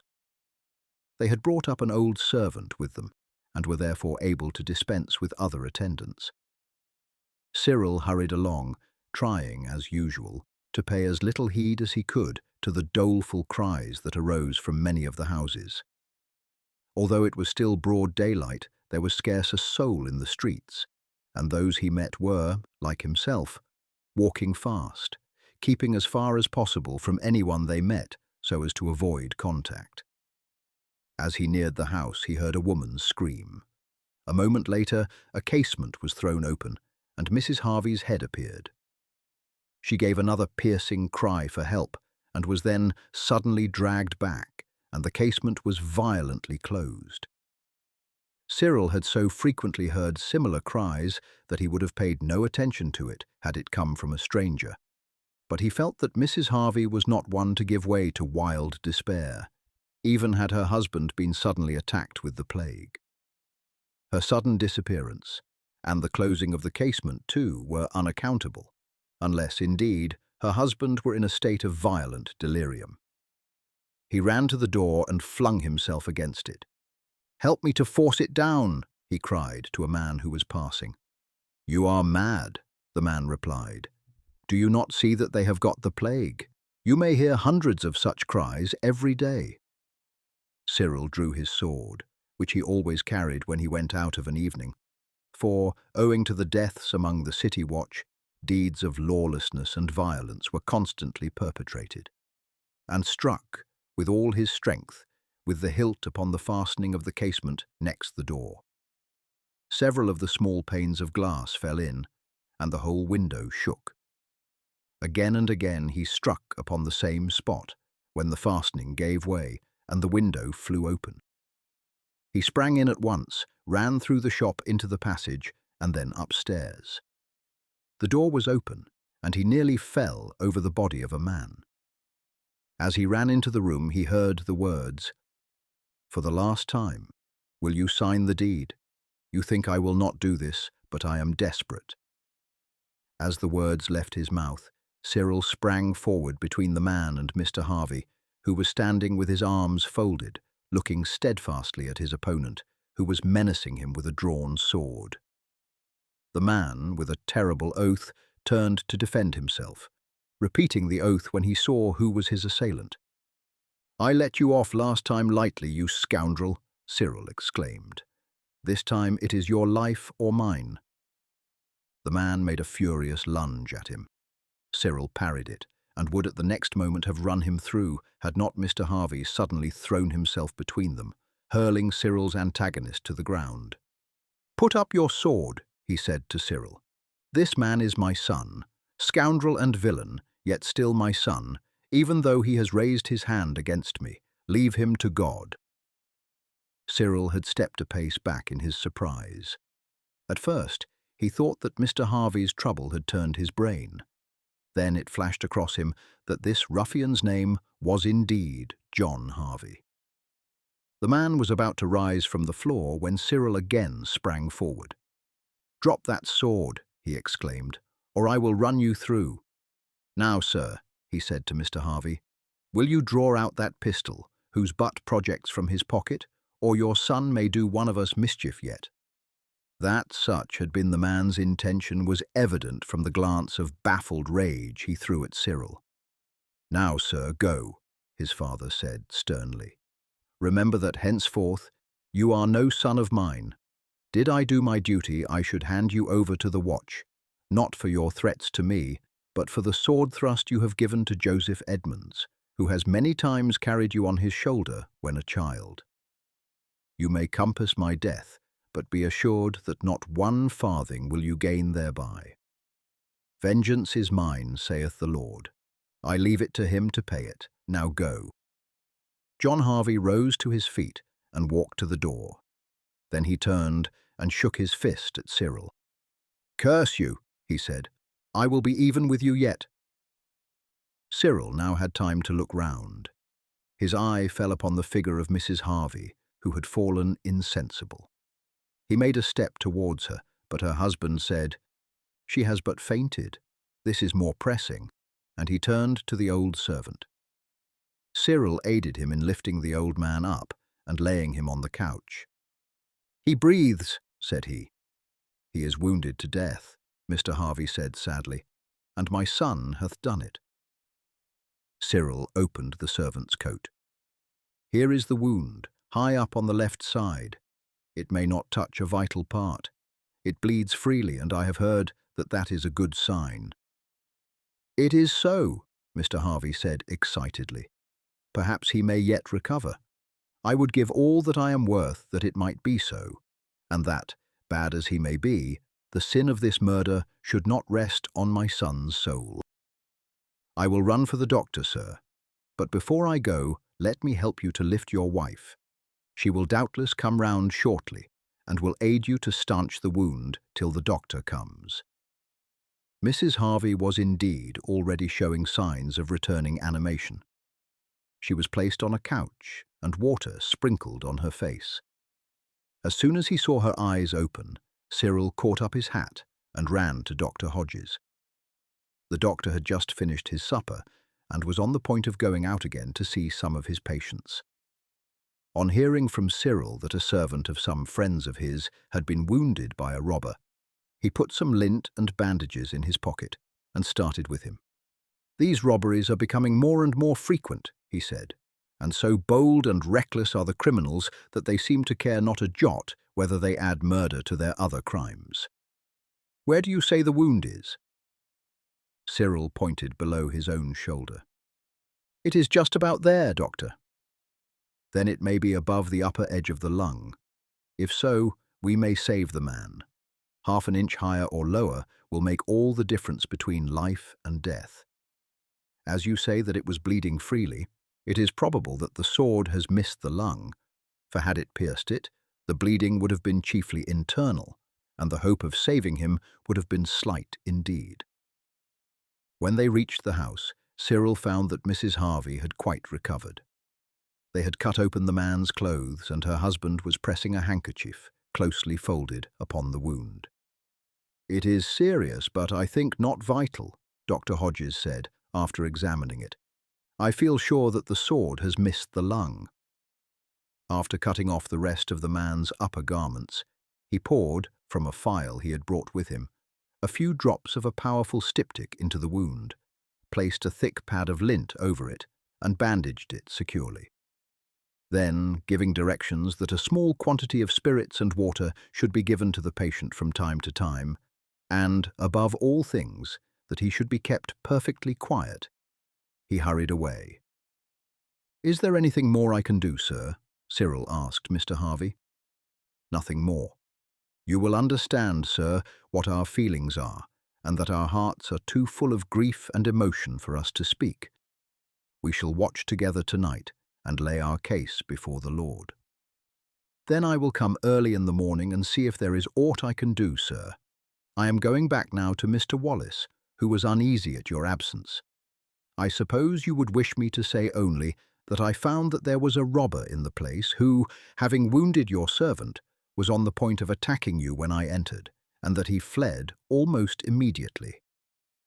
"That will do. Say to him that for tonight we shall be busy nursing, and that my wife is greatly shaken. Therefore I would not that he should come round, but I pray him to call here in the morning." "I will do so, sir." Cyril went downstairs, closed the shutters of the window into which he had broken, and put up the bars, and then went out at the door, taking special pains to close it firmly behind him. He was glad to be out of the house. He had seen many sad scenes during the last few weeks, but it seemed to him that this was the saddest of all. Better, 1,000 times, to see a son stricken by the plague than this. He walked slowly back to the minister's. He met Mr. Wallace at the door of his house. "I was coming round," the latter said. "Of course one or other of them are stricken." "No, sir, it was another cause that prevented their coming. Just as I reached the house I heard a scream, and Mrs. Harvey appeared at the casement calling for help. I forced open a window and ran up. I found that a robber had entered the house. He had seriously wounded the old servant and was on the point of attacking Mr. Harvey when I entered. Taken by surprise, the man fled almost immediately. Mrs. Harvey had fainted. At first, we thought the servant was killed, but, finding that he lived, I ran off and fetched Dr. Hodges, who has dressed the wound and thinks that the man has a good chance of recovery." As Mrs. Harvey had now come round, and was capable of assisting her husband, they did not accept my offer to stay and do anything I could. I said I was coming to you, and Mr. Harvey asked me to say that, although they were too much shaken to see you this evening, they should be glad if you would go round to them the first thing in the morning. "Then the robber got away unharmed?" Mr. Wallace asked. "He was unharmed, sir. I would rather that you did not question me on the subject. Mr. Harvey will doubtless enter fully into the matter with you in the morning." We did not exchange many words, for he was greatly disturbed in spirit at the wounding of his old servant and the scene he had gone through. And, seeing that he and his wife would rather be alone with their patient, I left almost directly after Dr. Hodges went away. However, I may say that I believe that there are private matters in the affair, which he will probably himself communicate to you. "Then I will ask no more questions, Cyril. I am well content to know that it is not as I feared, and that the plague had not attacked them. I said that I would call round in the morning, sir, but I have been thinking of it as I came along, and consider that, as you will be there, it is as well that I should not do so. I will come round here at 10 o'clock, and should you not have returned, will wait until you do. I do not know that I can be of any use whatever, and do not wish to intrude there. Will you kindly say this to them, but add that should they really wish me to go, I will of course do so. Mr. Wallace looked a little puzzled. I will do as you ask me, but it seems to me that they will naturally wish to see you, seeing that, had it not been for your arrival, they might have been robbed and perhaps murdered. You will understand better when you have seen Mr. Harvey, sir. Now I will be making for home. It is about my usual hour, and John Wilkes will be beginning to wonder and worry about me. To John, Cyril told the same story as to Mr. Wallace. But how was it that you let the villain escape, Master Cyril? Why did you not run him through the body? I had other things to think of, John. There was Mrs. Harvey lying insensible, and the servant desperately wounded, and I thought more of these than of the robber, and was glad enough when he ran out to be able to turn my attention to them. Aye, that was natural enough, lad. But 'tis a pity the villain got off scot-free. Truly it is not safe for two old people to be in an empty house by themselves in these times, specially as, maybe, the houses on either side are also untenanted, and robbers can get into them and make their way along the roof, and so enter any house they like by the windows there. It was a mercy you chanced to come along. Men are so accustomed now to hear screams and calls for aid that none trouble themselves as to such sounds. And you still feel quite well. Never better, John, except for occasional twitches in my shoulder. It does not knit so fast as it should do, John said. In the first place, you are always on the move. Then no one can go about into infected houses without his spirits being disturbed. And of all things, a calm and easy disposition is essential for the proper healing of wounds. Lastly, it is certain that when there is poison in the air, wounds do not heal so quickly as at other times. It is going on well enough, John. Indeed, I could not desire it to do better. As soon as it is fairly healed, I ought to join Prince Rupert again. But in truth, I do not wish to go, for I would fain see this terrible plague come to an end before I leave. For never since the days of the Black Death, hundreds of years ago, was there so strange and terrible a malady in this country. Mr. Wallace had returned to his house when Cyril called the next morning. Thinking over what you said last night, Cyril, I arrived at a pretty correct conclusion as to what had happened, though I thought not that it could be as bad as it was. I knew the object with which Mr. Harvey and his wife had come up to London, at a time when most men were fleeing from it. Their son has, ever since he came up 3 years ago, been a source of grievous trouble to them, as he was, indeed, for a long time previously. Some natures seem naturally to turn to evil, and this boy's was one of them. It may be that the life at home was too rigid and severe, and that he revolted against it. Certain it is that he took to evil courses and consorted with bad companions. Severity was unavailing. He would break out of the house at night and be away for days. He was drunken and dissolute. At last, just after a considerable sum of money had come into the house from the tenants' rents, he stole it and went up to London. His name was not mentioned at home, though his father learnt from correspondence here that he had become a hanger-on of the court, where, his father being a man of condition, he found friends without difficulty. He was a gambler and a brawler, and bore a bad reputation even among the riffraff of the court. His father learnt that he had disappeared from sight at the time the court went to Oxford early in June, and his correspondent found that he was reported to have joined a band of abandoned ruffians, whose least crimes were those of robbery. When the plague spread rapidly, Mr. Harvey and his wife determined to come up to London, to make one more effort to draw him from his evil courses. The only thing that they have been able to learn for certain was that he was one of the performers in that wicked mockery, the Dance of Death. But their efforts to trace him have otherwise failed. They had intended, if they had found him, and he would have made promises of amendment, to have given him money that would have enabled him to go over to America and begin a new life there, promising him a regular allowance to maintain him in comfort. As they have many friends over there, some of whom went abroad to settle before the Civil War broke out here, they would be able to have news how he was going on. And if they found he was living a decent life and truly repented his past course, they would in 5 years have had him back again and reinstated him as their heir. I knew their intentions in the matter, and have done my best to gain them news of him. I did not believe in the reformation of one who had shown himself to be of such evil spirit, but God is all-powerful, and might have led him out from the slough into which he had fallen. Yesterday evening, half an hour before you went there, his father and mother were astonished at his suddenly entering. He saluted them at first with ironical politeness, and said that having heard from one from the same part of the country that he had seen them in London, he had had the streets thereabouts watched, and having found where they lodged, had come to pay his respects.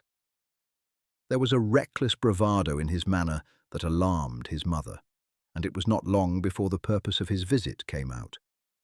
He demanded that his father should at once sign a deed which he had brought drawn out in readiness, assigning to him at once half his property. "You have," he said, "far more than you can require. Living as you do, you must save 3/4 of your income, and it would be at once an act of charity and save you the trouble of dealing with money that is of no use to you." His father indignantly refused to take any such step, and then told him the plans he had himself formed for him. At this he laughed scoffingly. "You have the choice," he said, "of giving me half, or of my taking everything." And then he swore with terrible oaths that unless his father signed the paper, that day should be his last. "You are in my power," he said, "and I am desperate. Do you think that if 3 dead bodies are found in a house now, any will trouble to inquire how they came to their end? They will be tossed into the plague cart, and none will make inquiry about them." Hearing voices raised in anger, the old servant ran in. At once the villain drew and ran at him, passing his sword through his body. Then, as if transported at the sight of the blood he had shed, he turned upon his father. It was at this moment that his mother ran to the window and called for help. He dragged her back, and as she fell fainting with horror and fear, he again turned upon his father. His passion grew hotter and hotter, as the latter, upbraiding him with the deed he had done, refused to sign. And there is no doubt that he would have taken his life had you not luckily ran in at this moment. It has truly been a terrible night for them. They have passed it in prayer, and when I went this morning, were both calm and composed, though it was easy to see by their faces how they had suffered, and how much the blow has told upon them. They have determined to save their son from any further temptation to enrich himself by their deaths. I fetched a lawyer for them, and when I left, Mr. Harvey was giving him instructions for drawing up his will, by which every farthing is left away from him. They request me to go to them this evening with 2 or 3 of our friends to witness it, as it is necessary in a time like this that a will should be witnessed by as many as possible, as some may be carried off by the plague. And should all the witnesses be dead, the will might be disputed as a forgery. So the lawyer will bring his clerks with him, and I shall take 4 or 5 of our friends. They will return to the country as soon as their servant can be moved. Dr. Hodges came when I was there, and gives hopes that the cure will be a speedy one. We are going to place some men in the house. I have among my poorer friends 2 men who will be glad to establish themselves there with their wives, seeing that they will pay no rent and will receive wages as long as Mr. Harvey remains there. There will thus be no fear of any repetition of the attempt. Mr. Harvey, on my advice, will also draw up and sign a paper giving a full account of the occurrence of last evening, and will leave this in the hands of the lawyer. This will be a protection to him should his son follow him into the country, as he will then be able to assure him that if he proceeds to violence, suspicion will at once fall upon him, and he will be arrested for his murder. But, indeed, the poor gentleman holds but little to his life, and it was only on my representing to him that this document might be the means of averting the commission of the most terrible of all sins from the head of his son that he agreed to sign it. I gave him your message, and he prays me to say that, deeply grateful as he and his wife are to you, not so much for the saving of their lives as for preventing their son's soul being stained by the crime, they would indeed rather that you did not call for a time, for they are so sorely shaken that they do not feel equal to seeing you. You will not, I hope, take this amiss. By no means, Cyril replied. It is but a natural feeling, and in truth, I myself am relieved that such is their decision, for it would be well nigh as painful to me as to them to see them again, and to talk over the subject. By the way, Cyril, Mr. Harvey said that when you saw his son, you cried out his name, and that by the manner in which he turned upon you, it was clear that he had some cause for hating you. Is this so, or was it merely his fancy? It was no fancy, sir. It is not long since I thwarted his attempt to carry off the daughter of a city merchant, to whom he had represented himself as a nobleman.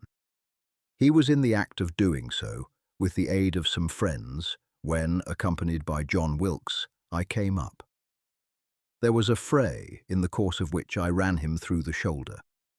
The young lady returned home with us, and has since heartily repented of her folly. I had not seen the man since that time till I met him yesterday, but certainly the house was watched for some time, as I believe, by his associates, who would probably have done me an ill turn had I gone out after nightfall. That explains it, Cyril. I will tell Mr. Harvey, whose mind has been much puzzled by your recognition of his son. Chapter 17. Smitten Down. 2 days later, Cyril started at his usual hour to go to Dr. Hodges's, but he had proceeded but a few yards when a man, who was leaning against the wall, suddenly lurched forward and caught him round the neck. Thinking that the fellow had been drinking, Cyril angrily tried to shake him off. As he did so, the man's hat, which had been pressed down over his eyes, fell off, and, to his astonishment, Cyril recognized John Harvey. "You villain! What are you doing here?" he exclaimed, as he freed himself from the embrace, sending his assailant staggering back against the wall. The man's face lit up with a look of savage exultation. "I told you you should hear from me again," he said, "and I have kept my word. I knew the hour you went out, and I have been waiting for you. You are a doomed man. I have the plague, and I have breathed in your face. Before 24 hours have passed, you will be, as I am, a dying man. That is a good piece of vengeance. You may be a better swordsman than I am, but you can't fight with the plague." Cyril drew back in horror. As he did so, a change came over John Harvey's face. He muttered a few words incoherently, swayed backwards and forwards, and then slid to the ground in a heap. A rush of blood poured from his mouth, and he fell over dead. Cyril had seen more than one similar death in the streets, but the horrible malignity of this man and his sudden death gave him a terrible shock. He felt for the moment completely unmanned, and, conscious that he was too unhinged for work, he turned and went back to the house. "You look pale, lad," John Wilkes said as Cyril went upstairs. "What brings you back so soon?" "I have had rather a shock, John," and he told him of what had happened. "That was enough to startle you, lad. I should say the best thing you could do would be to take a good strong tumbler of grog and then lay down." "That I will do, and will take a dose of the medicine Dr. Hodges makes everyone take when the infection first shows itself in a house." As you know, I have never had any fear of the plague hitherto. I don't say that I'm afraid of it now, but I have run a far greater risk of catching it than I have ever done before, for until now I have never been in actual contact with anyone with the disease. After a sleep, Cyril rose, and feeling himself again, went to call upon Mr. Wallace. "I shall not come again for a few days," he said, after telling him what had happened, but without mentioning the name of John Harvey. "But I will send you a note every other day by John Wilkes. If he does not come, you will know that I have taken the malady, and in that case, Mr. Wallace, I know that I shall have your prayers for my recovery.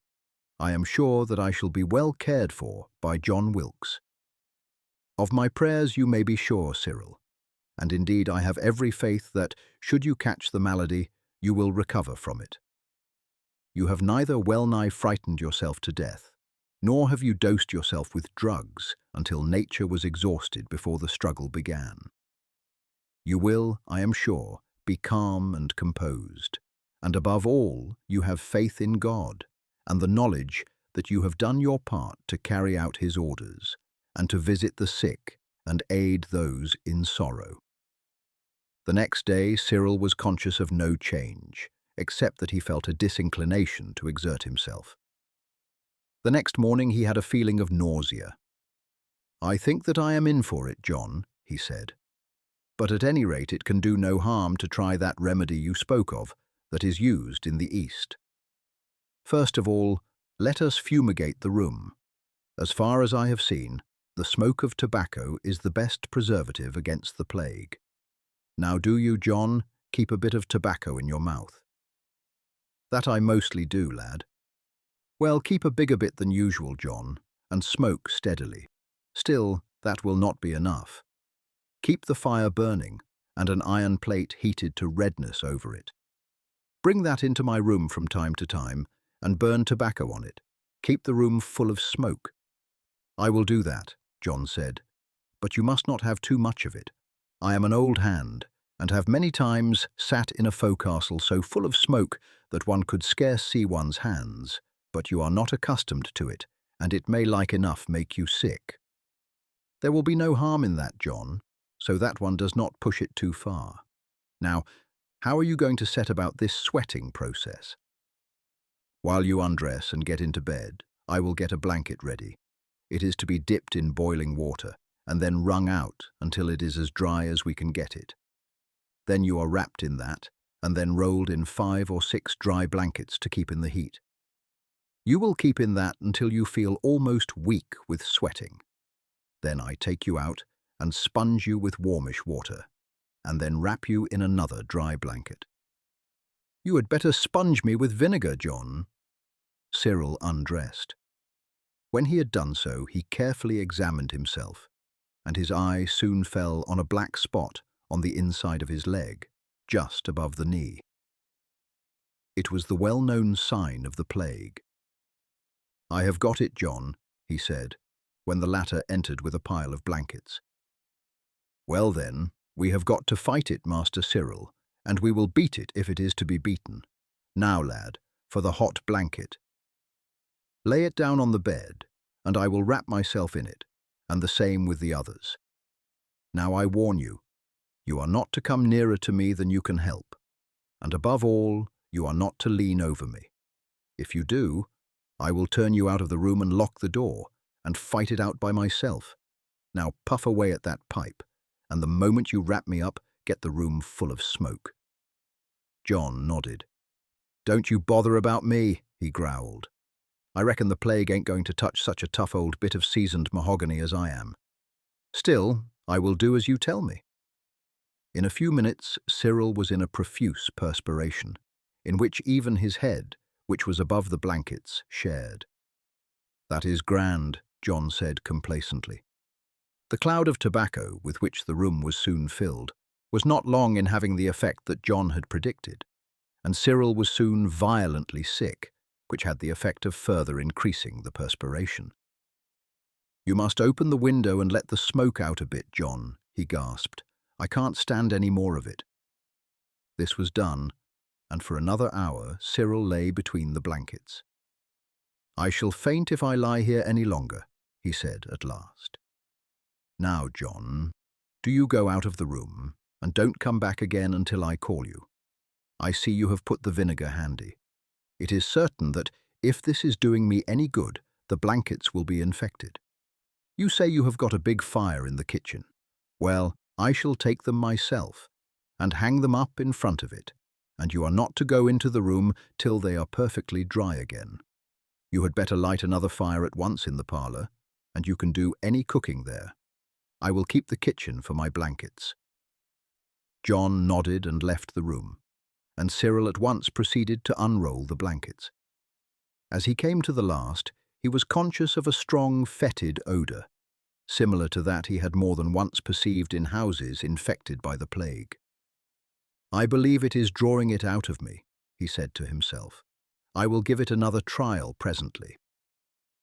He first sponged himself with vinegar and felt much refreshed. He then wrapped himself up and lay down for a few minutes, for he felt strangely weak. Then he got up and carried the blankets into the kitchen, where a huge fire had been made up by John. He threw the one that had been next to him into a tub and poured boiling water on it, and the others he hung on chairs round it. Then he went back to his room and lay down and slept for half an hour. He returned to the kitchen and rearranged the blankets. When John saw him go back to his room, he followed him. "I have got some strong broth ready," he said. "Do you think that you could take a cupful?" "Aye, and a good-sized one, John. I feel sure that the sweating has done me good, and I will have another turn at it soon. You must go at once and report that I have got it, or when the examiners come round and find that the plague is in the house, you will be fined or perhaps imprisoned. Before you go there, please leave word at Dr. Hodges's that I am ill, and you might also call at Mr. Wallace's and leave the same message. Tell them, in both cases, that I have everything that I want, and trust that I shall make a good recovery." "Aye, aye, sir. I will be off as soon as I have brought you in your broth, and will be back here in half an hour." Cyril drank the broth, and then dozed again until John returned. When he heard his step, he called out to him to bring the hot iron, and he filled the room with tobacco smoke before allowing him to enter. "Now, John, the blankets are dry and can be handled again, and I am ready for another cooking." 4 times that day did Cyril undergo the sweating process. By the evening he was as weak as a child, but his skin was soft and cool, and he was free from all feeling of pain or uneasiness. Dr. Hodges called half an hour after he had taken it for the last time, having only received his message when he returned late from a terrible day's work. Cyril had just turned in for the night. "Well, lad, how are you feeling? I am so sorry that I did not get your message before." "I am feeling very well, doctor." "Your hand is moist and cool," Dr. Hodges said in surprise. "You must have been mistaken. I see no signs whatever of the plague." "There was no mistake, doctor. There were the black marks on my thighs, but I think I have pretty well sweated it out of me." He then described the process he had followed and said that John Wilkes had told him that it was practiced in the Levant. "Sweating is greatly used here, and I have tried it very repeatedly among my patients, and in some cases, where I had notice of the disease early, have saved them. Some bleed before sweating, but I have not heard of one who did so who recovered. In many cases, the patient, from terror or from weakness of body, cannot get up the heat required, and even if they arrive at it, have not the strength to support it. In your case, you lost no time. You had vital heat in plenty, and you had strength to keep up the heat in full force until you washed, as it were, the malady out of you. Henceforth I shall order that treatment with confidence when patients come to me whom I suspect to have the plague, although it may not have as yet fully declared itself. What have you done with the blankets?" I would not suffer John to touch them, but carried them myself into the kitchen. The blankets next to me I throw into a tub and pour boiling water over them. The others I hang up before a huge fire so as to be dry for the next operation. I take care that John does not enter the kitchen. How often have you done this? 4 times, and lay each time for an hour in the blankets. I feel very weak and must have lost very many pounds in weight, but my head is clear and I suffer no pain whatever. The marks on my legs have not spread and seem to me less dark in colour than they were. Your case is the most hopeful that I have seen, Dr. Hodges said. The system has had every advantage, and to this it owes its success. In the first place, you began it as soon as you felt unwell. Most people would have gone on for another 12 hours before they paid much attention to the first symptoms, and might not have noticed the plague marks even when they went to bed. In the second place, you are cool and collected, and voluntarily delivered yourself to the treatment. And in the third place, which is the most important perhaps of all, you were in good health generally. You had not weakened yourself by swallowing every nostrum advertised, or wearing yourself out by vain terrors. 99 cases out of 100 would be probably beyond the reach of help before they were conscious of illness, and be too weak to stand so severe a strain on the system as that you have undergone. Another thing is that the remedy could hardly be attempted in a house full of frightened people. There would be sure to be carelessness in the matter of the blankets, which, unless treated as you have done, would be a certain means of spreading the infection over the house. At any rate, I would continue the sweating as long as you can possibly stand it. Take nourishment in the shape of broth frequently, but in small quantity. I would do it again at midnight. 'Tis well not to let the virus have time to gather strength again. I see you have faith in tobacco. Yes, doctor. I never let John Wilkes into the room after I have taken a bath until it is full of tobacco smoke. I have twice made myself ill with it today. Don't carry it too far, lad, for although I also believe in the virtue of the weed, 'tis a powerful poison, and you do not want to weaken yourself. Well, I see I can do nothing for you. You and your man seem to me to have treated the attack far more successfully than I should have done. For indeed, this month, very few of those attacked have recovered, whatever the treatment has been. I shall come round early tomorrow morning to see how you are going on. At present, nothing can be better. Since the first outbreak, I have not seen a single case in which the patient was in so fair a way towards recovery in so short a time after the discovery of the infection. John Wilkes at this moment came in with a basin of broth. This is my good friend, John Wilkes, doctor. You ought to be called Dr. John Wilkes, the doctor, who was one of the most famous of his time, said, with a smile, as he shook hands with him. Your treatment seems to be doing wonders. It seems to me he is doing well, doctor, but I am afraid he is carrying it too far. He is so weak he can hardly stand. Never mind that, the doctor said. It will be easy enough to build him up when we have once got the plague out of him. I have told him to have another turn in the blankets at 12 o'clock tonight. It will not do to let the malady get a fresh hold of him. But don't push it too far, lad. If you begin to feel faint, stop it, even if you have not been a quarter of an hour in the blankets. Do not cover yourself up too warmly when you have done. Let nature have a rest. I shall be round between 8 and 9, and no doubt you will have had another bath before I come. Do not sleep in the room, Wilkes. He is sure to go off soundly to sleep, and there is no use your running any needless risk. Let his window stand open. Indeed, it should always be open, except when he gets out of his blankets, or is fumigating the room. Let him have a chair by the open window, so as to get as much fresh air as possible. But be sure that he is warmly wrapped up with blankets, so as to avoid getting a chill. You might place a handbell by the side of his bed tonight, so that he can summons you should he have occasion. When the doctor came next morning, he nodded approvingly as soon as he felt Cyril's hand. Nothing could be better, he said. Your pulse is even quieter than last night. Now let me look at those spots. They are fainter, Cyril said. A great deal, Dr. Hodges said, in a tone of the greatest pleasure. Thank God, my lad, it is dying out. Not above 3 or 4 times since the plague began have I been able to say so. I shall go about my work with a lighter heart today, and shall order your treatment in every case where I see the least chance of its being carried out.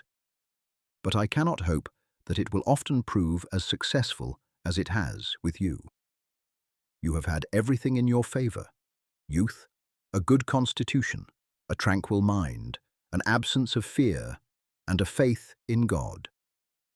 And a good attendant, doctor, don't forget that. No, that goes for a great deal, lad, for a great deal. Not one nurse out of 100 would carry out my instructions carefully. Not one patient in 1,000 would be able to see that they were carried out. Of course you will keep on with the treatment, but do not push it to extremes. You have pulled yourself down prodigiously and must not go too far. Do you perceive any change in the odour when you take off the blankets? Yes, doctor, a great change. I could scarcely distinguish it this morning, and indeed allowed John Wilkes to carry them out, as I don't think I myself could have walked as far as the kitchen, though it is but 10 or 12 paces away. I told him to smoke furiously all the time, and to come out of the kitchen as soon as he had hung them up. Cyril took 3 more baths in the course of the day, but was only able to sustain them for 20 minutes each, as by the end of that time he nearly fainted. The doctor came in late in the evening.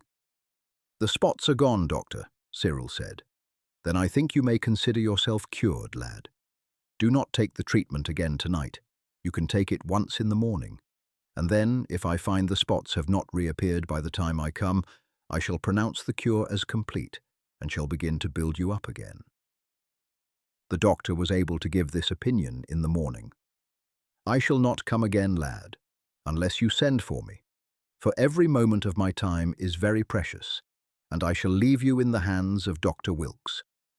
All you want now is nourishment, but take it carefully at first, and not too much at a time.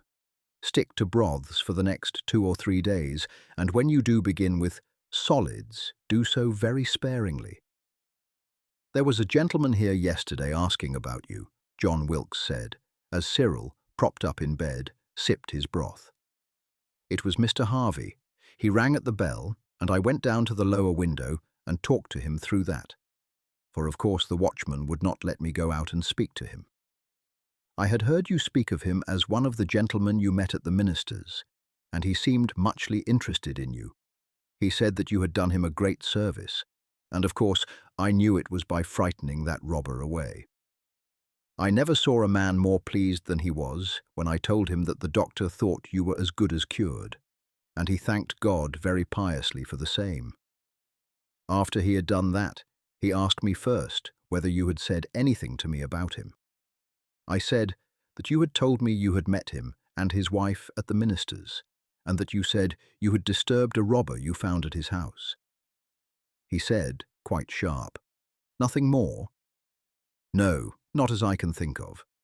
He is always doing good to somebody," says I, "and never a word would he say about it if it did not get found out somehow. Why, he saved Prince Rupert's ship from being blown up by a fire vessel, and never should we have known of it if young Lord Oliphant had not written to the captain telling him all about it, and saying that it was the gallantest feat done in the battle. Then there were other things, but they were of the nature of private affairs." "You can tell me about them, my good man," he said.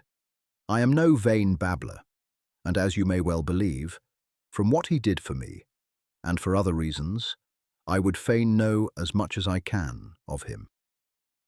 So then I told him about how you found out about the robbery, and saved master from being ruined, and how you prevented Miss Nellie from going off with a rascal who pretended he was an earl. "Then you did very wrong, John," Cyril said angrily. "I say naught about your speaking about the robbery, for that was told in open court, but you ought not, on any account, to have said a word about Mistress Nellie's affairs." "Well, your honour, I doubt not Mistress Nellie herself would have told the gentleman had she been in my place. I am sure he can be trusted not to let it go further. I took care to tell him what good it had done Mistress Nelly, and that good had come out of evil.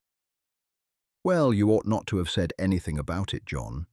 It may be that Mistress Nelly, out of her goodness of heart, might herself have told, but that is no reason why anyone else should do so. I charge you in future never to open your lips about that to anyone, no matter who.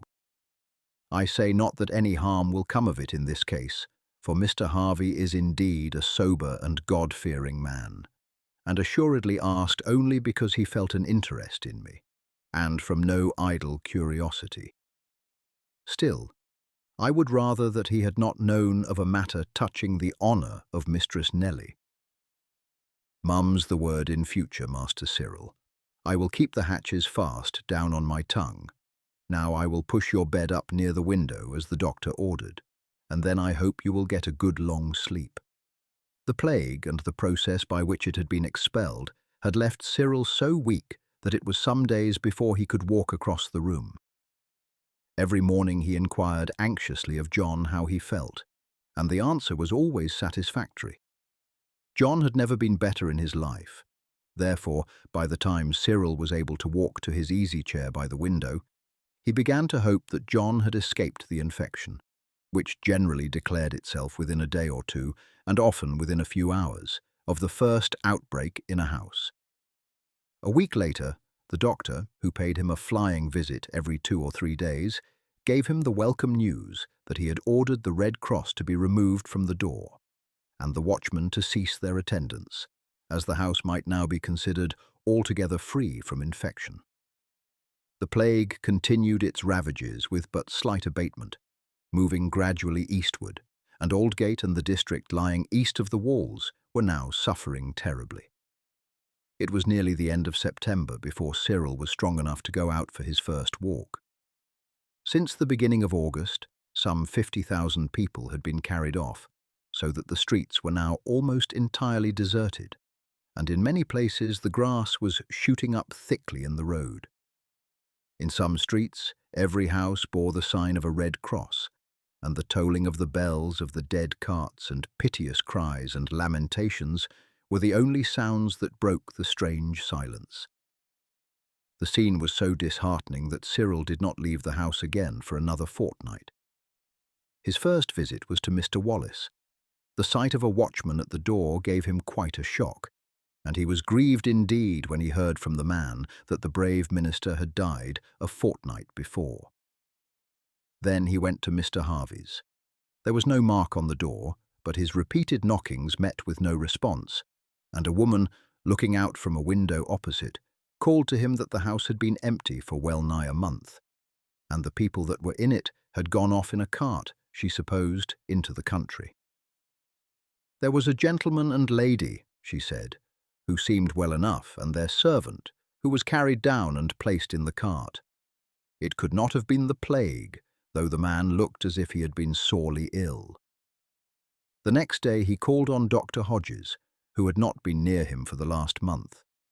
There was no watchman at the door, and his man opened it. "Can I see the doctor?" "Aye, you can see him," he said. "He is cured now, and will soon be about again." "Has he had the plague, then?" "That he has, but it is a week now since the watchman left." Cyril went upstairs. The doctor was sitting, looking pale and thin, by the window. "I am grieved indeed to hear that you have been ill, doctor," Cyril said. "Had I known it, I should have come a fortnight since, for I was strong enough to walk this distance then. I did indeed go out, but the streets had so sad an aspect that I shrank from stirring out again." "Yes, I have had it," the doctor said. "Directly I felt it come on. I followed your system exactly, but it had gone further with me than it had with you, and it was a week before I fairly drove the enemy out. I ordered sweating in every case, but, as you know, they seldom sent for me until too late, and it is rare that the system got a fair chance. However, in my case, it was a complete success. 2 of my servants died. They were taken when I was at my worst. Both were dead before I was told of it. The man you saw was the one who waited on me, and as I adopted all the same precautions you had taken with your man, he did not catch it, and it was only when he went downstairs one day and found the other two servants lying dead in the kitchen that he knew they had been ill. Mr. Wallace has gone, you will be sorry to hear, sir. I am sorry, the doctor said, but no one was more fitted to die. He was a brave man and a true Christian, but he ran too many risks, and your news does not surprise me. The only other friends I have, Mr. Harvey and his wife, went out of town a month ago, taking with them their servant. Yes, I saw them the day before I was taken ill, the doctor said, and told them that the man was so far out of danger that he might safely be moved. They seemed very interested in you, and were very pleased when I told them that I had now given up attending you, and that you were able to walk across the room, and would, ere long, be yourself again. I hope we are getting to the end of it now, lad. As the plague travels east, it abates in the west, and the returns for the last week show a distinct fall in the rate of mortality. There is no further east for it to go now, and I hope that in another few weeks it will have worn itself out. We are half through October, and may look for cold weather before long. I should think that I am strong enough to be useful again now, sir. I don't think you are strong enough, and I am sure I shall not give you leave to do so, the doctor said. I can hardly say how far a first attack is a protection against a second, for the recoveries have been so few that we have scarce means of knowing. But there certainly have been cases where persons have recovered from a first attack and died from a second. Your treatment is too severe to be gone through twice, and it is therefore more essential that you should run no risk of infection than it was before. I can see that you are still very far from strong, and your duty now is, in the first place, to regain your health. I should say get on board a hoy and go to Yarmouth. A week in the bracing air there would do you more good than 6 months here. But it is useless to give you that advice, because, in the first place, no shipping comes up the river, and, even if you could get down to Yarmouth by road, no one would receive you. Still, that is what I should do myself, as soon as I could get away, were it not that, in my case, I have my duties here. But, Doctor, what you said to me surely applies to yourself also, Cyril said with a smile. I know that, the doctor said good-humouredly, and expected it, but it is not for a doctor to choose. He is not free, like other men. He has adopted a vocation in which it is his first duty to go among the sick, whatever their ailment may be, to do all that he can for them, and if, as in the present case, he can do practically nothing else, to set them an example of calmness and fearlessness. Still, for a time, at any rate, I shall be able to go no more into houses where the plague is raging. 'Tis more than a month since you were cured, yet you are still a mere shadow of what you were. I had a much harder fight with the enemy, and cannot walk across the room yet without William's help.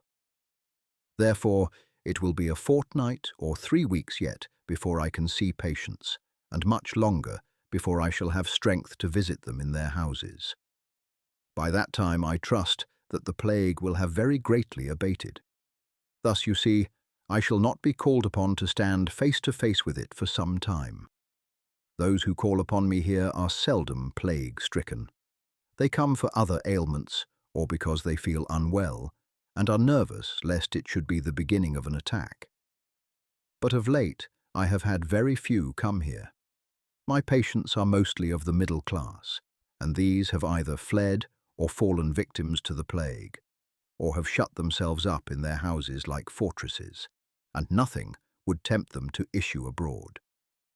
Therefore, I expect that I shall have naught to do but to gain strength again. Come here when you will, lad, and the oftener the better. Conversation is the best medicine for both of us, and as soon as I can, I will visit you. I doubt not that John Wilkes has many a story of the sea that will take our thoughts away from this sad city. Bring him with you sometimes. He is an honest fellow, and the talk of sailors so smacks of the sea that it seems almost to act as a tonic. Cyril stayed for an hour and promised to return on the following evening. He said, however, that he was sure John Wilkes would not accompany him. He never leaves the house unless I am in it. He considers himself on duty, and although, as I tell him, there is little fear of anyone breaking in, seeing how many houses with much more valuable and more portable goods are empty and deserted, he holds to his purpose, saying that, even with the house altogether empty, it would be just as much his duty to remain in charge. Well, come yourself, Cyril. If we cannot get this old watchdog out, I must wait until I can go to him.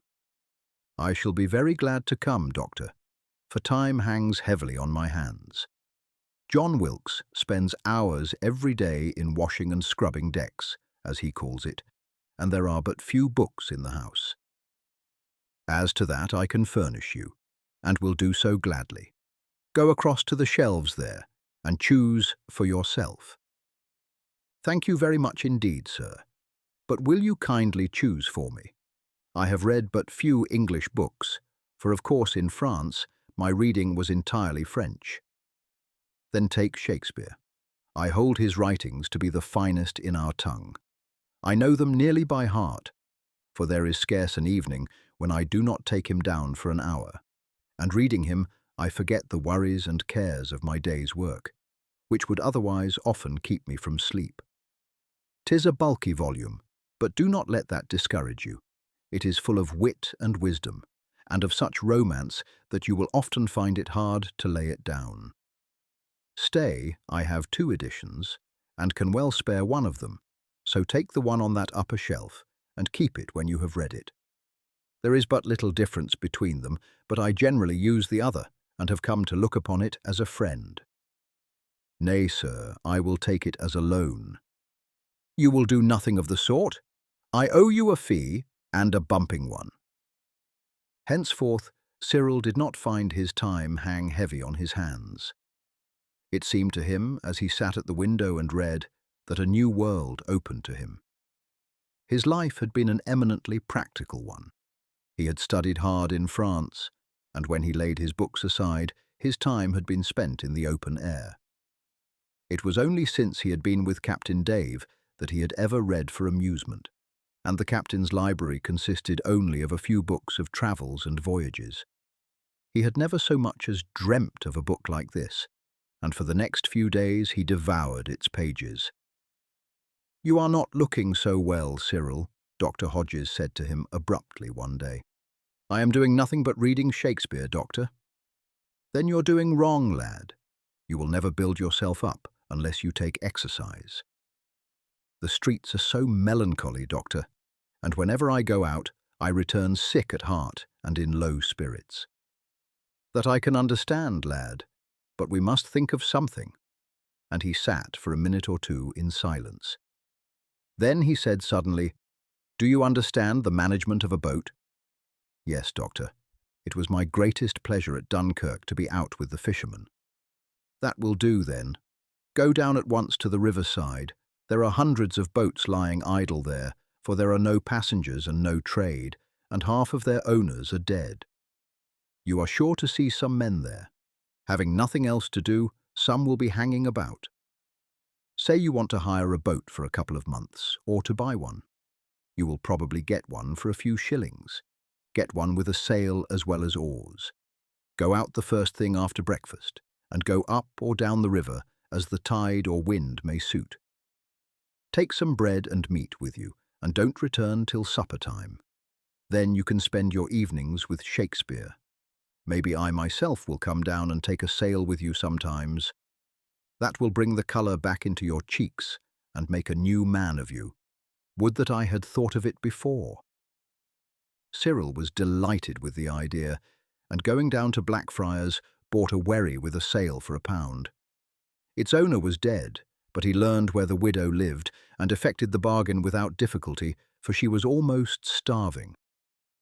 "I have bought it," he said, "because it may be that I may get it damaged or sunk, but I only need it for 6 weeks or 2 months, and at the end of that time I will give it you back again." As soon as the plague is over, there will be work for boats, and you will be able to let it or to sell it at a fair price." John Wilkes was greatly pleased when Cyril came back and told him what he had done. "That is the very thing for you," he said. "I have been a thickhead not to think of it. I have been worrying for the last week at seeing you sit there and do nothing but read, and yet there seemed nothing else for you to do. For 10 minutes out in the streets is enough to give one the heartache. Maybe I will go out for a sail with you myself sometimes, for there is no fear of the house being broken into by daylight." "Not in the slightest, John. I hope that you will come out with me always. I should soon find it dull by myself, and besides, I don't think that I am strong enough yet to manage a pair of sculls for long, and one must reckon occasionally on having to row against the tide. Even if the worst happened, and anyone did break in and carry off a few things, I am sure Captain Dave would not grumble at the loss when he knew that I had wanted you to come out and help me to manage the boat, which I was ordered to use for my health's sake." "That he wouldn't," John said heartily. "Not if they stripped the house and shop of everything there was in them." Chapter 18. A Stroke of Good Fortune. Having finally disposed of John Wilkes's scruples as to leaving the house during the daytime, Cyril thenceforth went out with him every day. If the tide was in flood, they rowed far up the river and came down on the ebb. If it was running out, they went down as far as it would take them. Whenever the wind was favourable, they hoisted the sail. At other times, they rowed. The fresh air and the exercise soon did their work. Cyril at first could only take one scull, and that only for a short time, but at the end of a fortnight was able to manage both for a time, or to row with one for hours. The feeling of lassitude which had oppressed him passed away speedily. The colour came back to his cheeks, his muscles strengthened, and he began to put on flesh. They were now in November, and needed warm garments when on the water, and John insisted on completely muffling him up whenever they hoisted the sail. But the colder weather braced him up, and he was often inclined to shout with pleasure as the wind drove the boat along before it. It was cheering to know that others were benefiting by the change. In the week ending October 3rd, the deaths officially given were 4,328, though at least another 1,000 must be added to this, for great numbers of deaths from the plague were put down to other causes, and very many, especially those of infants, were never counted at all. It was said that as many people were infected as ever, but that the virulence of the disease was abated, and that, whereas in August scarce one of those attacked recovered, in October but 1 out of every 3 died of the malady. In the second week of October, the number of deaths by the plague was but 2,665, and only 1,250 in the third week, though great numbers were still attacked. People, however, grew careless and ran unnecessary risks, and, in consequence, in the first week of November, the number of deaths rose by 400. After this, it decreased rapidly, and the people who had fled began to come back again. The more so because it had now spread to other large cities, and it seemed that there was less danger in London, where it had spent its force, than in places where it had but lately broken out. The shops began to open again, and the streets to reassume their former appearance. Cyril had written several times to Captain Dowsett, telling him how matters were going on, and in November, hearing that they were thinking of returning, he wrote, begging them not to do so. "Many of those who have returned have fallen sick and died," he said. "It seems to me but a useless risk of life, after taking so much pains to avoid infection, to hurry back before the danger has altogether passed. In your case, Captain Dave, there is the less reason for it, since there is no likelihood of the shipping trade being renewed for the present. All the ports of Europe are closed to our ships, and it is like to be a long time before they lose fear of us. Even the coasting trade is lost for the present. Therefore, my advice is very strongly against your returning for some weeks. All is going on well here. I am getting quite strong again, and, by the orders of the doctor, go out with John daily for a long row, and have gained much benefit from it. John sends his respects. He says that everything is shipshape above and below, and the craft holding well on her way. He also prays you not to think of returning at present, and says that it would be as bad seamanship as for a captain who has made a good offing in a gale, and has plenty of sea room, to run down close to a rocky shore under the lee, before the storm has altogether blown itself out. Captain Dave took the advice, and only returned with his wife and Nellie a week before Christmas. "I am glad indeed to be back," he said, after the first greetings were over. "'Twas well enough for the women, who used to help in the dairy, and to feed the fowls, and gather the eggs, and make the butter. But for me there was nothing to do, and it seemed as if the days would never come to an end." "It was not so bad as that, father," Nellie said. "First of all, you had your pipe to smoke. Then, once a week, you used to go over with the market cart to Gloucester, and to look at the shipping there, and talk with the masters and sailors. Then, on a Sunday, of course, there was church, so there were only 5 days each week to get through. And you know you took a good deal of interest in the horses and cows and pigs." "I tried to take an interest in them, Nellie, but it was very hard work." "Well, father, that is just what you were saying you wanted, and I am sure you spent hours every day walking about with the children, or telling them stories."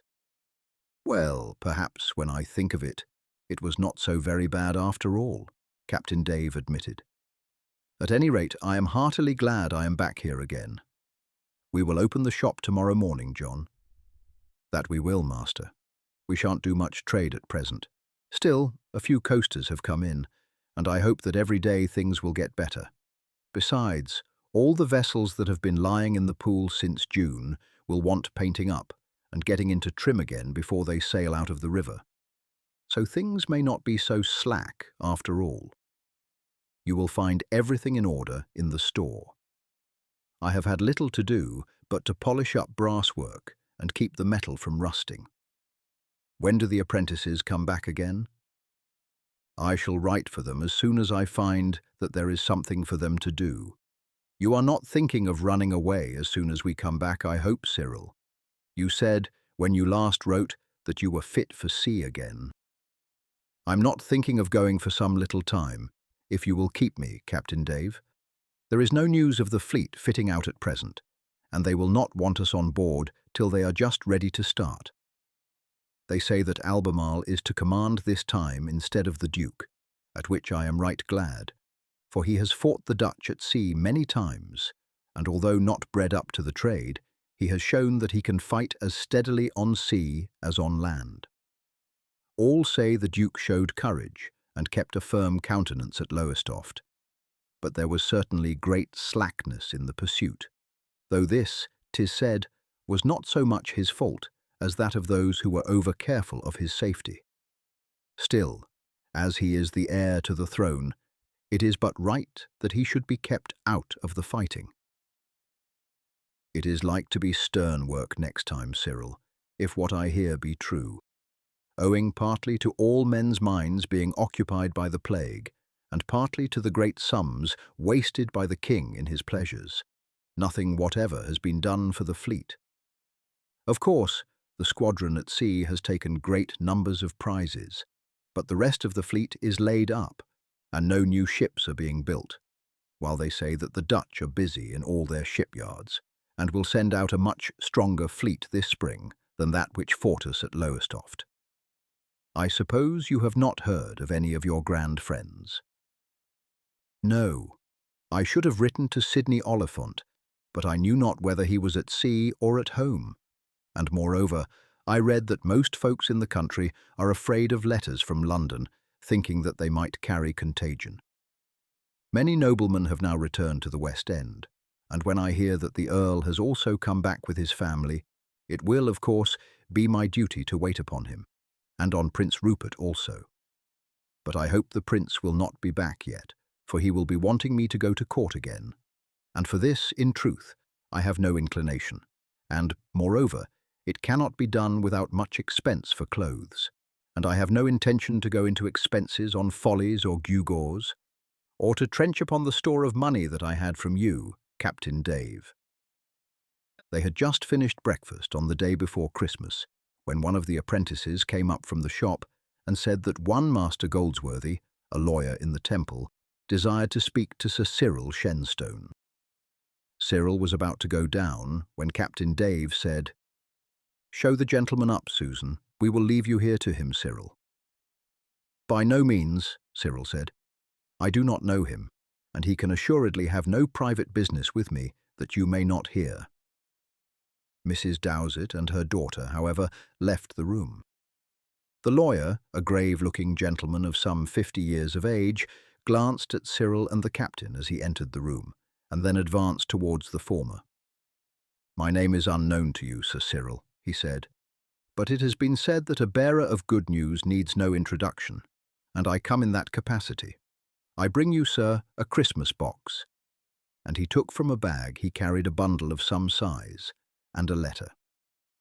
"Before you open it, sir, I will explain the character of its contents, which would take you some time to decipher and understand, while I can explain them in a very few words. I may tell you that I am the legal adviser of Mr. Ebenezer Harvey, of Upmead Court, Norfolk. You are, I presume, familiar with the name?" Cyril started. Upmead Court was the name of his father's place, but with the name of its present owner he was not familiar. Doubtless, he might sometimes have heard it from his father, but the latter, when he spoke of the present possessor of the court, generally did so as "that round-head dog," or "that canting Puritan." "The court I know, sir," he said gravely, "as having once been my father's, but I do not recall the name of its present owner, though it may be that in my childhood my father mentioned it in my hearing. Nevertheless, sir, you know the gentleman himself, having met him, as he tells me, frequently at the house of Mr. Wallace, who was minister of the chapel at which he worshipped, and who came up to London to minister to those sorely afflicted and needing comfort. Not only did you meet with Mr. Harvey and his wife, but you rendered to them very material service." "I was certainly unaware," Cyril said, "that Mr. Harvey was the possessor of what had been my father's estate, but, had I known it, it would have made no difference in my feeling towards him. I found him a kind and godly gentleman whom, more than others there, was good enough to converse frequently with me, and to whom I was pleased to be of service." "The service was of a most important nature," the lawyer said, "being nothing less than the saving of his life, and probably that of his wife. He sent for me the next morning, and then drew out his will. By that will he left to you the estates which he had purchased from your father." Cyril gave a start of surprise, and would have spoken, but Master Goldsworthy held up his hand, and said, "Please let me continue my story to the end. This act was not the consequence of the service that you had rendered him. He had previously consulted me on the subject, and stated his intentions to me. He had met you at Mr. Wallace's, and at once recognized your name, and learnt from Mr. Wallace that you were the son of Sir Aubrey Shenstone. He studied your character, had an interview with Dr. Hodges, and learnt how fearlessly you were devoting yourself to the work of aiding those stricken with the plague. With his own son, he had reason for being profoundly dissatisfied. The young man had thrown off his authority, had become a notorious reprobate, and had, he believed, sunk down to become a companion of thieves and highwaymen. He had come up to London solely to make a last effort to save him from his evil courses and to give him a chance of reformation by sending him out to New England.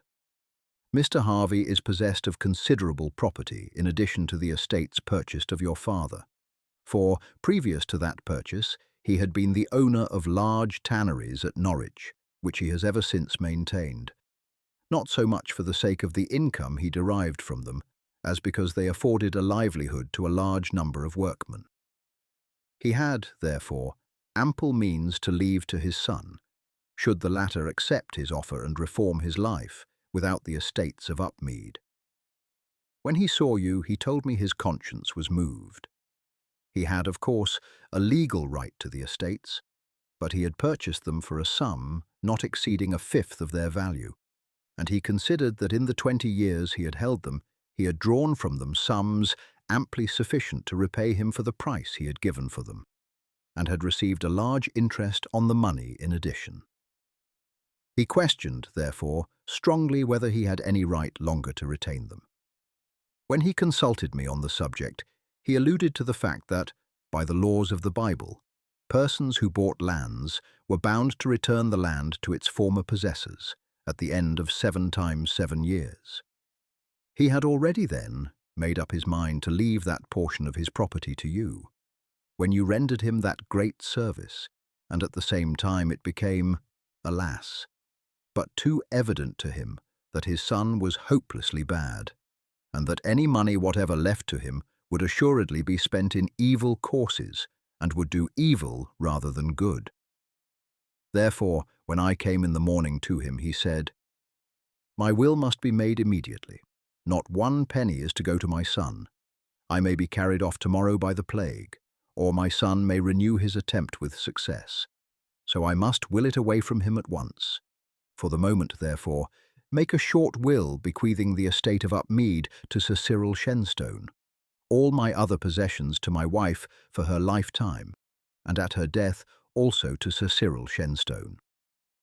I may alter this later on," he said, "but for the present I desire chiefly to place them beyond my son's reach. Please draw up the document at once, for no one can say what half an hour may bring forth to either of us. Get the document in form by this evening, when some friends will be here to witness it. Pray bring your 2 clerks also." A few days later he called upon me again. "I have been making further inquiries about Sir Cyril Shenstone," he said, "and have learnt much concerning him from a man who is in the employment of the trader with whom he lives. What I have learnt more than confirms me in my impression of him. He came over from France 3 years ago, a boy of scarce 14. He was clever at figures, and supported his reprobate father for the last 2 years of his life by keeping the books of small traders in the city. So much was he esteemed that, at his father's death, Captain Dowsett offered him a home in his house. He rewarded the kindness by making the discovery that the trader was being foully robbed, and brought about the arrest of the thieves, which incidentally led to the breaking up of one of the worst gangs of robbers in London. Later on, he found that his employer's daughter was in communication with a hanger-on of the court, who told her that he was a nobleman. The young fellow set a watch upon her, came upon her at the moment she was about to elope with this villain, ran him through the shoulder, and took her back to her home, and so far respected her secret that her parents would never have known of it had she not, some time afterwards, confessed it to them. That villain, Mr. Goldsworthy, he said, was my son. Just after that, Sir Cyril obtained the goodwill of the Earl of Wisbech, whose 3 daughters he saved from being burnt to death at a fire in the Savoy. Thus, you see, this youth is in every way worthy of good fortune, and can be trusted to administer the estate of his fathers worthily and well. I wish you to draw out at once a deed conveying to him these estates, and rehearsing that, having obtained them at a small price, and having enjoyed them for a time, long enough to return to me the money I paid for them with ample interest thereon, I now return them to him, confident that they will be in good hands, and that their revenues will be worthily spent. In this parcel is the deed in question, duly signed and witnessed, together with the parchments, deeds, and titles of which he became possessed at his purchase of the estate. I may say, Sir Cyril, that I have never carried out a legal transfer with greater pleasure to myself, considering, as I do, that the transaction is alike just and honourable on his part, and most creditable to yourself. He begged me to hand the deeds to you myself. They were completed 2 months since, but he himself suggested that I should bring them to you on Christmas Eve, when it is the custom for many to give to their friends tokens of their regard and goodwill. I congratulate you heartily, sir, and rejoice that, for once, merit has met with a due reward. I do not know, sir, Cyril replied, how I can express my feelings of deep pleasure and gratitude at the wonderful tidings you have brought me. I had set it before me as the great object of my life, that some day, should I live to be an old man, I might be enabled to repurchase the estate of my fathers. I knew how improbable it was that I should ever be able to do so, and I can scarce credit that what seemed presumptuous, even as a hope, should have thus been so strangely and unexpectedly realized.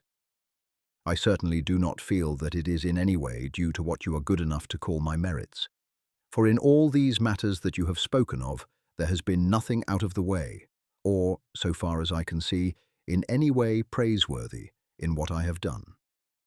It would seem indeed that in all these matters, and in the saving of my life from the plague, things have arranged themselves so as to fall out for my benefit. That is what Mr. Harvey feels very strongly, Sir Cyril. He has told me over and over again that it seemed to him that the finger of God was specially manifest in thus bringing you together and in placing you in a position to save his life. And now I will take my leave. I may say that in all legal matters connected with the estate, I have acted for Mr. Harvey, and should be naturally glad if you will continue to entrust such matters to me. I have some special facilities in the matter, as Mr. Popham, a lawyer of Norwich, is married to my daughter, and we therefore act together in all business connected with the estate, he performing what may be called the local business, while I am advised by him as to matters requiring attention here in London. I shall be glad indeed if you and Mr. Popham will continue to act in the same capacity for me, Cyril said warmly. I am, as you see, very young, and know nothing of the management of an estate, and shall be grateful if you will, in all matters, act for me until I am of an age to assume the duties of the owner of Upmead. I thank you, Sir Cyril, and we shall, I trust, afford you satisfaction. The deed, you will observe, is dated the 29th of September, the day on which it was signed, though there have been other matters to settle. The tenants have already been notified that from that date they are to regard you as their landlord. Now that you authorize us to act for you, my son-in-law will at once proceed to collect the rents for this quarter.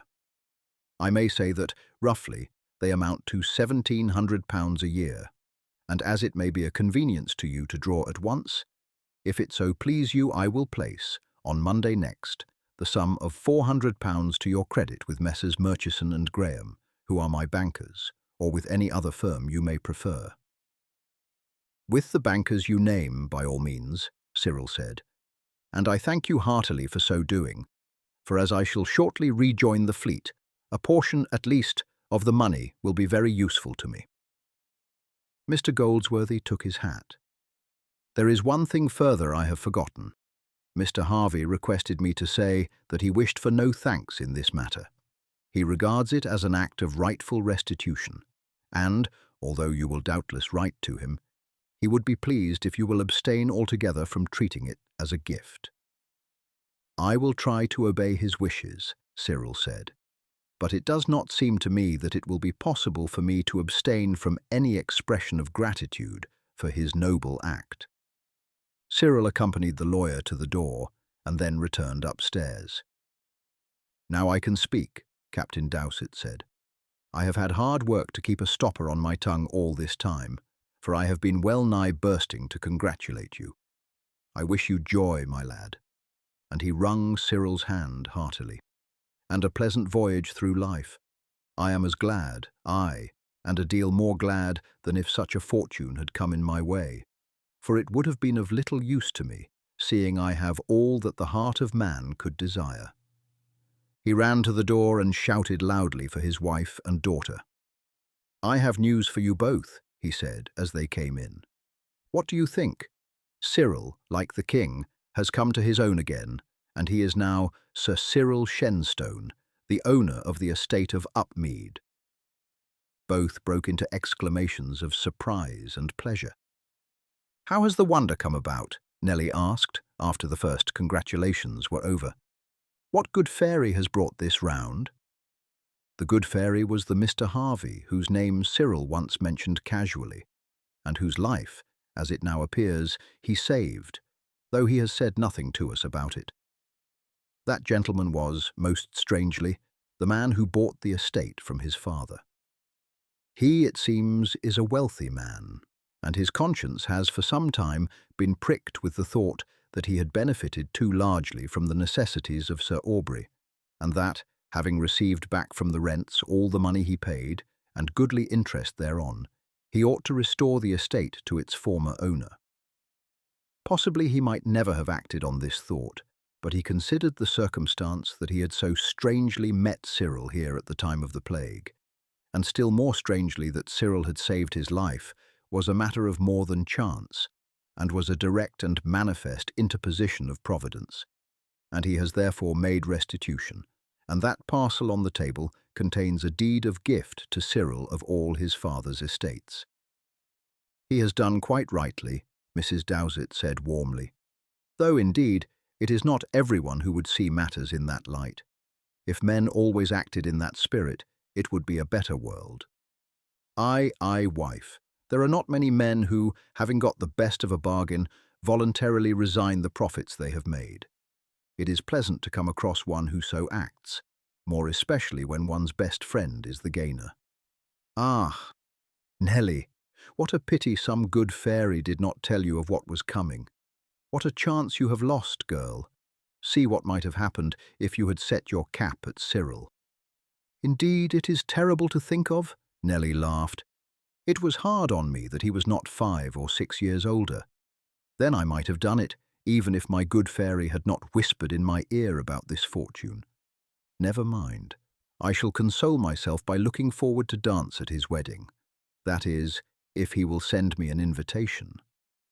Like as not, you will be getting past your dancing days by the time that comes off, Nelly. I hope that, years before then, I shall have danced at your wedding. That is to say," he said, imitating her, "if you will send me an invitation." "What are you going to do next, Cyril?" Captain Dave asked, when the laugh had subsided. "I don't know, I'm sure," Cyril replied. "I have not really woke up to it all yet. It will be some time before I realize that I am not a penniless young baronet, and that I can spend £1 without looking at it a dozen times. I shall have to get accustomed to the thought before I can make any plans. I suppose that one of the first things to do will be to go down to Oxford to see Prince Rupert, who, I suppose, is with the court, though this I can doubtless learn at the offices of the Admiralty, and to tell him that I am ready to rejoin his ship as soon as he puts to sea again. Then I shall find out where Sidney Oliphant is, and how his family have fared in the plague.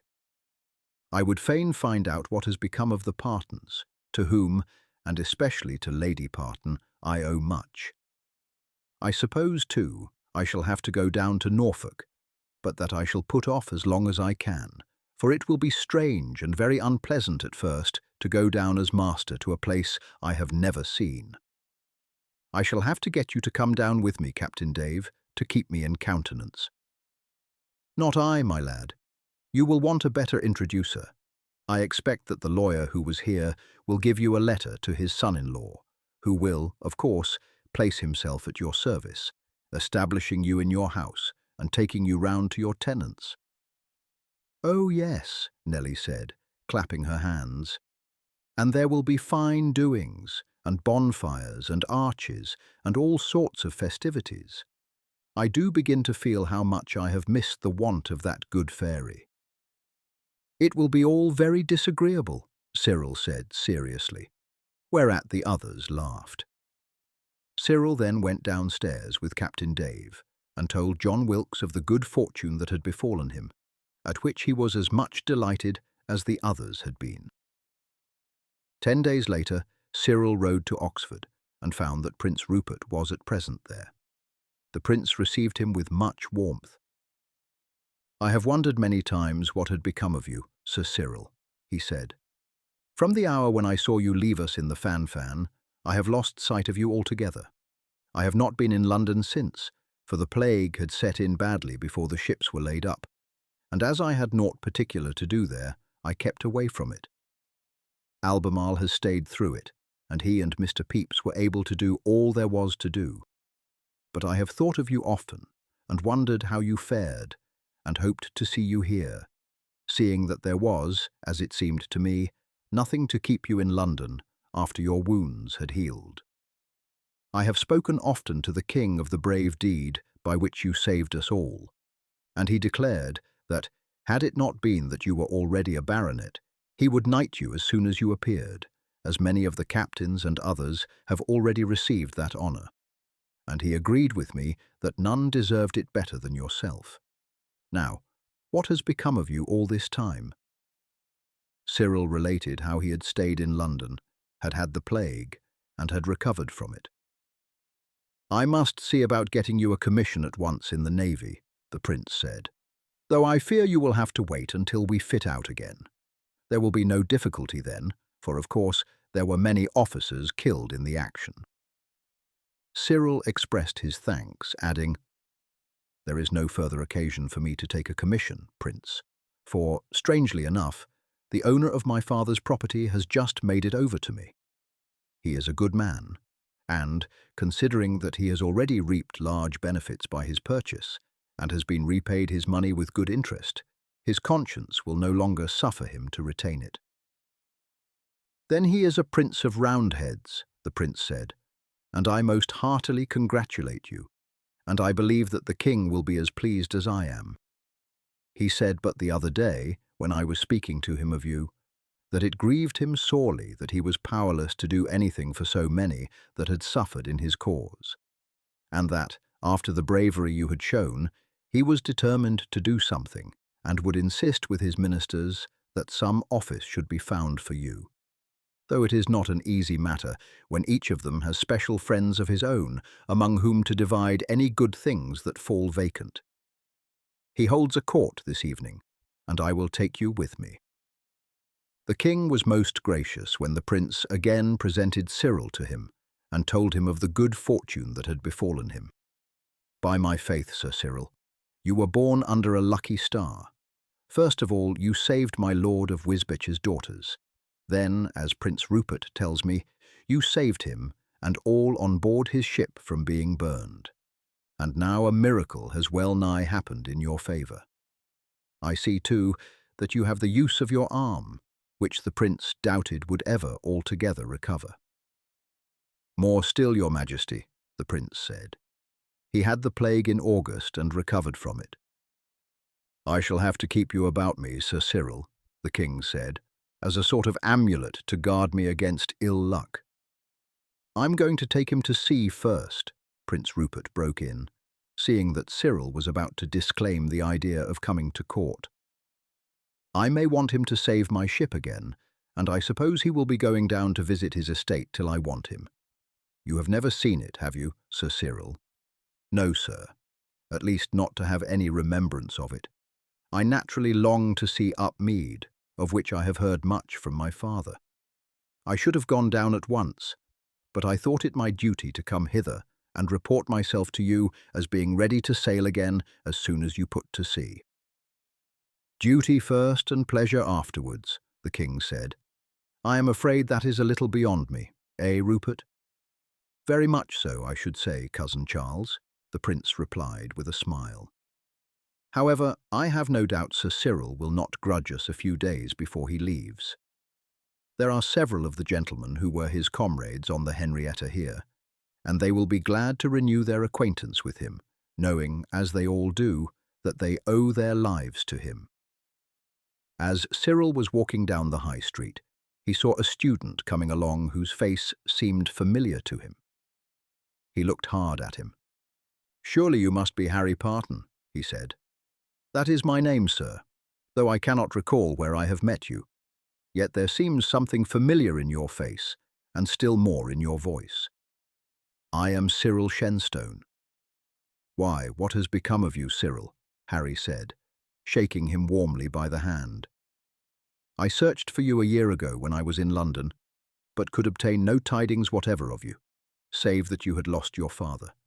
We are alike there, for my father died a few months after yours did." "I am sorry indeed, Harry. I had not heard of it before. I was not, indeed, in the way of doing so, as I was working in the city and knew nothing of what was passing elsewhere. This is my college, Cyril. Come up to my room. There we can talk comfortably, and we have much to tell each other. How is it that you have never been near us?" he went on when they were seated in front of a blazing fire in his room.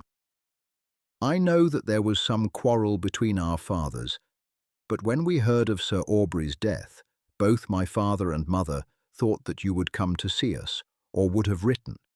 For indeed it was not until after my father's death that we paid a visit to London.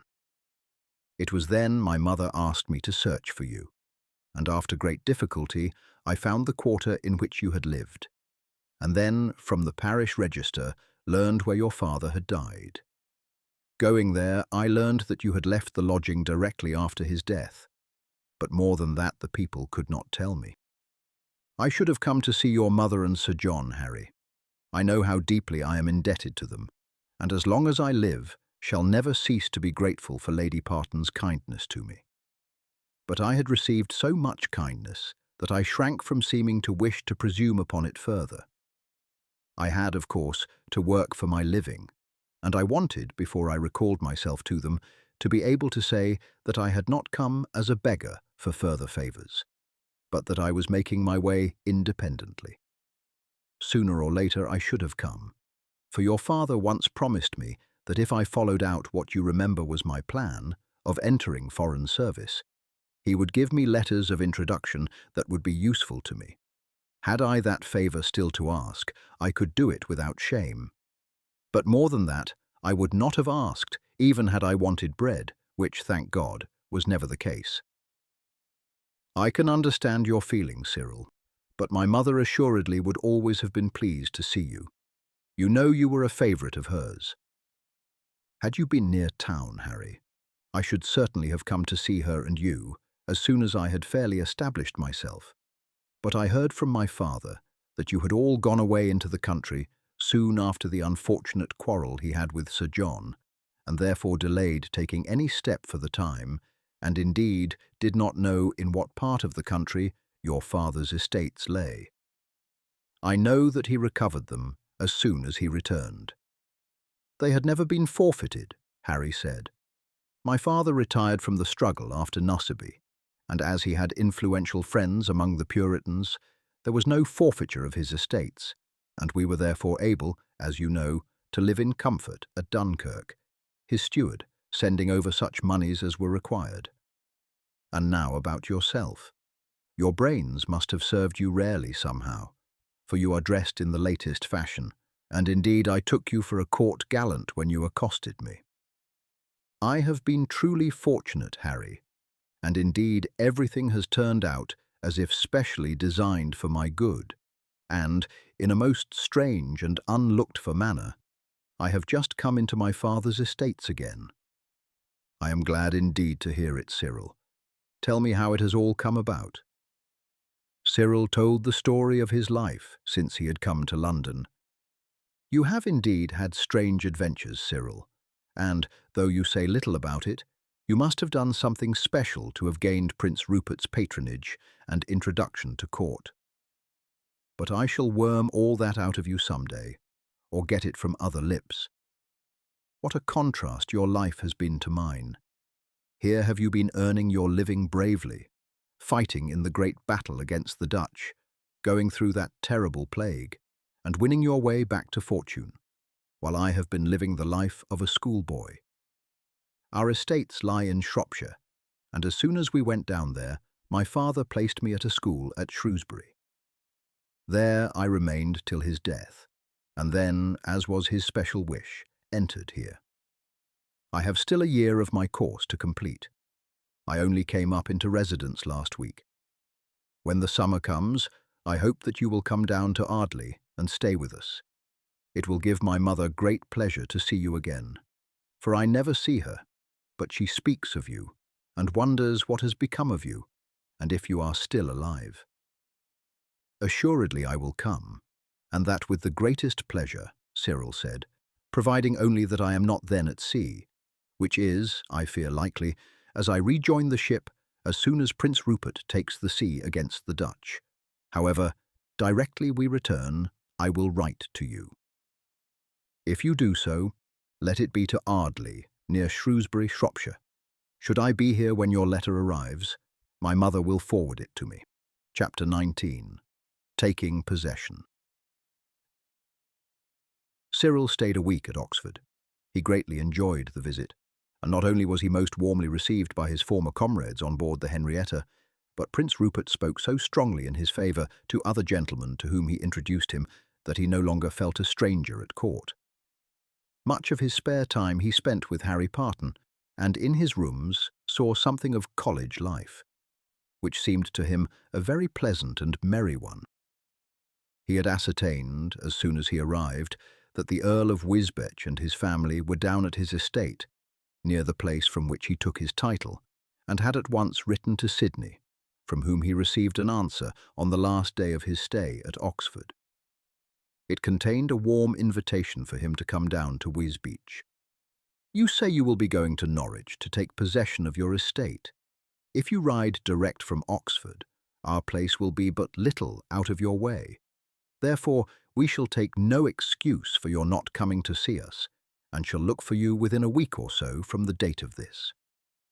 We were all delighted to get your missive, for although what you say about infection carried by letters is true enough, and, indeed, there was no post out of London for months, we had begun to fear that the worst must have befallen you when no letter arrived from you in December. Still, we thought that you might not know where we were, and so hoped that you might be waiting until you could find that out. My father bids me say that he will take no refusal. Since my return, he more than ever regards you as being the good genius of the family, and it is certainly passing strange that, after saving my sisters' lives from fire, you should, though in so different a way, have saved me from a similar death. So set off as soon as you get this. That is, if you can tear yourself away from the gaieties of Oxford. Cyril had, indeed, been specially waiting for Sidney's answer, having told him that he should remain at Oxford until he received it, and on the following morning he packed his valise and rode for Wisbech, where he arrived 3 days later. His welcome at the Earl's was a most cordial one. He spent a week there, at the end of which time Sidney, at his earnest request, started for Norwich with him. The Earl had insisted on Cyril's accepting a splendid horse, and behind him, on his other animal, rode a young fellow, the son of a small tenant on the Earl's estate, whom he had engaged as a servant. He had written, 3 days before, to Mr. Popham, telling him that he would shortly arrive, and begging him to order the 2 old servants of his father, whom he had, at his request, engaged to take care of the house, to get 2 or 3 chambers in readiness for him, which could doubtless be easily done, as he had learnt from the deed that the furniture and all contents of the house had been included in the gift. After putting up at the inn, he went to the lawyer's. Mr. Popham, he found, had had a room prepared in readiness for him at his house. But Cyril, while thanking him for so doing, said that, as Lord Oliphant was with him, he would stay at the inn for the night. The next morning they rode over with Mr. Popham to Upmead, which was 6 miles distant from the town. That is the house, the lawyer said, as a fine old mansion came in sight. There are larger residences in the county, but few more handsome. Indeed, it is almost too large for the estate. But, as perhaps you know, that was at one time a good deal larger than it is at present, for it was diminished by one of your ancestors in the days of Elizabeth. At the gate where they turned into the park, an arch of evergreens had been erected. You don't mean to say you let them know that I was coming home, Cyril said, in a tone of such alarm that Lord Oliphant laughed, and Mr. Popham said apologetically, I certainly wrote to the tenants, sir, when I received your letter, and sent off a message saying that you would be here this morning. Most of them or their fathers were here in the old time, for Mr. Harvey made no changes, and I am sure they would have been very disappointed if they had not had notice that Sir Aubrey's son was coming home. Of course it was quite right for you to do so, Mr. Popham, but you see I am quite unaccustomed to such things, and would personally have been much more pleased to have come home quietly. Still, as you say, it is only right that the tenants should have been informed, and at any rate it will be a satisfaction to get it all over at once. There were indeed quite a large number of men and women assembled in front of the house, all the tenants, with their wives and families, having gathered to greet their young landlord. And loud bursts of cheering arose as he rode up, Sidney and Mr. Popham reining back their horses a little to allow him to precede them. Cyril took off his hat and bowed repeatedly in reply to the acclamations that greeted him. The tenants crowded round, many of the older men pressing forward to shake him by the hand. "Welcome back to your own again, Sir Cyril. I fought under your father, sir, and a good landlord he was to us all." Such were the exclamations that rose round him until he reached the door of the mansion, and, dismounting, took his place at the top of the steps. Then he took off his hat again, and when there was silence, he said, "I thank you heartily, one and all, good friends, for the welcome that you have given me. Glad indeed I am to come down to my father's home, and to be so greeted by those who knew him, and especially by those who followed him in the field in the evil days which have, we may hope, passed away forever. You all know, perhaps, that I owe my return here as master to the noble generosity of Mr. Harvey, your late landlord, who restored me the estates, not being bound in any way to do so, but solely because he considered that he had already been repaid the money he gave for them. This may be true, but, nevertheless, there is not one man in 100,000 who would so despoil himself of the benefits of a bargain lawfully made, and I beg you therefore to give 3 cheers, as hearty as those with which you greeted me, for Mr. Harvey." 3 cheers, as long and loud as those that had before risen, responded to the appeal. "Such a man," Cyril went on, when they subsided, "must have been a just and good landlord to you all, and I shall do my best to give you no cause for regret at the change that has come about." He paused for a moment to speak to Mr. Popham, who stood beside him, and then went on. "I did not know whether I could ask you to drink to my health, but I learn from Mr. Popham that the cellars have been left well filled. Therefore, my first orders on coming to the house of my fathers will be that a cask of wine shall be speedily broached, and that you shall be enabled to drink my health. While that is being done, Mr. Popham will introduce you to me one by one." Another loud cheer arose, and then the tenants came forward with their wives and families. Cyril shook hands with them all and said a few words to each. The elder men had all ridden by his father in battle, and most of the younger ones said, as he shook hands with them, "My father fell under Sir Aubrey at Narsaby, or at Worcester, or in other battles." By the time all had been introduced, a great cask of wine had been broached, and after the tenants had drunk to his health, and he had, in turn, pledged them, Cyril entered the house with Sidney and Mr. Popham, and proceeded to examine it under the guidance of the old man who had been his father's butler, and whose wife had also been a servant in Sir Aubrey's time. "Everything is just as it was then, Sir Cyril. A few fresh articles of furniture have been added, but Mr. Harvey would have no general change made. The family pictures hang just where they did, and your father himself would scarce notice the changes." "It is indeed a fine old mansion, Cyril," Lord Oliphant said, when they had made a tour of the house. "And now that I see it and its furniture, I am even more inclined than before to admire the man who could voluntarily resign them. I shall have to modify my ideas of the Puritans.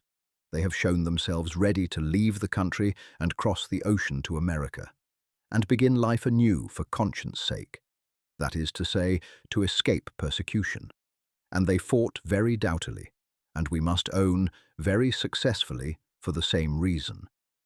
But this is the first time I have ever heard of one of them relinquishing a fine estate for conscience sake. Mr. Harvey is indeed a most worthy gentleman, Mr. Popham said, and has the esteem and respect of all, even of those who are of wholly different politics. Still, it may be that although he would, in any case, I believe, have left this property to Sir Cyril, he might not have handed it over to him in his lifetime, had not he received so great a service at his hands. "Why, what is this, Cyril?" Sidney said, turning upon him. "You have told us nothing whatever of any services rendered. I never saw such a fellow as you are for helping other people." "There was nothing worth speaking of," Cyril said, much vexed. Mr. Popham smiled. "Most people would think it was a very great service, Lord Oliphant. However, I may not tell you what it was, although I have heard all the details from my father-in-law, Mr. Goldsworthy. They were told in confidence, and in order to enlighten me as to the relations between Mr. Harvey and Sir Cyril, and as they relate to painful family matters, I am bound to preserve an absolute silence. I will be content to wait, Cyril, till I get you to myself. It is a peculiarity of Sir Cyril Shenstone, Mr. Popham, that he goes through life doing all sorts of services for all sorts of people. You may not know that he saved the lives of my 3 sisters in a fire at our mansion in the Savoy.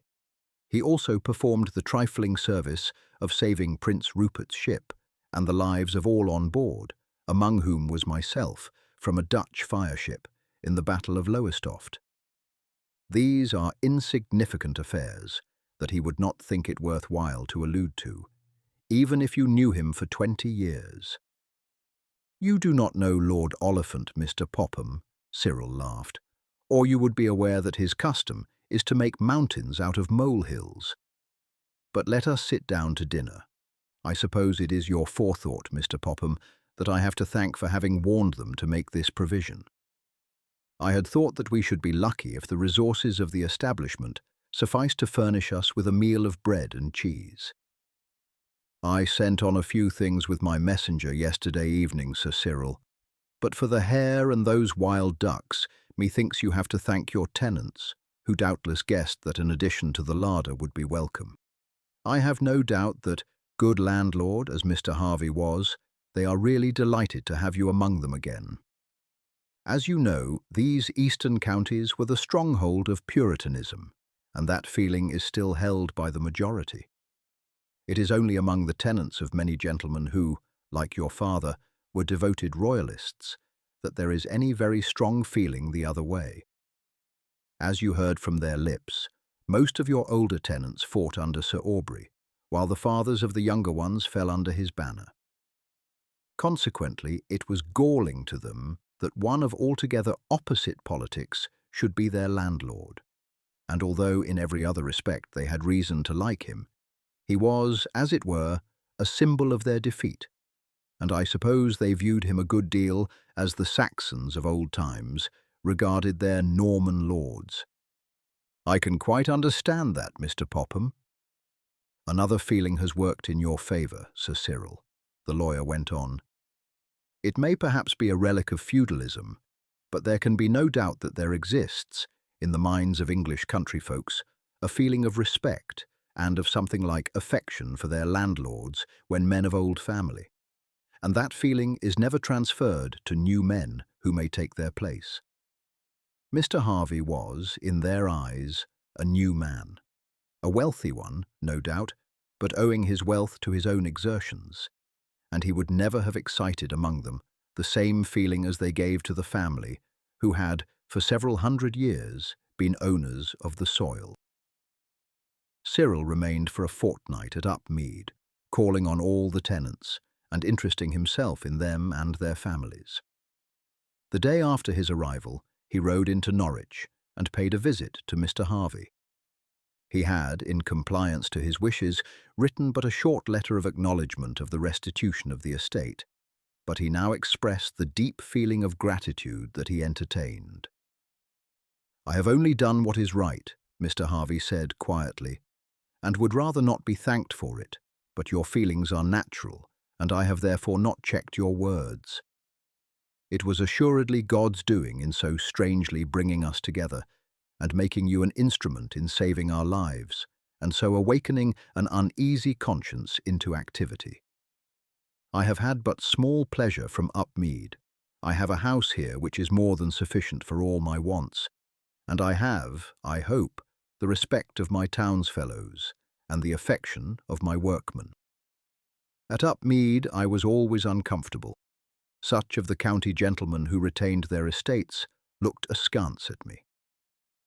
The tenants I knew, though they doffed their hats as I passed them, regarded me as a usurper. I had no taste for the sports and pleasures of country life, being born and bred a townsman. The ill-doing of my son cast a gloom over my life of late. I have lived chiefly here with the society of friends of my own religious and political feeling. Therefore, I have made no sacrifice in resigning my tenancy of Upmead, and I pray you say no further word of your gratitude. I have heard, from one who was there yesterday, how generously you spoke of me to your tenants, and I thank you for so doing, for it is pleasant for me to stand well in the thoughts of those whose welfare I have had at heart." "I trust that Mrs. Harvey is in good health?" Cyril said. "She is far from well, Cyril. The events of that night in London have told heavily upon her, as is not wonderful, for she has suffered much sorrow for years, and this last blow has broken her sorely. She mourns, as David mourned over the death of Absalom, over the wickedness of her son, but she is quite as one with me in the measures that I have taken concerning him, save that, at her earnest prayer, I have made a provision for him which will keep him from absolute want, and will leave him no excuse to urge that he was driven by poverty into crime. Mr. Goldsworthy has not yet discovered means of communicating with him, but when he does so, he will notify him that he has my instructions to pay to him £15 on the 1st of every month, and that the offer of assistance to pay his passage to America is still open to him, and that on arriving there he will receive for 3 years the same allowance as here.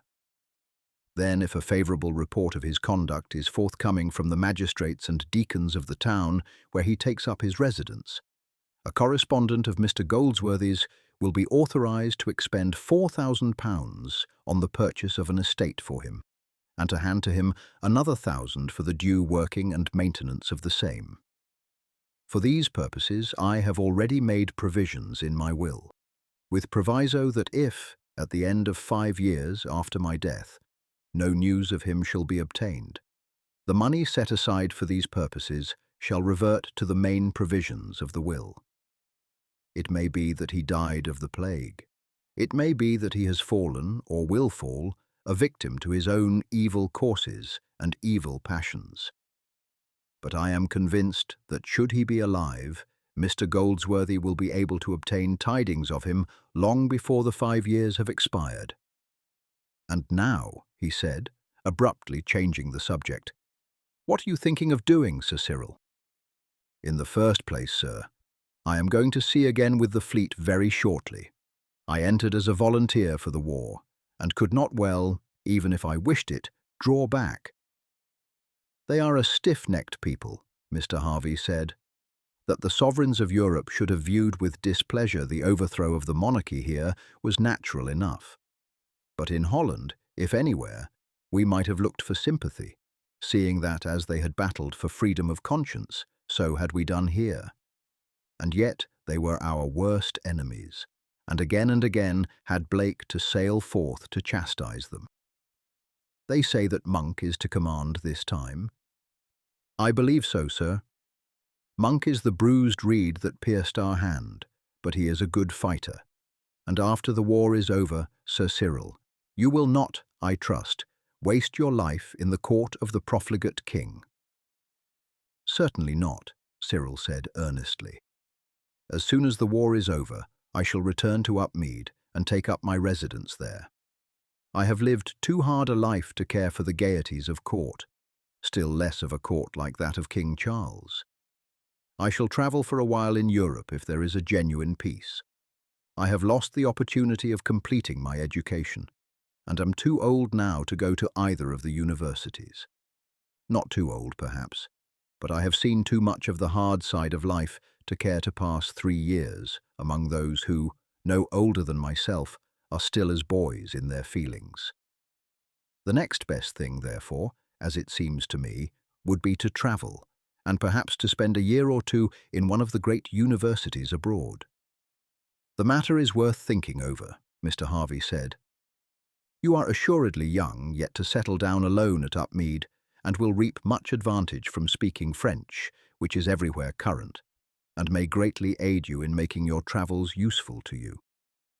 I have no fear of your falling into popish error, Sir Cyril, but if my wishes have any weight with you, I would pray you to choose the schools of Leiden or Haarlem, should you enter a foreign university, for they turn out learned men and good divines.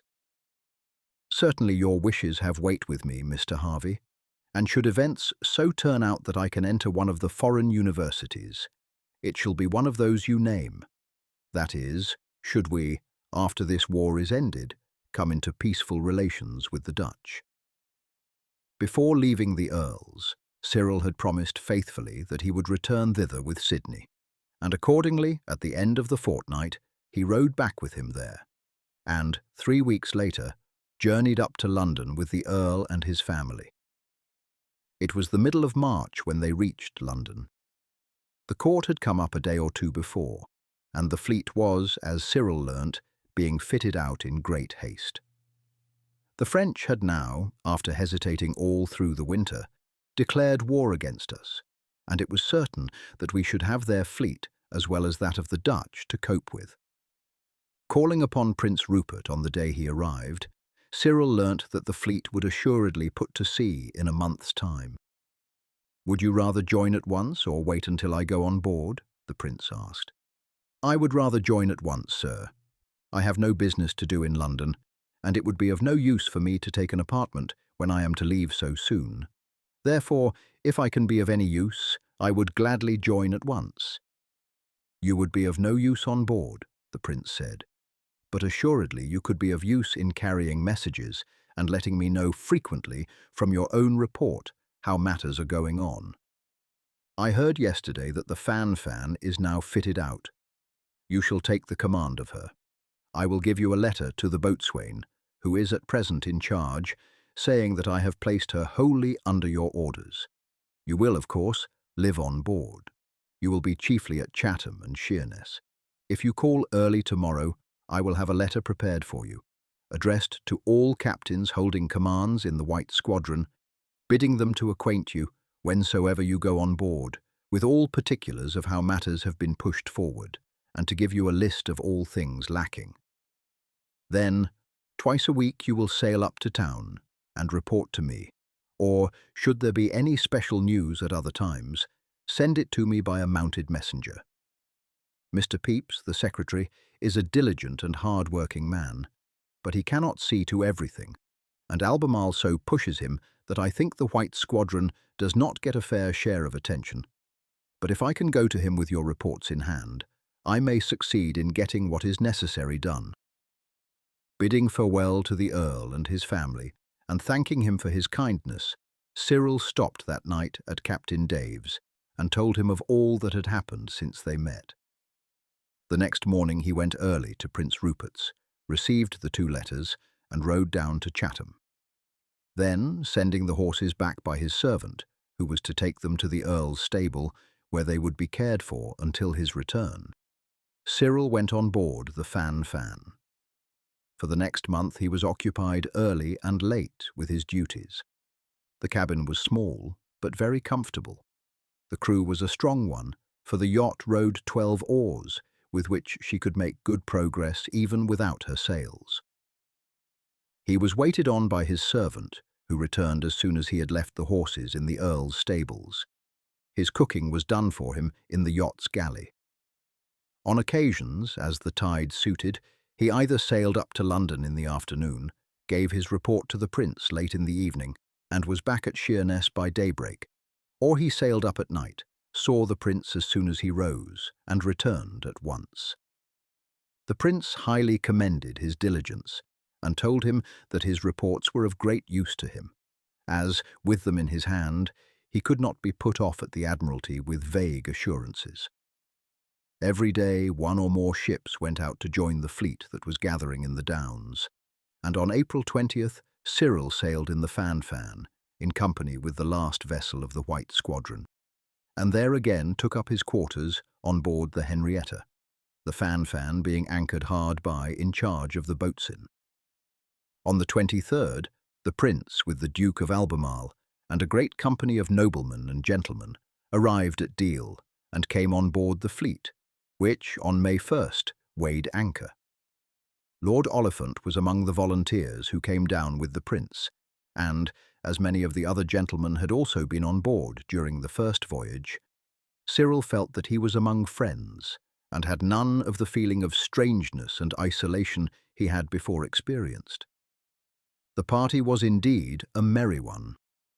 For upwards of a year the fear of the plague had weighed on all England. At the time it increased so terribly in London that all thought it would, like the Black Death, spread over England, and that once again half the population of the country might be swept away. Great as the mortality had been, it had been confined almost entirely to London and some of the great towns, and now that it had died away even in these, there was great relief in men's minds, and all felt that they had personally escaped from a terrible and imminent danger. That they were about to face peril, even greater than that from which they had escaped, did not weigh on the spirits of the gentlemen on board Prince Rupert's ship.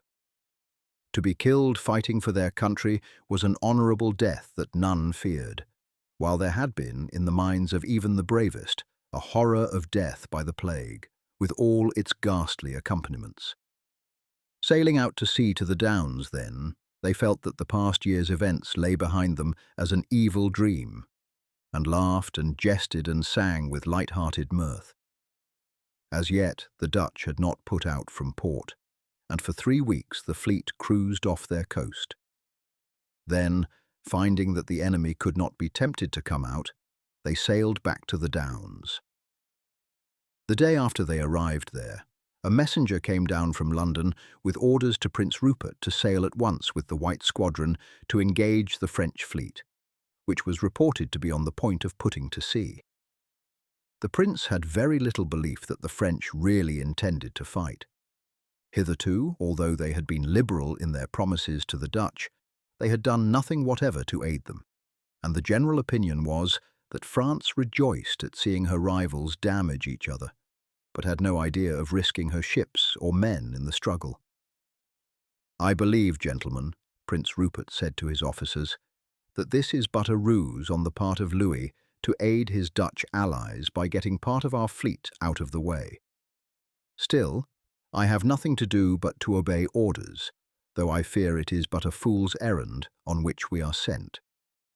The wind was from the northeast and was blowing a fresh gale. The prince prepared to put to sea. While the men were heaving at the anchors, a message came to Cyril that Prince Rupert wished to speak to him in his cabin. "Sir Cyril, I am going to restore you to your command. The wind is so strong and the sea will be so heavy that I would not risk my yacht and the lives of the men by sending her down the channel. I do not think there is any chance of our meeting the French, and believe that it is here that the battle will be fought. For with this wind, the Dutch can be here in a few hours, and I doubt not that as soon as they learn that one of our squadrons has sailed away, they will be out. The Fan will sail with us, but will run into Dover as we pass. Here is a letter that I have written ordering you to do so, and authorizing you to put out and join the Admiral's fleet, should the Dutch attack before my return. If you like to have young Lord Oliphant with you, he can go, but he must go as a volunteer under you. You are the captain of the Fan, and have been so for the last 2 months. Therefore, although your friend is older than you are. He must, if he choose to go, be content to serve under you. Stay, I will put it to him myself." He touched the bell and ordered Sidney to be sent for. "Lord Oliphant," he said, "I know that you and Sir Cyril are great friends. I do not consider that the Fan, of which he has for some time been commander, is fit to keep the sea in a gale like this, and I have therefore ordered him to take her into Dover. If the Dutch come out to fight the Admiral, as I think they will, he will join the fleet, and although the Fan can take but small share in the fighting, she may be useful in carrying messages from the Duke while the battle is going on. It seems to me that, as the Fan is more likely to see fighting than my ships, you, as a volunteer, might prefer to transfer yourself to her until she again joins us. Sir Cyril is younger than you are, but if you go, you must necessarily be under his command, seeing that he is captain of the yacht. It is for you to choose whether you will remain here or go with him." "I should like to go with him, sir. He has had a good deal of experience of the sea, while I have never set foot on board ship till last year. And after what he did at Lowestoft, I should say that any gentleman would be glad to serve under him." "That is the right feeling," Prince Rupert said warmly. "Then get your things transferred to the yacht. If you join Albemarle's fleet, Sir Cyril, you will of course report yourself to him, and say that I directed you to place yourself under his orders." 5 minutes later, Cyril and his friend were on board the Fan. Scarcely had they reached her when a gun was fired from Prince Rupert's ship as a signal, and the ships of the White Squadron shook out their sails and, with the wind free, raced down towards the South Foreland. "We are to put into Dover," Cyril said to the boatswain, a weather-beaten old sailor. "The Lord be praised for that, sir. She is a tight little craft, but there will be a heavy sea on as soon we are beyond shelter of the sands, and with these 2 guns on board of her, she will make bad weather. Besides, in a wind like this, it ain't pleasant being in a little craft in the middle of a lot of big ones, for if we were not swamped by the sea, we might very well be run down. We had better keep her close to the point, your honour, and then run along, under shelter of the cliffs, into Dover. The water will be pretty smooth in there, though we had best carry as little sail as we can, for the gusts will come down from above, fit to take the mast out of her." "I am awfully glad you came with me, Sidney," Cyril said, as he took his place with his friend near the helmsman. "But I wish the Prince had put you in command. Of course, it is only a nominal thing, for the boatswain is really the captain in everything that concerns making sail and giving orders to the crew. Still, it would have been much nicer the other way." "I don't see that it would, Cyril," Sidney laughed, "for you know as much more about handling a boat like this than I do, as the boatswain does than yourself. You have been on board her night and day for more than a month, and even if you knew nothing about her at all, Prince Rupert would have been right to choose you as a recognition of your great services last time. Don't think anything about it. We are friends, and it does not matter a fig which is the nominal commander. I was delighted to come, not only to be with you, but because it will be a very great deal pleasanter being our own masters on board this pretty little yacht than being officers on board the Henrietta, where we would have been only in the way, except when we went into action." As soon as they rounded the point, most of the sail was taken off the Fan, but even under the small canvas she carried, she lay over until her lee rail was almost under water when the heavy squalls swooped down on her from the cliffs. The rest of the squadron was keeping some distance out, presenting a fine sight as the ships lay over, sending the spray flying high into the air from their bluff bows and plunging deeply into the waves. "Yes, it is very distinctly better being where we are," Lord Oliphant said as he gazed at them. "I was beginning to feel qualmish before we got under shelter of the point, and by this time, if I had been on board the Henrietta, I should have been prostrate, and should have had I know not how long misery before me. A quarter of an hour later, they were snugly moored in Dover harbour. For 24 hours the gale continued. The wind then fell somewhat, but continued to blow strongly from the same quarter. 2 days later, it veered round to the southwest, and shortly afterwards, the English fleet could be seen coming out past the point. As soon as they did so, they headed eastward. "They are going out to meet the Dutch," Sidney said, as they watched the ships from the cliffs. "The news must have arrived that their fleet has put out to sea." "Then we may as well be off after them, Sidney. They will sail faster than we shall in this wind, for it is blowing too strongly for us to carry much sail." They hurried on board. A quarter of an hour later, the Fan put out from the harbour. The change of wind had caused an ugly cross-sea, and the yacht made bad weather of it, the waves constantly washing over her decks. But before they were off Calais, she had overtaken some of the slower sailors of the fleet. The sea was less violent as they held on, for they were now, to some extent, sheltered by the coast. In a short time, Cyril ran down into the cabin where Sidney was lying ill. "The Admiral has given the signal to anchor, and the leading ships are already bringing up. We will choose a berth as near the shore as we can. With our light draught, we can lie well inside of the others, and shall be in comparatively smooth water." Before dusk, the fleet was at anchor, with the exception of 2 or 3 of the fastest frigates, which were sent on to endeavour to obtain some news of the enemy. Chapter 20. The Fight off Dunkirk. As soon as the Fan had been brought to an anchor, the boat was lowered, and Cyril was rowed on board the Admiral's ship. Albemarle was on the poop, and Cyril made his report to him. "Very well, sir," the Duke said. "I dare say I shall be able to make you of some use. Keep your craft close to us when we sail. I seem to know your face." "I am Sir Cyril Shenstone, my Lord Duke. I had the honour of meeting you first at the fire in the Savoy, and Prince Rupert, afterwards, was good enough to present me to you." Yes, I remember. And it was you who saved the Henrietta from the fire-ship at Lowestoft. You have begun well indeed, young sir, and are like to have further opportunities of showing your bravery." Cyril bowed, and then, going down the side to his boat, returned to the Fan.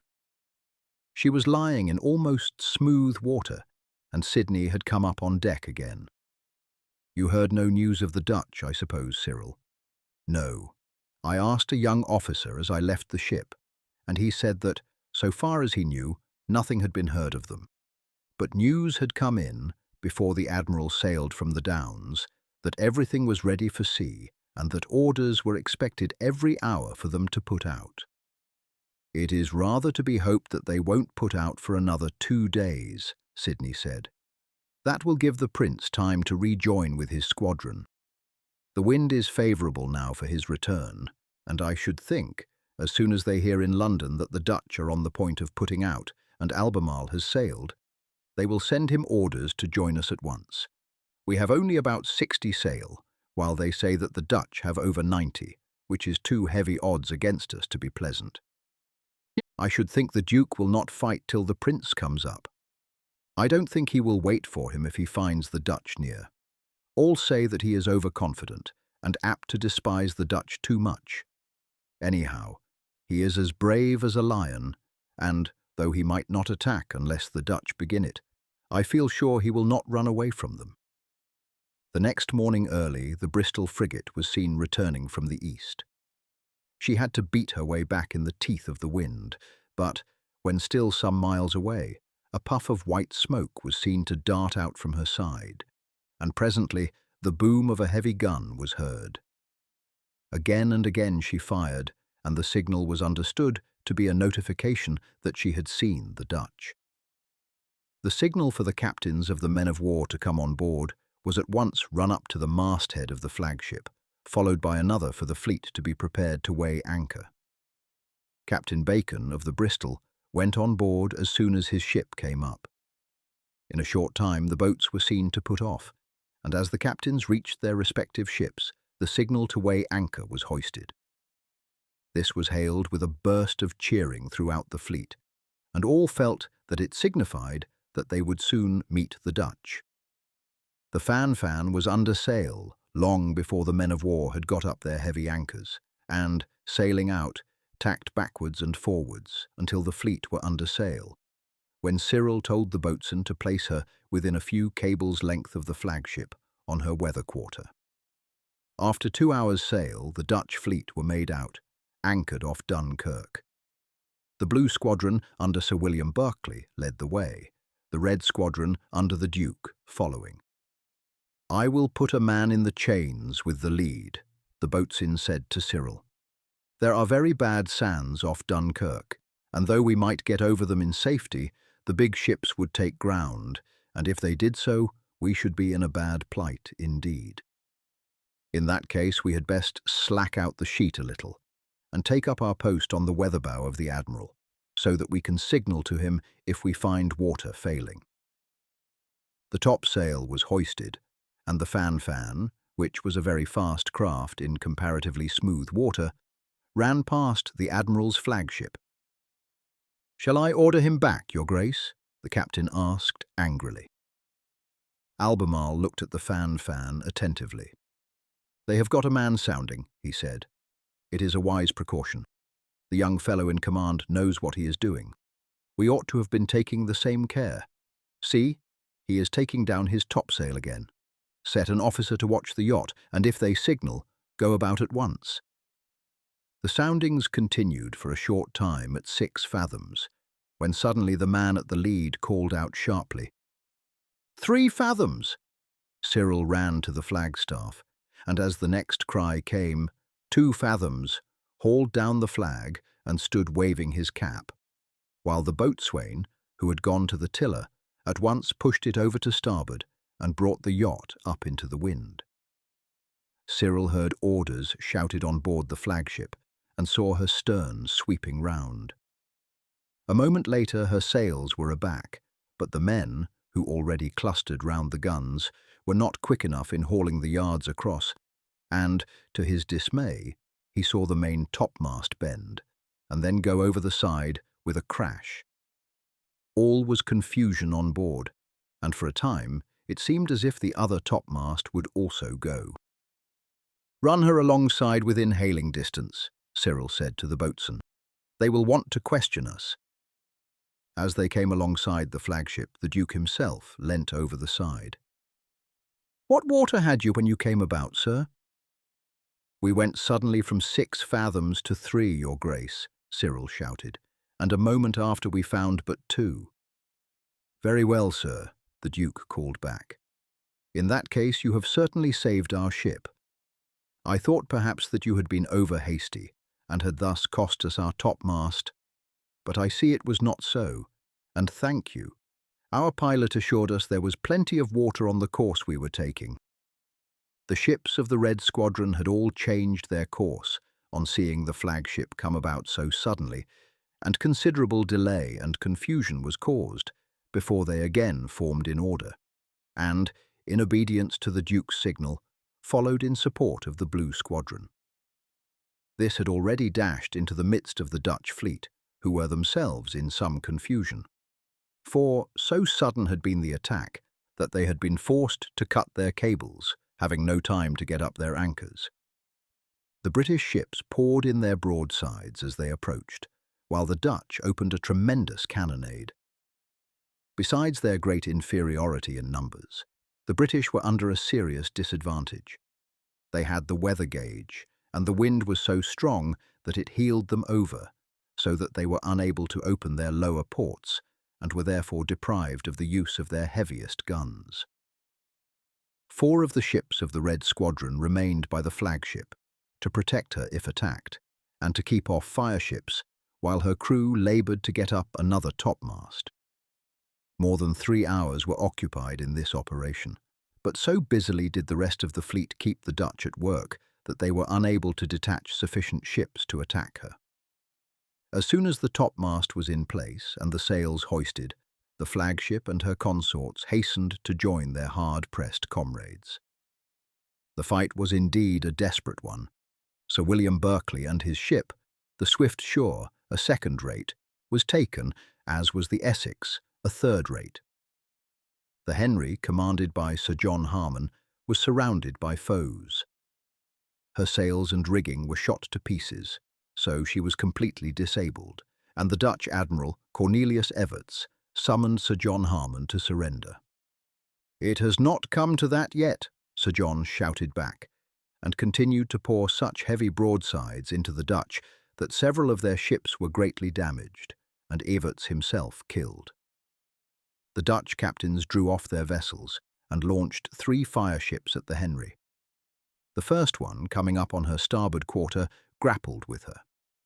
The dense volumes of smoke rising from her prevented the sailors from discovering where the grapnels were fixed, and the flames were spreading to her when her boatswain gallantly leapt on board the fireship, and, by the light of its flames, discovered the grapnels and threw them overboard, and succeeded in regaining his ship.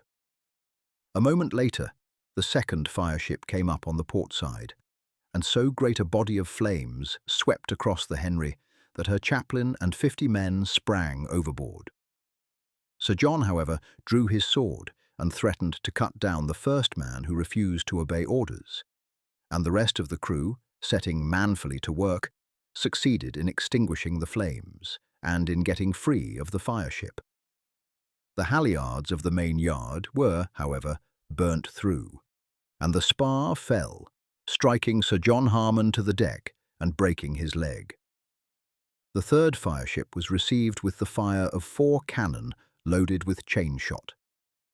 These brought her mast down, and she drifted by, clear of the Henry, which was brought safely into Harwich. The fight continued the whole day, and did not terminate until 10 o'clock in the evening. The night was spent in repairing damages, and in the morning the English recommenced the battle.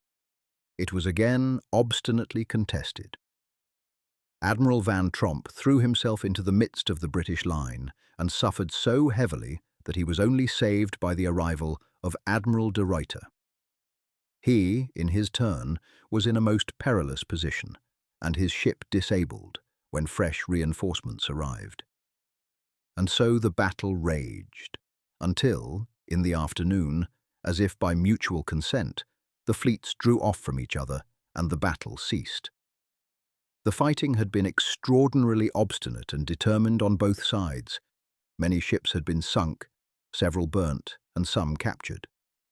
The sea was dotted with wreckage, masts and spars, fragments of boats and debris of all kinds. Both fleets presented a pitiable appearance. The hulls, but 48 hours ago so trim and smooth, were splintered and jagged. Portholes were knocked into one, bulwarks carried away, and stern galleries gone. The sails were riddled with shot holes. Many of the ships had lost 1 or more masts, while the light spars had been, in most cases, carried away, and many of the yards had come down owing to the destruction of the running gear. In so tremendous a conflict, the little Fan could bear but a small part. Cyril and Lord Oliphant agreed, at the commencement of the first day's fight, that it would be useless for them to attempt to fire their 2 little guns, but that their efforts should be entirely directed against the enemy's fireships. During each day's battle, then, they hovered round the flagship, getting out of the way whenever she was engaged, as she often was, on both broadsides, and although once or twice struck by stray shots, the Fan received no serious damage. In this encounter of giants, the little yacht was entirely overlooked, and none of the great ships wasted a shot upon her. 2 or 3 times each day, when the Admiral's ship had beaten off her foes, a fireship directed its course against her. Then came the Fan's turn for action. Under the pressure of her 12 oars, she sped towards the fireship, and on reaching her, a grapnel was thrown over the end of the bowsprit, and by the efforts of the rowers, her course was changed, so that she swept harmlessly past the flagship. Twice, when the vessels were coming down before the wind at a rate of speed that rendered it evident that the efforts of the men at the oars would be insufficient to turn her course, the Fan was steered alongside, grapnels were thrown, and, headed by Lord Oliphant and Cyril, the crew sprang on board, cut down or drove overboard the few men who were in charge of her. Then, taking the helm and trimming the sails, they directed her against one of the Dutch men-of-war, threw the grapnels on board, lighted the train, leapt back into the fan, rowed away, and took up their place near the Admiral, the little craft being greeted with hearty cheers by the whole ship's company. The afternoon was spent in repairing damages as far as practicable, but even the Duke saw it was impossible to continue the fight. The Dutch had received a reinforcement while the fighting was going on that morning, and although the English had inflicted terrible damage upon the Dutch fleet, their own loss in ships was greater than that which they had caused their adversaries.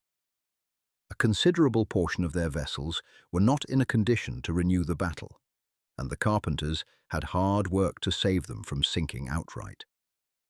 Albemarle himself embarked on the fan and sailed from ship to ship, ascertaining the condition of each and the losses its crew had suffered. As soon as night fell, the vessels most disabled were ordered to sail for England as they best could. The crew of 3, which were totally dismasted and could hardly be kept afloat, were taken out and divided between the 28 vessels, which alone remained in a condition to renew the fight. These 3 battered hulks were, early the next morning, set on fire, and the rest of the fleet, in good order and prepared to give battle, followed their companions that had sailed on the previous evening. The Dutch followed, but at a distance, thinking to repair their damages still farther before they again engaged. In the afternoon, the sails of a squadron were seen ahead, and a loud cheer ran from ship to ship, for all knew that this was Prince Rupert coming up with the White Squadron. A serious loss, however, occurred a few minutes afterwards. The Royal Prince, the largest and most powerful vessel in the fleet, which was somewhat in rear of the line, struck on the sands. The tide being with them and the wind light, the rest of the fleet tried in vain to return to her assistance, and as the Dutch fleet were fast coming up and some of the fireships making for the Royal Prince, they were forced to give up the attempt to succour her, and Sir George Ayscue, her captain, was obliged to haul down his flag and surrender. As soon as the White Squadron joined the remnant of the fleet, the whole advanced against the Dutch, drums beating and trumpets sounding, and twice made their way through the enemy's line. But it was now growing dark, and the 3rd day's battle came to an end. The next morning it was seen that the Dutch, although considerably stronger than the English, were almost out of sight. The latter at once hoisted sail and pursued, and, at 8 o'clock, came up with them. The Dutch, finding the combat inevitable, the terrible fight was renewed and raged without intermission until 7 in the evening. 5 times the British passed through the line of the Dutch. On both sides, many ships fell out of the fighting line wholly disabled. Several were sunk, and some on both sides forced to surrender, being so battered as to be unable to withdraw from the struggle.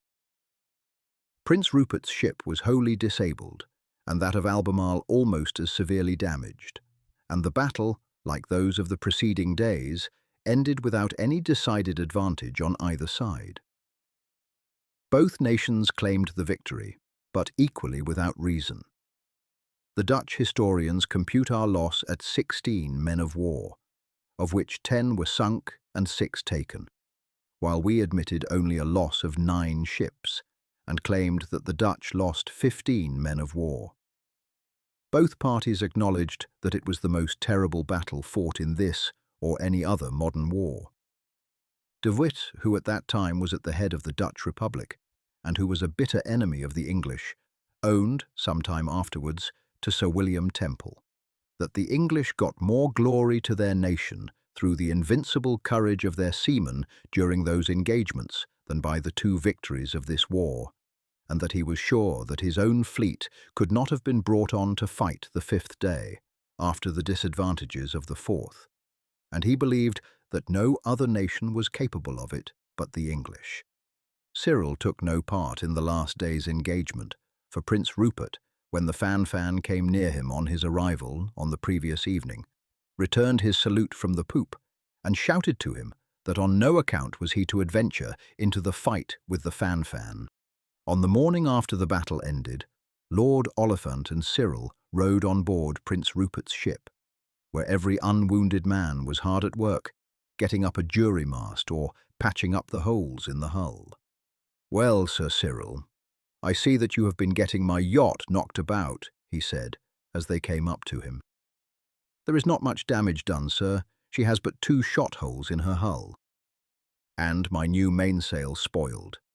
Do you know, sir, that I got a severe rating from the Duke yesterday evening on your account?" Cyril looked surprised. "I trust, sir, that I have not in any way disobeyed orders." No, it was not that.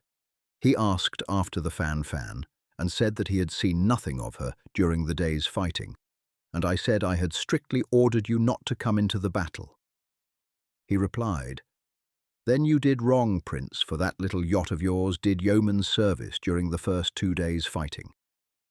I told Sir Cyril to keep her near me, thinking that she would be useful in carrying orders, and during those 2 days she kept close to us, save when we were surrounded by the enemy. 5 times in those 3 days did she avert fireships from us.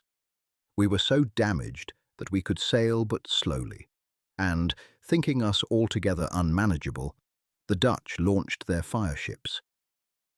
The Fan rowed to meet them. 3 of them were diverted from their course by a rope being thrown over the bowsprit, and the crew rowing so as to turn her head. On the second day there was more wind, and the fireships could have held on their course in spite of the efforts of the men on board the Fan. Twice during the day the little boat was boldly laid alongside them, while the crew boarded and captured them, and then, directing them towards the Dutch ships, grappled and set them on fire. One of the Dutchmen was burned, the other managed to throw off the grapnels. It was all done under our eyes, and 5 times in the 2 days did my crew cheer your little yacht as she came alongside. So you see, Prince, by ordering her out of the fight, you deprived us of the assistance of as boldly handled a little craft as ever sailed. I am quite proud of my little yacht, gentlemen, and I thank you for having given her so good a christening under fire. But I must stay no longer talking. Here is the dispatch I have written of my share of the engagement. You, Sir Cyril, will deliver this.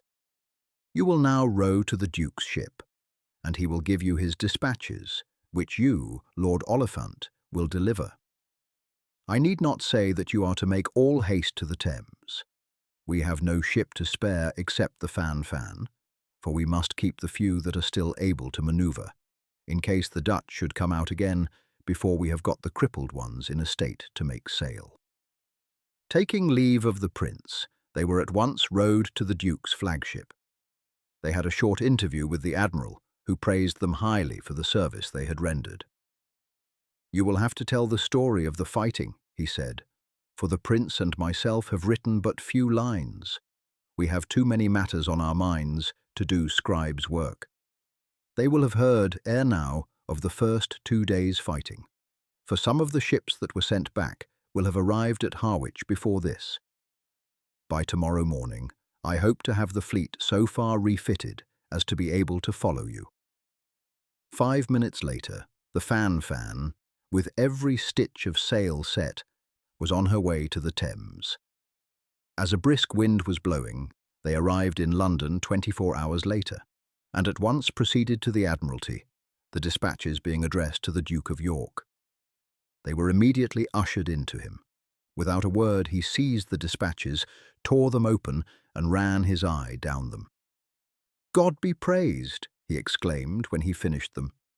"We had feared even worse intelligence, and have been in a terrible state of anxiety since yesterday, when we heard from Harwich that one of the ships had come in with the news that more than half the fleet was crippled or destroyed, and that 28 only remained capable of continuing the battle. The only hope was that the White Squadron might arrive in time, and it seems that it has done so. The account of our losses is indeed a terrible one, but at least we have suffered no defeat, and as the Dutch have retreated, they must have suffered well nigh as much as we have done.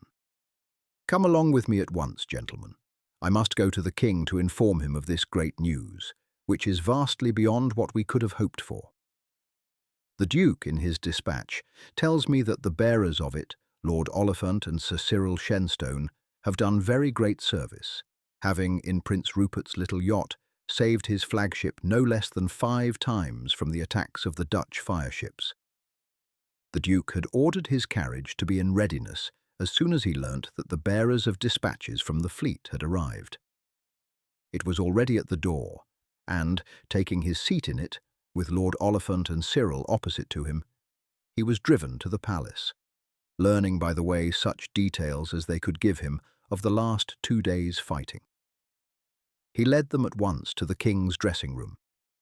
Charles was already attired, for he had passed a sleepless night and had risen early. "What news, James?" he asked eagerly. "Good news, brother. After 2 more days' fighting, and terrible fighting, on both sides, the Dutch fleet has returned to its ports." "A victory!" the king exclaimed in delight. "A dearly bought one with the lives of so many brave men, but a victory nevertheless. Here are the dispatches from Albemarle and Rupert. They have been brought by these gentlemen, with whom you are already acquainted, in Rupert's yacht. Albemarle speaks very highly of their conduct." The king took the dispatches and read them eagerly. "It has indeed been a dearly bought victory," he said, "but it is marvellous indeed how our captains and men bore themselves. Never have they shown greater courage and endurance.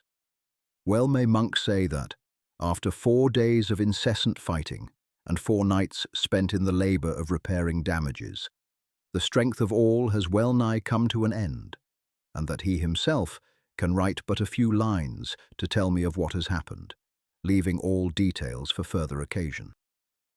I thank you both, gentlemen, for the speed with which you have brought me this welcome news, and for the services of which the Duke of Albemarle speaks so warmly. This is the 2nd time, Sir Cyril, that my admirals have had occasion to speak of great and honourable service rendered by you. Lord Oliphant, the Earl, your father, will have reason to be proud when he hears you so highly praised. Now, gentlemen, tell me more fully than is done in these dispatches as to the incidents of the fighting. I have heard something of what took place in the first 2 days from an officer who posted up from Harwich yesterday." Lord Oliphant related the events of the first 2 days, and then went on. "Of the last 2 I can say less, your Majesty, for we took no part in, having Prince Rupert's orders, given as he came up, that we should not adventure into the fight. Therefore, we were but spectators, though we kept on the edge of the fight and, if opportunity had offered, and we had seen one of our ships too hard pressed and threatened by fireships, we should have ventured so far to transgress orders as to bear in and do what we could on her behalf. But indeed, the smoke was so great that we could see but little. It was a strange sight when, on the prince's arrival, his ships and those of the dukes, battered as they were, bore down on the Dutch line, the drums beating, the trumpets sounding, and the crews cheering loudly. We saw them disappear into the Dutch line, then the smoke shut all out from view, and for hours there was but a thick cloud of smoke and a continuous roar of the guns. Sometimes a vessel would come out from the curtain of smoke, torn and disabled. Sometimes it was a Dutchman, sometimes one of our own ships. If the latter, we rowed up to them and did our best with planks and nails to stop the yawning holes close to the waterline, while the crew knotted ropes and got up the spars and yards and then sailed back into the fight. The first day's fighting was comparatively slight, for the Dutch seemed to be afraid to close with the Duke's ships and hung behind at a distance. It was not till the White Squadron came up and the Duke turned, with Prince Rupert, and fell upon his pursuers like a wounded boar upon the dogs, that the battle commenced in earnest. But the last day it went on for nigh 12 hours without intermission. And when at last the roar of the guns ceased and the smoke slowly cleared off, It was truly a pitiful sight, so torn and disabled were the ships. As the two fleets separated, drifting apart as it would almost seem, so few were the sails now set, we rowed up among them, and for hours were occupied in picking up men clinging to broken spars and wreckage, for but few of the ships had so much as a single boat left. We were fortunate enough to save well nigh 100, of whom more than 70 were our own men, the remainder Dutch. From these last we learnt that the ships of Van Tromp and Ruyter had both been so disabled that they had been forced to fall out of battle and had been towed away to port. They said that their admirals Cornelius Everts and Van der Hulst had both been killed, while on our side we learnt that Admiral Sir Christopher Mings had fallen. Did the Dutch fleet appear to be as much injured as our own? No, Your Majesty. Judging by the sail set when the battle was over, theirs must have been in better condition than ours, which is not surprising, seeing how superior they were in force, and for the most part bigger ships, and carrying more guns. Then you will have your hands full, James, or they will be ready to take to sea again before we are. Next time, I hope that we shall meet them with more equal numbers. I will do the best I can, brother, the Duke replied. Though we have so many ships sorely disabled, there have been but few lost, and we can supply their places with the vessels that have been building with all haste. If the Dutch will give us but 2 months' time, I warrant that we shall be able to meet them in good force. As soon as the audience was over, Cyril and his friend returned to the Fan, and after giving the crew a few hours for sleep, sailed down to Sheerness, where, shortly afterwards, Prince Rupert arrived with a portion of the fleet, the rest having been ordered to Harwich, Portsmouth and other ports, so that they could be more speedily refitted. Although the work went on almost without intermission day and night, the repairs were not completed before the news arrived that the Dutch fleet had again put to sea. 2 days later, they arrived off our coast, where, finding no fleet ready to meet them, they sailed away to France, where they hoped to be joined by their French allies. 2 days later, however, our ships began to assemble at the mouth of the Thames, and on June 24th, the whole fleet was ready to take to sea. It consisted of 80 men of war, large and small, and 19 fireships. Prince Rupert was in command of the Red Squadron, and the Duke of Albemarle sailed with him on board the same ship. Sir Thomas Allen was Admiral of the White, and Sir Jeremiah Smith of the Blue Squadron. Cyril remained on board the Fan, Lord Oliphant returning to his duties on board the flagship. Marvels had been effected by the zeal and energy of the crews and dockyard men. But 3 weeks back, the English ships had, for the most part, been crippled seemingly almost beyond repair.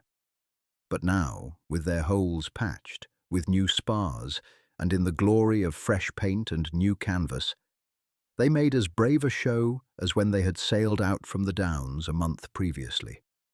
They were anchored off the Nore when, late in the evening, the news came out from Sheerness that a mounted messenger had just ridden in from Dover, and that the Dutch fleet had, in the afternoon, passed the town and had rounded the South Foreland, steering north. Orders were at once issued that the fleet should sail at daybreak, and at 3 o'clock the next morning they were on their way down the river. At 10 o'clock the Dutch fleet was seen off the North Foreland. According to their own accounts, they numbered 88 men of war, with 25 fireships, and were also divided into 3 squadrons under de Ruyter, John Everts, and Van Tromp.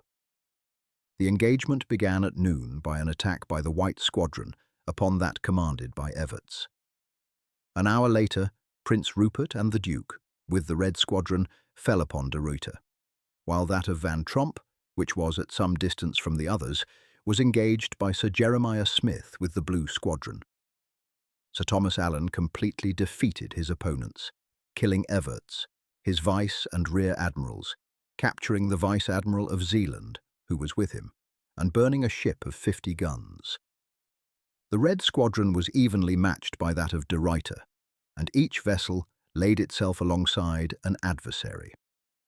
Although de Ruyter himself and his vice-admiral, Van Ness, fought obstinately, their ships in general commanded, for the most part, by men chosen for their family influence rather than for either seamanship or courage, behaved but badly, and all but 7 gradually withdrew from the fight and went off under all sail.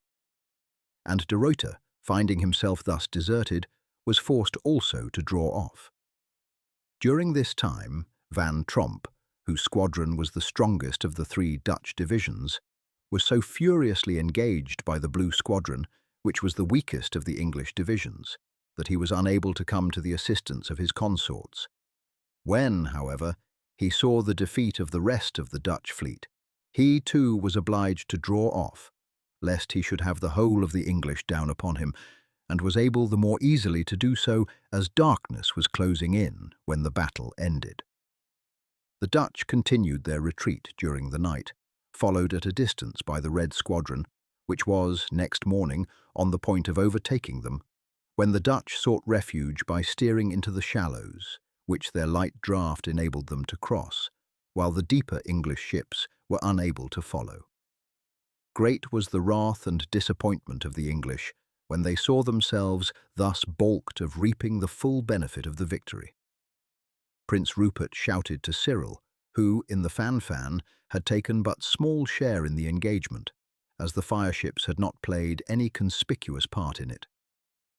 "Sir Cyril, we can go no farther, but do you pursue de Ruyter and show him in what contempt we hold him." Cyril lifted his hat to show that he heard and understood the order. Then he ordered his men to get out their oars, for the wind was very light, and, amidst loud cheering, mingled with laughter, from the crews of the vessels that were near enough to hear Prince Rupert's order, the Fan rowed out from the English line in pursuit of the Dutch. Chapter 21. London in Flames. The sailors laughed and joked as they rowed away from the fleet, but the old boatswain shook his head. "We shall have to be careful, Sir Cyril," he said. "It is like a small cur barking at the heels of a bull.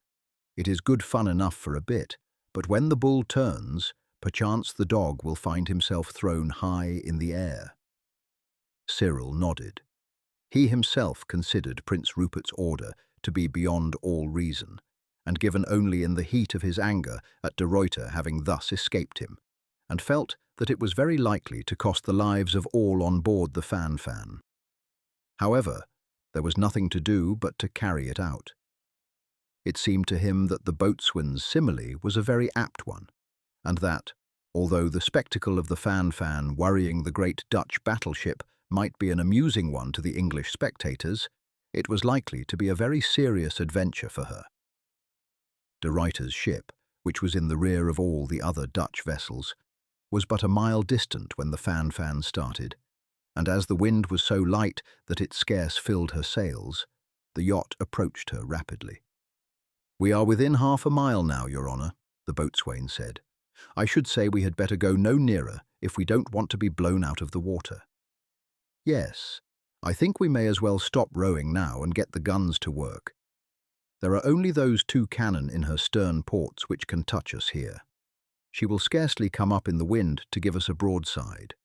She is moving so slowly through the water that it would take her a long time to come round, and de Ruyter would feel ashamed to bring his great flagship round to crush such a tiny foe." The boatswain went forward to the guns, round which the men, after laying in their oars, clustered in great glee. "Now," he said, "you have got to make those 2 guns in the stern your mark. Try and send your shots through the portholes. It will be a waste to fire them at the hull, for the balls would not penetrate the thick timber that she is built of. Remember, the straighter you aim, the more chance there is that the Dutch won't hit us. Men don't stop to aim very straight when they are expecting a shot among them every second. We will fire alternately, and one gun is not to fire until the other is loaded again. I will lay the first gun myself." It was a good shot, and the crew cheered as they saw the splinters fly at the edge of the porthole. Shot after shot was fired with varying success. The Dutch made no reply and seemed to ignore the presence of their tiny foe. The crew were, for the most part, busy aloft repairing damages, and after half an hour's firing, without eliciting a reply, the boatswain went aft to Cyril and suggested that they should now aim at the spars. "A lucky shot might do a good deal of damage, sir," he said. "The weather is fine enough at present, but there is no saying when a change may come, and if we could weaken one of the main spars, it might be the means of her being blown ashore, should the wind spring up in the right direction." Cyril assented, and fire was now directed at the masts. A few ropes were cut away, but no serious damage was effected, until a shot struck one of the halyard blocks of the spanker, and the sail at once ran down. "It has taken a big bit out of the mast, too," the boatswain called exultingly to Cyril. "I think that will rouse the Dutchman up." A minute later, it was evident that the shot had at least had that effect. 2 puffs of smoke spurted out from the stern of the Dutch flagship, and, simultaneously with the roar of the guns, came the hum of 2 heavy shot flying overhead. Delighted at having excited the Dutchman's wrath at last, the crew of the Fan took off their hats and gave a loud cheer, and then, more earnestly than before, settled down to work. Their guns aimed now, as at first, at the portholes. 4 or 5 shots were discharged from each of the little guns before the Dutch were ready again. Then came the thundering reports. The Fan's topmast was carried away by one of the shot, but the other went wide. 2 or 3 men were told to cut away the wreckage, and the rest continued their fire. One of the next shots of the enemy was better directed. It struck the deck close to the foot of the mast, committed great havoc in Cyril's cabin, and passed out through the stern below the waterline. Cyril leapt down the companion as he heard the crash, shouting to the boatswain to follow him. The water was coming through the hole in a great jet. Cyril seized a pillow and stuffed it into the shot hole, being drenched from head to foot in the operation. One of the sailors had followed the boatswain, and Cyril called him to his assistance. "Get out the oars at once," he said to the boatswain. "Another shot like this and she will go down. Get a piece cut off a spar and make a plug. There is no holding this pillow in its place, and the water comes in fast still." The sailor took Cyril's post while he ran up on deck and assisted in cutting the plug. This was roughly shaped to the size of the hole, and then driven in. It stopped the rush of the water, but a good deal still leaked through. By the time this was done, the Fan had considerably increased her distance from De Ruyter. 4 or 5 more shots were fired from the Dutch ship. The last of these struck the mast 10 feet above the deck, bringing it down with a crash. Fortunately, none of the crew were hurt, and, dropping the oars, they hauled the mast alongside, cut the sail from its fastening to the hoops and gaff, and then severed the shrouds and allowed the mast to drift away, while they again settled themselves to the oars. Although every man rowed his hardest, the Fan was half full of water before she reached the fleet, which was 2 miles astern of them when they first began to row. "Well done, Fan," Prince Rupert shouted as the little craft came alongside. "Have you suffered any damage besides your spars? I see you are low in the water." "We were shot through our stern, sir. We put in a plug, but the water comes in still. Will you send a carpenter on board? For I don't think she will float many minutes longer unless we get the hole better stopped." The prince gave some orders to an officer standing by him. The latter called 2 or 3 sailors and bade them bring some short lengths of thick hawser, while a strong party were set to reeve tackle to the mainyard. As soon as the hawsers, each 30 feet in length, were brought, they were dropped onto the deck of the Fan, and the officer told the crew to pass them under her, one near each end, and to knot the hawsers. By the time this was done, 2 strong tackles were lowered and fixed to the hawsers, and the crew ordered to come up onto the ship. The tackles were then manned and hauled on by strong parties, and the Fan was gradually raised. The boatswain went below again and knocked out the plug, and, as the little yacht was hoisted up, the water ran out of it.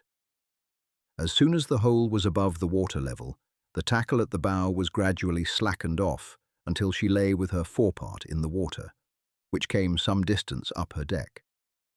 The carpenter then slung himself over the stern and nailed first a piece of tarred canvas and then a square of plank over the hole. Then the stern tackle was eased off, and the fan floated on a level keel. Her crew went down to her again, and, in half an hour, pumped her free of water. By this time, the results of the victory were known. On the English side, the Resolution was the only ship lost, she having been burnt by a Dutch fire-ship. 3 English captains and about 300 men were killed. On the other hand, the Dutch lost 20 ships, 4 admirals, a great many of their captains, and some 4,000 men. It was, indeed, the greatest and most complete victory gained throughout the war. Many of the British ships had suffered a good deal, that which carried the Duke's flag most of all, for it had been so battered in the fight with De Ruyter that the Duke and Prince Rupert had been obliged to leave her and to hoist their flags upon another man of war.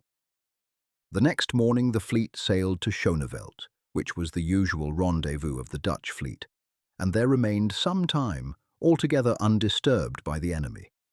The Fan was here thoroughly repaired. On July the 29th they sailed for Ulick, where they arrived on August 7th, the wind being contrary. Learning that there was a large fleet of merchantmen lying between the islands of Ulick and Schelling, guarded by but 2 men of war, and that there were rich magazines of goods on these islands, it was determined to attack them. 4 small frigates of a slight draught of water and 5 fireships were selected for the attack, together with the boats of the fleet, manned by 900 men. On the evening of the 8th, Cyril was ordered to go in the Fan to reconnoitre the position of the Dutch. He did not sail until after nightfall, and, on reaching the passage between the islands, he lowered his sails, got out his oars, and drifted with the tide silently down through the Dutch merchant fleet, where no watch seemed to be kept, and in the morning carried the news to Sir Robert Holmes, the commander of the expedition, who had anchored a league from the entrance. Cyril had sounded the passage as he went through, and it was found that 2 of the frigates could not enter it. These were left at the anchorage, and, on arriving at the mouth of the harbour, the Tiger, Sir Robert Holmes's flagship, was also obliged to anchor, and he came on board the Fan, on which he hoisted his flag. The captains of the other ships came on board, and it was arranged that the Pembroke, which had but a small draught of water, should enter at once with the 5 fireships. The attack was completely successful. 2 of the fireships grappled with the men of war and burnt them, while 3 great merchantmen were destroyed by the others. Then the boats dashed into the fleet, and, with the exception of 4 or 5 merchantmen and 4 privateers, who took refuge in a creek, defended by a battery, the whole of the 170 merchantmen, the smallest of which was not less than 200 tons burden, and all heavily laden, were burned. The next day, Sir Robert Holmes landed 11 companies of troops on the island of Schoneveld and burnt Bandaris, its principal town, with its magazines and storehouses, causing a loss to the Dutch, according to their own admission, of 6 million guilders. This, and the loss of the great fleet, inflicted a very heavy blow upon the commerce of Holland.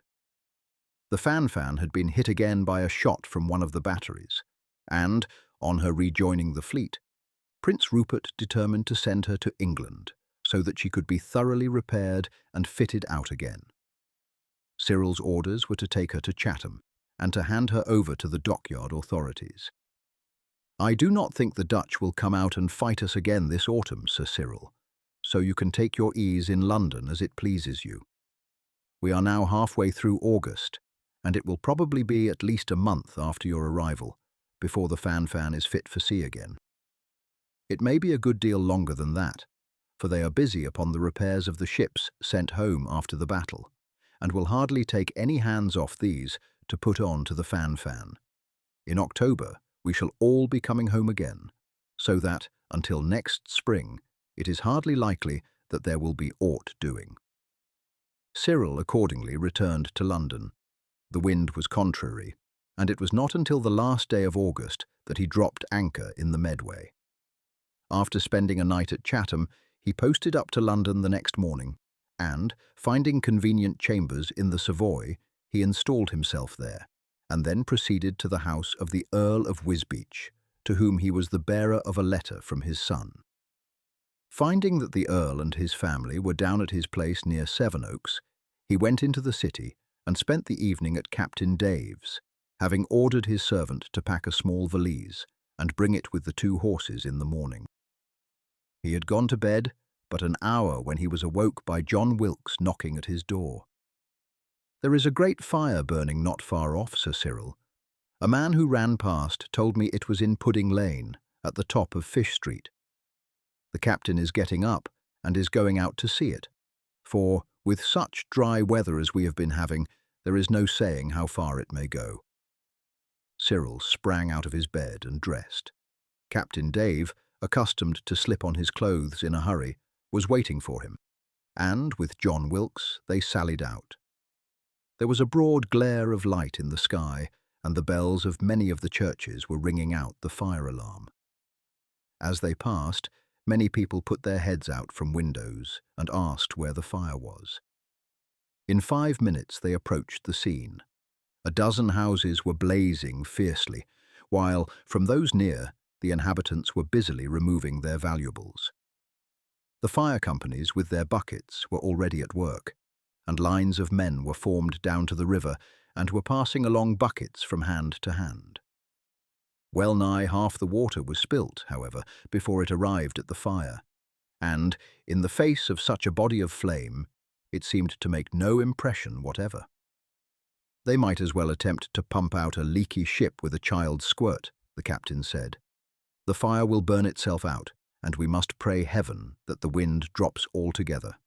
'Tis not strong, but it will suffice to carry the flames across these narrow streets. 'Tis lucky that it is from the east, so there is little fear that it will travel in our direction." They learnt that the fire had begun in the house of Fariner, the king's baker, though none knew how it had got alight. It was not long before the flames leapt across the lane, 5 or 6 houses catching fire almost at the same moment. A cry of dismay broke from the crowd, and the fright of the neighbours increased. Half-clad women hurried from their houses, carrying their babes and dragging their younger children out. Men staggered along with trunks of clothing and valuables. Many wrung their hands helplessly, while the city watch guarded the streets leading to Pudding Lane, so as to prevent thieves and vagabonds from taking advantage of the confusion to plunder. With great rapidity the flames spread from house to house. A portion of Fish Street was already invaded, and the church of St. Magnus in danger. The fears of the people increased in proportion to the advance of the conflagration. The whole neighbourhood was now alarmed, and, in all the streets round, people were beginning to remove their goods. The river seemed to be regarded by all as the safest place of refuge. The boats from the various landing places had already come up, and these were doing a thriving trade by taking the frightened people, with what goods they carried, to lighters and ships moored in the river. The lines of men passing buckets had long since broken up, it being too evident that their efforts were not of the slightest avail. The wind had, in the last 2 hours, rapidly increased in strength, and was carrying the burning embers far and wide. Cyril and his companions had, after satisfying their first curiosity, set to work to assist the fugitives, by aiding them to carry down their goods to the waterside. Cyril was now between 18 and 19, and had grown into a powerful young fellow, having, since he recovered from the plague, grown fast and widened out greatly. He was able to shoulder heavy trunks, and to carry them down without difficulty. By 6 o'clock, however, all were exhausted by their labours, and Captain Dave's proposal that they should go back and get breakfast and have a wash was at once agreed to. At this time, the greater part of Fish Street was in flames. The church of St. Magnus had fallen, and the flames had spread to many of the streets and alleys running west. The houses on the bridge were blazing. "Well, father, what is the news?" Nellie exclaimed as they entered. "What have you been doing? You are all blackened, like the men who carry out the coals from the ships. I never saw such figures." "We have been helping people to carry their goods down to the water, Nellie. The news is bad.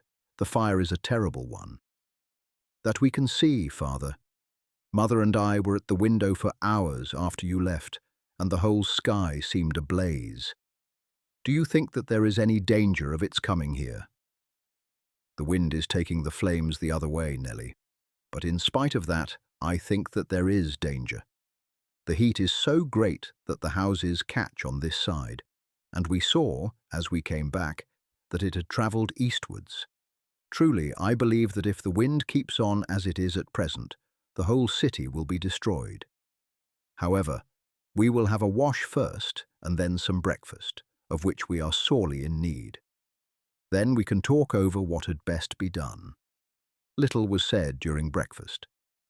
The apprentices had already been out, and so excited were they at the scenes they had witnessed that they had difficulty in preserving their usual quiet and submissive demeanour. Captain Dave was wearied with his unwanted exertions. Mrs. Dowsett and Nellie both looked pale and anxious, and Cyril and John Wilkes were oppressed by the terrible scene of destruction and the widespread misery they had witnessed. When breakfast was over, Captain Dave ordered the apprentices on no account to leave the premises. They were to put up the shutters at once, and then to await orders. "What do you think we had better do, Cyril?" he said, when the boys had left the room. "I should say that you had certainly better go on board a ship, Captain Dave. There is time to move now quietly, and to get many things taken on board. But if there were a swift change of wind, the flames would come down so suddenly that you would have no time to save anything.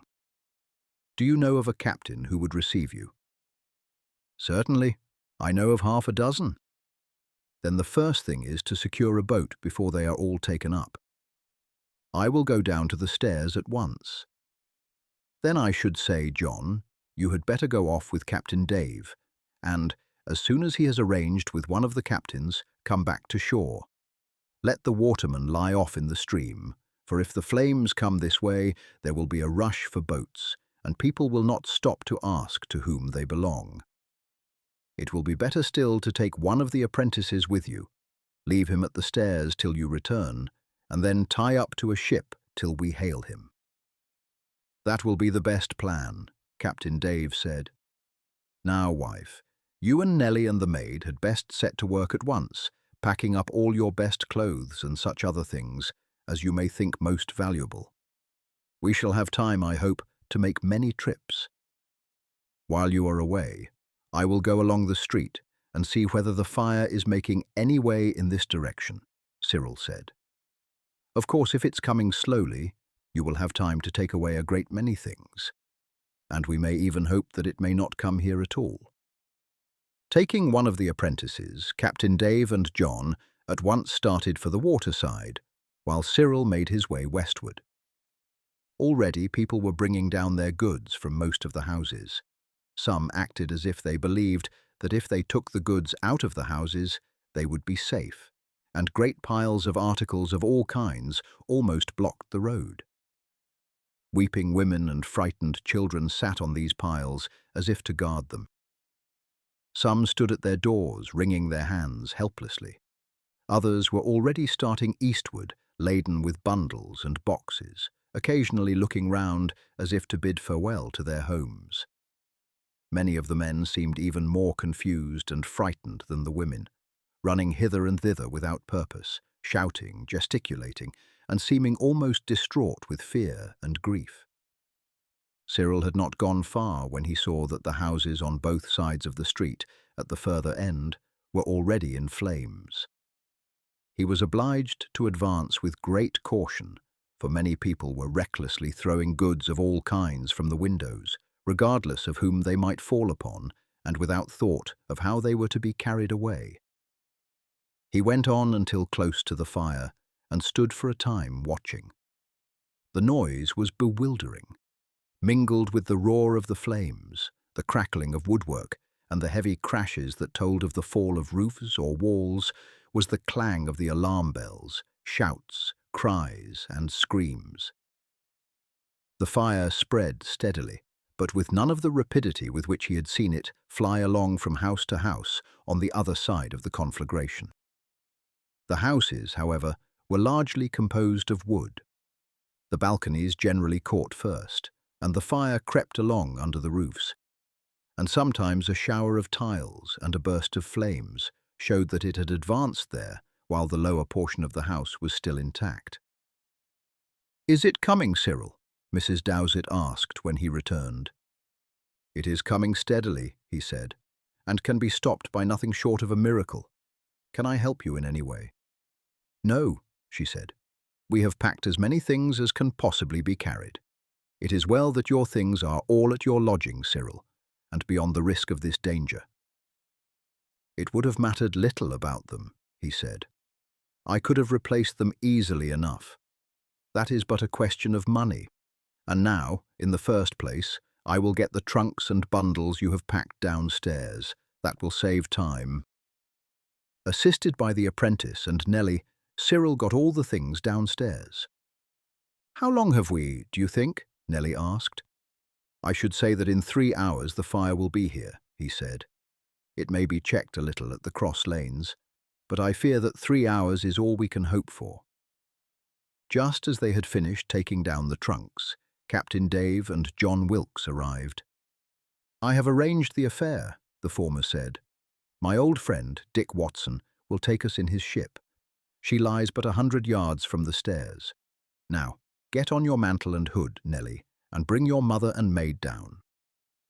The 3 women were soon at the foot of the stairs, and Mrs. Dowsett's face showed signs of tears. But, though pale, she was quiet and calm, and the servant, a stout wench, had gained confidence from her mistress's example. As soon as they were ready, the 3 men each shouldered a trunk. The servant and the apprentice carried one between them. Mrs. Dowsett and her daughter took as many bundles as they could carry. It was but 5 minutes' walk down to the stairs.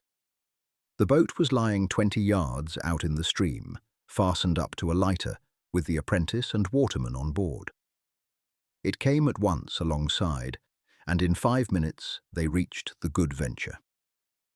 As soon as the women had ascended the accommodation ladder, some sailors ran down and helped to carry up the trunks. "Empty them all out in the cabin," Captain Dave said to his wife. "We will take them back with us." As soon as he had seen the ladies into the cabin, Captain Watson called his son Frank, who was his chief mate, and half a dozen of his men. These carried the boxes, as fast as they were emptied, down into the boat. "We will all go ashore together," he said to Captain Dave. "I was a fool not to think of it before. We will soon make light work of it." As soon as they reached the house, some of the sailors were sent off with the remaining trunks and bundles, while the others carried upstairs those they had brought and quickly emptied into them the remaining contents of the drawers and linen press. So quickly and steadily did the work go on, that no less than 6 trips were made to the Good Venture in the next 3 hours. And at the end of that time, almost everything portable had been carried away, including several pieces of valuable furniture and a large number of objects brought home by Captain Dave from his various voyages. The last journey, indeed, was devoted to saving some of the most valuable contents of the store. Captain Dave, delighted at having saved so much, would not have thought of taking more, but Captain Watson would not hear of this. "There is time for one more trip, old friend," he said, "and there are many things in your store that are worth more than their weight in silver. I will take my other 2 hands this time, and, with the 8 men and our 5 selves, we shall be able to bring a good load."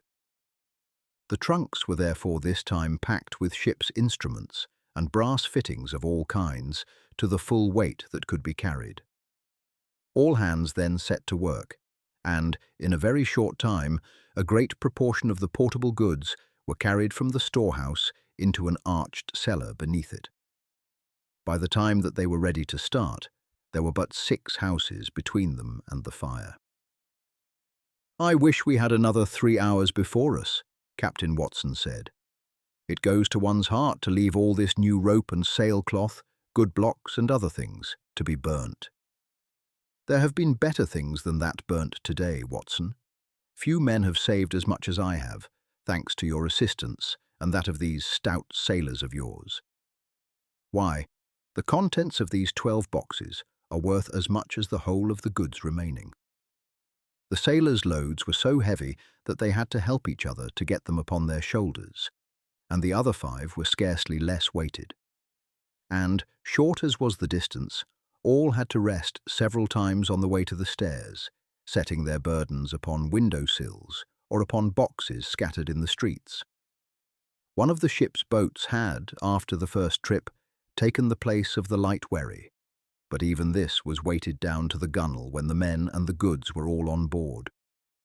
After the first 2 trips, the contents of the boxes had been emptied on deck, and by the time the last arrived, the 3 women had packed away in the empty cabins all the clothing, linen and other articles that had been taken below. Captain Watson ordered a stiff glass of grog to be given to each of the sailors, and then went down with the others into the main cabin, where the steward had already laid the table for a meal and poured out 5 tumblers of wine.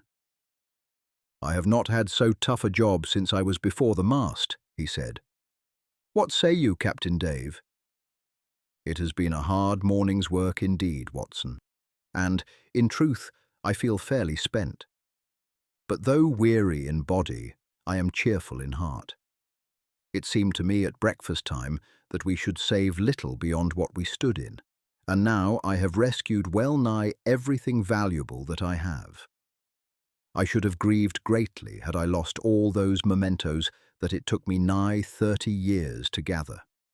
And those pieces of furniture that belonged to my father I would not have lost for any money.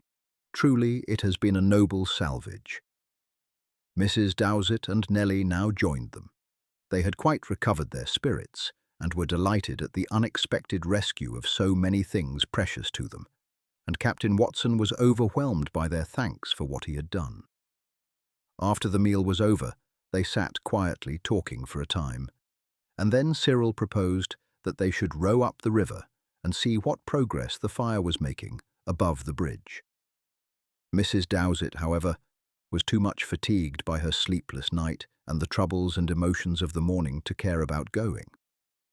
Captain Dave said that he was too stiff to do anything but sit quiet and smoke a pipe, and that he would superintend the getting of their things on deck a little ship-shape.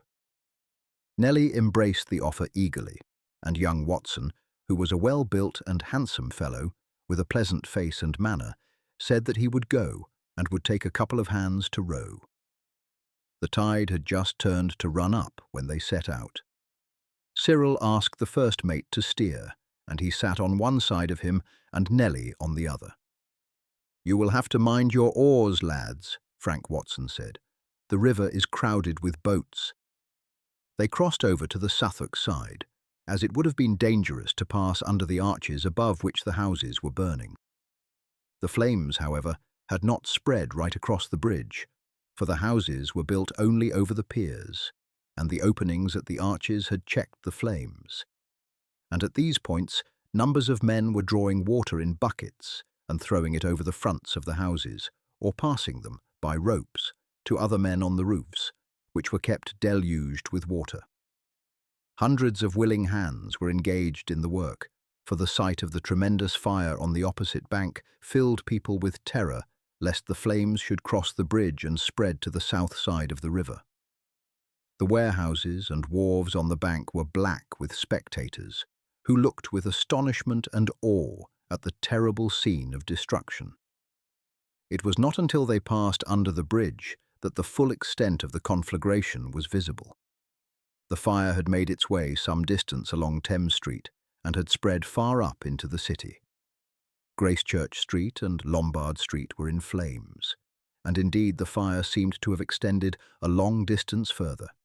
But the smoke was so dense that it was difficult to make out the precise point that it had reached. The river was a wonderful sight. It was crowded with boats and lighters, all piled up with goods, while along the quays from Dowgate to the Temple, crowds of people were engaged in placing what goods they had saved on board lighters and other craft. Many of those in the boats seemed altogether helpless and undecided as to what had best be done, and drifted along with the tide. But the best part were making either for the marshes at Lambeth or the fields at Millbank, there to land their goods, the owners of the boats refusing to keep them long on board, as they desired to return by the next tide to fetch away other cargoes, being able to obtain any price they chose to demand for their services. Among the boats were floating goods and wreckage of all kinds, charred timber that had fallen from the houses on the bridge, and from the warehouses by the quays, bales of goods, articles of furniture, bedding and other matters. At times, a sudden change of wind drove a dense smoke across the water, flakes of burning embers and papers causing great confusion among the boats and threatening to set the piles of goods on fire. At Frank Watson's suggestion, they landed at the Temple, after having been some 2 hours on the river. Going up into Fleet Street, they found a stream of carts and other vehicles proceeding westward, all piled with furniture and goods, mostly of a valuable kind. The pavements were well nigh blocked with people, all journeying in the same direction, laden with their belongings. With difficulty they made their way east as far as St. Paul's. The farther end of Cheapside was already in flames, and they learnt that the fire had extended as far as Moorfields. It was said that efforts had been made to pull down houses and so check its progress, but that there was no order or method and that no benefit was gained by the work. After looking on at the scene for some time, they returned to Fleet Street.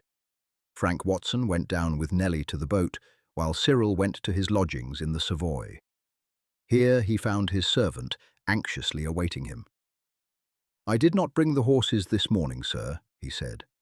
"I heard that there was a great fire, and went on foot as far as I could get. But, finding that I could not pass, I thought it best to come back here and await your return." "Quite right, Reuben. You could not have got the horses to me unless you had ridden round the walls and come in at Aldgate, and they would have been useless had you brought them. The house at which I stayed last night is already burnt to the ground. You had better stay here for the present, I think. There is no fear of the fire extending beyond the city. Should you find that it does so, pack my clothes in the valises, take the horses down to Sevenoaks, and remain at the Earl's until you hear from me."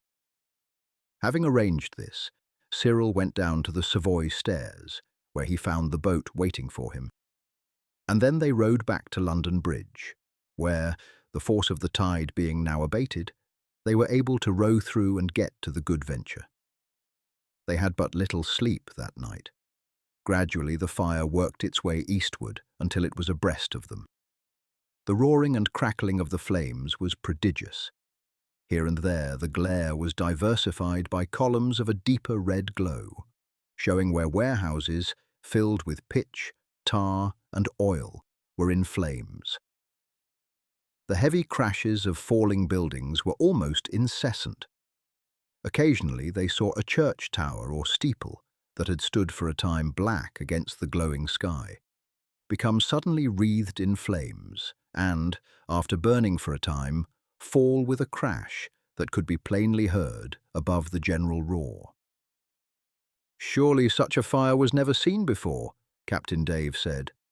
"Not since Rome was burnt, I should think," Cyril replied. "How long was that ago, Cyril? I don't remember hearing about it." "'Tis 1,500 years or so since then, Captain Dave, but the greater part of the city was destroyed, and Rome was then many times bigger than London. It burnt for 3 days." "Well, this is bad enough," Captain Watson said. "Even here the heat is well nigh too great to face. Frank, you had better call the crew up and get all the sails off the yards. Were a burning flake to fall on them, we might find it difficult to extinguish them. When they have done that, let the men get all the buckets filled with water and ranged on the deck, and it will be as well to get a couple of hands in the boat and let them chuck water against this side. We shall have all the paint blistered off before morning." So the night passed. Occasionally they went below for a short time, but they found it impossible to sleep, and were soon up again, and felt it a relief when the morning began to break. Chapter 22. After the Fire. Daylight brought little alleviation to the horrors of the scene. The flames were less vivid, but a dense pall of smoke overhung the sky. As soon as they had breakfasted, Captain Watson, his son, Captain Dowsett, Nellie and Cyril took their places in the boat and were rowed up the river. An exclamation burst from them all as they saw how fast the flames had travelled since the previous evening. "St. Paul's is on fire," Cyril exclaimed. "See, there are flames bursting through its roof. I think, Captain Watson, if you will put me ashore at the Temple, I will make my way to Whitehall and report myself there. I may be of use." "I will do that," Captain Watson said. "Then I will row back to the ship again. We must leave a couple of hands on board, in case some of these burning flakes should set anything alight. We will land with the rest and do what we can to help these poor women and children." "I will stay on board and take command, if you like, Watson," Captain Dave said. "You ought to have someone there, and I have not recovered from yesterday's work, and should be of little use ashore." "Very well, Dowsett. That will certainly be best, but I think it will be prudent, before we leave, to run out a kedge with 40 or 50 fathoms of cable towards the middle of the stream, and then veer out the cable on her anchor so as to let her ride 30 fathoms or so farther out. We left 6 men sluicing her side and deck, but it certainly would be prudent to get her out a bit farther. Even here, the heat is as much as we can stand." As soon as Cyril had landed, he hurried up into Fleet Street. He had just reached Temple Bar when he saw a party of horsemen making their way through the carts. A hearty cheer greeted them from the crowd, who hoped that the presence of the king, for it was Charles who rode in front, was a sign that vigorous steps were about to be taken to check the progress of the flames. Beside the king rode the Duke of Albemarle, and following were a number of other gentlemen and officers. Cyril made his way through the crowd to the side of the Duke's horse. "Can I be of any possible use, my Lord Duke?" he asked, doffing his hat. "Ah, Sir Cyril, it is you, is it? I have not seen you since you bearded de Ruyter in the Fan-Fan. Yes, you can be of use. We have 500 sailors and dockyard men behind. They have just arrived from Chatham, and 1,000 more have landed below the bridge to fight the flames on that side. Keep by me now, and, when we decide where to set to work, I will put you under the orders of Captain Warncliffe, who has charge of them." When they reached the bottom of Fleet Street, the fire was halfway down Ludgate Hill, and it was decided to begin operations along the bottom of the Fleet Valley. The dockyard men and sailors were brought up, and following them were some carts laden with kegs of powder. "Warncliffe," Lord Albemarle said, as the officer came up at the head of them. "Sir Cyril Shenstone is anxious to help. You know him by repute, and you can trust him in any dangerous business. You had better tell off 20 men under him. You have only to tell him what you want done, and you can rely upon its being done thoroughly." The sailors were soon at work along the line of the Fleet Ditch. All carried axes, and with these they chopped down the principal beams of the small houses clustered by the ditch, and so weakened them that a small charge of powder easily brought them down.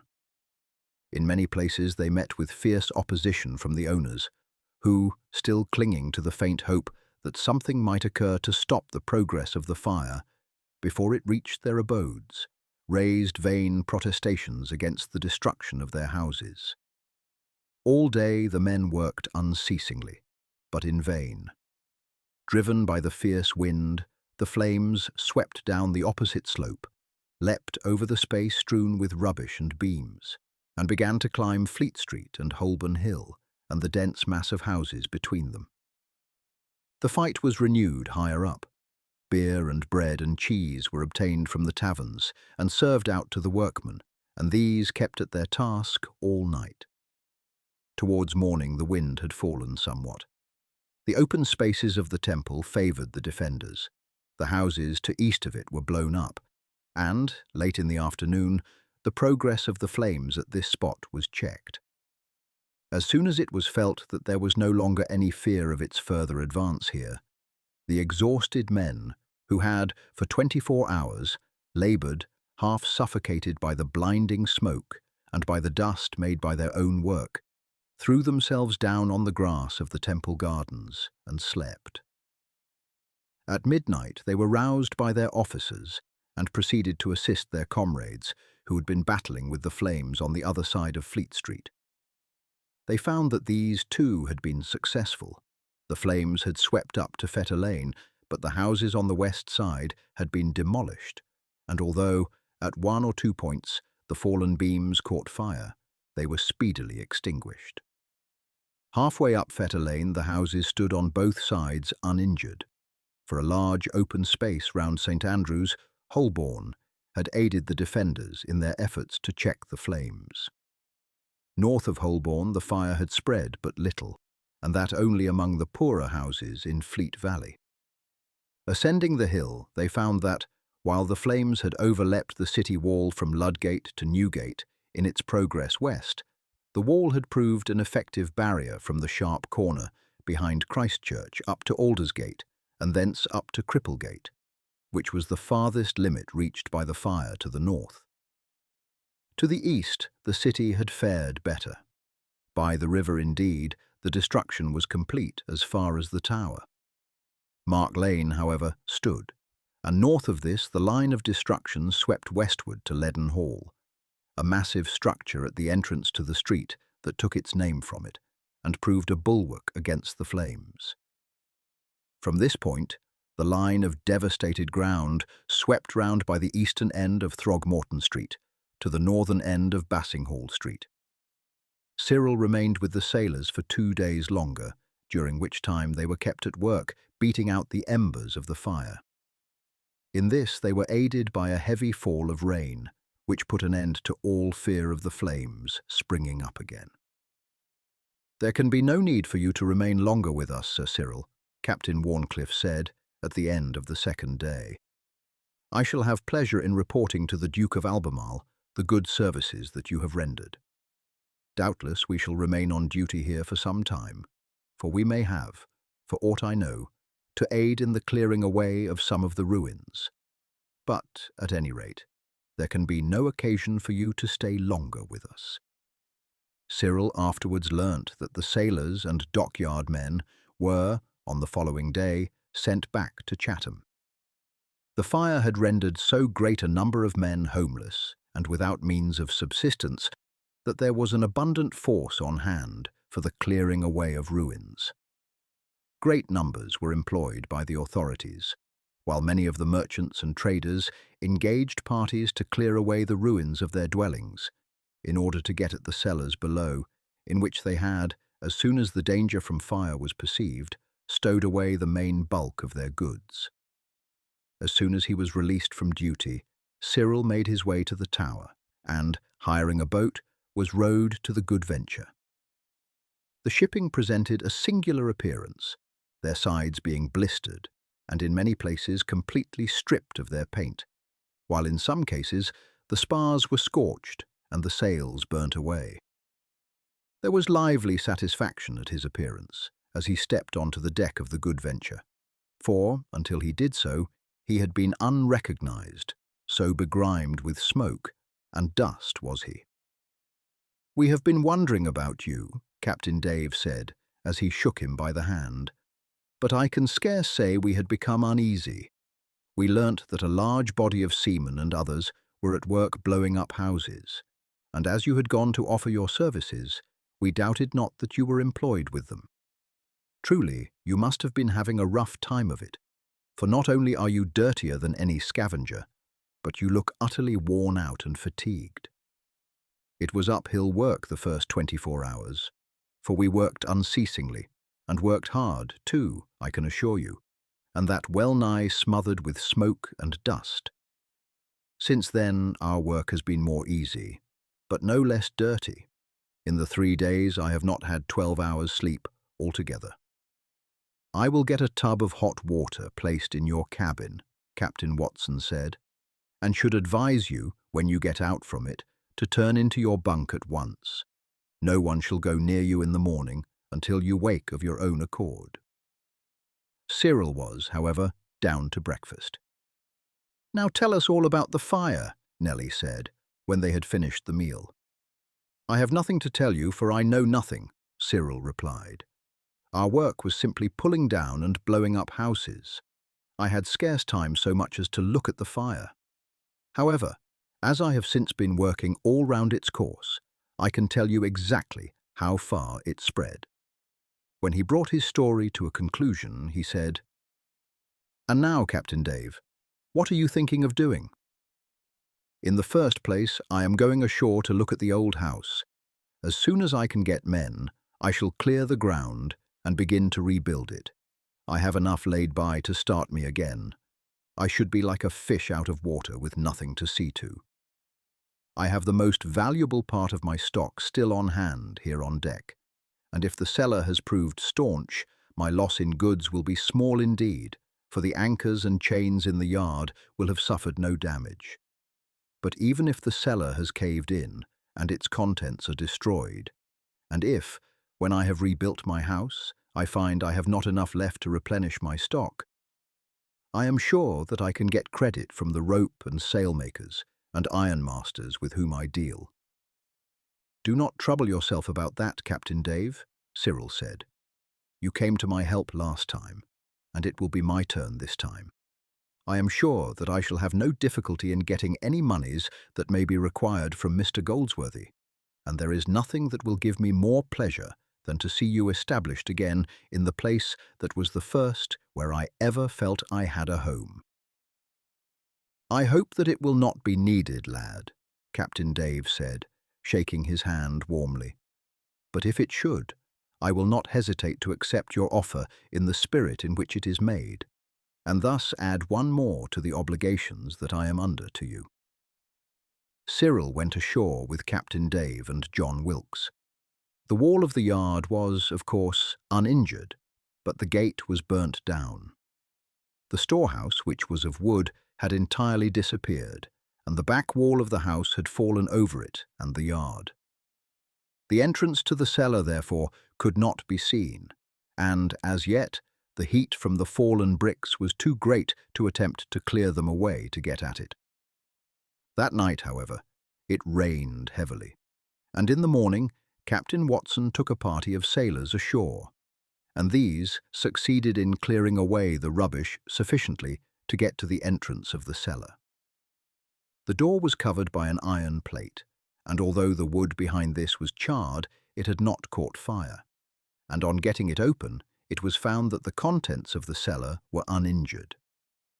In order to prevent marauders from getting at it before preparations could be made for rebuilding, the rubbish was again thrown in so as to completely conceal the entrance.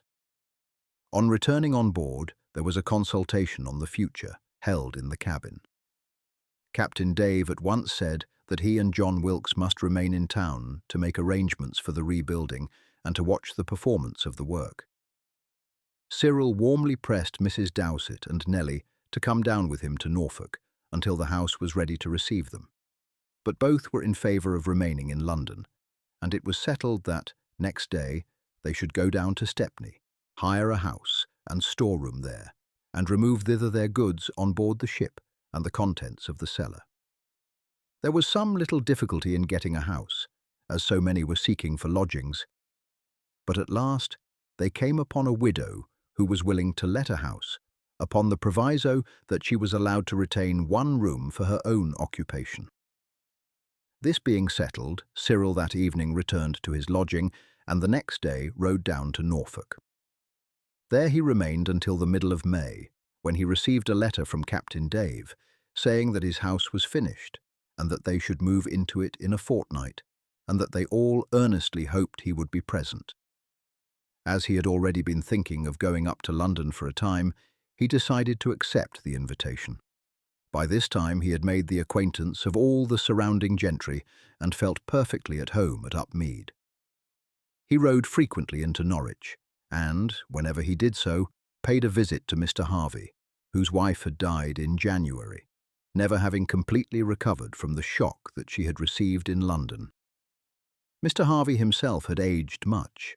He still took a great interest in the welfare of the tenants of Upmead, and in Cyril's proposals for the improvement of their homes, and was pleased to see how earnestly he had taken up the duties of his new life. He spoke occasionally of his son, of whose death he felt convinced. "I have never been able to obtain any news of him," he often said, "and assuredly I should have heard of him had he been alive. It would ease my mind to know the truth," he said one day. "It troubles me to think that, if alive, he is assuredly pursuing evil courses, and that he will probably end his days on a gallows. That he will repent and turn to better courses, I have now no hope whatever. Unless he be living by roguery, he would, long ere this, have written, professing repentance, even if he did not feel it, and begging for assistance. It troubles me much that I can find out nothing for certain of him." "Would it be a relief to you to know surely that he was dead?" Cyril asked. "I would rather know that he was dead than feel, as I do, that if alive, he is going on sinning. One can mourn for the dead as David mourned for Absalom, and trust that their sins may be forgiven them. But, uncertain as I am of his death, I cannot so mourn, since it may be that he still lives. Then, sir, I am in a position to set your mind at rest. I have known for a long time that he died of the plague, but I have kept it from you, thinking that it was best you should still think that he might be living.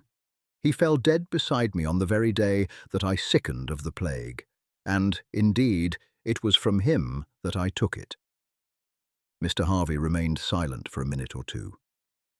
"'Tis better so," he said solemnly. "The sins of youth may be forgiven, but had he lived, his whole course might have been wicked. How know you that it was he who gave you the plague?" "I met him in the street. He was tottering in his walk, and, as he came up, he stumbled and grasped me to save himself. I held him for a moment, and then he slipped from my arms and fell on the pavement and died." Mr. Harvey looked keenly at Cyril and was about to ask a question, but checked himself. "He is dead," he said. "God rest his soul and forgive him his sins. Henceforth I shall strive to forget that he ever lived to manhood and seek to remember him as he was when a child." Then he held out his hand to Cyril, to signify that he would fain be alone. On arriving in London, Cyril took up his abode at his former lodgings, and the next day at 12 o'clock, the hour appointed in a letter he found awaiting him on his arrival, he arrived in Tower Street, having ridden through the city. An army of workmen who had come up from all parts of the country were engaged in rebuilding the town. In the main thoroughfares, many of the houses were already finished and the shops reopened. In other parts, less progress had been made, as the traders were naturally most anxious to resume their business and most able to pay for speed. Captain Dave's was one of the first houses completed in Tower Street, but there were many others far advanced in progress. The front differed materially from that of the old house, in which each story had projected beyond the one below it. Inside, however, there was but little change in its appearance, except that the rooms were somewhat more lofty and that there were no heavy beams across the ceilings. Captain Dave and his family had moved in that morning. "It does not look quite like the old place," Mrs. Dowsett said, after the first greetings. "Not quite," Cyril agreed. "The new furniture, of course, gives it a different appearance as yet, but one will soon get accustomed to that, and you will quickly make it home-like again. I see you have the bits of furniture you saved in their old corners." "Yes, and it will make a great difference when they get all my curiosities up in their places again," Captain Dave put in. We pulled them down anyhow, and some of them will want gluing up a bit. And so your fighting is over, Cyril. Yes, it looks like it. The Dutch have evidently had enough of it. They asked for peace, and as both parties consented to the King of Sweden being mediator, and our representatives and those of Holland are now settling affairs at Bodee, peace may be considered as finally settled. We have only 2 small squadrons now afloat. The rest are all snugly laid up. I trust that there is no chance of another war between the 2 nations for years to come. I hope not, Cyril, but de Witt is a crafty knave and is ever in close alliance with Louis. Were it not for French influence, the Prince of Orange would soon oust him from the head of affairs. I should think he would not have any power for mischief in the future, Cyril said. It was he who brought on the last war, and, although it has cost us much, it has cost the Dutch very much more, and the loss of her commerce has well nigh brought Holland to ruin. Besides, the last victory we won must have lowered their national pride greatly. You have not heard the reports that are about, then? No, I've heard no news whatever. It takes a long time for it to travel down to Norwich, and I've seen no one since I came up to town last night. Well, there is a report that a Dutch fleet of 80 sail has put to sea. It may be that 'tis but bravado to show that, though they have begged for peace, 'tis not because they are in no condition to fight. I know not how this may be, but it is certain that for the last 3 days the naval people have been very busy, and that powder is being sent down to Chatham. As for the fleet, small as it is doubtful whether it would fight, for the men are in a veritable state of mutiny, having received no pay for many months. Moreover, several ships were but yesterday bought by government. For what purpose it is not known, but it is conjectured they are meant for fire ships. I cannot but think that it is, as you say, a mere piece of bravado on the part of the Dutch, Captain Dave. They could never be so treacherous as to attack us when peace is well nigh concluded. But, hurt as their pride must be by the defeat we gave them, it is not unnatural they should wish to show that they can still put a brave fleet on the seas, and are not driven to make peace, because they could not, if need be, continue the war. And now I have a piece of news for you. We are going to have a wedding here before long. I am right glad to hear it, Cyril said heartily. And who is the happy man, Nelly? He asked, turning towards where she had been standing the moment before. But Nelly had fled the moment her father had opened his lips. It is Frank Watson, her father said, a right good lad, and her mother and I are well pleased with her choice. I thought that he was very attentive the few days we were on board his father's ship, Cyril said. I am not surprised to hear the news.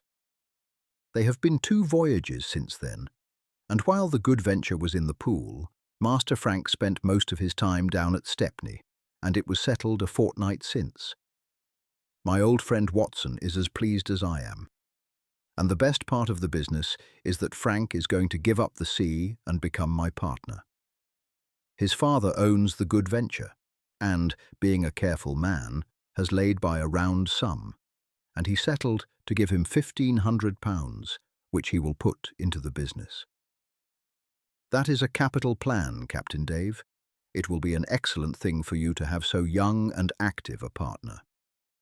Watson has bought the house down at Stepney that we have been living in, and Frank and Nelly are going to settle there, and Watson will make it his headquarters when his ship is in port, and will, I have no doubt, take up his moorings there when he gives up the sea. The wedding is to be in a fortnight's time, for Watson has set his heart on seeing them spliced before he sails again, and I see no reason for delay. You must come to the wedding, of course, Cyril. Indeed, I don't think Nelly would consent to be married if you were not there. The girl has often spoken of you lately.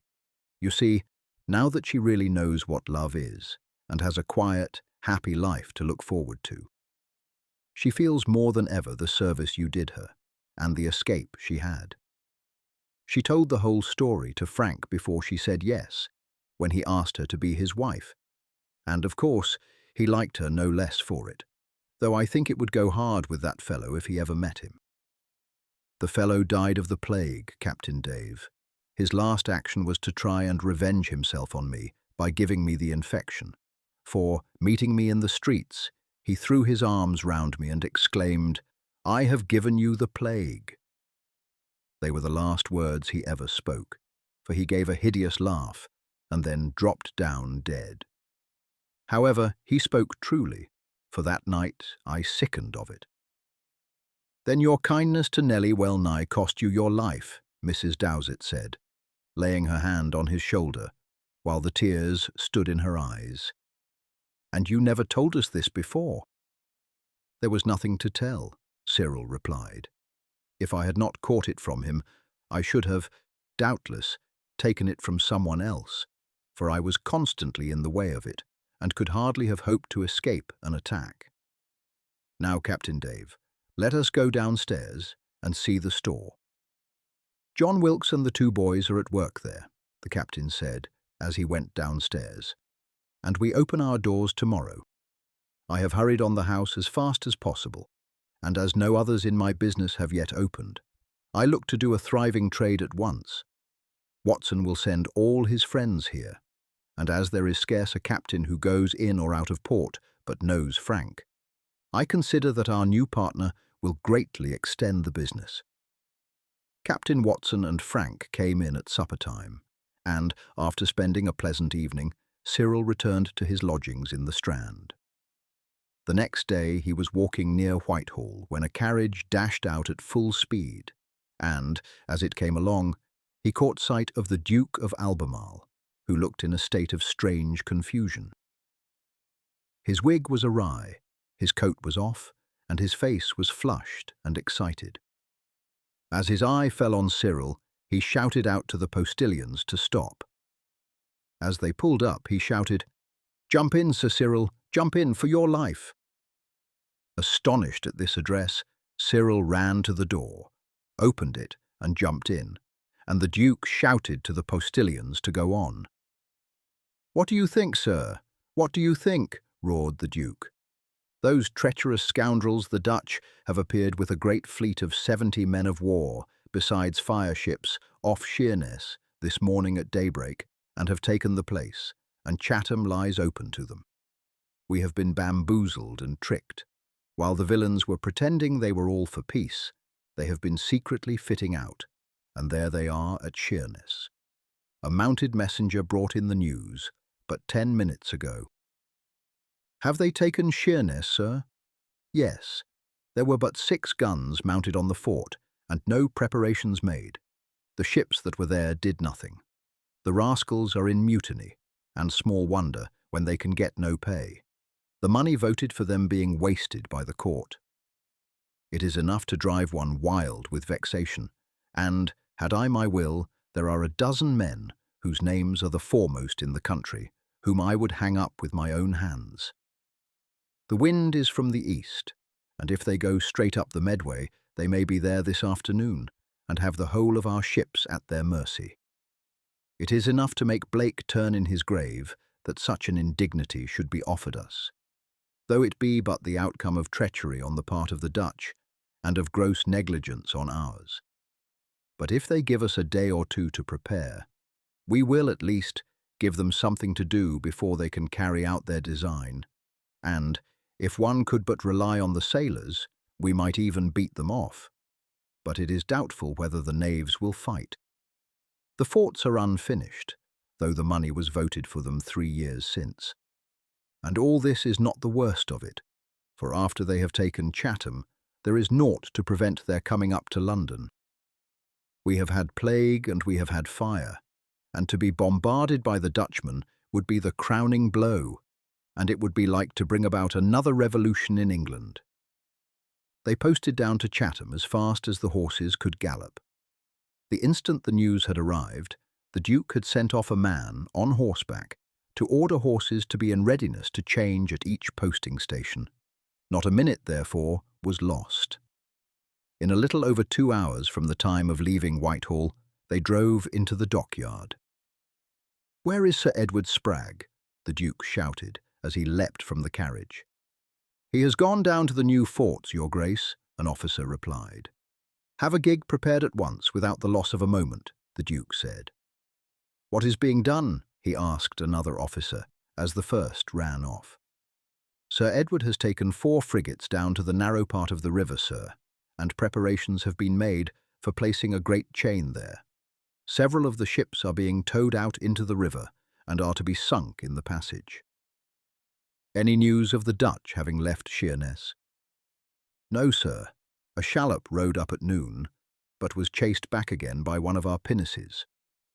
"That is better than I had hoped. Come, come, we shall make a fight for it yet." And he strode away towards the landing. "Shall I accompany you, sir?" Cyril asked. "Yes. There is nothing for you to do until we see exactly how things stand. I shall use you as my staff officer.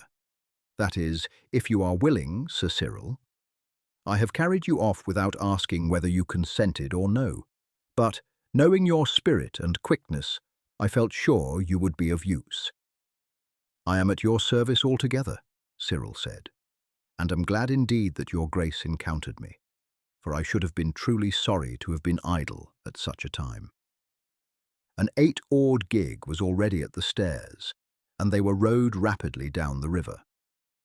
They stopped at Upnor Castle and found that Major Scott, who was in command there, was hard at work mounting cannon and putting the place in a posture of defence. "You will have more men from London by tomorrow night, at the latest," the Duke said, "and powder and shot in abundance was sent off yesterday. We passed a train on our way down, and I told them to push on with all speed.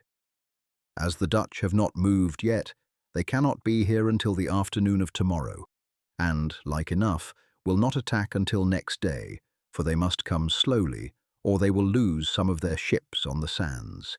We will try to get up a battery opposite, so as to aid you with a crossfire. I am going down to see Sir Edward Spragg now." Taking their places in the boat again, they rowed round the horseshoe curve down to Gillingham, and then along to the spot where the frigates were moored. At the sharp bend lower down here, the Duke found the Admiral, and they held a long consultation together. It was agreed that the chain should be placed somewhat higher up, where a lightly armed battery on either side would afford some assistance, that behind the chain the 3 ships, the Matthias, the Unity, and the Charles V, all prizes taken from the Dutch, should be moored, and that the Jonathan and Fort of Honningen, also a Dutch prize, should be also posted there. Having arranged this, the Duke was rowed back to Chatham, there to see about getting some of the great ships removed from their moorings off Gillingham up the river. To his fury, he found that, of all the 1,800 men employed in the yard, not more than half a dozen had remained at their work, the rest being, like all the townsmen, occupied in removing their goods in great haste. Even the frigates that were armed had but a third, at most, of their crews on board, so many having deserted, owing to the backwardness of their pay. That night, Sir W. Coventry, Sir W. Penn, Lord Bronker, and other officers and officials of the Admiralty came down from London.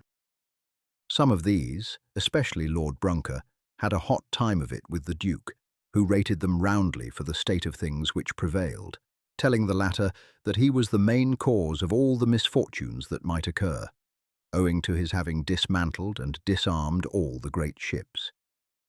In spite of the efforts of all these officers, but little could be done, owing to the want of hands, and to the refusal of the dockyard men and most of the sailors to do anything.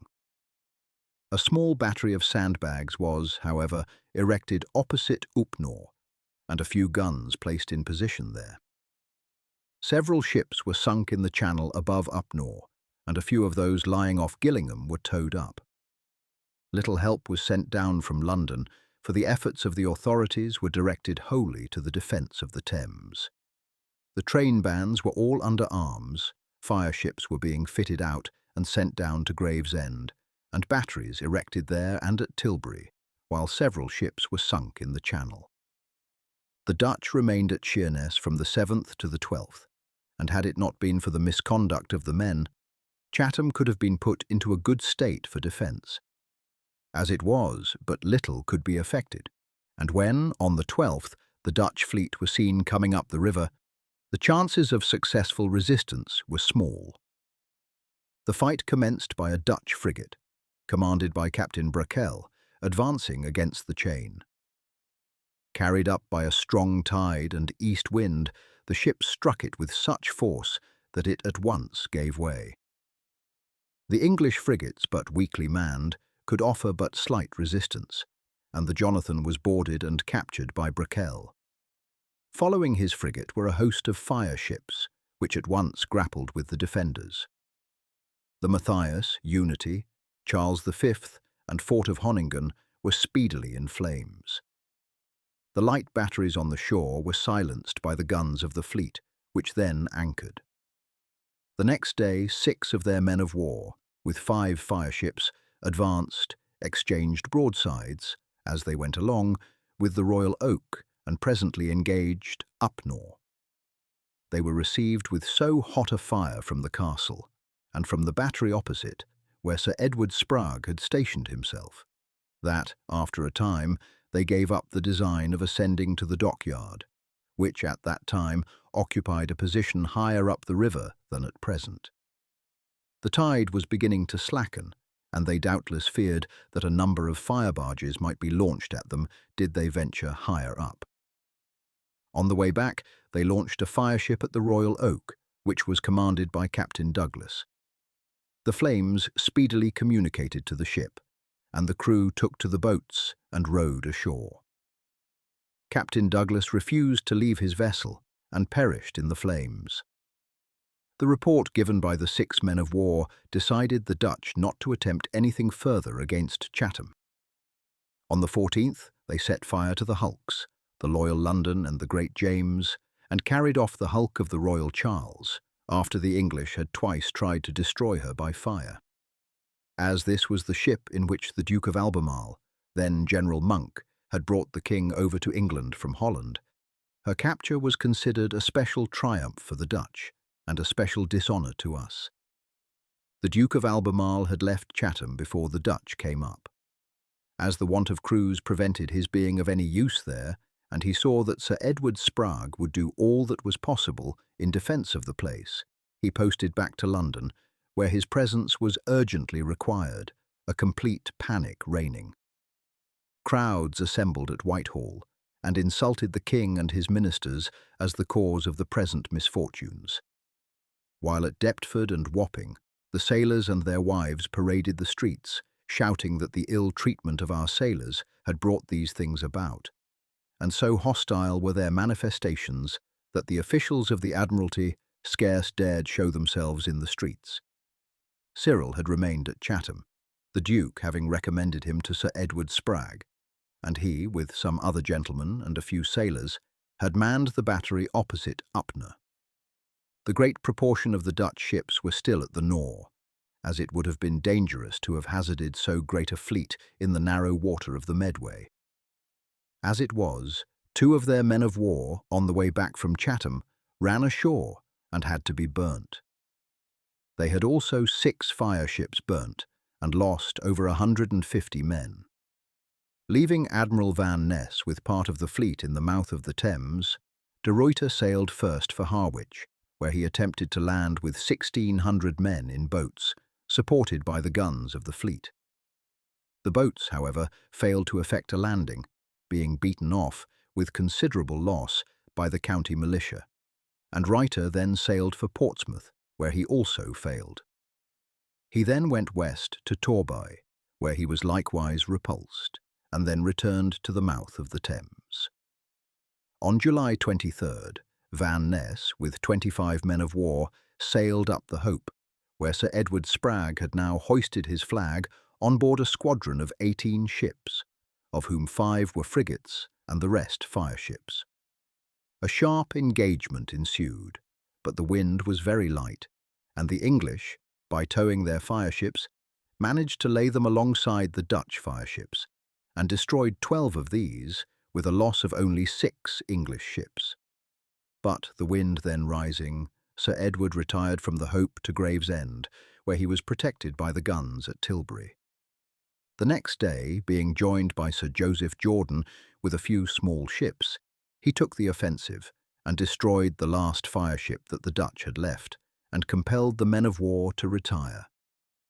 Sir Edward followed them with his little squadron, and Van Ness, as he retired down the river, was met by 5 frigates and 14 fireships from Harwich.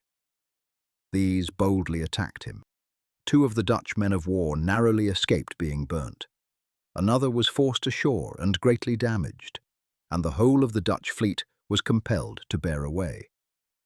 While these events had been happening in the Thames, the negotiations at Breda had continued, and, just as the Dutch retreated, the news came that peace had been signed. The Dutch, on their side, were satisfied with the success with which they had closed the war, while England was, at the moment, unable to continue it. And the king, seeing the intense unpopularity that had been excited against him by the affair at Chatham, was glad to ratify the peace, especially as we thereby retained possession of several islands we had taken in the West Indies from the Dutch. And it was manifest that Spain was preparing to join the coalition of France and Holland against us. A peace concluded under such circumstances was naturally but a short one. When the war was renewed 3 years later, the French were in alliance with us, and, after several more desperate battles, in which no great advantages were gained on either side, the Dutch were so exhausted and impoverished by the loss of trade that a final peace was arranged on terms far more advantageous to us than those secured by the Treaty of 1667. The De Witts, the authors of the previous wars, had both been killed in a popular tumult. The Prince of Orange was at the head of the state, and the fact that France and Spain were both hostile to Holland had reawakened the feeling of England in favour of the Protestant Republic, and the friendship between the two nations has never since been broken. Cyril took no part in the last war against the Dutch. He, like the majority of the nation, was opposed to it, and, although willing to give his life in defence of his country when attacked, felt it by no means his duty to do so when we were aiding the designs of France in crushing a brave enemy. Such was in fact the result of the war, for although peace was made on even terms, the wars of Holland with England and the ruin caused to her trade thereby, inflicted a blow upon the Republic from which she never recovered. From being the great rival of England, both on the sea and in her foreign commerce, her prosperity and power dwindled until she ceased altogether to be a factor in European affairs. After the Peace of Breda was signed, Cyril went down to Upmead, where, for the next 4 years, he devoted himself to the management of his estate. His friendship with Mr. Harvey grew closer and warmer, until the latter came to consider him in really the light of a son. And when he died, in 1681, it was found that his will was unaltered, and that, with the exception of legacies to many of his old employees at his factory, the whole of his property was left to Cyril. The latter received a good offer for the tan yard, and, upon an estate next to his own coming shortly afterwards into the market, he purchased it, and thus the Upmead estates became as extensive as they had been before the time of his ancestor, who had so seriously diminished them during the reign of Elizabeth. His friendship with the family of the Earl of Wisbech had remained unaltered, and he had every year paid them a visit, either at Wisbech or at Sevenoaks. A year after Mr. Harvey's death, he married Dorothy, who had previously refused several flattering offers. Captain Dave and his wife lived to a good old age. The business had largely increased, owing to the energy of their son-in-law, who had, with his wife and children, taken up his abode in the next house to theirs, which had been bought to meet the extension of their business. John Wilkes, at the death of Captain Dave, declined Cyril's pressing offer to make his home with him. "It would never do, Sir Cyril," he said. "I should be miserable out of the sight of ships, and without a place where I could meet seafaring men and smoke my pipe and listen to their yarns." He therefore remained with Frank Watson, nominally in charge of the stores, but doing, in fact, as little as he chose, until, long past the allotted age of man, he passed quietly away.